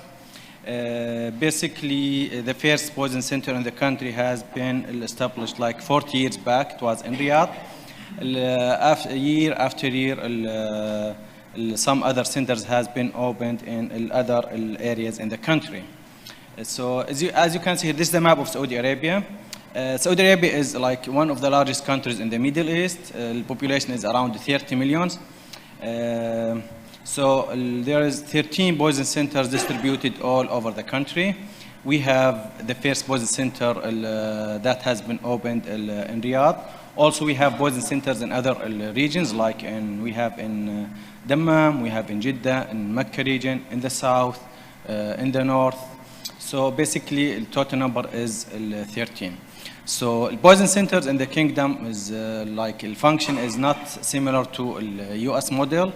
They have different rules and functions. Basically, they have different functions. They have consultation services for drug and poison information. Also, they are handling some lab stuff. So they are doing forensic toxicology lab, also TDM, plus also they are doing like screening for drug of abuse for both like workers or even from healthcare facilities. They are doing some occupational and environmental toxicology, like screening for substance of abuse, biological monitoring of pesticide, plus trace metal analysis. Is poisoning issue in the Kingdom of Saudi Arabia? I will share with you like some data from 2017. This was like cases that has been reported to the Poison Control Center in the Kingdom. Total number of cases was 12,566. Still, this does not represent the whole number of cases. These are the reported cases. We have large number of cases not reported. Majority of cases were in kids under 6 years of age, and 12% of them has been admitted to the hospitals. 2/3 of the cases came from the public, while 1/3 of the cases came from healthcare facilities. So just if you will see here, 85% of the cases occurred in children less than 6 years of age. In terms of substances that has been encountered, different substances like vitamins, corrosives, chemicals, hair dye, antacids, corrosives and chemical constitute the majority of cases. In terms of most commonly encountered medication, so vitamins constitute 13% of the cases, while exposure to paracetamol constitute around 8% of cases. So recently, over the last few years, what we did, we established a new hotline to receive consultation for poisoning and issues related to poisoning from healthcare facilities. So just for hospitals, if they have like someone in the emergency department and he need consultation regarding a patient with drug overdose, they will call the hotline 1937. So then if the caller is from healthcare facilities, calls will be handled by a medical toxicologist. But if the call is coming from public, it will be handled by a general practitioner and sometimes clinical pharmacist. So basically, the medical toxicologist at the time being, we are only covering calls from healthcare facilities. So what we do in the medical toxicology consultation services, we are doing different tasks. We are handling consultation for poisoning and poisoning related issues. We are doing training staff, delivering courses in the field of medical toxicology and some public health awareness. So basically, if a medical care facility, they have a patient who was exposed to a chemical substance or intentionally ingested any medication, what they will do, they will call 1937, and again, the call will be directed immediately to a medical toxicologist in call. We are covering 24/7.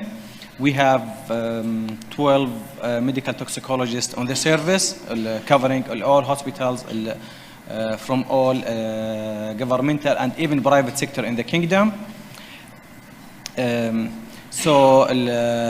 We give immediate advice about how to manage this patient disposition and the follow-up. For some cases, if they need bedside consultations, we provide bedside consultations for some like critically ill patients or in case we need to do that, plus follow-up. This is basically what we do for the consultation service. We are doing training during this service. We have trained fellows. Majority of our fellows are pediatric emergency fellows. So they rotate with us like for 4 weeks. And they are the first one or the first on call for the services. Then they will discuss the case with the on-call medical toxicologist. Also, we trained residents from different backgrounds, majority from emergency medicine, but we have residents from rotating in ICU, pediatrics, and internal medicine. Also, we trained some clinical pharmacists. This is in terms of training. In terms of courses, we are trying to increase awareness about the importance of toxicology services in the kingdom. So we are conducting training courses in medical toxicology all over the kingdom. We covered 6 areas per year. The courses are directed toward emergency physicians, GP, and even nurses and pharmacists. Basically, the course is like 2 days to cover the main aspects of how you can approach poison patients and the management of these patients. Also, what is the impact of this service? Is it important, like, to have a toxicology service? Yes, there was a huge impact in the kingdom. So, impact came in patient care. So it has been found that a lot of unnecessary investigations has been stopped, unnecessary admissions to the hospitals, unnecessary antidotes, even unnecessary visits to emergency department. So it has impact on patient care, the mortality rate.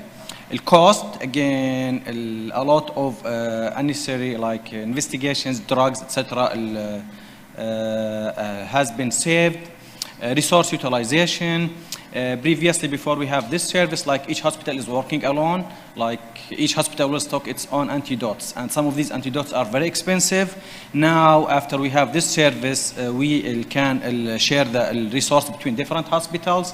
Like, if we have someone who will need fomepizole and it's not available, immediately we can allocate resources from other facilities in the same area. So it will help them to save money. So unnecessary, like, antidote stocking has been decreased. Public health, after the service, like, we have been involved in a lot of outbreaks. Like, for example, last year, because we received, like, 4 or 5 cases about methanol in different hospitals in the same area. Without having this service, you will not discover these scattered cases. But because we receive over, like, 24 hours, we received, like, 5 cases of methanol in different hospitals, and this has been raised to authorities and Ministry of Health, and it has been found that the common source was, like, contaminated juice in one of the restaurants. Needs assessment, toxicology, medical toxicology services helped the Ministry of Health to know what is needs for medical toxicology. Now they know how many cases we have per year. They know, like, for example, how many cases of ethanol or methanol do we have per year, so that they can plan, for example, where to have antidotes, which area is in high need for this antidote or that. Before having this medical toxicology service, these figures were not there. What we are planning to do in the future, we started to have training courses for specialists in poison information. Last month we trained 15 new spies. The majority of them, like, if you can see here in this, the females are clinical pharmacists, the males are nurses. So we are planning to recruit these spies and to be like a first responder for to receive calls regarding toxicology from both healthcare facilities and the public. They will do, like, triaging for the cases. For us, we are preparing specific guidelines for them to know which case to be managed at home, which case, when to refer the case to medical toxicologist, which cases to be referred to healthcare facilities. Still, we do not have a lot of awareness in public health about poisoning, chemical safety, etc. So we are planning to have more awareness programs in the future. Also, we are hope that we will have a fellowship in medical toxicology in the future. Thank you. Thank you, Dr. Melki. Our next speaker is... Good evening, everybody. In this opportunity, I would like to thank you, Dr. Ziad, for his logistic and scientific support.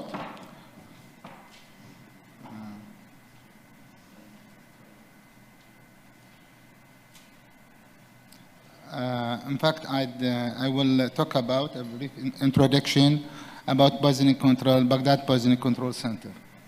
Yeah. Baghdad Poison Control Center located on the ground floor of Al-Ghazi Hariri Hospital for surgical specialties within the medical city complex. It is established in 1998. It is nearby the General Emergency Departments of Baghdad Medical City, about 2 meters. About the infrastructure of our poison control center, in addition to the administrative departments, we have an information department for which usually the patient presented for either consultation or information of agent. Of course, a special case report form were done, and after that, after interpretation of the whole presentation and clinical picture, we usually send for the command toxicological unit or screening in the other department, which is called laboratory departments. And then these data were kept in a special statistic unit for research for retrospective studies. Why Poison Control Center is important? As I said before, it provides a database about the drug intoxication and chemical exposure that involve our local society, and has the ability to diagnose and to suggest the guideline management for each type. Second, training services for emergency departments. We are a part of the training courses of those in emergency medicine, pharmacists as a clinical toxicologist or non-medical toxicologist, and biochemists. In fact, many research have been achieved with the aid of these animal statistics, retrospective studies like lead poisoning, organophosphorus, and so on. And the information about any agent, it is always available, and about the antidotes, indication, uses, side effects. Also, Acil in participation in mass gathering people exposure and CBRN teams. In fact, how does it work? Either directly, the patient presented by his relative, with his relative, for example, chronic lead poisoning, thallium, or indirectly by phone call or written request. In this case, we ask for the complete data about the clinical picture and complaint and their investigations. Also, we ask our blood and urine sample, gas clavage, or a container of the suspected drug to be poisoned. This is a summary of the mean number of patients presented with positive clinical finding and confirmed by laboratory diagnosis. For example, of insecticide people exposed to, whether it is organophosphorus or organic chlorinated compound or pyrethrin, about 60. This is the mean level, and usually presented from the emergency departments. Paracetamol poisoning, I mean paracetamol poisoning, not overdose. I mean it is more than 150 milligram per kilogram body weight. And of course, the guideline management for all of these patients usually supported by the Poison Control Center. In addition to our work, there is a special request from other, for example, GIT centers. It is about 100 and 250 in order to exclude Wilson's disease because the availability of these devices for levels of estimation. There is certain historical events during the last 20 years. The Poison Control Center plays a major role in diagnosis of something that have a major effect on the community, on the health, on the environment. For example, this is one of them. In 2,000 years, there are more than 2,000 cases of lead poisoning reported to our poison center. This was recognized at that time because of first, they were using a tetraethyl lead in order to increase the octane number of petrol in oil refinery system. The second reason, that lead oxide leads for batteries locally made in a closed ventilated room. During the period of embargo in low socioeconomic states, most of people recycle the old batteries. And usually you should change the lead oxide plate for these batteries, which was illegal and does not meet the requirements of Ministry of Environment. I mean, it is not licensed Of course, many of them presented even of fit encephalopathy. We have treated so many of them with combined therapy, BAL and calcium disodium acetate. Another important historical event, this is during the wartime, kidnapping and theft by using benzodiazepine, lorazepam, clonazepam, midazolam, or directly spray directly over the face, or these substances usually injected to the Pepsi or any juice cane. The taxi driver are the most likely victims.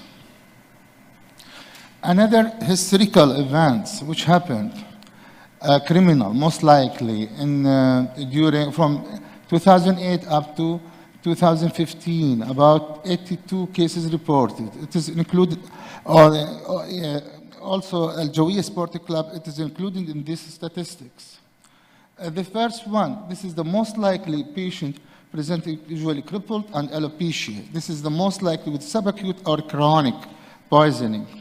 Sometimes they presented with alopecia alone, or rarely it is presented with a bluish discoloration or desquamation of the skin.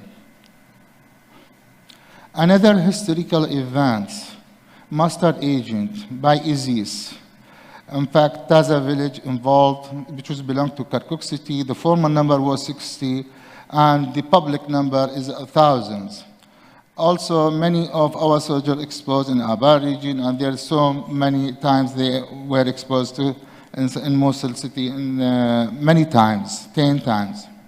This is the most likely, Abulle is the most likely typical appearance of a blister agent.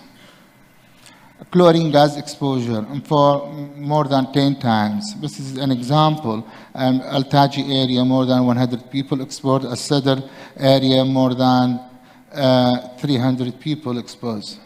We treated them, we gave them the major guideline for the treatment of chlorine gas. Yeah, this is the mass gathering people exposure during a religious celebration. In fact, millions of Al-Shia usually walk to the Imam. In this religious activity, we have to support them by referring a special team to walk the medical team at that time in case of poisoning. These are the usual antidotes available nowadays in my center. In fact, the antidote is problematic for all of them. We don't have, for example, FAB for digoxin and other, some of them are deficient. Of course, there are atropine or naloxone are available in the other departments, like anesthesia and so on. These are the devices that usually used by my lab. The first one is atomic absorption. We have 3 devices. Routine work, we measure copper or lead, but for some research, of course, we can measure some other materials like cadmium and so on. Spectrophotometry device and telechromatography, these are both a procedure for drug screening test and HPLC. A new device were added nowadays for therapeutic drug monitoring and drug of abuse, still in the process. We hope in the future we can estimate the serum level estimation of some drugs. Our vision for the future, the antidotes should be available all over the time. Updating our devices, for example, GC-MAS and ICP, inductively coupled plasma emission, and isolated equipment and fully equipped with high-skilled medical personnel. A new academic study in clinical toxicology that offers a master or board-certified region participation in scientific conference in this field. Thank you. Thank you, Dr. Hamoudi. Last but not least, Dr. Tar and is going to give a brief presentation followed by lunch. So the slides will be there, right? Yeah, we can see the slides. Good morning, everyone. Good morning, everyone. So basically in Lebanon, we do not have a poison center. We have a toxicology service. And And this service was established in 2015, and really all the efforts go to Dr. Ziad Azze and Dr. Evelyn Hatte, our chairperson of the Department of Emergency Medicine. And it's and I recently joined in 2018, and we are co-directing this service, myself and Dr. Kazi. It's an MOU between Emory University and AUB. It's basically a telephonic consultation service that's offered to the healthcare providers, the patients also who present mostly to the emergency department. And lately we've done agreements with other hospitals, so now they have our call system, they can all call us, but not really from the public. And it's a 24/7, there's a call system. The first on call are the international toxicology fellows at Emory University. And it is directly supervised with different attendings. Myself, Dr. Kazi, and we have Dr. Brent Morgan from Emory University. And we have collaborations with the emergency medicine department, the hospital pharmacy, the lab, and environmental core lab for additional testing. The Emory faculty team, Dr. Brent Morgan, Dr. Pomerlew, who is now in Australia, and Dr. Melissa Gittinger. Our toxicology officer, Ms. Zaina Mnaimni, who maintains the data in RedCap and follow up on the patient 24 to 48 hours after discharge from the emergency or from the hospital if they got admitted. And we recently published our data at Clinical Toxicology. We basically reported, it was a descriptive analysis, and we reported on our challenges. And recently we're working on another paper to report on how this tele-service works, maybe other areas in the Middle East or the areas where there's no clinical toxicology service could benefit from this. Mostly the age group that we had most of the ingestions were from 20 to 50 years old. And interestingly, the pediatric exposures, 24% occurred in children less than 5 years. And these typically are unintentional ingestions, we know that. And if we have a poison center, they could easily be triaged without really presenting to the emergency department. And here comes the benefit of having a poison center. And we're looking at this subset specifically now, myself and Ziad, to see how many of those could have been just triaged at home without even presenting to the ED. In the US, 12% of the children who had the toxicological exposure were managed at a hospital, and the majority really could be triaged through a poison center. We had the predominance of female in general, and specifically those who had suicide ingestions were mostly females, and we're looking at this subset separately now and just analyzing them to see what really were the risk factors for this. In the age group that were less than 12, we had female and male nearly equal, but in the adolescent and the adult, females just had the majority of exposures. Mostly we had unintentional, and interestingly that the intentional was around 51.6%. Usually unintentional are more than the intentional exposures, but in our setting, but we have some limitations. This is just one toxicology service at a big tertiary center. Household chemicals were mostly unintentional in children, and this is mostly because of improper storage. We do not have really any child resistant. We do not have a poison center that spread awareness regarding the safety and safe storage methods at home. And the top 5 pharmaceutical exposures that we had were mostly sedative, analgesics, antidepressant, cardiovascular medications. This is similar to the AAPCC US data, except that we had more of sedatives and antipsychotics. Among the non-pharmaceutical, we had cleaning household exposures, pesticides, bites, and stimulants who were among the top 5 categories. Some interesting data is that we know all this opioid crisis in the US and other areas. In our country, we had more of benzodiazepines and sedative exposures. And this is part of it because people perceive benzos and sedatives as safe compared to opioids. And we're looking at this separately now in an ongoing research study, myself and Ziad. So this was the most category that we had. And acetaminophen, like other data in other areas in the Middle East and in the US, was the most reported pharmaceutical. We do not have IV and acetylcysteine. We use the PO. We've been doing well with the PO and acetylcysteine so far. We didn't have really any issues, and it's really excellent.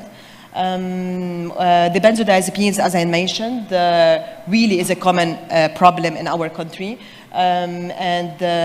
People are really more just scared to use opioids. And even we have another thing is that other than the perception of the patients, we have regulations regarding dispensing of opioids. We only have tramadol that requires a prescription.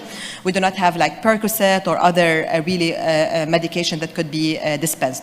And just at the hospital you have the morphine. So this regulation helped in limiting the opioid misuse and overuse.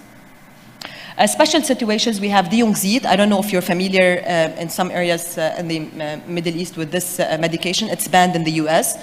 It's a combination actually of a very terrible combination where you have an antipsychotic and a tricyclic antidepressant, melitaricetam, and it is very commonly used. I mean, literally people would go to like death ceremonies, you will have Diongzid. It's something like, if you're stressed, they will take a pill of Diongzid. This is very commonly used.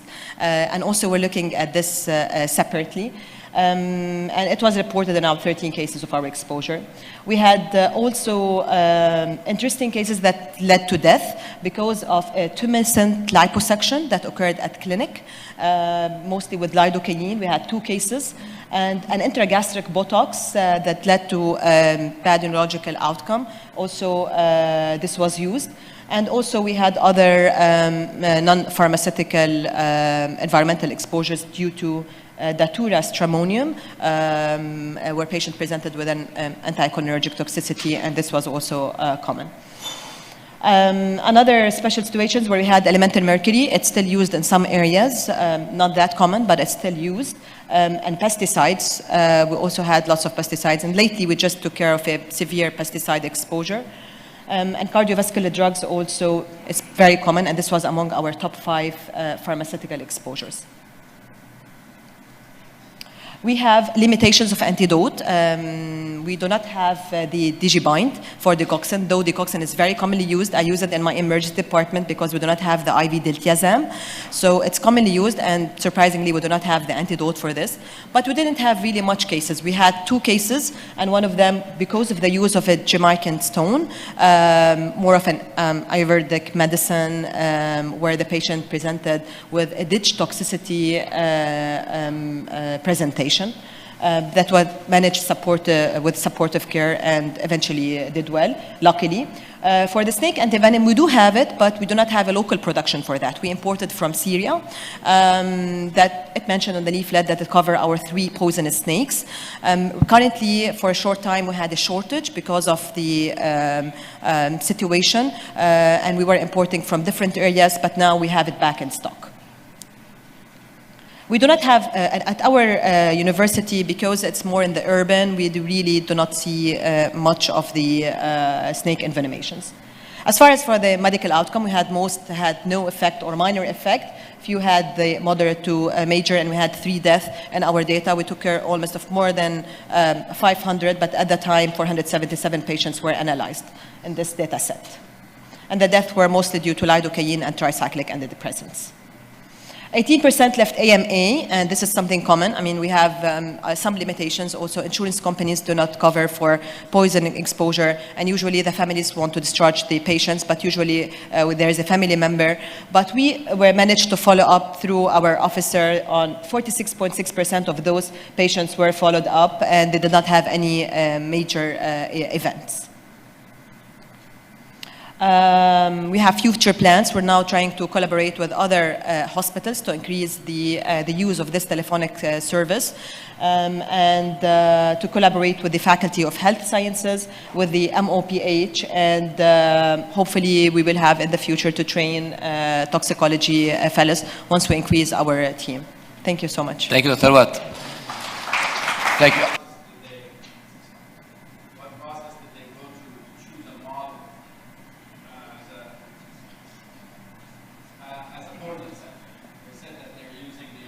the US model.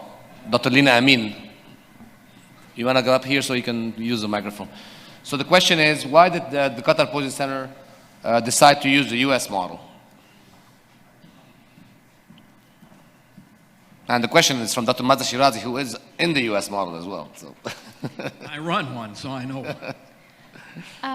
Partly because we recognize that the U.S. standard of Poison Center is the most established and most developed, with lots of supportive data that show the influence and the reach of those poison centers in their communities and their states.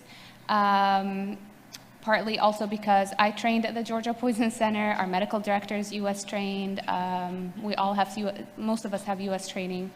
But yeah, I would say because of just recognizing the U.S. Poison Center model as being, after observing the other poison centers around the world, just being maybe the most organized or the most systematic in their approach, with just better support and better funding and being able to reach their communities better. Any other questions? After lunch, we are going to tackle education and practice of clinical toxicology in the MENA region with a panel and some presentations. We are going to look at a specific example of a medical toxicologist supporting an outbreak of lung injury from vaping products in Illinois, in Chicago. We are going to also talk about chemical security and chemical inventories, and then finish up with a look at forensic toxicologists. What do they do and how do they interact with clinical toxicology? And a brief session on lead poisoning. So that's what we have for the afternoon. Sorry we took into your lunch break. Enjoy. And please come back 10 minutes after the scheduled time. So instead of 1:30, come back at 1:40 so I don't owe you any time. Thank you. The afternoon session, after your long lunch break, it's my pleasure to introduce Dr. Trevon Thompson, who's a colleague. Dr. Trevon Thompson has had a unique opportunity and experience in dealing with outbreaks and collaborating with his health department. So we want him to share with us his experience in that area. Dr. Thompson, thank you.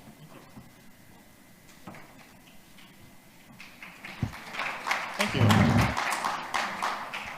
Alrighty, good afternoon. I have the challenge of being the first speaker after lunch. I hope you can stay awake. I am Trevon Thompson. I'm a medical toxicologist and emergency physician at the University of Illinois in Chicago, and I want to talk to you about a few things here this afternoon. Most importantly, maybe I have no conflicts of interest to disclose. Probably important when talking about poisons, so I'm not trying to facilitate or encourage poisoning. I want to start just a little bit by giving a little bit of background before I go too far into my talk, and that is to talk about medical toxicology in the United States. I think you heard a little bit about this morning when Dr. Lopez was talking. You're going to hear some more about this from Dr. Wax and some others, I think, this afternoon. But I think it's important that we understand kind of some foundational background from where I come from in talking about some of how these outbreak investigations have occurred. So quite obviously, I think, we may know now that medical toxicology is a subspecialty. In the United States, it is primarily a subspecialty of emergency medicine, though there are other pathways into medical toxicology, internal medicine, pediatrics, preventive medicine, et cetera. But it is an organized subspecialty that requires fellowship training. It's a 2-year fellowship training program. There's a certification exam, and then there's maintenance of certification. This is all important, I think, in understanding that medical toxicology is well developed, as was talked about earlier this morning, in the United States. And we have a built-in collaboration with our Poison Control Center network and the National Poison Data System. So through our poison centers, which you heard a lot about this morning, we are able to collect both regional data. So in Illinois, for example, the Illinois Poison Center, we're collecting on a daily basis our regional data regarding poisoning and reports of poisoning to our poison center system. But also all of our poison centers in the United States feed into the National Poison Data System so that we can actually track data on a national level as well. Now that's important as we think about the concept of the medical toxicologist as a collaborator. And I think we are uniquely situated to be a collaborator in many regards. One may also seem obvious, but I think it's worth mentioning. We, at least the way I function in my service at the University of Illinois at Chicago, we are a consultation service. So an internal medicine team or an emergency department or sometimes even surgeons or neurosurgeons may consult us, asking for our recommendations on how to care for someone they're concerned about a poisoning, is poisoned, etc. So we're naturally working with many others as it relates to the management of a case.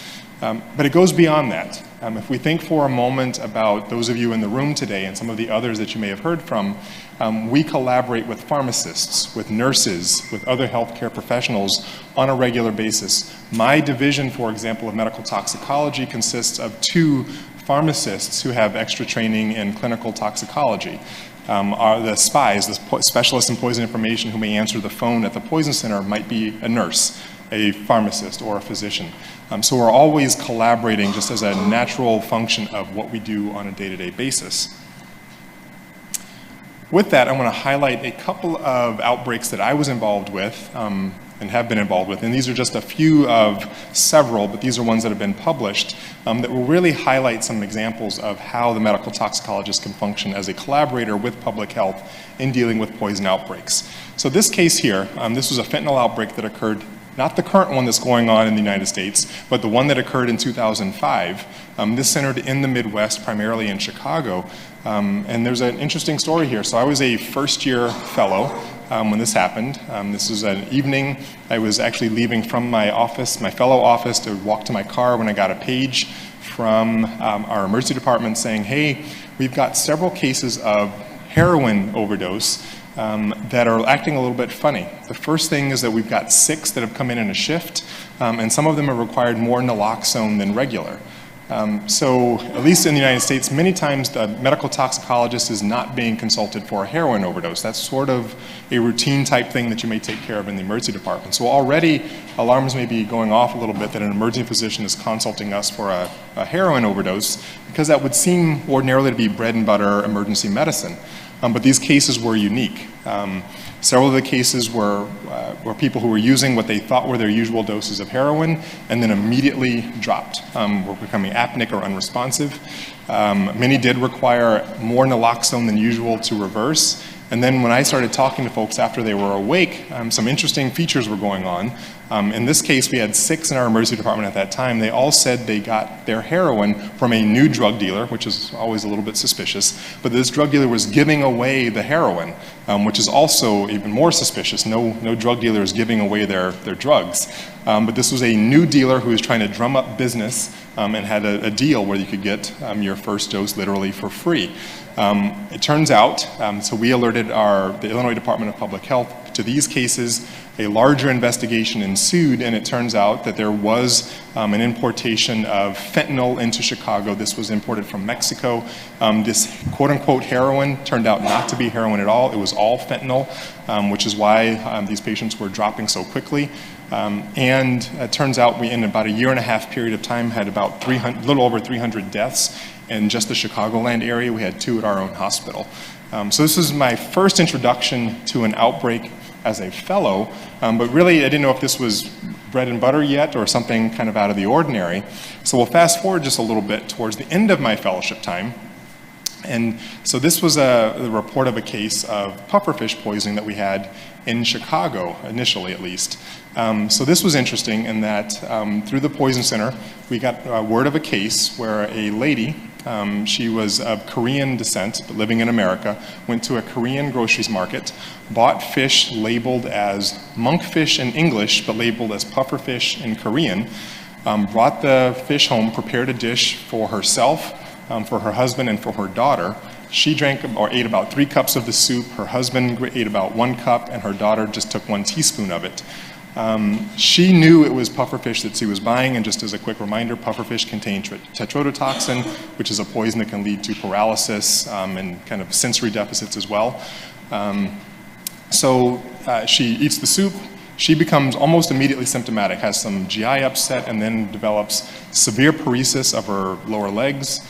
She developed numbness and tingling in her arms. She had gross truncal ataxia, goes to the emergency department. The emergency physician, thinking this might be pufferfish poisoning, calls the poison center.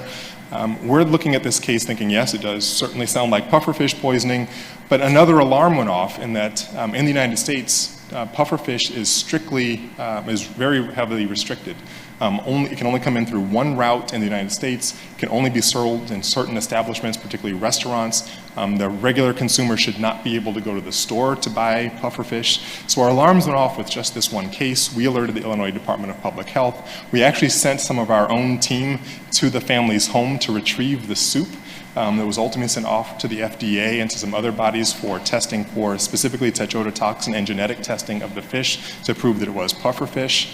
A larger investigation ensued that led to the determination there was an illegal underground black market importation of pufferfish in the United States through California. And it was deliberate. So again, this fish product was labeled monkfish in English, but labeled as pufferfish in other languages. It was designed to skirt the regulatory guidelines for importing the fish in the United States. Also, it turns out that there were 2 other cases of pufferfish poisoning, one in California that actually occurred a few months before ours, but it was never reported. Then there was a subsequent case in New Jersey, all related to the same illegal importation scheme. So again, highlighting a little bit of where medical toxicology can help with collaborations with public health, and I'm going to come back to this in a moment. The last outbreak that I want to talk about is more modern. So this was about March of 2018 in Illinois. Our service was consulted on 2 index cases, it turns out. This was a father and son who presented to an emergency department with bleeding, primarily hematuria, and really no exposure for why they should both have hematuria simultaneously and other bleeding.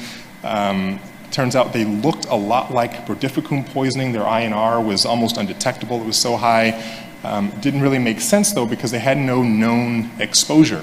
They were both factory workers and they thought that perhaps there was some dust in the factory they were exposed to. That was the only exposure they could identify.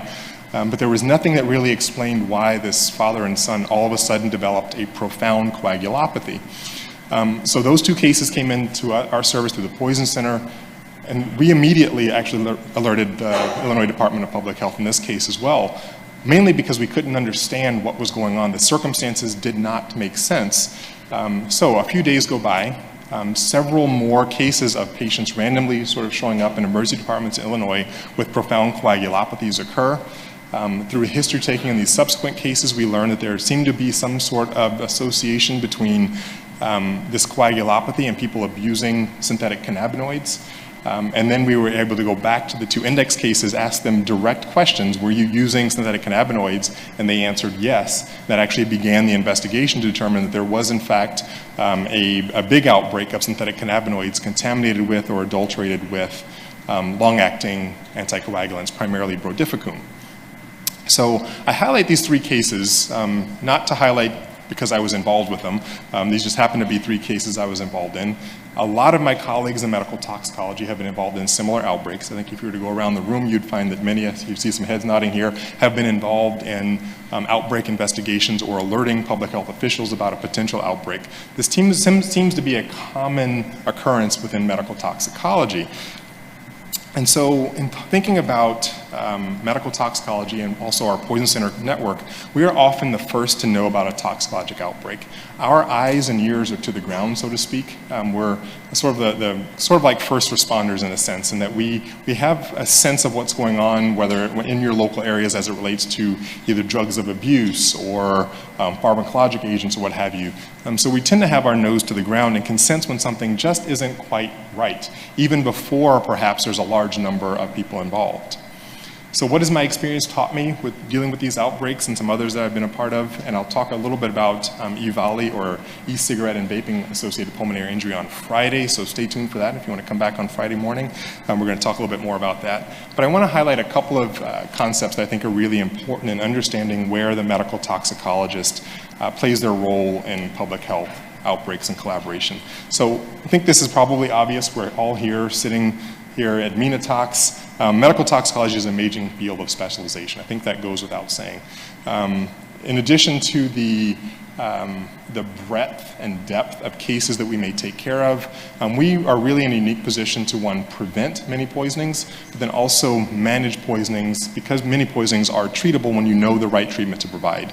So we can be a big benefit to not only individuals, that individual patient that we may be caring for, but populations at large. And I think that's an amazing thing that I'm glad to be a part of as a medical toxicologist.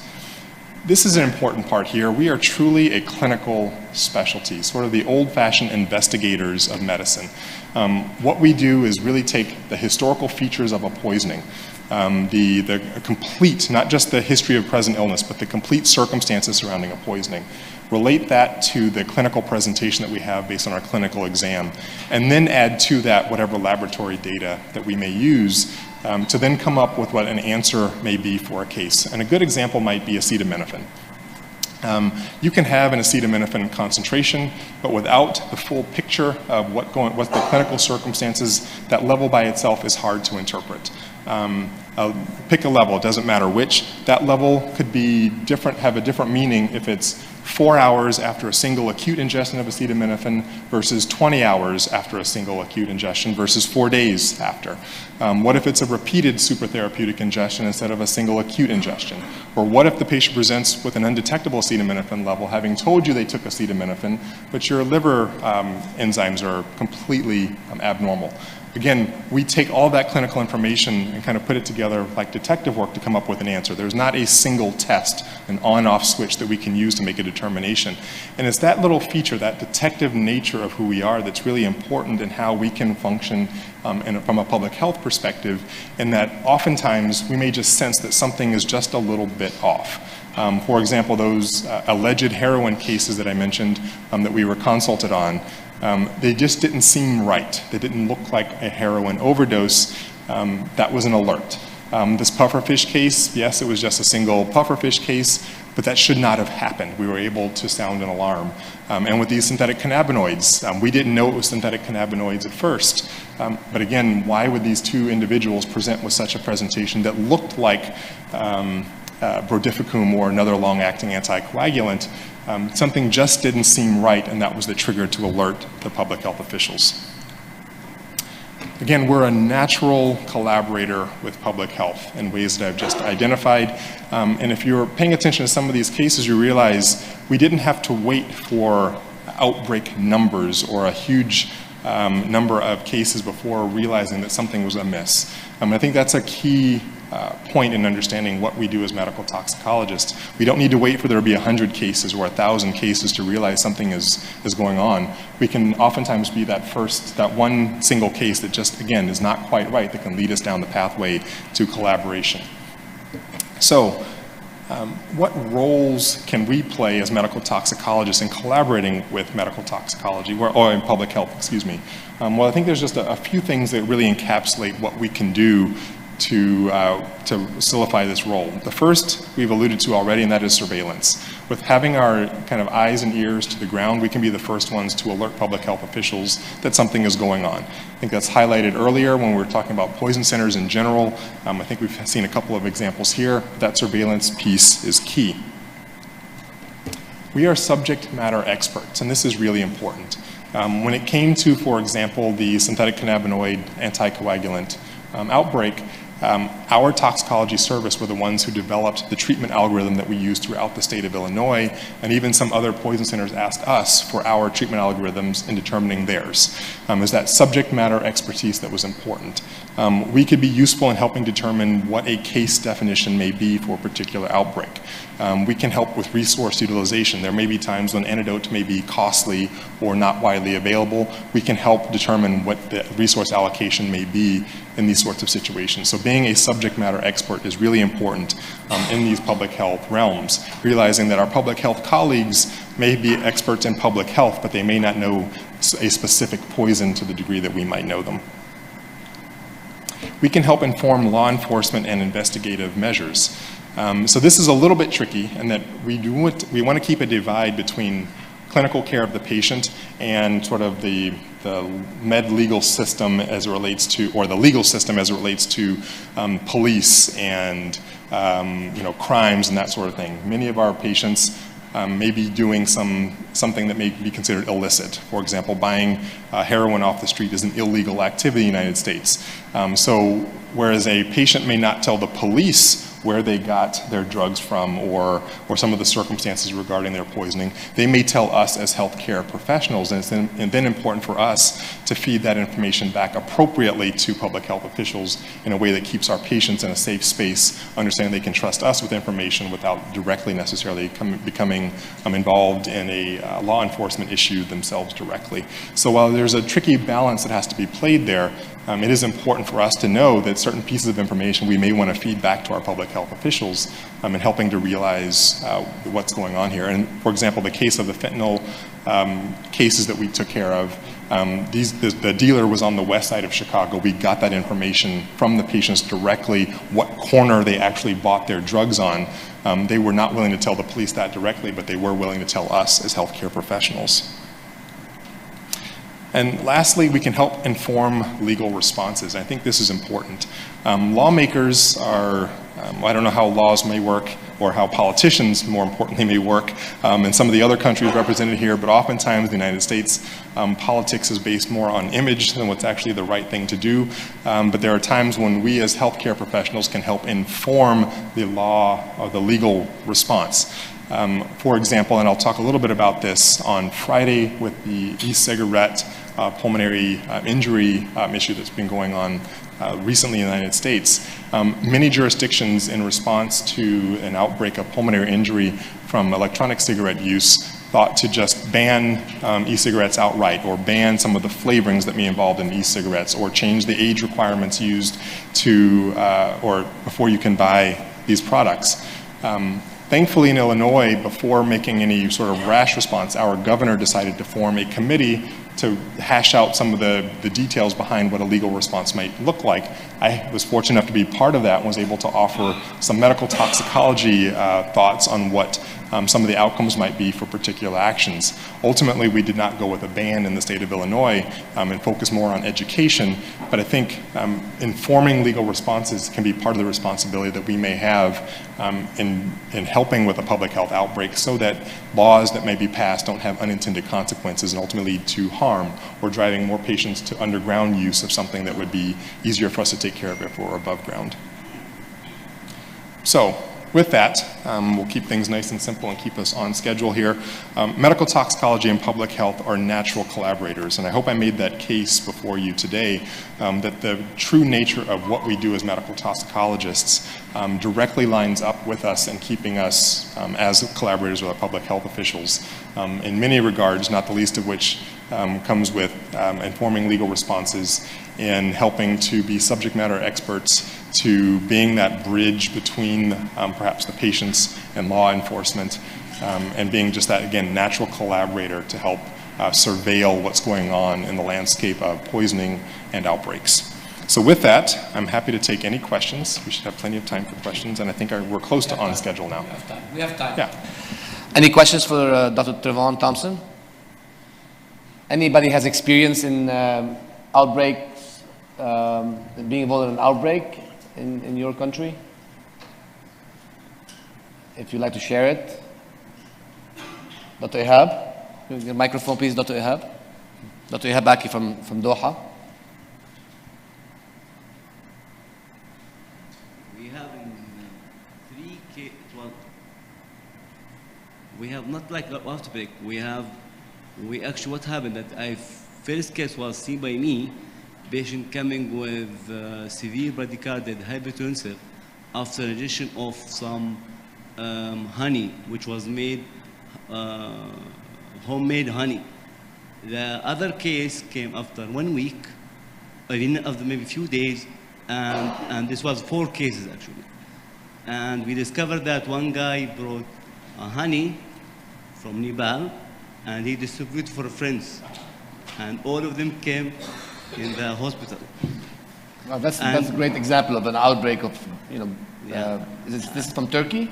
No, the honey from Nepal. Nepal. Because I think there's also we're going to have a lecture about mad honey poisoning in Turkey by Dr. Gunduz. And we are raising the issue now for the public Health, and it was a big issue actually. They started to investigate from where. Yeah. And when That's a great example. Thank you for sharing.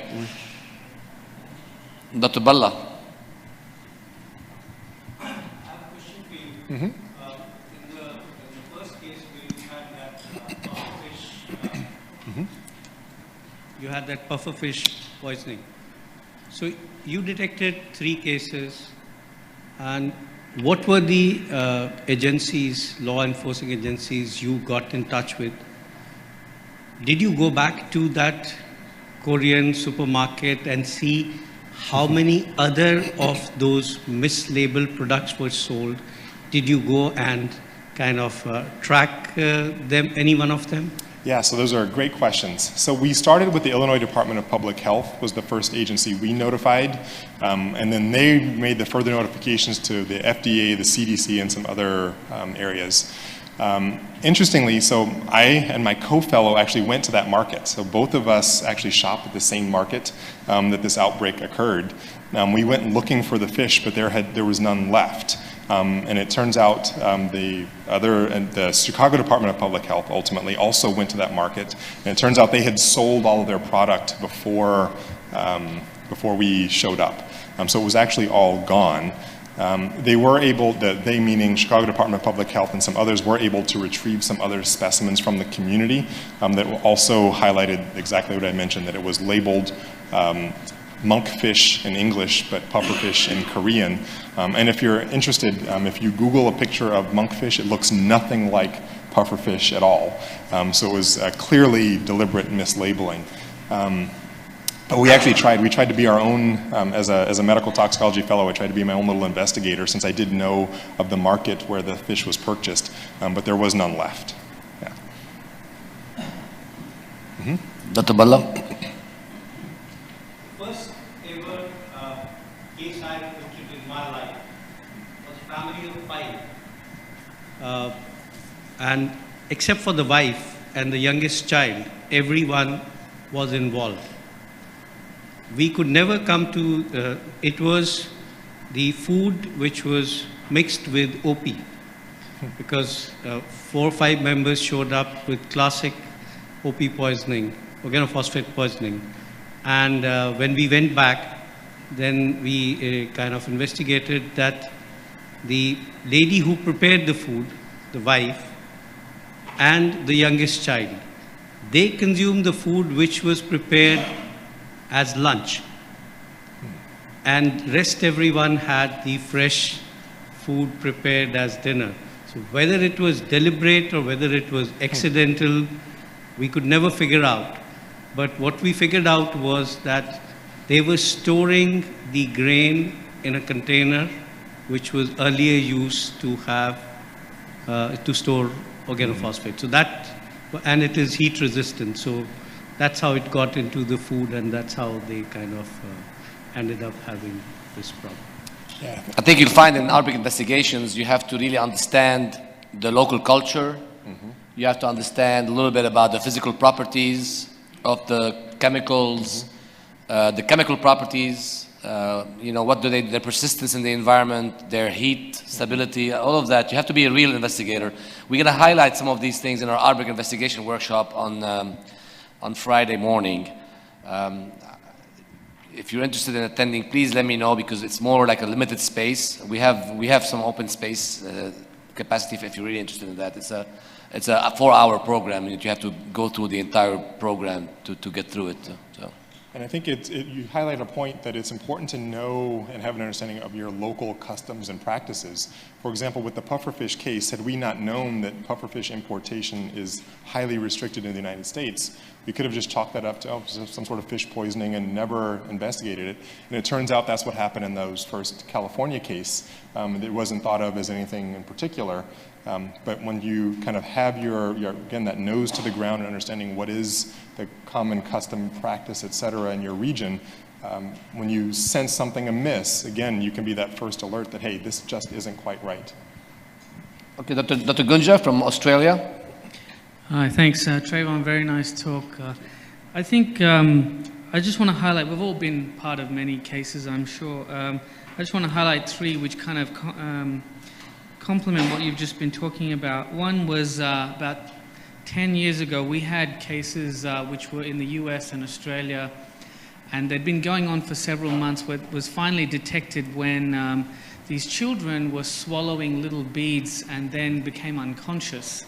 And it finally came out that one of the children actually vomited and also passed through the stool hundreds of these tiny beads. And we found out that the manufacturer in Hong Kong had switched, because it was cheaper, 1,5-pentane-diol, which was used to stick those little beads together to make a toy, to 1,4-butane-diol.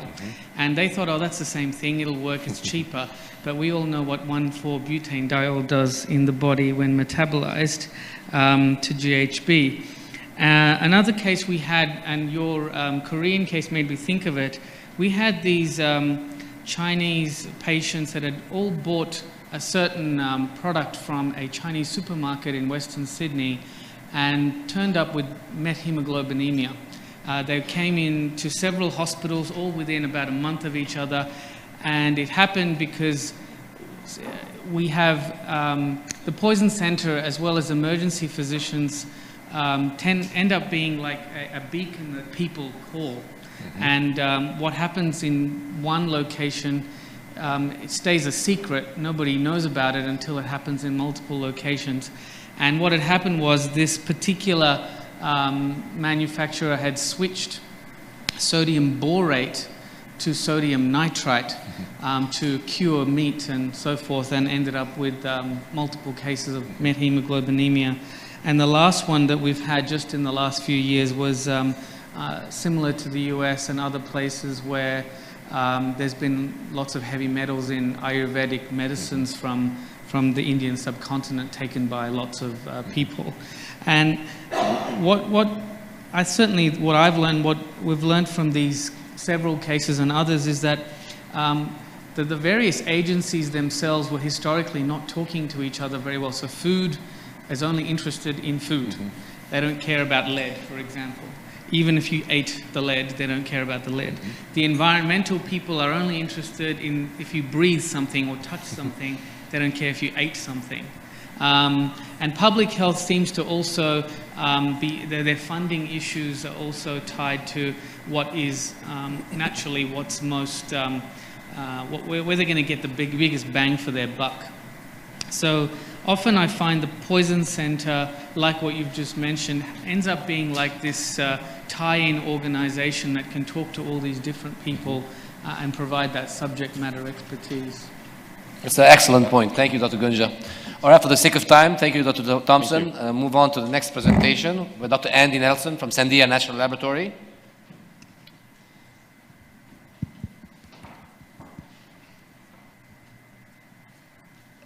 Inventories promote security. So I asked him to talk a little bit about chemical inventories at a national level, why they are important, and how they improve security. Dr. Nelson. Thank you. Assalamu alaikum. Good afternoon. So today I'm going to talk about a very seemingly simple topic, inventory management. It's going to access a slightly different part of your brain than the medical toxicology talks. But this inventory management is actually a very complex problem. So first I'm going to start with a story. In 2005, there was a new university formed in the United States in California, University of California, Merced. And they started a new chemistry program. And they had a new graduate student, Jason West. And this student actually had a history of creating methamphetamines. He'd been making methamphetamines for many years. He was an addict himself. He was also selling to friends. Well, he joined the university, and now he had access to large quantities of chemicals he could use to make methamphetamines. And he stole about 9 kilograms worth, or enough chemicals to make 9 kilograms worth of methamphetamines, which would be several $1,000s worth of equipment, several $1,000s worth of materials. And this went on for a couple years until he got really greedy and stole a vacuum pump. And that's when his research advisor noticed that he had been stealing things. And when the police investigated, they interviewed his advisor. His name's Matthew Meyer, and he has this quote. researchers generally assume that graduate students will recognize and appreciate the importance of the opportunities and responsibilities they are entrusted with to carry out research in cutting-edge laboratories. I am, of course, deeply disappointed that the trust I placed in one of my graduate students appears to have been broken. So what this highlights is that the only safety and security mechanism in place at this university at the time was trust. There were plenty of opportunities beforehand to catch this student, prevent him from having access to these materials. So why am I here today? So by training, I'm actually an environmental toxicologist and cellular toxicologist. So I PhD trained, 10 years of laboratory experience. So the main difference between my training in toxicology and most of yours is that if you have a problem, if you're sick, don't come to me because I'll just make things worse. And secondly, I never have to wear a tie to work. But in more sincerity, we're focused in risk assessment. And the environmental toxicology world has developed many different approaches to risk assessment, which actually leads nicely into the field of chemical security and chemical safety. So most recently, I've been working on some initiatives, actually along with Dr. Kazi. I'm leading a special edition in the Journal of Chemical Education to look at safety and security education practices in the United States.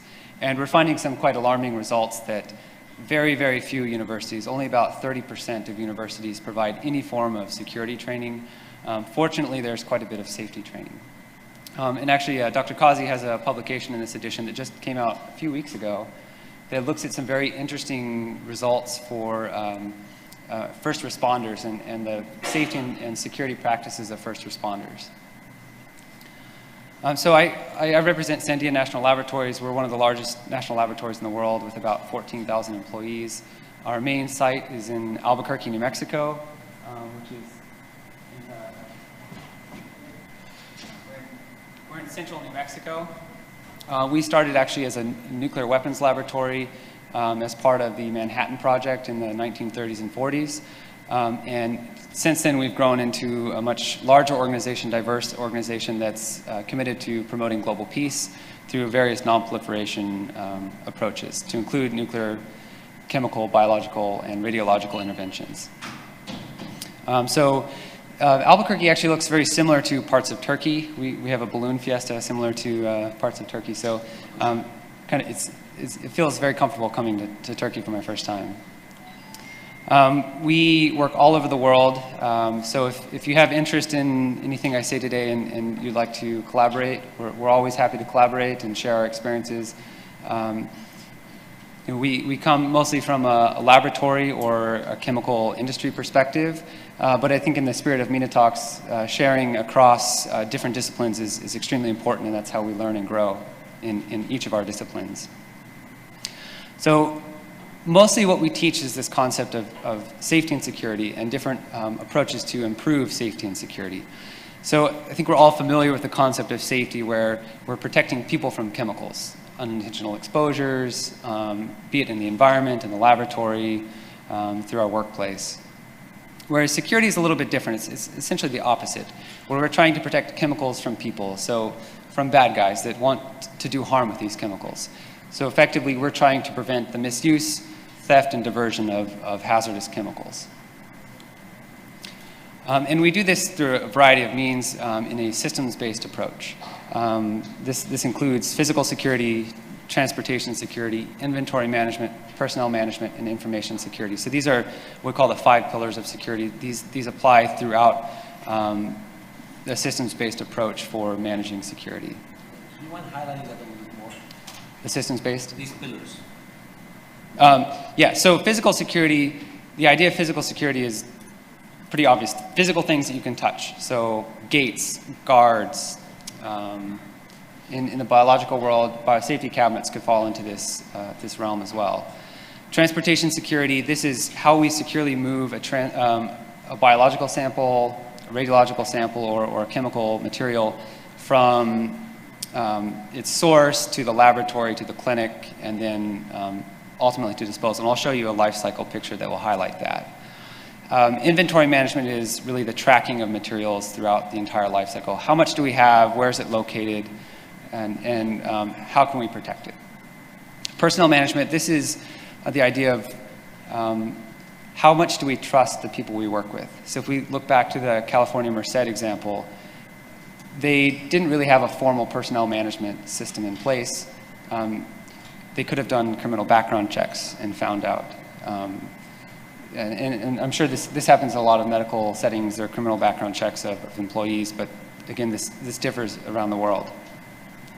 Another thing with personnel management is access control. Who is given the opportunity to enter certain restricted spaces and not? And then information security. This is the idea of what information do we share with people of different access? How well do we protect our information? For instance, if you're sharing patient information, do you encrypt that as you email it to someone else? In the United States, we have HIPAA, the privacy protection for patients. That would fall well within the information security realm.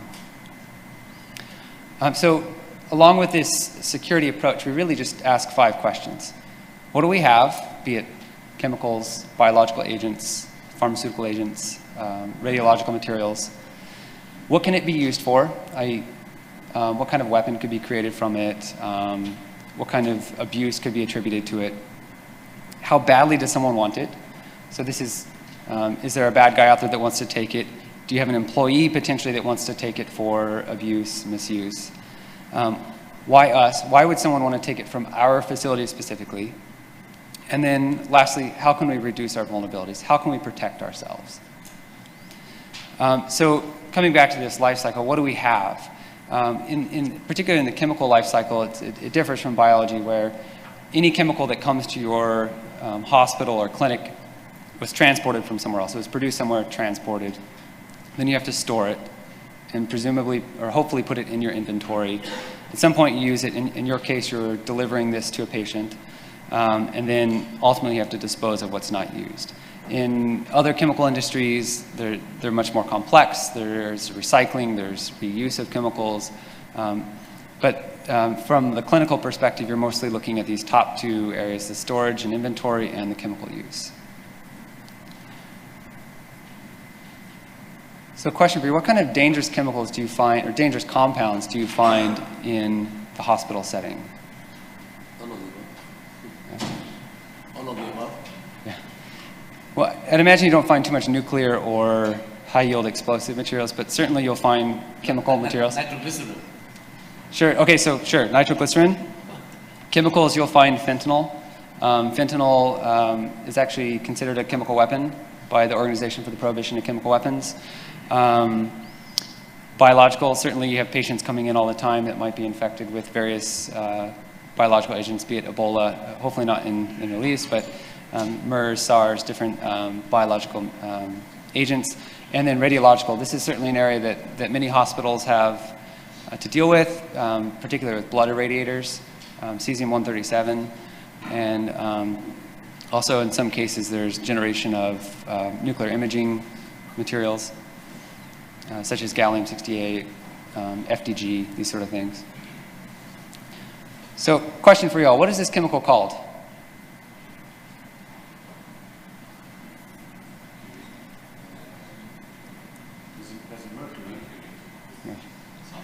Yeah.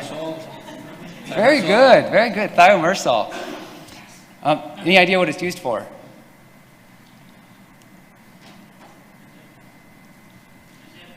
Preservative of? Awesome, very good. So this compound actually showed up in an inventory for a research laboratory I was working with. And I had never seen it before, but it makes perfect sense you know what it is since it's a vaccine antibiotic. It stabilizes vaccines. One of the names for it is thiomersal. But the challenge with this name is that depending on where you are in the world or who you're talking to, the name can vary greatly. So these are just some of the names attributed to this compound. Same compound. All of these names refer to the exact same compound. We have similar issues with acetaminophen, paracetamol, right? Depending on where you are in the world, it has a different name. So for that reason, in the chemical risk assessment world, we tend to use the CAS number as the main identifier for the chemical. Because regardless of where you are in the world, the CAS number always remains the same. So the CAS number, CAS stands for Chemical Abstract Service Registration Number. So this is actually made by the American Chemical Society, or at least an off-branch of the American Chemical Society, and they have very tight controls on what CAS number is attributed to which compound. Now, the reason we like to use this for our purposes is that from the CAS number, you can easily track it throughout your inventory, and different people coming in won't mislabel the compound. So it's always the same.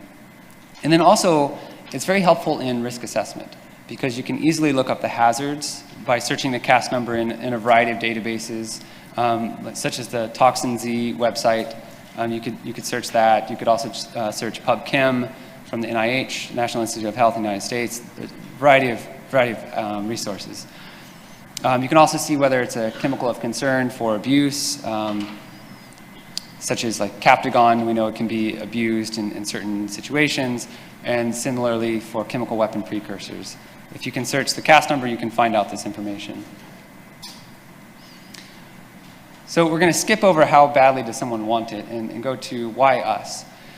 Well, in security world, we like to think in systems, and particularly when we're applying mitigation measures, we like to have a systems-based approach. And we specifically put in different, what we call barriers or controls. And there are three different types of these. There's physical, so these are things you can see. Operational, these are the practices that we operate by. And then organizational, so these are our company policies, our clinic policies. So a good example of this is speed control. You've all seen speed bumps. There's about 300 of them getting out of the airport at the Istanbul airport. So those help slow his car down. There are also organizational barriers in place, such as speed limits, and then operational police cars, or the police going out and actually enforcing the laws. So I don't know if any of you have been to Albuquerque before, but we have among the world's worst drivers. People are constantly speeding and running red lights. And part of it, we have physical speed barriers. We definitely have speed limits, so laws, but we don't have enough police. So without the police, it's hard to really maintain this system together. Now, looking at this more in the context of laboratories, clinics, and science applications, with using inventory as an example, inventory itself, especially an inventory system itself, doesn't directly protect a chemical or a pharmaceutical. You have to put it into the system. So you have to have a physical control. So this would be the locking cabinet where you would store your compounds. You also have to have a policy to enforce that you will actually do inventory. So your clinic would have to say, inventory will be done. And then you have to have an operational aspect of, this is how we actually do the inventory. So the operational is, we would take that CAS number, put it into our inventory software, and then ultimately do inventory checks of chemicals that are in our actual locking cabinets. So Sandia National Laboratories has developed some software packages that can be helpful. These were primarily developed for chemists, chemical laboratories, but I think they could be easily adapted to clinical settings if you don't have current inventory software. These are freely available from the website listed here, csp-state.net. It has a user's guide available in English, French, and Arabic. And here's a kind of a screenshot of what it looks like. Once you put chemicals in by CAS number and barcode, you can then attribute various health hazards associated with it, quantities, expiration dates, and also it automatically populates whether this chemical is known to exist on an international control list, such as the Chemical Weapons Convention. Did you say this is in Arabic also? The manual is in Arabic, English, Arabic, and French. Completely free. We have this implemented in a variety of laboratories around the world, to include Southeast Asia, countries in Southeast Asia, South Asia, the Middle East, and North Africa. We are currently in the process of developing a new software that will be a network-based, so you could adjust it to your own needs. My understanding is that this will be used by the Ministry of Higher Education in Iraq as their formal inventory system. So our goal is to provide software packages and solutions to everyone that fits their needs. So if this is of interest to you, please reach out to me later and we can see if we can make something that's more specific to the clinical setting. So then lastly, it's important to remember that every barrier can fail, even really good barriers. So if you design, say, a BSL-4 laboratory that is extremely physically well controlled, those physical barriers only do so well if you have an employee that's going in that gets infected and then spreads it outside of the laboratory. So the same is true in chemical inventories. If you have a chemical inventory that works really well, sure, there are always holes associated with that. There's always a way to beat the system. So because of that, we suggest multiple overlapping barriers, such as physical storage, inventory, personnel management systems, and so on. So with that, thank you for your time, and take any questions. Great, thank you. Any questions or comments about our role in this area of chemical security? The study that we did was looking at paramedics and the emergency medical services. What is their role in detecting chemical security problems? Because paramedics and emergency physicians as well are sometimes able to access the scene early, where evidence is still there, signs of a criminal activity is still visible. So paramedics and emergency medical services have a role in that. And same as well, I think, in the emergency department. If you have a patient that comes in with a chemical exposure, practice asking the question, what are you doing with that chemical? Why do you have that chemical? Especially if the chemical is suspicious. And wonder why you are stockpiling this chemical in your house. And we see that with the amphetamine labs. They come in with burns or explosions after, they'll say something exploded in my house, and then you find out it was an actual illicit drug laboratory at the house. Yeah, and to that end, chemists, biologists in your country can be very great resources if something doesn't make sense to reach out to them and ask, could this chemical actually cause a burn like this? Since most chemists have experience with acid burns, we can always help in that regard. Personal experience. Personal experience, yeah. Hence the reason we don't wear nice clothes very often. So. Thank you. All right, thank you, Dr. Nelson. And then I want to hear from Dr. Aynur Shaheen about what is being developed in Turkey. There are some important steps that have been taken in the last couple of years. And at the end, I want to invite some colleagues from the region to think through these problems and challenges, how we can adapt them and resolve them at our own level. So that with no further ado, Dr. Paul Wax is our next speaker. Dr. Paul Wax is a professor of emergency medicine at the University of Texas Southwestern. He's also the past president and the current executive director of the American College of Medical Toxicology. He has a tremendous wealth of experience in education, issues in toxicology, practice issues in toxicology. And it's really a unique pleasure to have you at MINATOX after so many years of supporting us.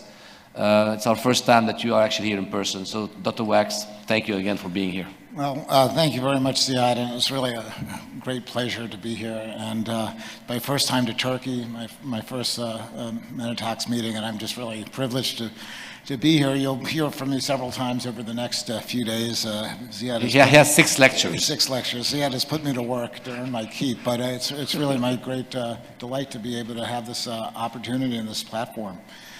And so what I'm going to talk about now is medical toxicology practice and training with a U.S. perspective and some insights about the future, perhaps. And the objectives of this talk is to understand some of the training pathways in medical toxicology in the U.S., to learn about some of the educational opportunities for lifelong learning, to review key take-home messages from the ACMG practice survey, and to learn about areas of medical toxicology practice growth. As Ziad mentioned, I'm the executive director of the American College of Medical Toxicology. I've held that position since 2008 and was previously on the board of directors in a volunteer capacity since 1998. So I'm well versed in at least the history of the college and toxicology in the U.S. And we'll be talking a little bit more about ACMT tomorrow in a different session. But several of you in the group are members of the college, and we have international membership, and we're open arms to receiving more members. I'm glad to talk to anyone about ACMT membership over the course of this conference.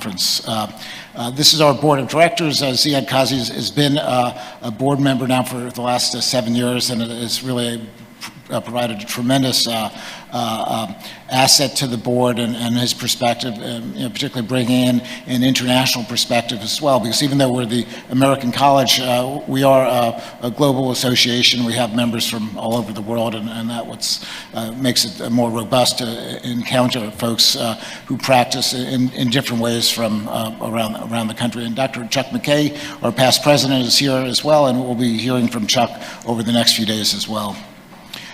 So I'd like to talk a little bit at the outset about training in the United States. Now, I should also provide a little bit of historical context.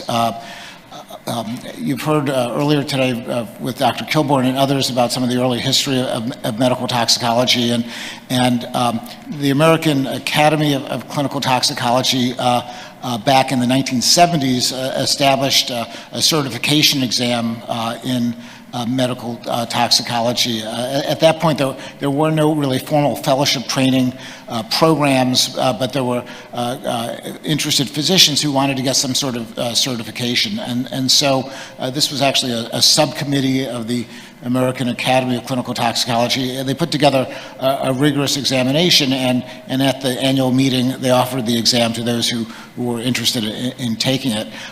Over that time and through the 1980s, a variety of preceptorships developed where one spent some time with a board-certified toxicologist. One needed to gain that sort of experience in order to sit for the exam, and the first fellowships were established at that point as well. But it remained rather informal, although if one sat for the exam, it was quite the rigorous exam, and the pass rate was, I think, about 60% or so. It was a very difficult examination. It was in 1993 that the American Board of Medical Specialties conferred specialty status on medical toxicology. I'll be talking about that in a couple of minutes. And it was only in 2000 that the ACGME oversaw the development of fellowship training programs in medical toxicology. So right now, as you'll see, I think on the next slide, there's 28 training programs in medical toxicology across the country. Many of them are at poison control centers, although not all of them. These programs are 2 years in duration. There's rigorous requirements to get these programs approved, and this is for subspecialty fellowship training. And so the prerequisites to go into medical toxicology includes a primary residency in something. Now, depending on the fellowship, some of the fellowships, because of certain internal requirements, require the physicians to be trained in emergency medicine, while other fellowships have broadened it, and the initial primary residency is not mandated in a particular specialty. So it could be emergency medicine or pediatrics or occupational medicine or internal medicine. We even have a scattering of some psychiatrists and neurologists that have also done fellowship training in medical toxicology. This is a slide that looks at the number of toxicology programs and the number of fellows in training over the years. It's been relatively flat with a little bit of an increase in recent years.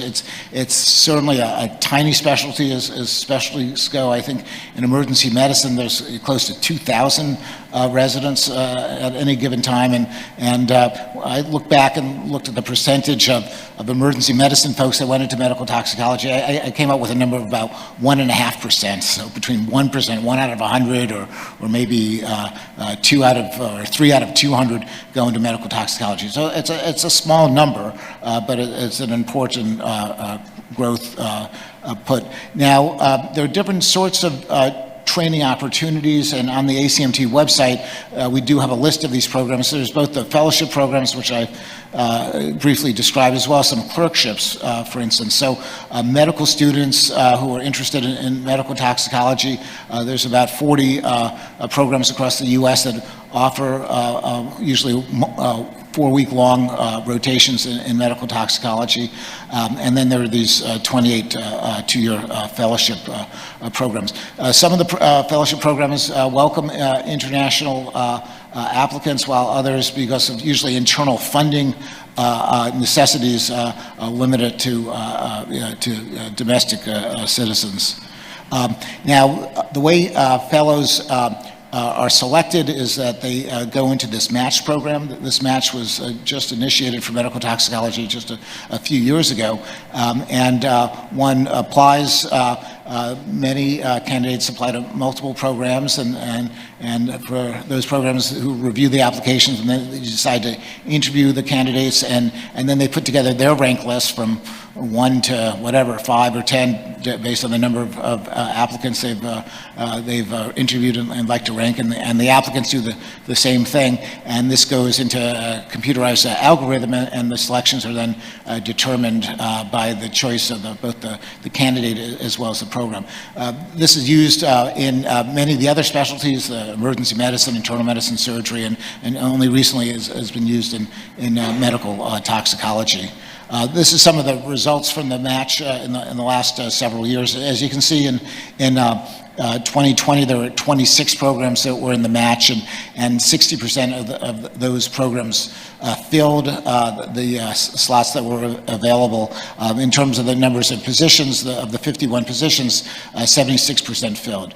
So while these numbers are not at the 100% or the 95% or higher that you might get in some specialties, it's not bad. And several years ago, I did a study looking at other comparable specialties that don't fill their match, and there's a number of them, particularly some of the subspecialties in pediatrics, for instance, and there are a number of different factors that lead to these positions not getting filled. But I think in general we've done okay, and certainly we'd like to fill as many of these positions as possible so we can add additional medical toxicologists to the workforce.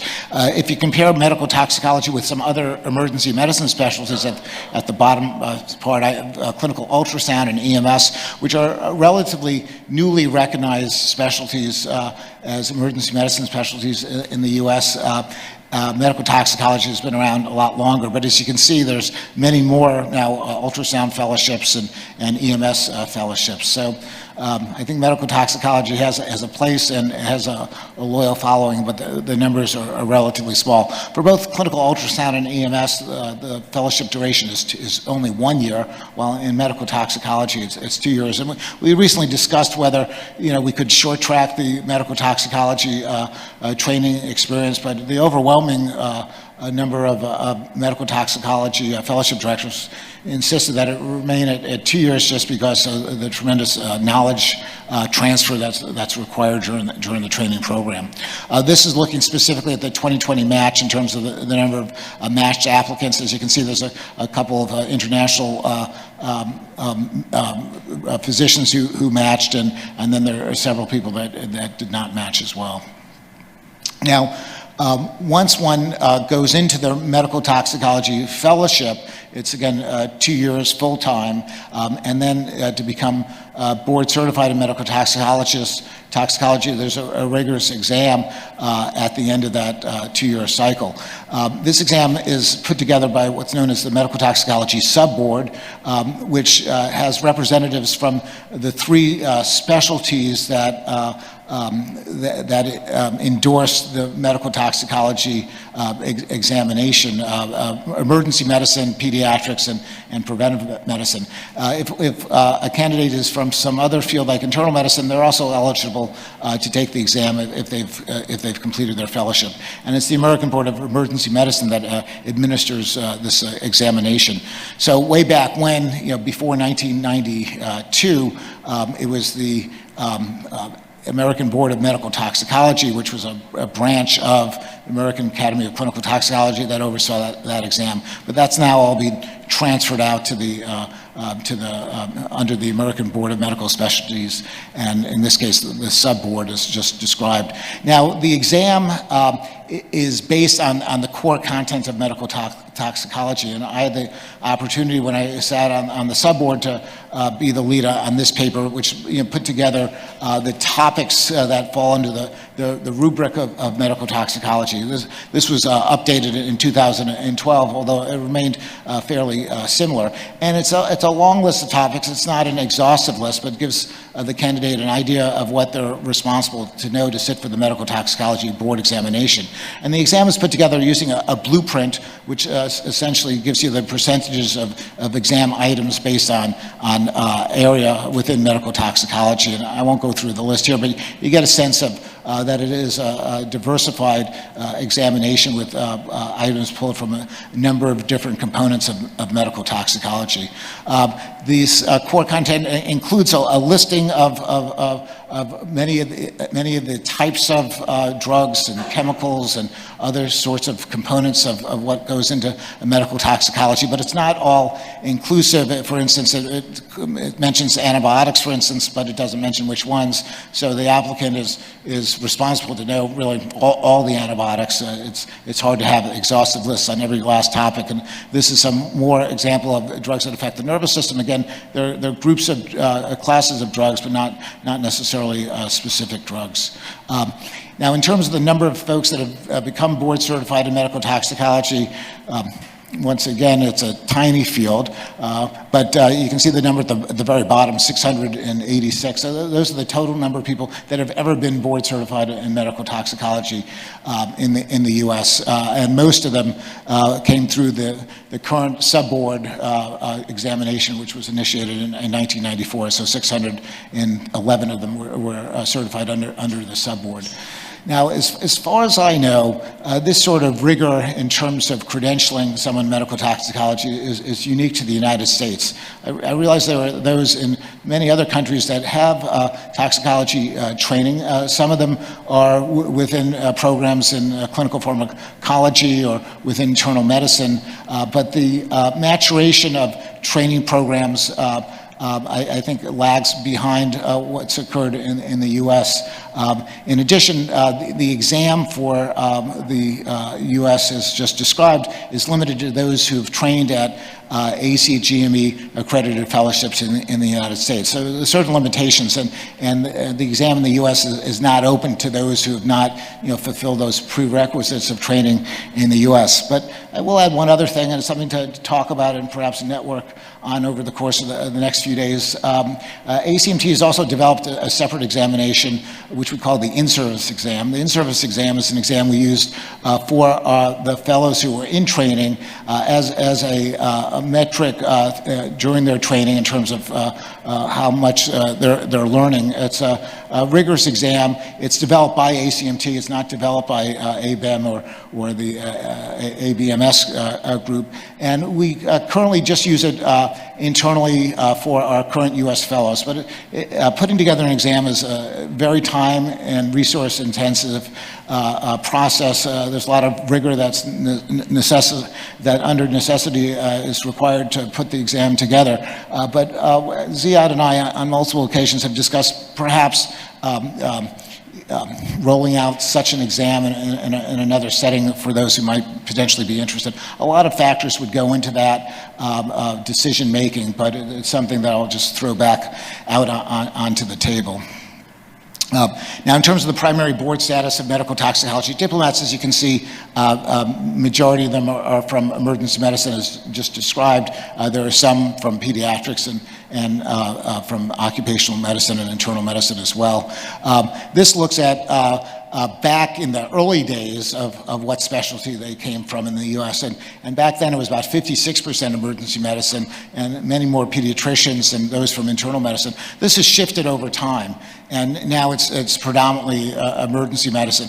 I think this has its attributes and its drawbacks, medical toxicology is not just emergency toxicology or acute care toxicology. I strongly believe of the heterogeneity of the field, and the fact is that in toxicology we deal with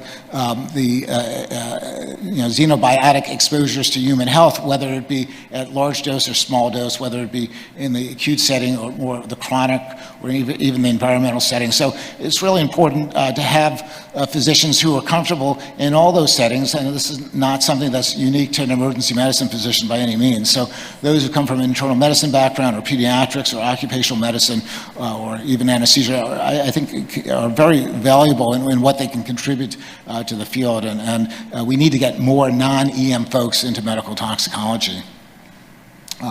And again, this is looking at the total number of diplomats whose only board is in emergency medicine. As you can see, it's been in the mid to low 90s in the last several cycles, which I think is not necessarily the best trend, as just iterated, and it's important to get other folks into this field as well. So in terms of education beyond fellowship training and taking the board examination, ACMT, for instance, offers a number of educational opportunities. We just recently, just a couple of years ago, developed this Total Tox course, which is a review course not set just for the board exam. We also have a board exam review course, but this is more for the emergency physician or others that are interested in toxicology. The next course is in Minneapolis in August in 2020, but we thought there was a niche for this sort of course. There really wasn't anyone else providing such a comprehensive review course, and it's a 3-day course given by great faculty, including several of the American toxicologists that are here at this meeting. In addition, ACMT has our annual conference. The next conference coming up in March, just in a few weeks, and in 2021 it will be in Portland, Oregon, and 2022 it will be in San Antonio, Texas. This is a conference that's really evolved over the years, and now we have approximately 350 to 400 people that attend from around the country and internationally as well. And we have a lot of research presentations, plenary sessions, and it's a great place to network. This conference has really grown tremendously over the years. But not only do we provide conferences as a way to provide professional enrichment, but we also have a whole series of webinars, and particularly in the last 10 years, it's been so much easier to provide information via webinar, and it really has no geographical limitations either, for that matter, other than some time zone challenges perhaps. And ACMT, we put on approximately a webinar every single week. These webinars are open for any of our members. You have to be a member to attend, but there's lots of webinars. Like I said, we have a webinar case conference, a journal club, a grand rounds, an addiction medicine journal club as well. So we have a lot of opportunities educationally. Finally, we also have a mentorship program. This is meant for any of the ACMT members, whether they're junior or mid-career, and with the idea that education continues beyond training programs per se, and there are new skills that some may have not been indoctrinated in during their fellowship that they want to brush up on or develop more skills to help further their professional career. And we just reinstituted this mentorship program just over the last year. So with that said and done about education, I just wanted to move into practice. And this is some data from a survey that ACMT did several years back, looking at how people practice and some of their thoughts about the practice and what they kind of needed for further professional development. As you can see, in the U.S. at least, the majority of physicians do practice in an academic setting, although certainly this doesn't account for all medical toxicologists. One of the things medical toxicology provides is a nice academic niche, for instance, for both teaching and research purposes, so it kind of lends itself to that. Most specialties, say internal medicine or pediatrics, the majority of physicians are practicing in the community. They're not academically affiliated. But in medical toxicology, it's generally the reverse. In terms of time engaged in medical toxicology practice, the majority of the U.S. medical toxicologists, or those who filled out the survey at least, only practice medical toxicology part-time. It's my sense that that many of our medical toxicologists in the U.S., not all of them, but many of them, if they had their preferences, would like to practice medical toxicology full-time. But there are certain barriers that we can discuss over the next few slides. Many of them, like their emergency medicine practice as well, and want to pursue practicing both emergency medicine and medical toxicology. But there are certain challenges.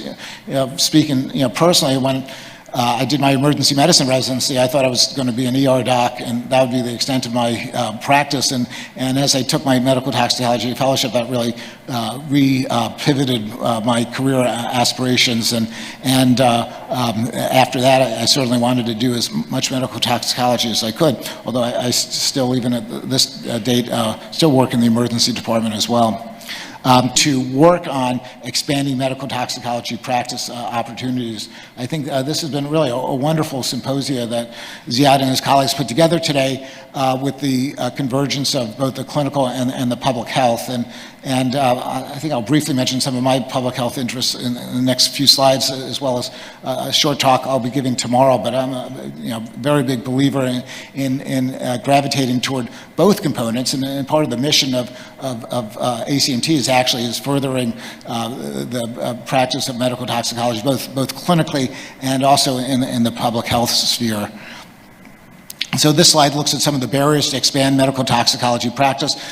Some of it is just the volume. If you think about your typical clinical practice, one of the reasons emergency medicine has turned out so well for most hospitals is they have this natural catchment of many patients seeking emergency care. So they put up a shingle at the emergency department, and plenty of people come, and you can make a fairly viable existence out of that sort of practice. It tends to be, in many places, the volume tends to be quite high, but you have the demand, which will help offset the costs.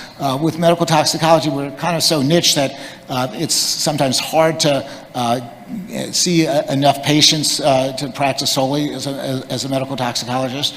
We don't have a particular procedure like many of the other specialties, and many of our patients are very complex, and they take very long to see, and you can't see many patients an hour like you could either as an emergency physician or doing some routine work in internal medicine or pediatrics. So there's some inherent challenges, I think, to building the practice, but there are also opportunities as well, and you have to kind of sell yourself and your knowledge. And earlier it was mentioned about the subject matter expertise, and you really have to fall back on that and try to market what you can potentially provide.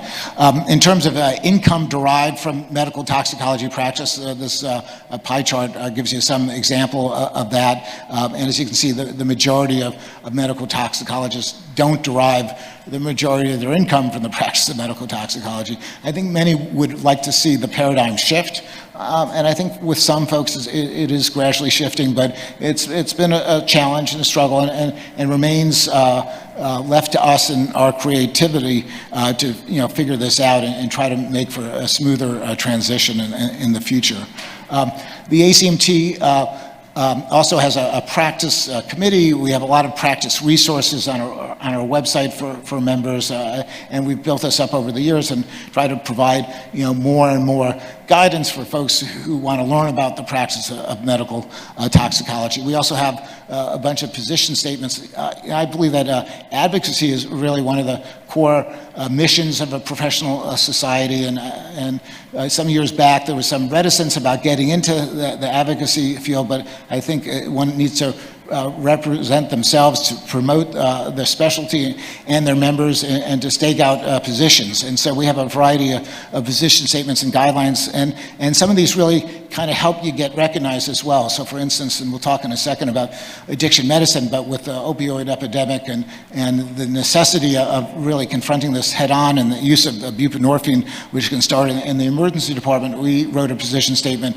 last year, and even though we were the primary authors of it, we got the support from the American College of Emergency Physicians, from AAEM, and ASAM, which is the Addiction Medical Society. And we went to them after we primarily wrote the statement and got their endorsement. So I think it goes to show the potential leverage one has if they take the lead, even with the much larger societies. This is another statement we put together on interpretation of cannabis metabolites, and there really wasn't much guidance out there. A lot of folks were obviously doing these sorts of testing, and we put together an expert panel to come up with the statement. And we have a number of other position statements on our website, and are always in the look for developing further position statements as well.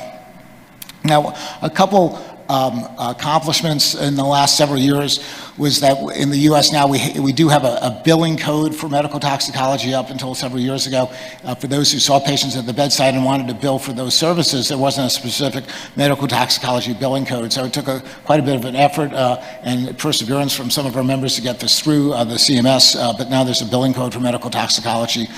We've also developed some quality measures in medical toxicology. This was another big effort, a lot of work behind this, and it's still an evolving process, but these were the initial metrics that we developed.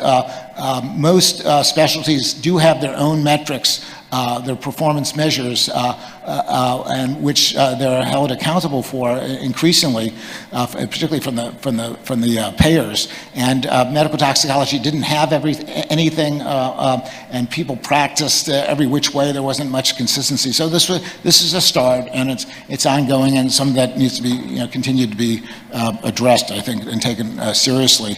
I mentioned briefly before addiction medicine, and with the opioid epidemic, it's really provided an opportunity for medical toxicology to advance beyond its traditional boundaries. I look at other specialties that are really embraced new technologies, whether it's in surgery or even emergency medicine with ultrasound and other advances, and going beyond what they were initially configured. And medical toxicology had remained somewhat static in many ways, but with the opioid epidemic, despite the fact that there is a separate specialty of addiction medicine in the U.S., many of our members have taken this on and developed some additional skills. Some of them have become board certified also in addiction medicine as well, but there's certainly a societal demand for this sort of clinical service.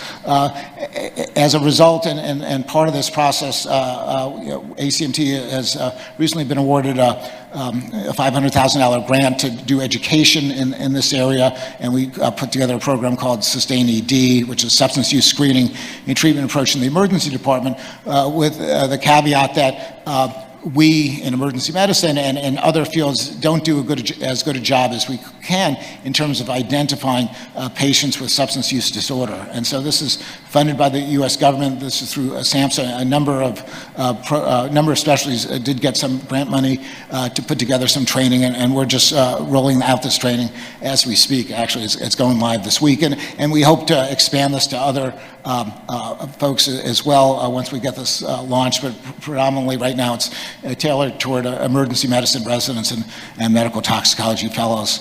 Lastly, I'd like to just mention our toxic program, and I think I'll mention this maybe tomorrow as well. So back in 2009, a colleague of mine, Jeffrey Brent from Denver, and myself, we put together the Toxicology Investigators Consortium as a way to utilize what we do at the bedside to improve surveillance, epidemiology, and research into poisoning. And seeing that more and more folks were seeing patients at the bedside, we thought if we develop a database for this, it may be very worthwhile to use this as a tool, as a research tool that stands apart from, for instance, the National Poisoning Database System, which is poison center data. And they all have their pros and cons. The toxic database is certainly much, much smaller, but we have about 80,000 cases in this database at this time. And when we initially launched it, we were hoping to get some international collaborators, and over the years we've had a few from Australia and Thailand and from Canada. There's something that probably needs to be revisited again. It's all web-based, and it's easy to use. One just has to put the time into putting the cases into the registry. But I thought, and I still believe, that this could be really a rich opportunity in terms of the sort of data we gather.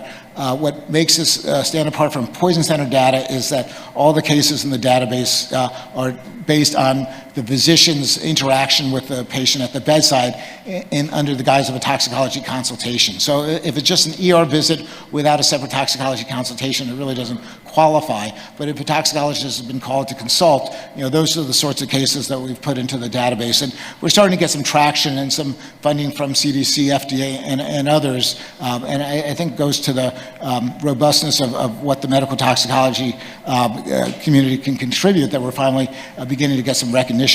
Again, this is easy to adapt internationally. It's all web-based. All you need is a computer, but one needs the commitment to participate as well, because to put in the cases is time commitment. On the other hand, once the cases get in, you have a rich database to do research on. And if anyone's interested in talking more about this, I really would welcome that over the next few days. And we've published a number of papers on this. And last year, I think we published about 10 papers based on this database. So at that point, that's a kind of a brief purview of education and practice in the medical toxicology based on the US model. And I thank you very much for this opportunity, and welcome and open it up to questions at this time. Thank you. Thank you, Dr. Wax. Wow, I've been really fortunate to be mentored by Dr. Wax and Dr. McKay through ACMT, and I really try to emulate some of the ACMT passion and activities through Minotalks. And I think Minotalks is the little brother or little sister of ACMT. So again, thank you for your support. Dr. Bashat Al from Emergency Physicians Association of Turkey.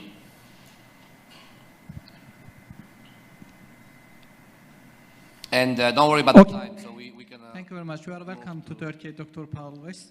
It was a very nice presentation. You answered all of my questions about clinical toxicology. Even though the emergency training has started in 1994 in Turkey, but we still have not medical toxicology program. But we started it in a PhD program, not fellowship.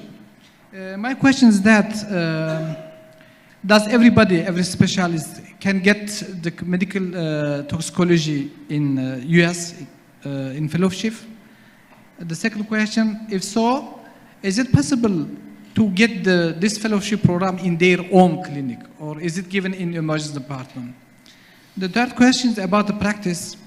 When you have a patient, toxic patient in the emergency department, and you finish your first aid, and the patient is need to be hospitalized, which clinic do you send this patient for hospitalization, for further investigation? Thank you very much. You are welcome again. Thank you. Again, it's really a wonderful opportunity to come to Turkey. The medical toxicology training programs, the majority of them are associated with emergency medicine programs, but not all of them. And they don't need to be associated with emergency medicine programs. There's a program actually in Phoenix, which is really apart from emergency medicine, really has nothing to do at all with emergency medicine. They have their own toxicology inpatient service, and so it's not part of the emergency medicine program at all. And even the ones that are housed within departments of emergency medicine, the medical toxicology group is often a sub-department or a section of emergency medicine. And depending on the program, some of the fellows in training may not even work in the emergency department. They may just see the patients clinically. Usually the clinical component of the training program for many of them consists of serving as consultants to the Poison Control Center, although that is not even a requirement itself, but is usually having some sort of bedside service, some sort of clinical service. The majority are as a consultant, although some of them have their own inpatient service. So as a consultant service, you're consulted by, it could be by the emergency department or the intensive care unit or some other service around the country, around the hospital, and you come in and provide a consultation, just like an infectious disease specialist would provide a consultation, or a rheumatologist. It functions in a similar way. That's a key point, though, to highlight that the training must include a clinical component at the bedside. Yeah, That's what's important to remind. And there's certain requirements. So as I mentioned, each of the fellowships have to go through a very rigorous application process to be approved as a fellowship. And in the fellowship application, they have to ascertain that their fellows will see a certain number of patients at the bedside or perform a certain number of toxicology consultations. In terms of the clinic, most of the, in fact, I guess all of the training programs have some sort of clinic where they will see often non-emergency toxicological cases, occupational cases or environmental cases, or depending on the situation, they may follow up some of their inpatients like snake bites and whatnot in the clinic. And that clinic may be, sometimes they use the space in the emergency department for the clinic, or they may have access to other outpatient clinics. Yep. Thank you, Dr. Wax. This is Yeşim Tunçok from 9 Eylül University, Medical Pharmacology Department. And when you are talking about the emergency medicine and the medical toxicology, many beautiful memories came up to my mind, because 29 years ago, I was medical toxicology, clinical toxicology visiting fellow in United States for a year, and in Cincinnati, Ohio, University of Cincinnati, with Leslie and with Curtis, and I think they are your friends also. Yes, yep. And after went back to Turkey, we set up a poison control center in Izmir, in 9 Eylül University, and we set up, I think Aynur will talk about that, but after your talk, I would like to tell my memories to you. And after that, we developed a poison center, and we set up a clinical toxicology division in the pharmacology department. And I would like to ask if you have any medical pharmacologist in U.S. fellowship program. We are in Turkey, medical pharmacology departments have medical physician residents. That's why in Turkey we try to do medical toxicology training in our division, also in collaboration with emergency medicine department, not ourselves. Because I think in the multidisciplinary approach, every medical toxicology certification program can be established in Turkey also. Thank you. Yeah, thank you for your question. And Leslie and Curtis are dear friends of mine. So, so in the U.S., what you referred to, I think, as medical pharmacology would be considered clinical pharmacology. And there are some programs in the U.S. Currently, although we investigated this years ago, we don't have a tight connection with the clinical pharm community. My sense of it is it's even a smaller community than medical toxicology. It's struggled to grow, often because of the compensation issues that we've discussed. Although certainly there's overlap in content. I do think that many of the medical toxicology programs try to teach basics of clin pharm, but the majority of programs don't necessarily have a clinical pharmacologist associated with them, although those that are closely aligned with the poison control centers will have clinical pharmacists, for instance. So we're a little bit different than clinical pharmacologists. Dr. Balla from Chandigarh. Yep, very interesting talk. We are going through this phase, which you went ages ago.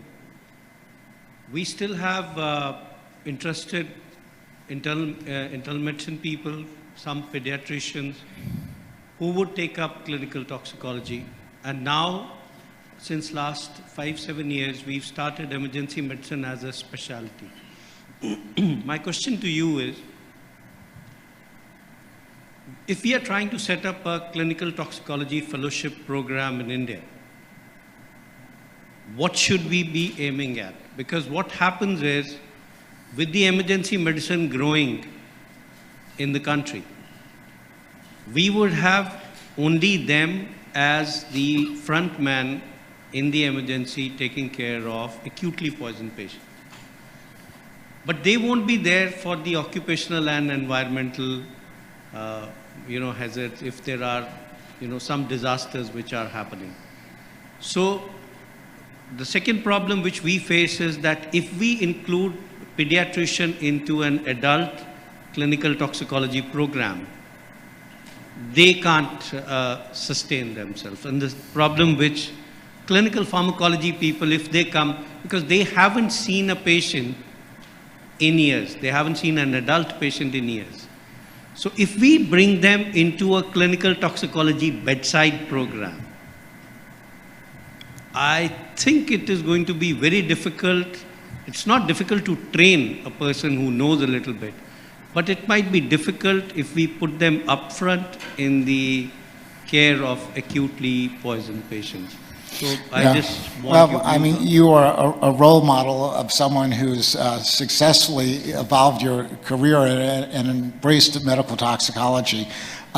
It's as you allude to, it's very challenging, and I think again, it doesn't have to be done in the emergency medicine department now. So why should someone do a medical toxicology fellowship? Why should they get a certificate to begin with? And that's really an existential question that I've thought much about. Because my wife, for instance, is a gastroenterologist. She did internal medicine. She did her GI fellowship, and she learned skills and procedures where she practices gastroenterology full time. Like many medical specialties, the subspecialty training allows you to then practice and earn a living doing the subspecialty full time. Except for a few. That hasn't been the case in medical toxicology. I put up some data about what might be some of those reasons why and some of the challenges. So given that, why should one do the medical toxicology? And it's certainly not to make more money. It's to develop intellectually a particular niche talent, I think. It's potentially to allow you to do other things beyond working in the emergency department, but you have to be very proactive. You have to go at it. It's not going to be delivered to you on a silver platter by any means. It does have the potential of opening up some doors. That's why, as I mentioned, for every 100 people that train in emergency medicine, maybe one of them goes into medical toxicology. That's a very, very tiny number. My perspective over the last number of years is as you start to develop partnerships with others, you start to waken them to the idea of medical toxicology as a bona fide specialty and what we can offer. I've spent many times over particularly the last several years, trying to interact with folks who were interested in, say, in addiction medicine or whatnot. We'd never even heard of medical toxicology. I mean, we're kind of we remain kind of an invisible field, but we're never going to change that paradigm without working on that and getting people enthusiastic about the field. Many of the folks that go into medical toxicology go in there because they get the bug somehow and they develop this passion. But it doesn't make for any easier professional path afterward by necessity. Thank you. Yeah. We'll take the last two questions. Well, quick questions because we still have to go through one more presentation before the break. So, Jalal. Dr. Jalal is in Doha, Qatar. Yeah, thank you very much for this really interesting topic. And I can see from the audience they are so interested in solving this problem in MENA region especially. If I talk about myself, that we started something called Emergency Medicine Fellowship and Toxicology in Qatar, which has ended up after 3 years only. Then we were looking for, improving our toxicology training to look for other subspecialty or other countries to enforce our training. So maybe this is correct for other countries, which is that difficult to get a proper training in an easy way and with a good cost and with better experts. So my question, because after building up of MENA Tox, and we reached to this level, whereas there is a lot of toxicologists in the all MENA regions, and with recognition from ACMT and other association, why we don't start something called international fellowship or training in medical toxicology that is run in the country itself, whereas there is a patient, there is some toxicologist, and it is recognized by ACMT and supervised by ACMT. So there is a requirement, there is a bedside teaching, and there is a curriculum to be followed with direct supervision by ACMT and upper supervision by MENA Tox and upper supervision by ACMT.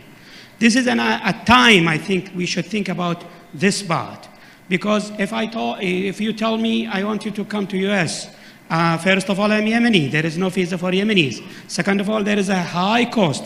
Third of all, I need to go for that training out of my career, my family, my things. So why this training not come to my area? Thank you. Yeah. There's no reason why that shouldn't happen. Yeah, well, I think it's a good question. As some of you know, Ziad is also our chair of our international committee, and we've talked about this over time. But if there's enough groundswell of support, it needs to be kicked into a higher gear in terms of putting together some sort of plan, some sort of plan that has buy-in from folks.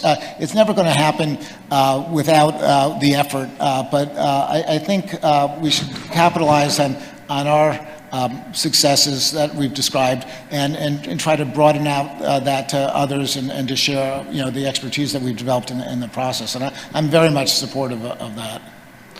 Okay, Dr. Shirazi, then Dr. Bashat, then Dr. Andy, and then we're done. Okay. And then Dr. Yunus Shaheen gives her presentation.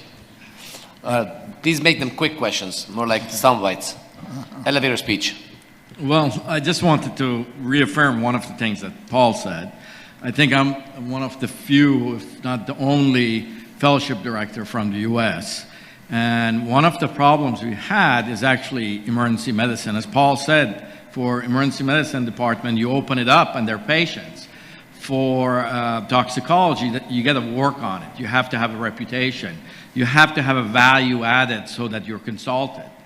And many of those things comes from having clinical pharmacology background, working with the departments of pharmacy and such. And I think to be honest with you, I think every country needs to look at their workforce, especially their healthcare workforce, and see how they're going to allocate that. We now are moving, and I agree, we're moving away from emergency medicine being the only source. Because we're finding actually internal medicine, psychiatry, those guys are much more interested in the area of toxicology, and they want to make a living out of it, and they're working hard at it. Thank you. Yeah. Dr. Bashar? Dr. Bashat, I'm sorry. I know, do you want to get set up? You're ready. One simple question, thank you again. Just, we have so many residents there sitting here. I'm wondering that we always talk about the past of the medical toxicology, what happened in the past. What is your opinion about the future of the medical toxicology, about the toxicologists, for example, 10 years later? What's your opinion about this subject? That's a whole hour lecture.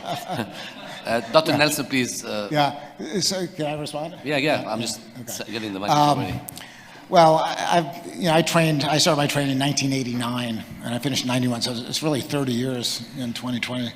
And there's been a slow improvement over that time. A lot of the same challenges. We certainly have a larger workforce. I think we need to continue to look outside of our box. That's why I've been embracing the addiction medicine paradigm, something that we really didn't do much of in the past. Even the presentation that Gaylord gave earlier this morning about what his poison center does and all of the kind of varied responses to what a poison center can do. I think we need to embrace that sort of approach. It's not just going to be seeing acute overdoses. I think the acute overdoses is a core part of what we do, but it's just part of it. I think some of it's in education and consultation. As a society, we provide consultation on a variety of areas. We just heard that talk about chemical security, and we actually have a contract that we provide some consultation on that. So it's kind of going beyond the acute overdose paradigm. And just one comment about the pediatrician that Ashish mentioned.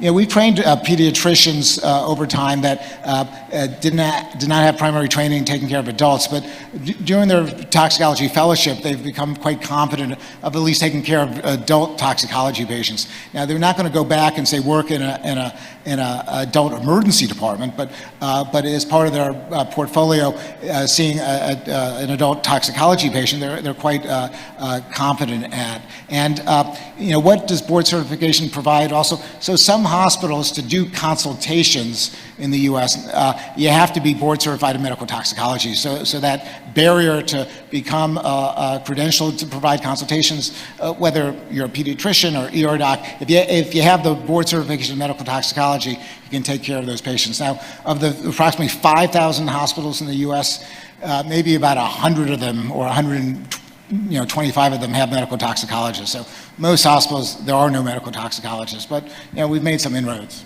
Thank you. Yeah. Last question, soundbite. So I was just thinking about alternative pathways into medical toxicology, and I'm married to a preventive medicine physician, and one of the challenges with this pathway into medical toxicology is typically the preventive medicine residencies come after some other residency program. So you're looking at a first residency, then a second, and then a fellowship, and at that point the spouse is frustrated and enough training. So I'm wondering if it would make sense for medical toxicology, addiction medicine, occupational and preventive medicine to team up together to make a more streamlined residency process so that the second, third year of occupational medicine can be linked more directly with the first year of residency training. Yeah. Good question. These sorts of issues have been discussed over the years in multiple different guises, depending on what specialties you want to combine.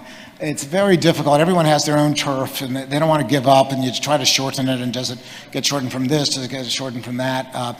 There is a recently approved pathway for both addiction medicine and medical toxicology, where you can take off 6 months if you have the right training programs on a given campus. I know with preventive medicine, and again, I'm a big believer in folks that come from that field. Sometimes they wonder, well, do we really need to learn all this acute care stuff? We're more interested in the chronic toxicities and whatnot. But it is kind of what it is, and the core content right now, medical toxicology, has both in it, and I don't think it's going to get chopped into finer pieces. I've trained some folks who've come from occupational medicine and internal medicine that have really warmed up significantly to the acute care stuff as well. So it kind of goes both ways. No easy solutions, though. Dr. Wax, you had the most lively session. I already tweeted about it, so thank you so much. Thank you very much. Medical toxicology at Emory University. Prior to that, she had a emergency medicine residency and PhD in toxicology at Karadeniz Technical University in Trabzon. Trabzon was the host of Minatox 2011 with the help of Dr. Tunçok at the time. So we are pleased to hear from her a little bit about Turkey, some data and some of the situation with education and training. Okay, thank you, Dr. Kazi. Welcome, everybody. First of all, I would like to thank the presidents of and the members and board members of Minatox and IPADS to make this beautiful organization happen in our beautiful country. It's my honor to be a part of it. Now I will talking about the clinical toxicology practice and training with a Turkish perspective. I have no disclosure. So this will be a very fresh perspective. 7 months ago, as Dr. Kazi said, I certified from Emory University International Postdoctoral Fellowship Program in Medical Toxicology. And 2 years ago, I just got the first PhD in toxicology as an emergency medicine specialist. I'm actually working as a consultant in medical toxicology and emergency medicine in Karadeniz Technical University, and I'm taking calls and telephone consultation from my university hospital and other nearby hospitals and healthcare facilities. And we are about to set up a critical care and toxicology unit, which has a 14-bed capacity. We will set up it in 2 months. So we can also serve the critically ill patients and also all of the poisoned patients in our regions approximately in 1 or 2 months, 1 or 2 months later. So in Turkey, the thing is that we have limited number of clinicians with subject matter of expertise. So Turkey has 1 certified medical toxicologist, US trained, and 1 clinical toxicologist, Dr. Tunçok, who is certified from US. And we have 10 ED specialists who are in toxicology in doctoral training recently, but lots of emergency specialists, pharmacists, pharmacologists, anesthesiologists who are really interested in toxicology. The thing is that medical and clinical toxicology is not a subspecialty right now, and we have still disagreement between the other disciplines and emergency medicine and other disciplines. So we need to collaborate more. We have few toxicology PhD programs. I graduated from 9 Eylül University Department of Pharmacology, a clinical toxicology fellowship PhD program. But also a couple months ago, Gaziantep University Department of Emergency Medicine has set up a clinical toxicology program, but they have no student right now. They will approximately have maybe in next years. So the other programs, toxicology programs, are generally pharmaceutical toxicology, and they are under the division of pharmacy. So we have lots of pharmaceutical toxicology PhD programs, like 8 or 9. The number is like this. And the thing is that just 3 of them has a local poison center. 9 Eylül is one of them, and also Hacettepe University and Uludağ University has local poison information service. The thing is that the working hours are like in between daily hours and service only local university, hospital, healthcare professionals. 10 years ago, actually, 9 Eylül University was serving 24 hours poison information service, but depending on the shortage of the faculty and the other problems, they only can serve just like daily hours, yeah. So future steps is absolutely we need set up a specific medical toxicology fellowship program with a collaboration between the other discipline and other programs, and absolutely with a National Poison Center. So we need to improve the interdisciplinary connection between other disciplines. This was my first presentation, and do you have any questions? Because I will talk about the National Poison Information. Let's keep going because we have the microphone and we can do the other one. Okay. So also I would like to talk about currently our National Poison Center of Turkey, which is in Ankara. We have just one National Poison Center who serves 7 to 24 hours, and it has established in 1986. They got approximately 2,000 calls per year, and 80% of these calls called by healthcare professionals. I wish I could make this presentation by the Director of Poison Information Service, but his schedule was not available, so I would like to provide the information that I could get from the team in Poison Center. So these are the basic numbers. The numbers are increasing, depends on the years, but now tell us that the number is about 2,000 calls per year, but sometimes it can increase mistaking the calls can increase the number, but only for the poison control information, they got just 200,000 calls per year. They have a call management system. They can handle calls 3 at a time and records all calls through the system. The thing is that they have limited staff and calls answered in minutes, sometimes maybe about 30 minutes, so it's a big problem for the other physicians, especially ED physicians. They cannot reach easily if the shift is really busy. So they are working on 24-hour roster, the single coverage 12 hours per day, and weekends also they are served with the limited number of staff. The poison information officers with a clinical background provides the poison information service, but the thing is that most of them are paramedics and nurses. As to medical supervision in our National Poison Center, limited number of clinicians with a subject matter of expertise, but the thing is that there is no clinical or medical toxicology background, specific background. They are only physicians, those who have working, depending on the experience in National Poison Center, and there's no specifically trained medical director in clinical toxicology right now. As to record variables, we have really good record variables. We got every information from the patient in Poison Center. This is our data save list. It's similar to the other poison centers worldwide. We got to test all the information from them. And as to data recording, the data is recorded as of 2006, and all conversations are recorded and saved in a different database. The other problem is that they are collecting the data, but they are not sharing with the other healthcare professionals or the public for more than 12 years. They only keep this information to just Ministry of Health and Public Health, but they don't publish any annual reports, and so that we don't know about how much we exposed and what is the most common exposure in Turkey, so we have difficulties like that.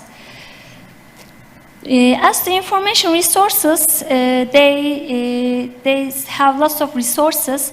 They use Poisonex for electronic poison information service, and also they use textbooks, journals, and reference materials. But the thing is that the physicians are just using these materials, and they don't have any medical toxicology division. So, as to research and toxicovigilance, I have no information to provide you, but they have lots of collaboration with public health agencies, medication safety bodies, regulatory authorities. They have lots of connections. And they have key relationships between Ministry of Health, Ministry of Disaster and Emergency Management, public health, other healthcare professionals, media. Current challenges are, in a nutshell, there's a lack of medical supervision, non-accredited poison information providers with limited numbers, no follow-ups, they cannot do follow-ups, staff already stretched to the capacity, and annual reports are unavailable.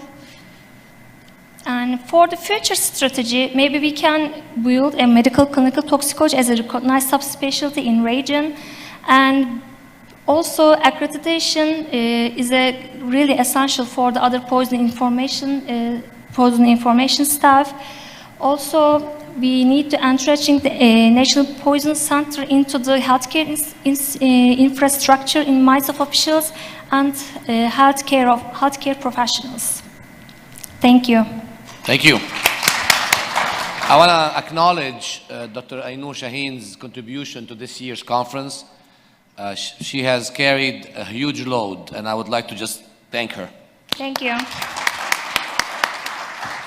We can take one question, then we're going to take a break, and we're going to resume at 4. I'm going to give you an extra 5 minutes. So 4:05, we start on lead. Quick presentation about lead. If you want to learn how to assess your lead environmental hazards, you should attend that session. We'll finish at 5 o'clock. Quick question. Hi, I'm Dr. Büşra Bildik from Istanbul. So thank you for your presentation because it's actually a leadership for us. I'm a resident of Başar Candar. So right now, actually, we're really interested in clinical toxicology, but we don't have any pathway to follow right now. So I have a question about these PhD programs. Do PhD programs have actually a bedside manner? Because we've been told that it should have actually a bedside manner to understand or follow the patients in their clinics, actually. Honestly, the PhD program, I got my PhD, and I'm really proud of that. The thing is that PhD programs are most focused on for academic research, but there are exceptions, like 9 Eylül, some of the toxicology PhD programs. For example, when I was a PhD student, we can have a bedside consultation from emergency department, and we can collaborate to each other. The thing is that I totally changed my mind for myself before the fellowship, after the fellowship.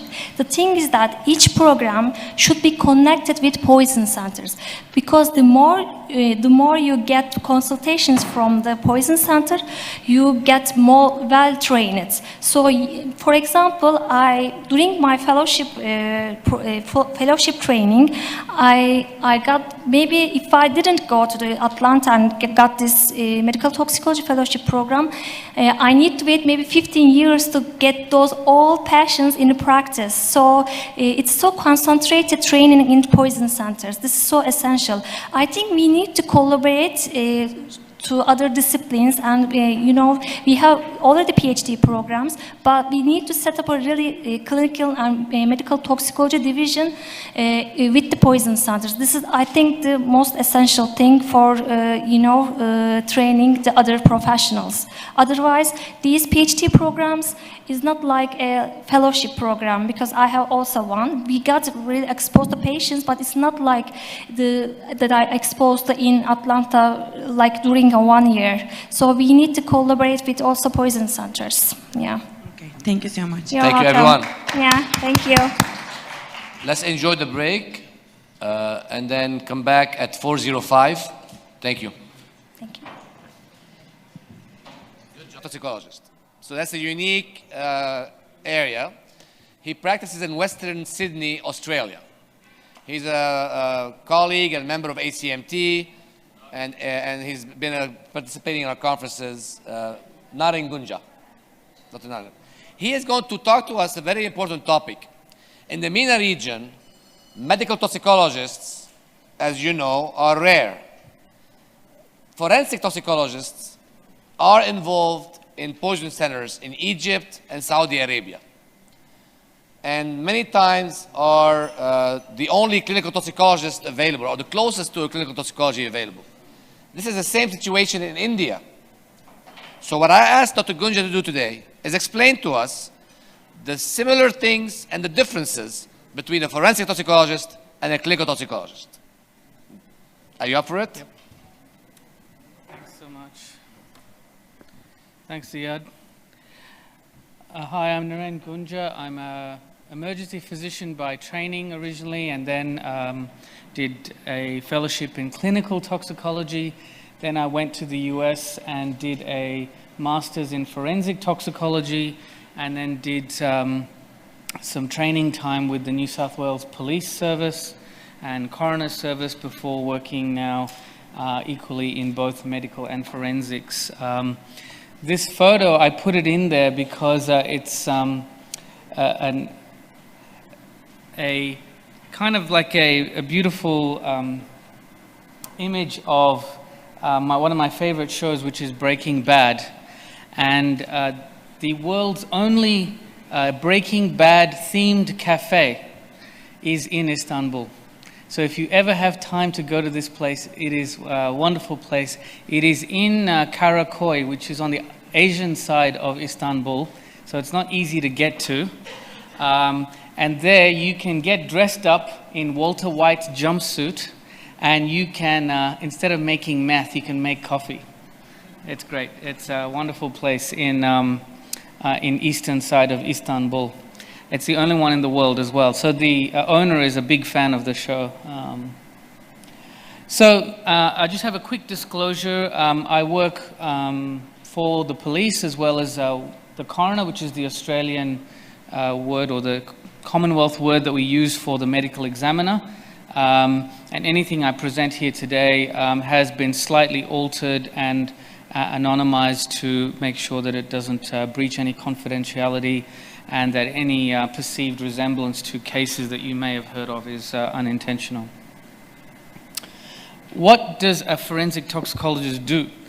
It is quite a different subspecialty.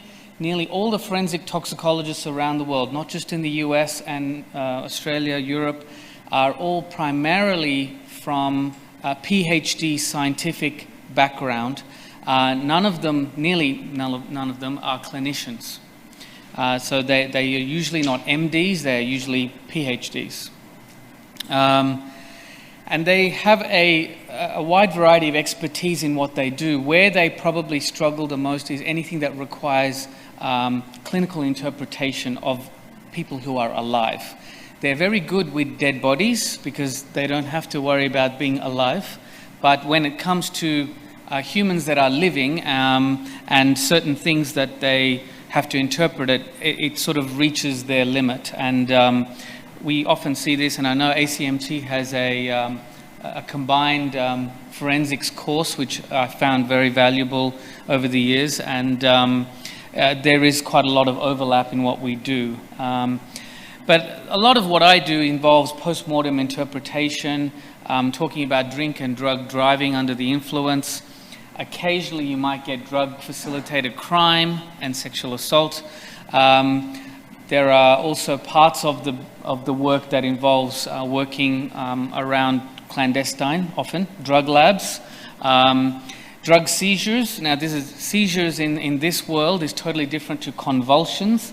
When they're talking about seizures, they're always talking about not fitting, but they're talking about capturing or police finding and arresting product that they've discovered through their course of their work. And there's also parts of occupational medicine involved with environmental and other exposures. And occasionally we do get requests for interpretation of things like mushrooms, plants, and envenoming. Particularly in Australia, envenoming is a very big thing that we have to do. I'm going to just quickly run through a case just to give you a flavor for what we do. These two elderly people were found dead in a hostel and both thought to have had strokes. But the GP who was asked to see the patient had some suspicions. The post-mortem exam was negative, really, nothing significant, no cause of death identified. The forensic toxicologist did some testing, and thankfully they did the autopsy soon, but even quicker, they took some blood very quickly, within hours of death, and kept it frozen for interpretation later on. And they found a whole bunch of things that the patient is taking therapeutically. And that's a common question we get. Is this morphine that was given to the patient, or is it as a result of metabolism from codeine? And lots of other metabolism kind of questions that we get, particularly with metabolites of MDMA, amphetamines, metabolites of other psychotropic substances. But the femoral blood and the vitreous humor of both patients were sent off and found to have elevated levels of insulin. And whenever you do insulin, you should also always measure C-peptide. And as you can see, the C-peptide is near undetectable. And this confirms that this was exogenous insulin administration. And this then goes to help the case for whether these two people were poisoned. And it was later found out that a nurse in the nursing home had injected the two with insulin, and she was arrested and is currently serving time in what we say Her Majesty's service. So a lot of it is about interpreting post-mortem redistribution, and this thing has been a very fraught thing for majority of clinicians, including clinical toxicologists and forensic people alike. And this is mostly because after death, all of those wonderful cell membranes that we like to worry about with transporters and equilibrium reach between extracellular fluid and intracellular fluid, all that is gone. And that entire compartment model is disturbed in death or after death. And so normal kinetics, the things that we have trained in clinical toxicology, does not apply. So that makes interpretation difficult. You can't just look at a level and go, okay, based on this level, I think they took this much. That's very difficult, if not impossible, to do in forensics. The kind of drugs that we use all the time, or that we see, all those psychotropics, the antihistamines, antidepressants, antipsychotics, they are all weak bases that are lipophilic, and they are the ones most likely to have postmortem redistribution. And so there's a lot of controversy around what does a CP ratio, you've heard of CP ratio with central compartment to peripheral compartment ratios. There's a lot of controversy of what that means. Just because it's 1 doesn't mean that there has not been postmortem redistribution. There is also a phenomenon of peripheral postmortem redistribution. It's not just about central to peripheral or peripheral to central. You can do sampling in the femoral vein or artery, and you could have had drug that was sitting in the bladder that was sort of leaching out, depending on the position of the patient, leaching out and found itself into the vascular compartment. And then how do you interpret that? So there's a lot of issues about sampling, the quality, the transportation, the positioning of the patient that need to go into that interpretation. So we work very closely with the police. We also need to see photos of how the body was found, the positioning, and hence where the sampling came from and things like that. Drug labs are, there's more of this obviously in other parts of the world than Australia, but occasionally Australia is one of the methamphetamine capitals of the world. We don't have blue meth, but we've got lots of other meth. And, there's so many things that are being manufactured because you don't need big, wide plantations that can be seen from the sky. So we do get the occasional house that blows up, and then you've got to work out what's going on. And there are people living in these houses and manufacturing in a basement downstairs. And those houses have adults and children and dogs and all these animals running through this drug lab. These are the kind of patients you end up having sometimes. Not just from the actual chemicals, but also from the explosion itself. Drink spiking, we do get quite a bit of work about, has my drink been spiked, and as a lead into either drug-facilitated crime or sexual assault. Most of the studies that were done about 10 years ago showed that the main drug in drug spiking or drink spiking is ethanol itself. Now, that doesn't mean your drink hasn't been spiked. You could be spiked with ethanol, just a stronger concentration or more of a drink than you thought you had. So the kind of things we see is that ethanol is the commonest agent in victims. And the worst part of it is they have voluntarily drank that in most cases. And so that makes it difficult. We can also do things like ethyl glucuronide. I don't know if anybody's doing that in your areas.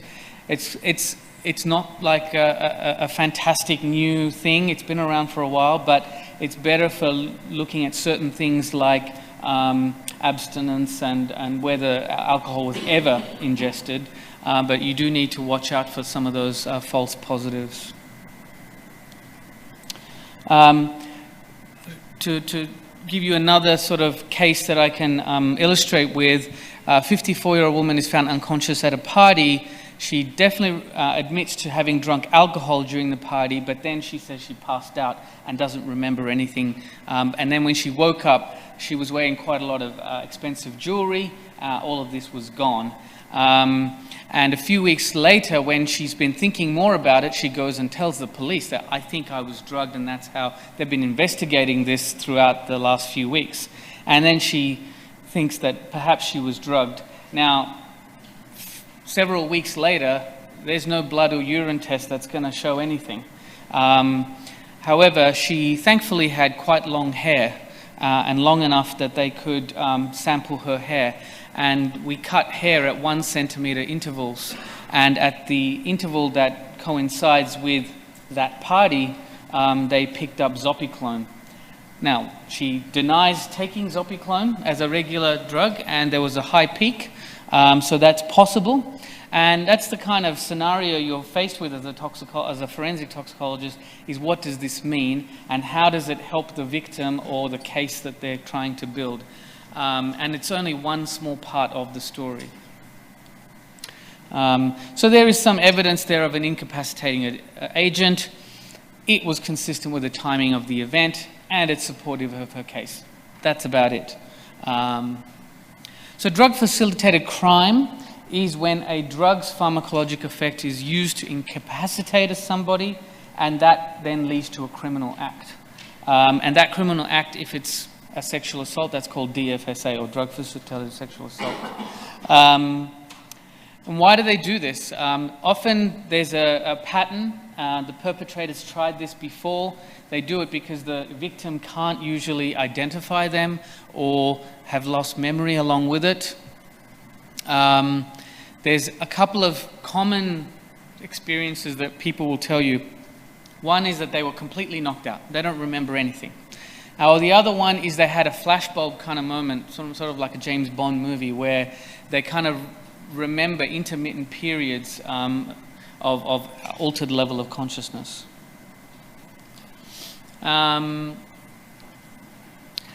We've seen a little bit of this with the Z drugs. I don't know if you have Z drugs in the Middle East. Zopiclone, Zaloplon, and Zolpidem. We don't have Zaloplon in Australia. It is probably the shortest acting and also has a very rapid offset as well. The thing is, the company was made to put indigo carmine in the tablet, so it's blue. And so it can be detected when it's popped into a drink. Zolpidem and Zopiclone are not. Zopiclone is actually quite long acting for a Z drug, and it's almost, I would say, like temazepam. It's quite long for a Z drug. These things can be very difficult to detect in any biological sample of victims. You need to get to it very quickly. And in hair, the chance of detecting Zaloplon in hair is very, very low. Zopiclone, you have a chance. In terms of the kind of samples that we use for this sort of thing, blood and urine is the most common. Occasionally, you can try hair or oral fluid, but in general, they're not as easily available quickly, particularly if people present late. They're unconscious, so by the time they wake up, it's more than 8 hours, so oral fluid's hard to get. Hair testing. Hair testing is, it's great when it works out, problematic when it doesn't, and of course you need a very good lab that can measure it.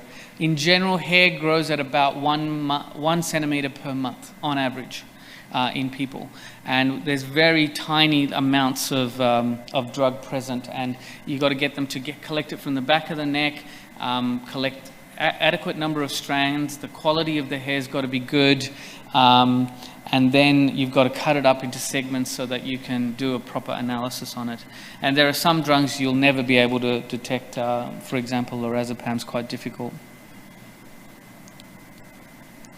So in the end, all of this often leads to court action, or you have to spend some time in a coroner's court or a plaintiff court or some other federal court. And I guess my experience, my advice to people is know your limits. That's probably the best thing you can do, is knowing what's your area of expertise and not straying outside of that. Also, you need to have a reasonably good understanding of what LCMS and GCMS is, how they did the analysis, so a good relationship with the lab, and to know what are the limits of detection, quantification, as well as some of the variables with that analysis. PMR, you have to absolutely understand post-mortem redistribution. And often I find expert witnesses that come to court, they think the whole thing hinges upon their evidence. The psychiatrist or the orthopedic surgeon or the toxicologist thinks their evidence is so crucial to the entire thing. In the end, what ends up happening is it's a big jigsaw puzzle of lots of people's evidence, and the toxicologist is a small part of the story. Sometimes a more crucial part of the story than others, but not the entire thing. I would always say be humble in court, because you can get very caught out and get in trouble. Because what you say in court is printed, published, and is there forever on some website. So just, you've got to be careful. Thank you. We have time for a question or two, if anyone has any questions to Dr. Gunja about forensic toxicology aspects. Now, what do you think the difference is? So what do you think about the training of a forensic toxicologist that allows competency in medical toxicology? Nothing. They have absolutely no expertise or training in any clinical work whatsoever. And so that's where they find themselves straying over a little bit. And the problem is when there are no clinical toxicologists who are doing forensic work, they are doing all this work and then straying into sort of making statements that are possibly outside of their expertise. So I find that we kind of complement each other. I got to make sure that I, as a clinical toxicologist, even though I have forensic training, that I don't talk about something completely outside my expertise, like how does this HPLC machine, what's the accuracy of that? I'm not going to talk about that. I'm going to let them do that. So they also are aware of their limits and what can be said in court and what can't be, particularly to do with alcohol and Widmark stuff. That is fraught with issues. So they have very little clinical training whatsoever, at least in Australia, and I'm pretty sure Americans are the same. They're all PhD type people. I think in Egypt, we don't have anybody in Egypt here from Egypt, but in Egypt there's a Masters of Clinical and Forensic Toxicology. I'd love to learn more about it to see what kind of competencies they learn. In India as well. In India as well. It's also clinical? Well, more forensic? They tend to be forensic pathologists who are clinical people, MBBS people, who then do some clinical tox work. So they have clinical expertise. Yeah. Thank you. All right, the next speaker is pretty boring. And he's going to talk about lead poisoning. So can you put my slides up, please? Mr. Brett Erickson and Mrs. or Miss Paromita Hore from the New York City Health Department. We have the Zoom going, so we'll see if that's going to work. But in the meantime, I want to tell you a little bit about my story with lead and working on this project in the Republic of Georgia. I'd like to acknowledge partners of this project from the National Centers for Disease Control in the Republic of Georgia, the Ashvili Children's Clinic, of course, Emory University, and then the UNICEF Georgia office or regional office in Georgia. Now, I've been working at Emory University since 2008. I completed my fellowship there in 2005. And when I returned to Emory, Emory was already doing a lot of work in Tbilisi, in the Republic of Georgia, through a USAID grant to develop emergency medicine. At the time, I had never been to Georgia, and the grant actually ended in 2009, and I still had not been involved in that project. But I knew about the relation between Emory and Georgia. Of course, I met my lovely wife, Tamar Gabelaya, who's a Georgian internal medicine doctor. And this is my first introduction to Georgia rather than the grant that was at Emory.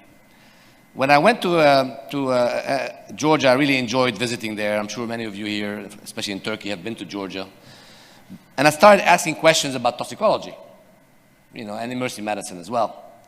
Now, at the time, the CDC director, Dr. Tom Frieden, and I was working at the CDC as a contractor at the time, had told us that you should look for a problem that is big in your career. Look for a public health program that is big.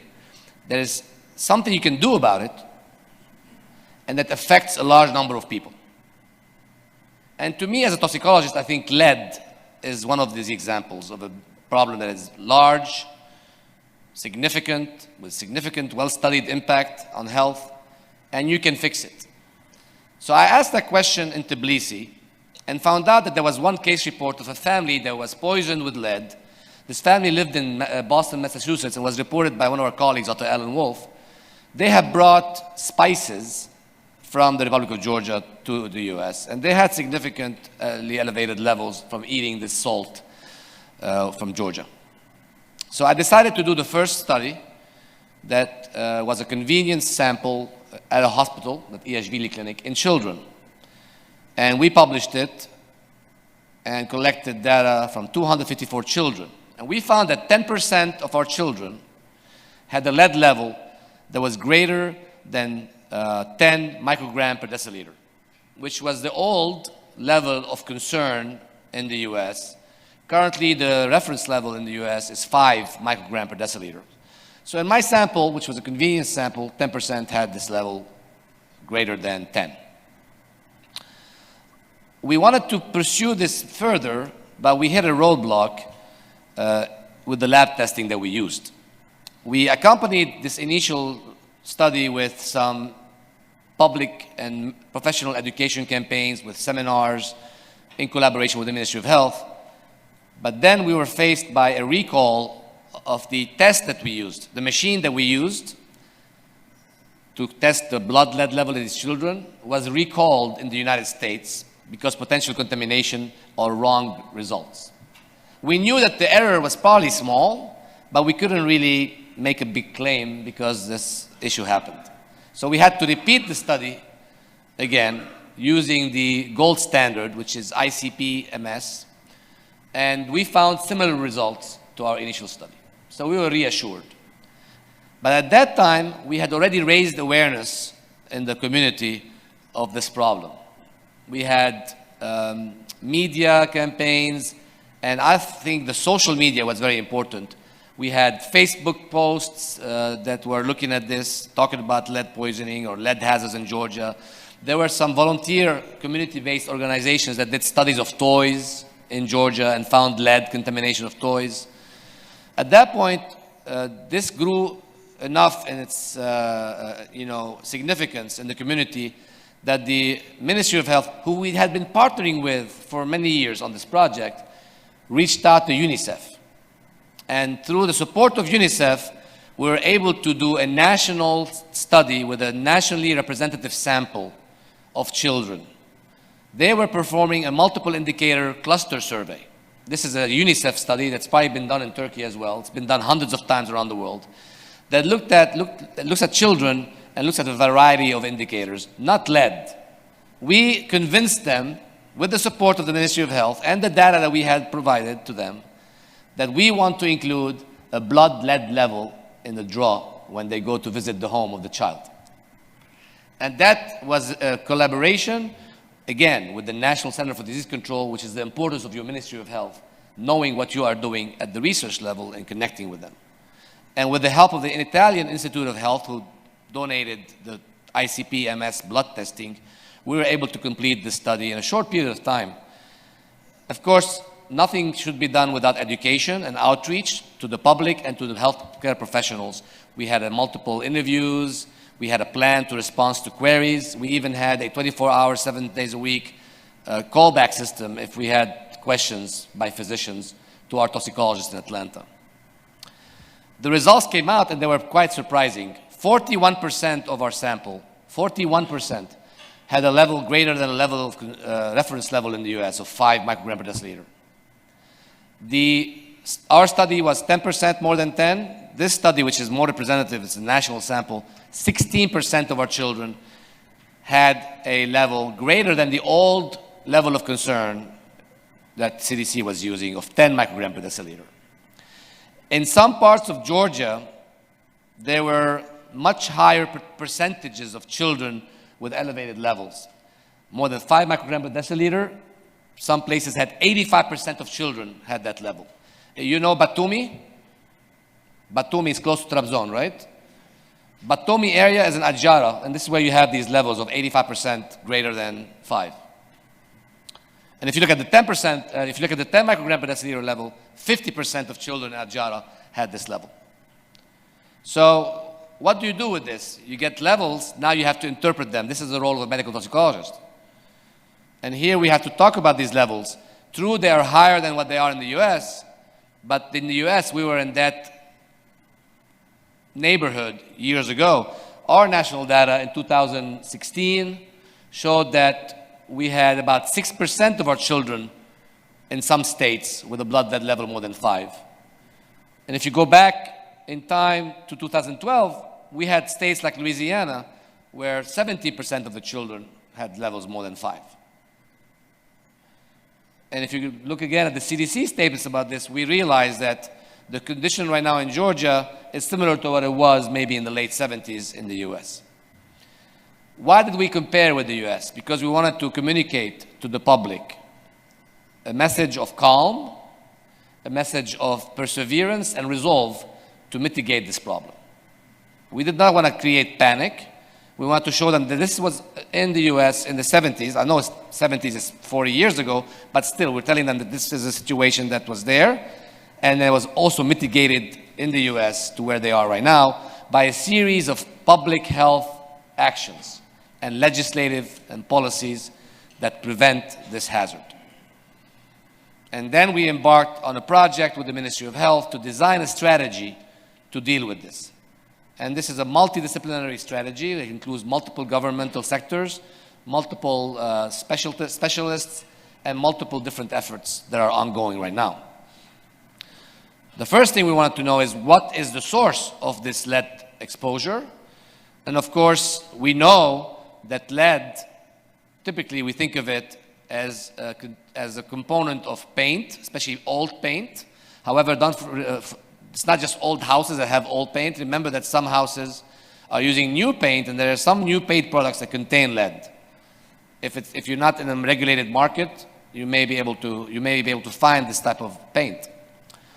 We actually went around a supermarket in Georgia, like a big supermarket, and we collected 20 different types of paint, and we tested them in my house with using a bedside test or like a point of care test, and we did not find lead. We knew also from the government that they did not allow leaded paint in Georgia. Leaded gasoline is another problem. I know leaded gasoline has been eradicated from many countries. I believe it's still there in North Korea and Myanmar. I think in Iraq. Is it still there in Iraq right now? In Iraq. And in Georgia, we had reassurances from the Ministry of Health that lead was not in gasoline. Of course, you have old pipes. That is a problem in various parts of the world. Even in the US, we had this problem in Flint, Michigan. And batteries, recycling batteries is an ongoing process. People try to make money in developing countries by recycling batteries and extracting the lead from it and contaminating the soil and themselves. There are other sources of exposure to this, whether it's in the environment or whether it's occupational. In Nigeria, a large epidemic of lead poisoning from people trying to extract gold from the natural ores in their home led to hundreds of children dying from lead poisoning. People that work with welding, people that smelt metals, people that are in firing ranges. When they fire bullets, they can expose to lead by inhalation or by even oral ingestion. There are also people that work with crystal glass makers. All of these professions are at risk. Battery recycling is a particular area of interest in some parts of the world, like India, for example, and Africa, where you can see these exposures occurring in clusters. The other non-traditional sources of exposure include traditional remedies. For example, kuhl and bint al-dahab. Bint al-dahab is used in Oman, for example. Kuhl is used in India and some Arab countries. Is made of lead sulfide. It can lead to exposure to the children and to the parents and poisoning that way. Currently, we're looking at retained bullet fragments. People that have retained bullets in their body can develop some elevated lead levels. Not very high, but if we say that no lead level is safe, they are quite concerning. And finally, spices. If you remember the case that I just mentioned to you in Georgia, spices was an important component, especially in Georgia. In Georgia, spices are like kebabs in Adana, right? Very important. If you say something bad about the spice, you know, you better be ready for some problems with the media. And these spices are numerous, and they're manufactured by companies, but also manufactured in a traditional way, and they can become contaminated with lead, whether it's maliciously, just to make more weight, to make the material heavier when you sell it by the kilogram, or by accident when you are grinding the grains. The grinders, if they are made of steel, and if there's an acid component there, you can leach the lead out into the actual spices. Of course, the oral absorption and lung absorption are the primary routes. Don't forget a placental transfer in pregnant women to their fetus. These are all important routes that can lead to lead toxicity. The skin is much less of a problem than the GI, lungs, and placenta. Remember with the GI absorption that if you have anemia, you will have more absorption. So some of the best ways to treat a child who has elevated lead levels is to supplement their iron level, iron supplement, and then giving them healthy food that contains iron, vitamin C, calcium. Those are the best ways to decrease the lead level in the child who's in an environment. So what are the clinical aspects of lead toxicity in children and adults that I want to just discuss with you a little bit? I want to share with you that the lead levels in adults are going to behave a little bit different clinically than in children. You will see the lead levels in adults a bit higher to cause a similar effect than in the child. You see in the children, for example, you can get the severe toxicity with levels of 70 to 100, and here you are looking at a patient who's encephalopathic with elevated intracranial pressure. They typically come into you the first time and you miss it. You don't realize they're lead poisoned. They come in with abdominal pain, maybe headache, lethargy, maybe a seizure. You would do a workup, you discharge them home, and they come back a week later with severe lead encephalopathy. And they can have brain edema and long-term neurologic damage. And you manage these cases like an ICU patient, of course. This is a critical patient, ICP management, and chelation of the lead. This next area of toxicity in children is the moderate area, where you have the levels of 50 to 70. Here you have more subtle signs that can lead to the severe signs if not detected and stop the absorption of the lead through the pathway. The patient may be the child may be hyperirritable, may have lethargy occasionally, not interested in playing. They can call him a difficult child. Some GI complaints with abdominal pain and vomiting and low appetite. The biggest proportion of patients you will see are those that are below 50. This level of below 50 microgram per deciliter, the clinical effects are very subtle.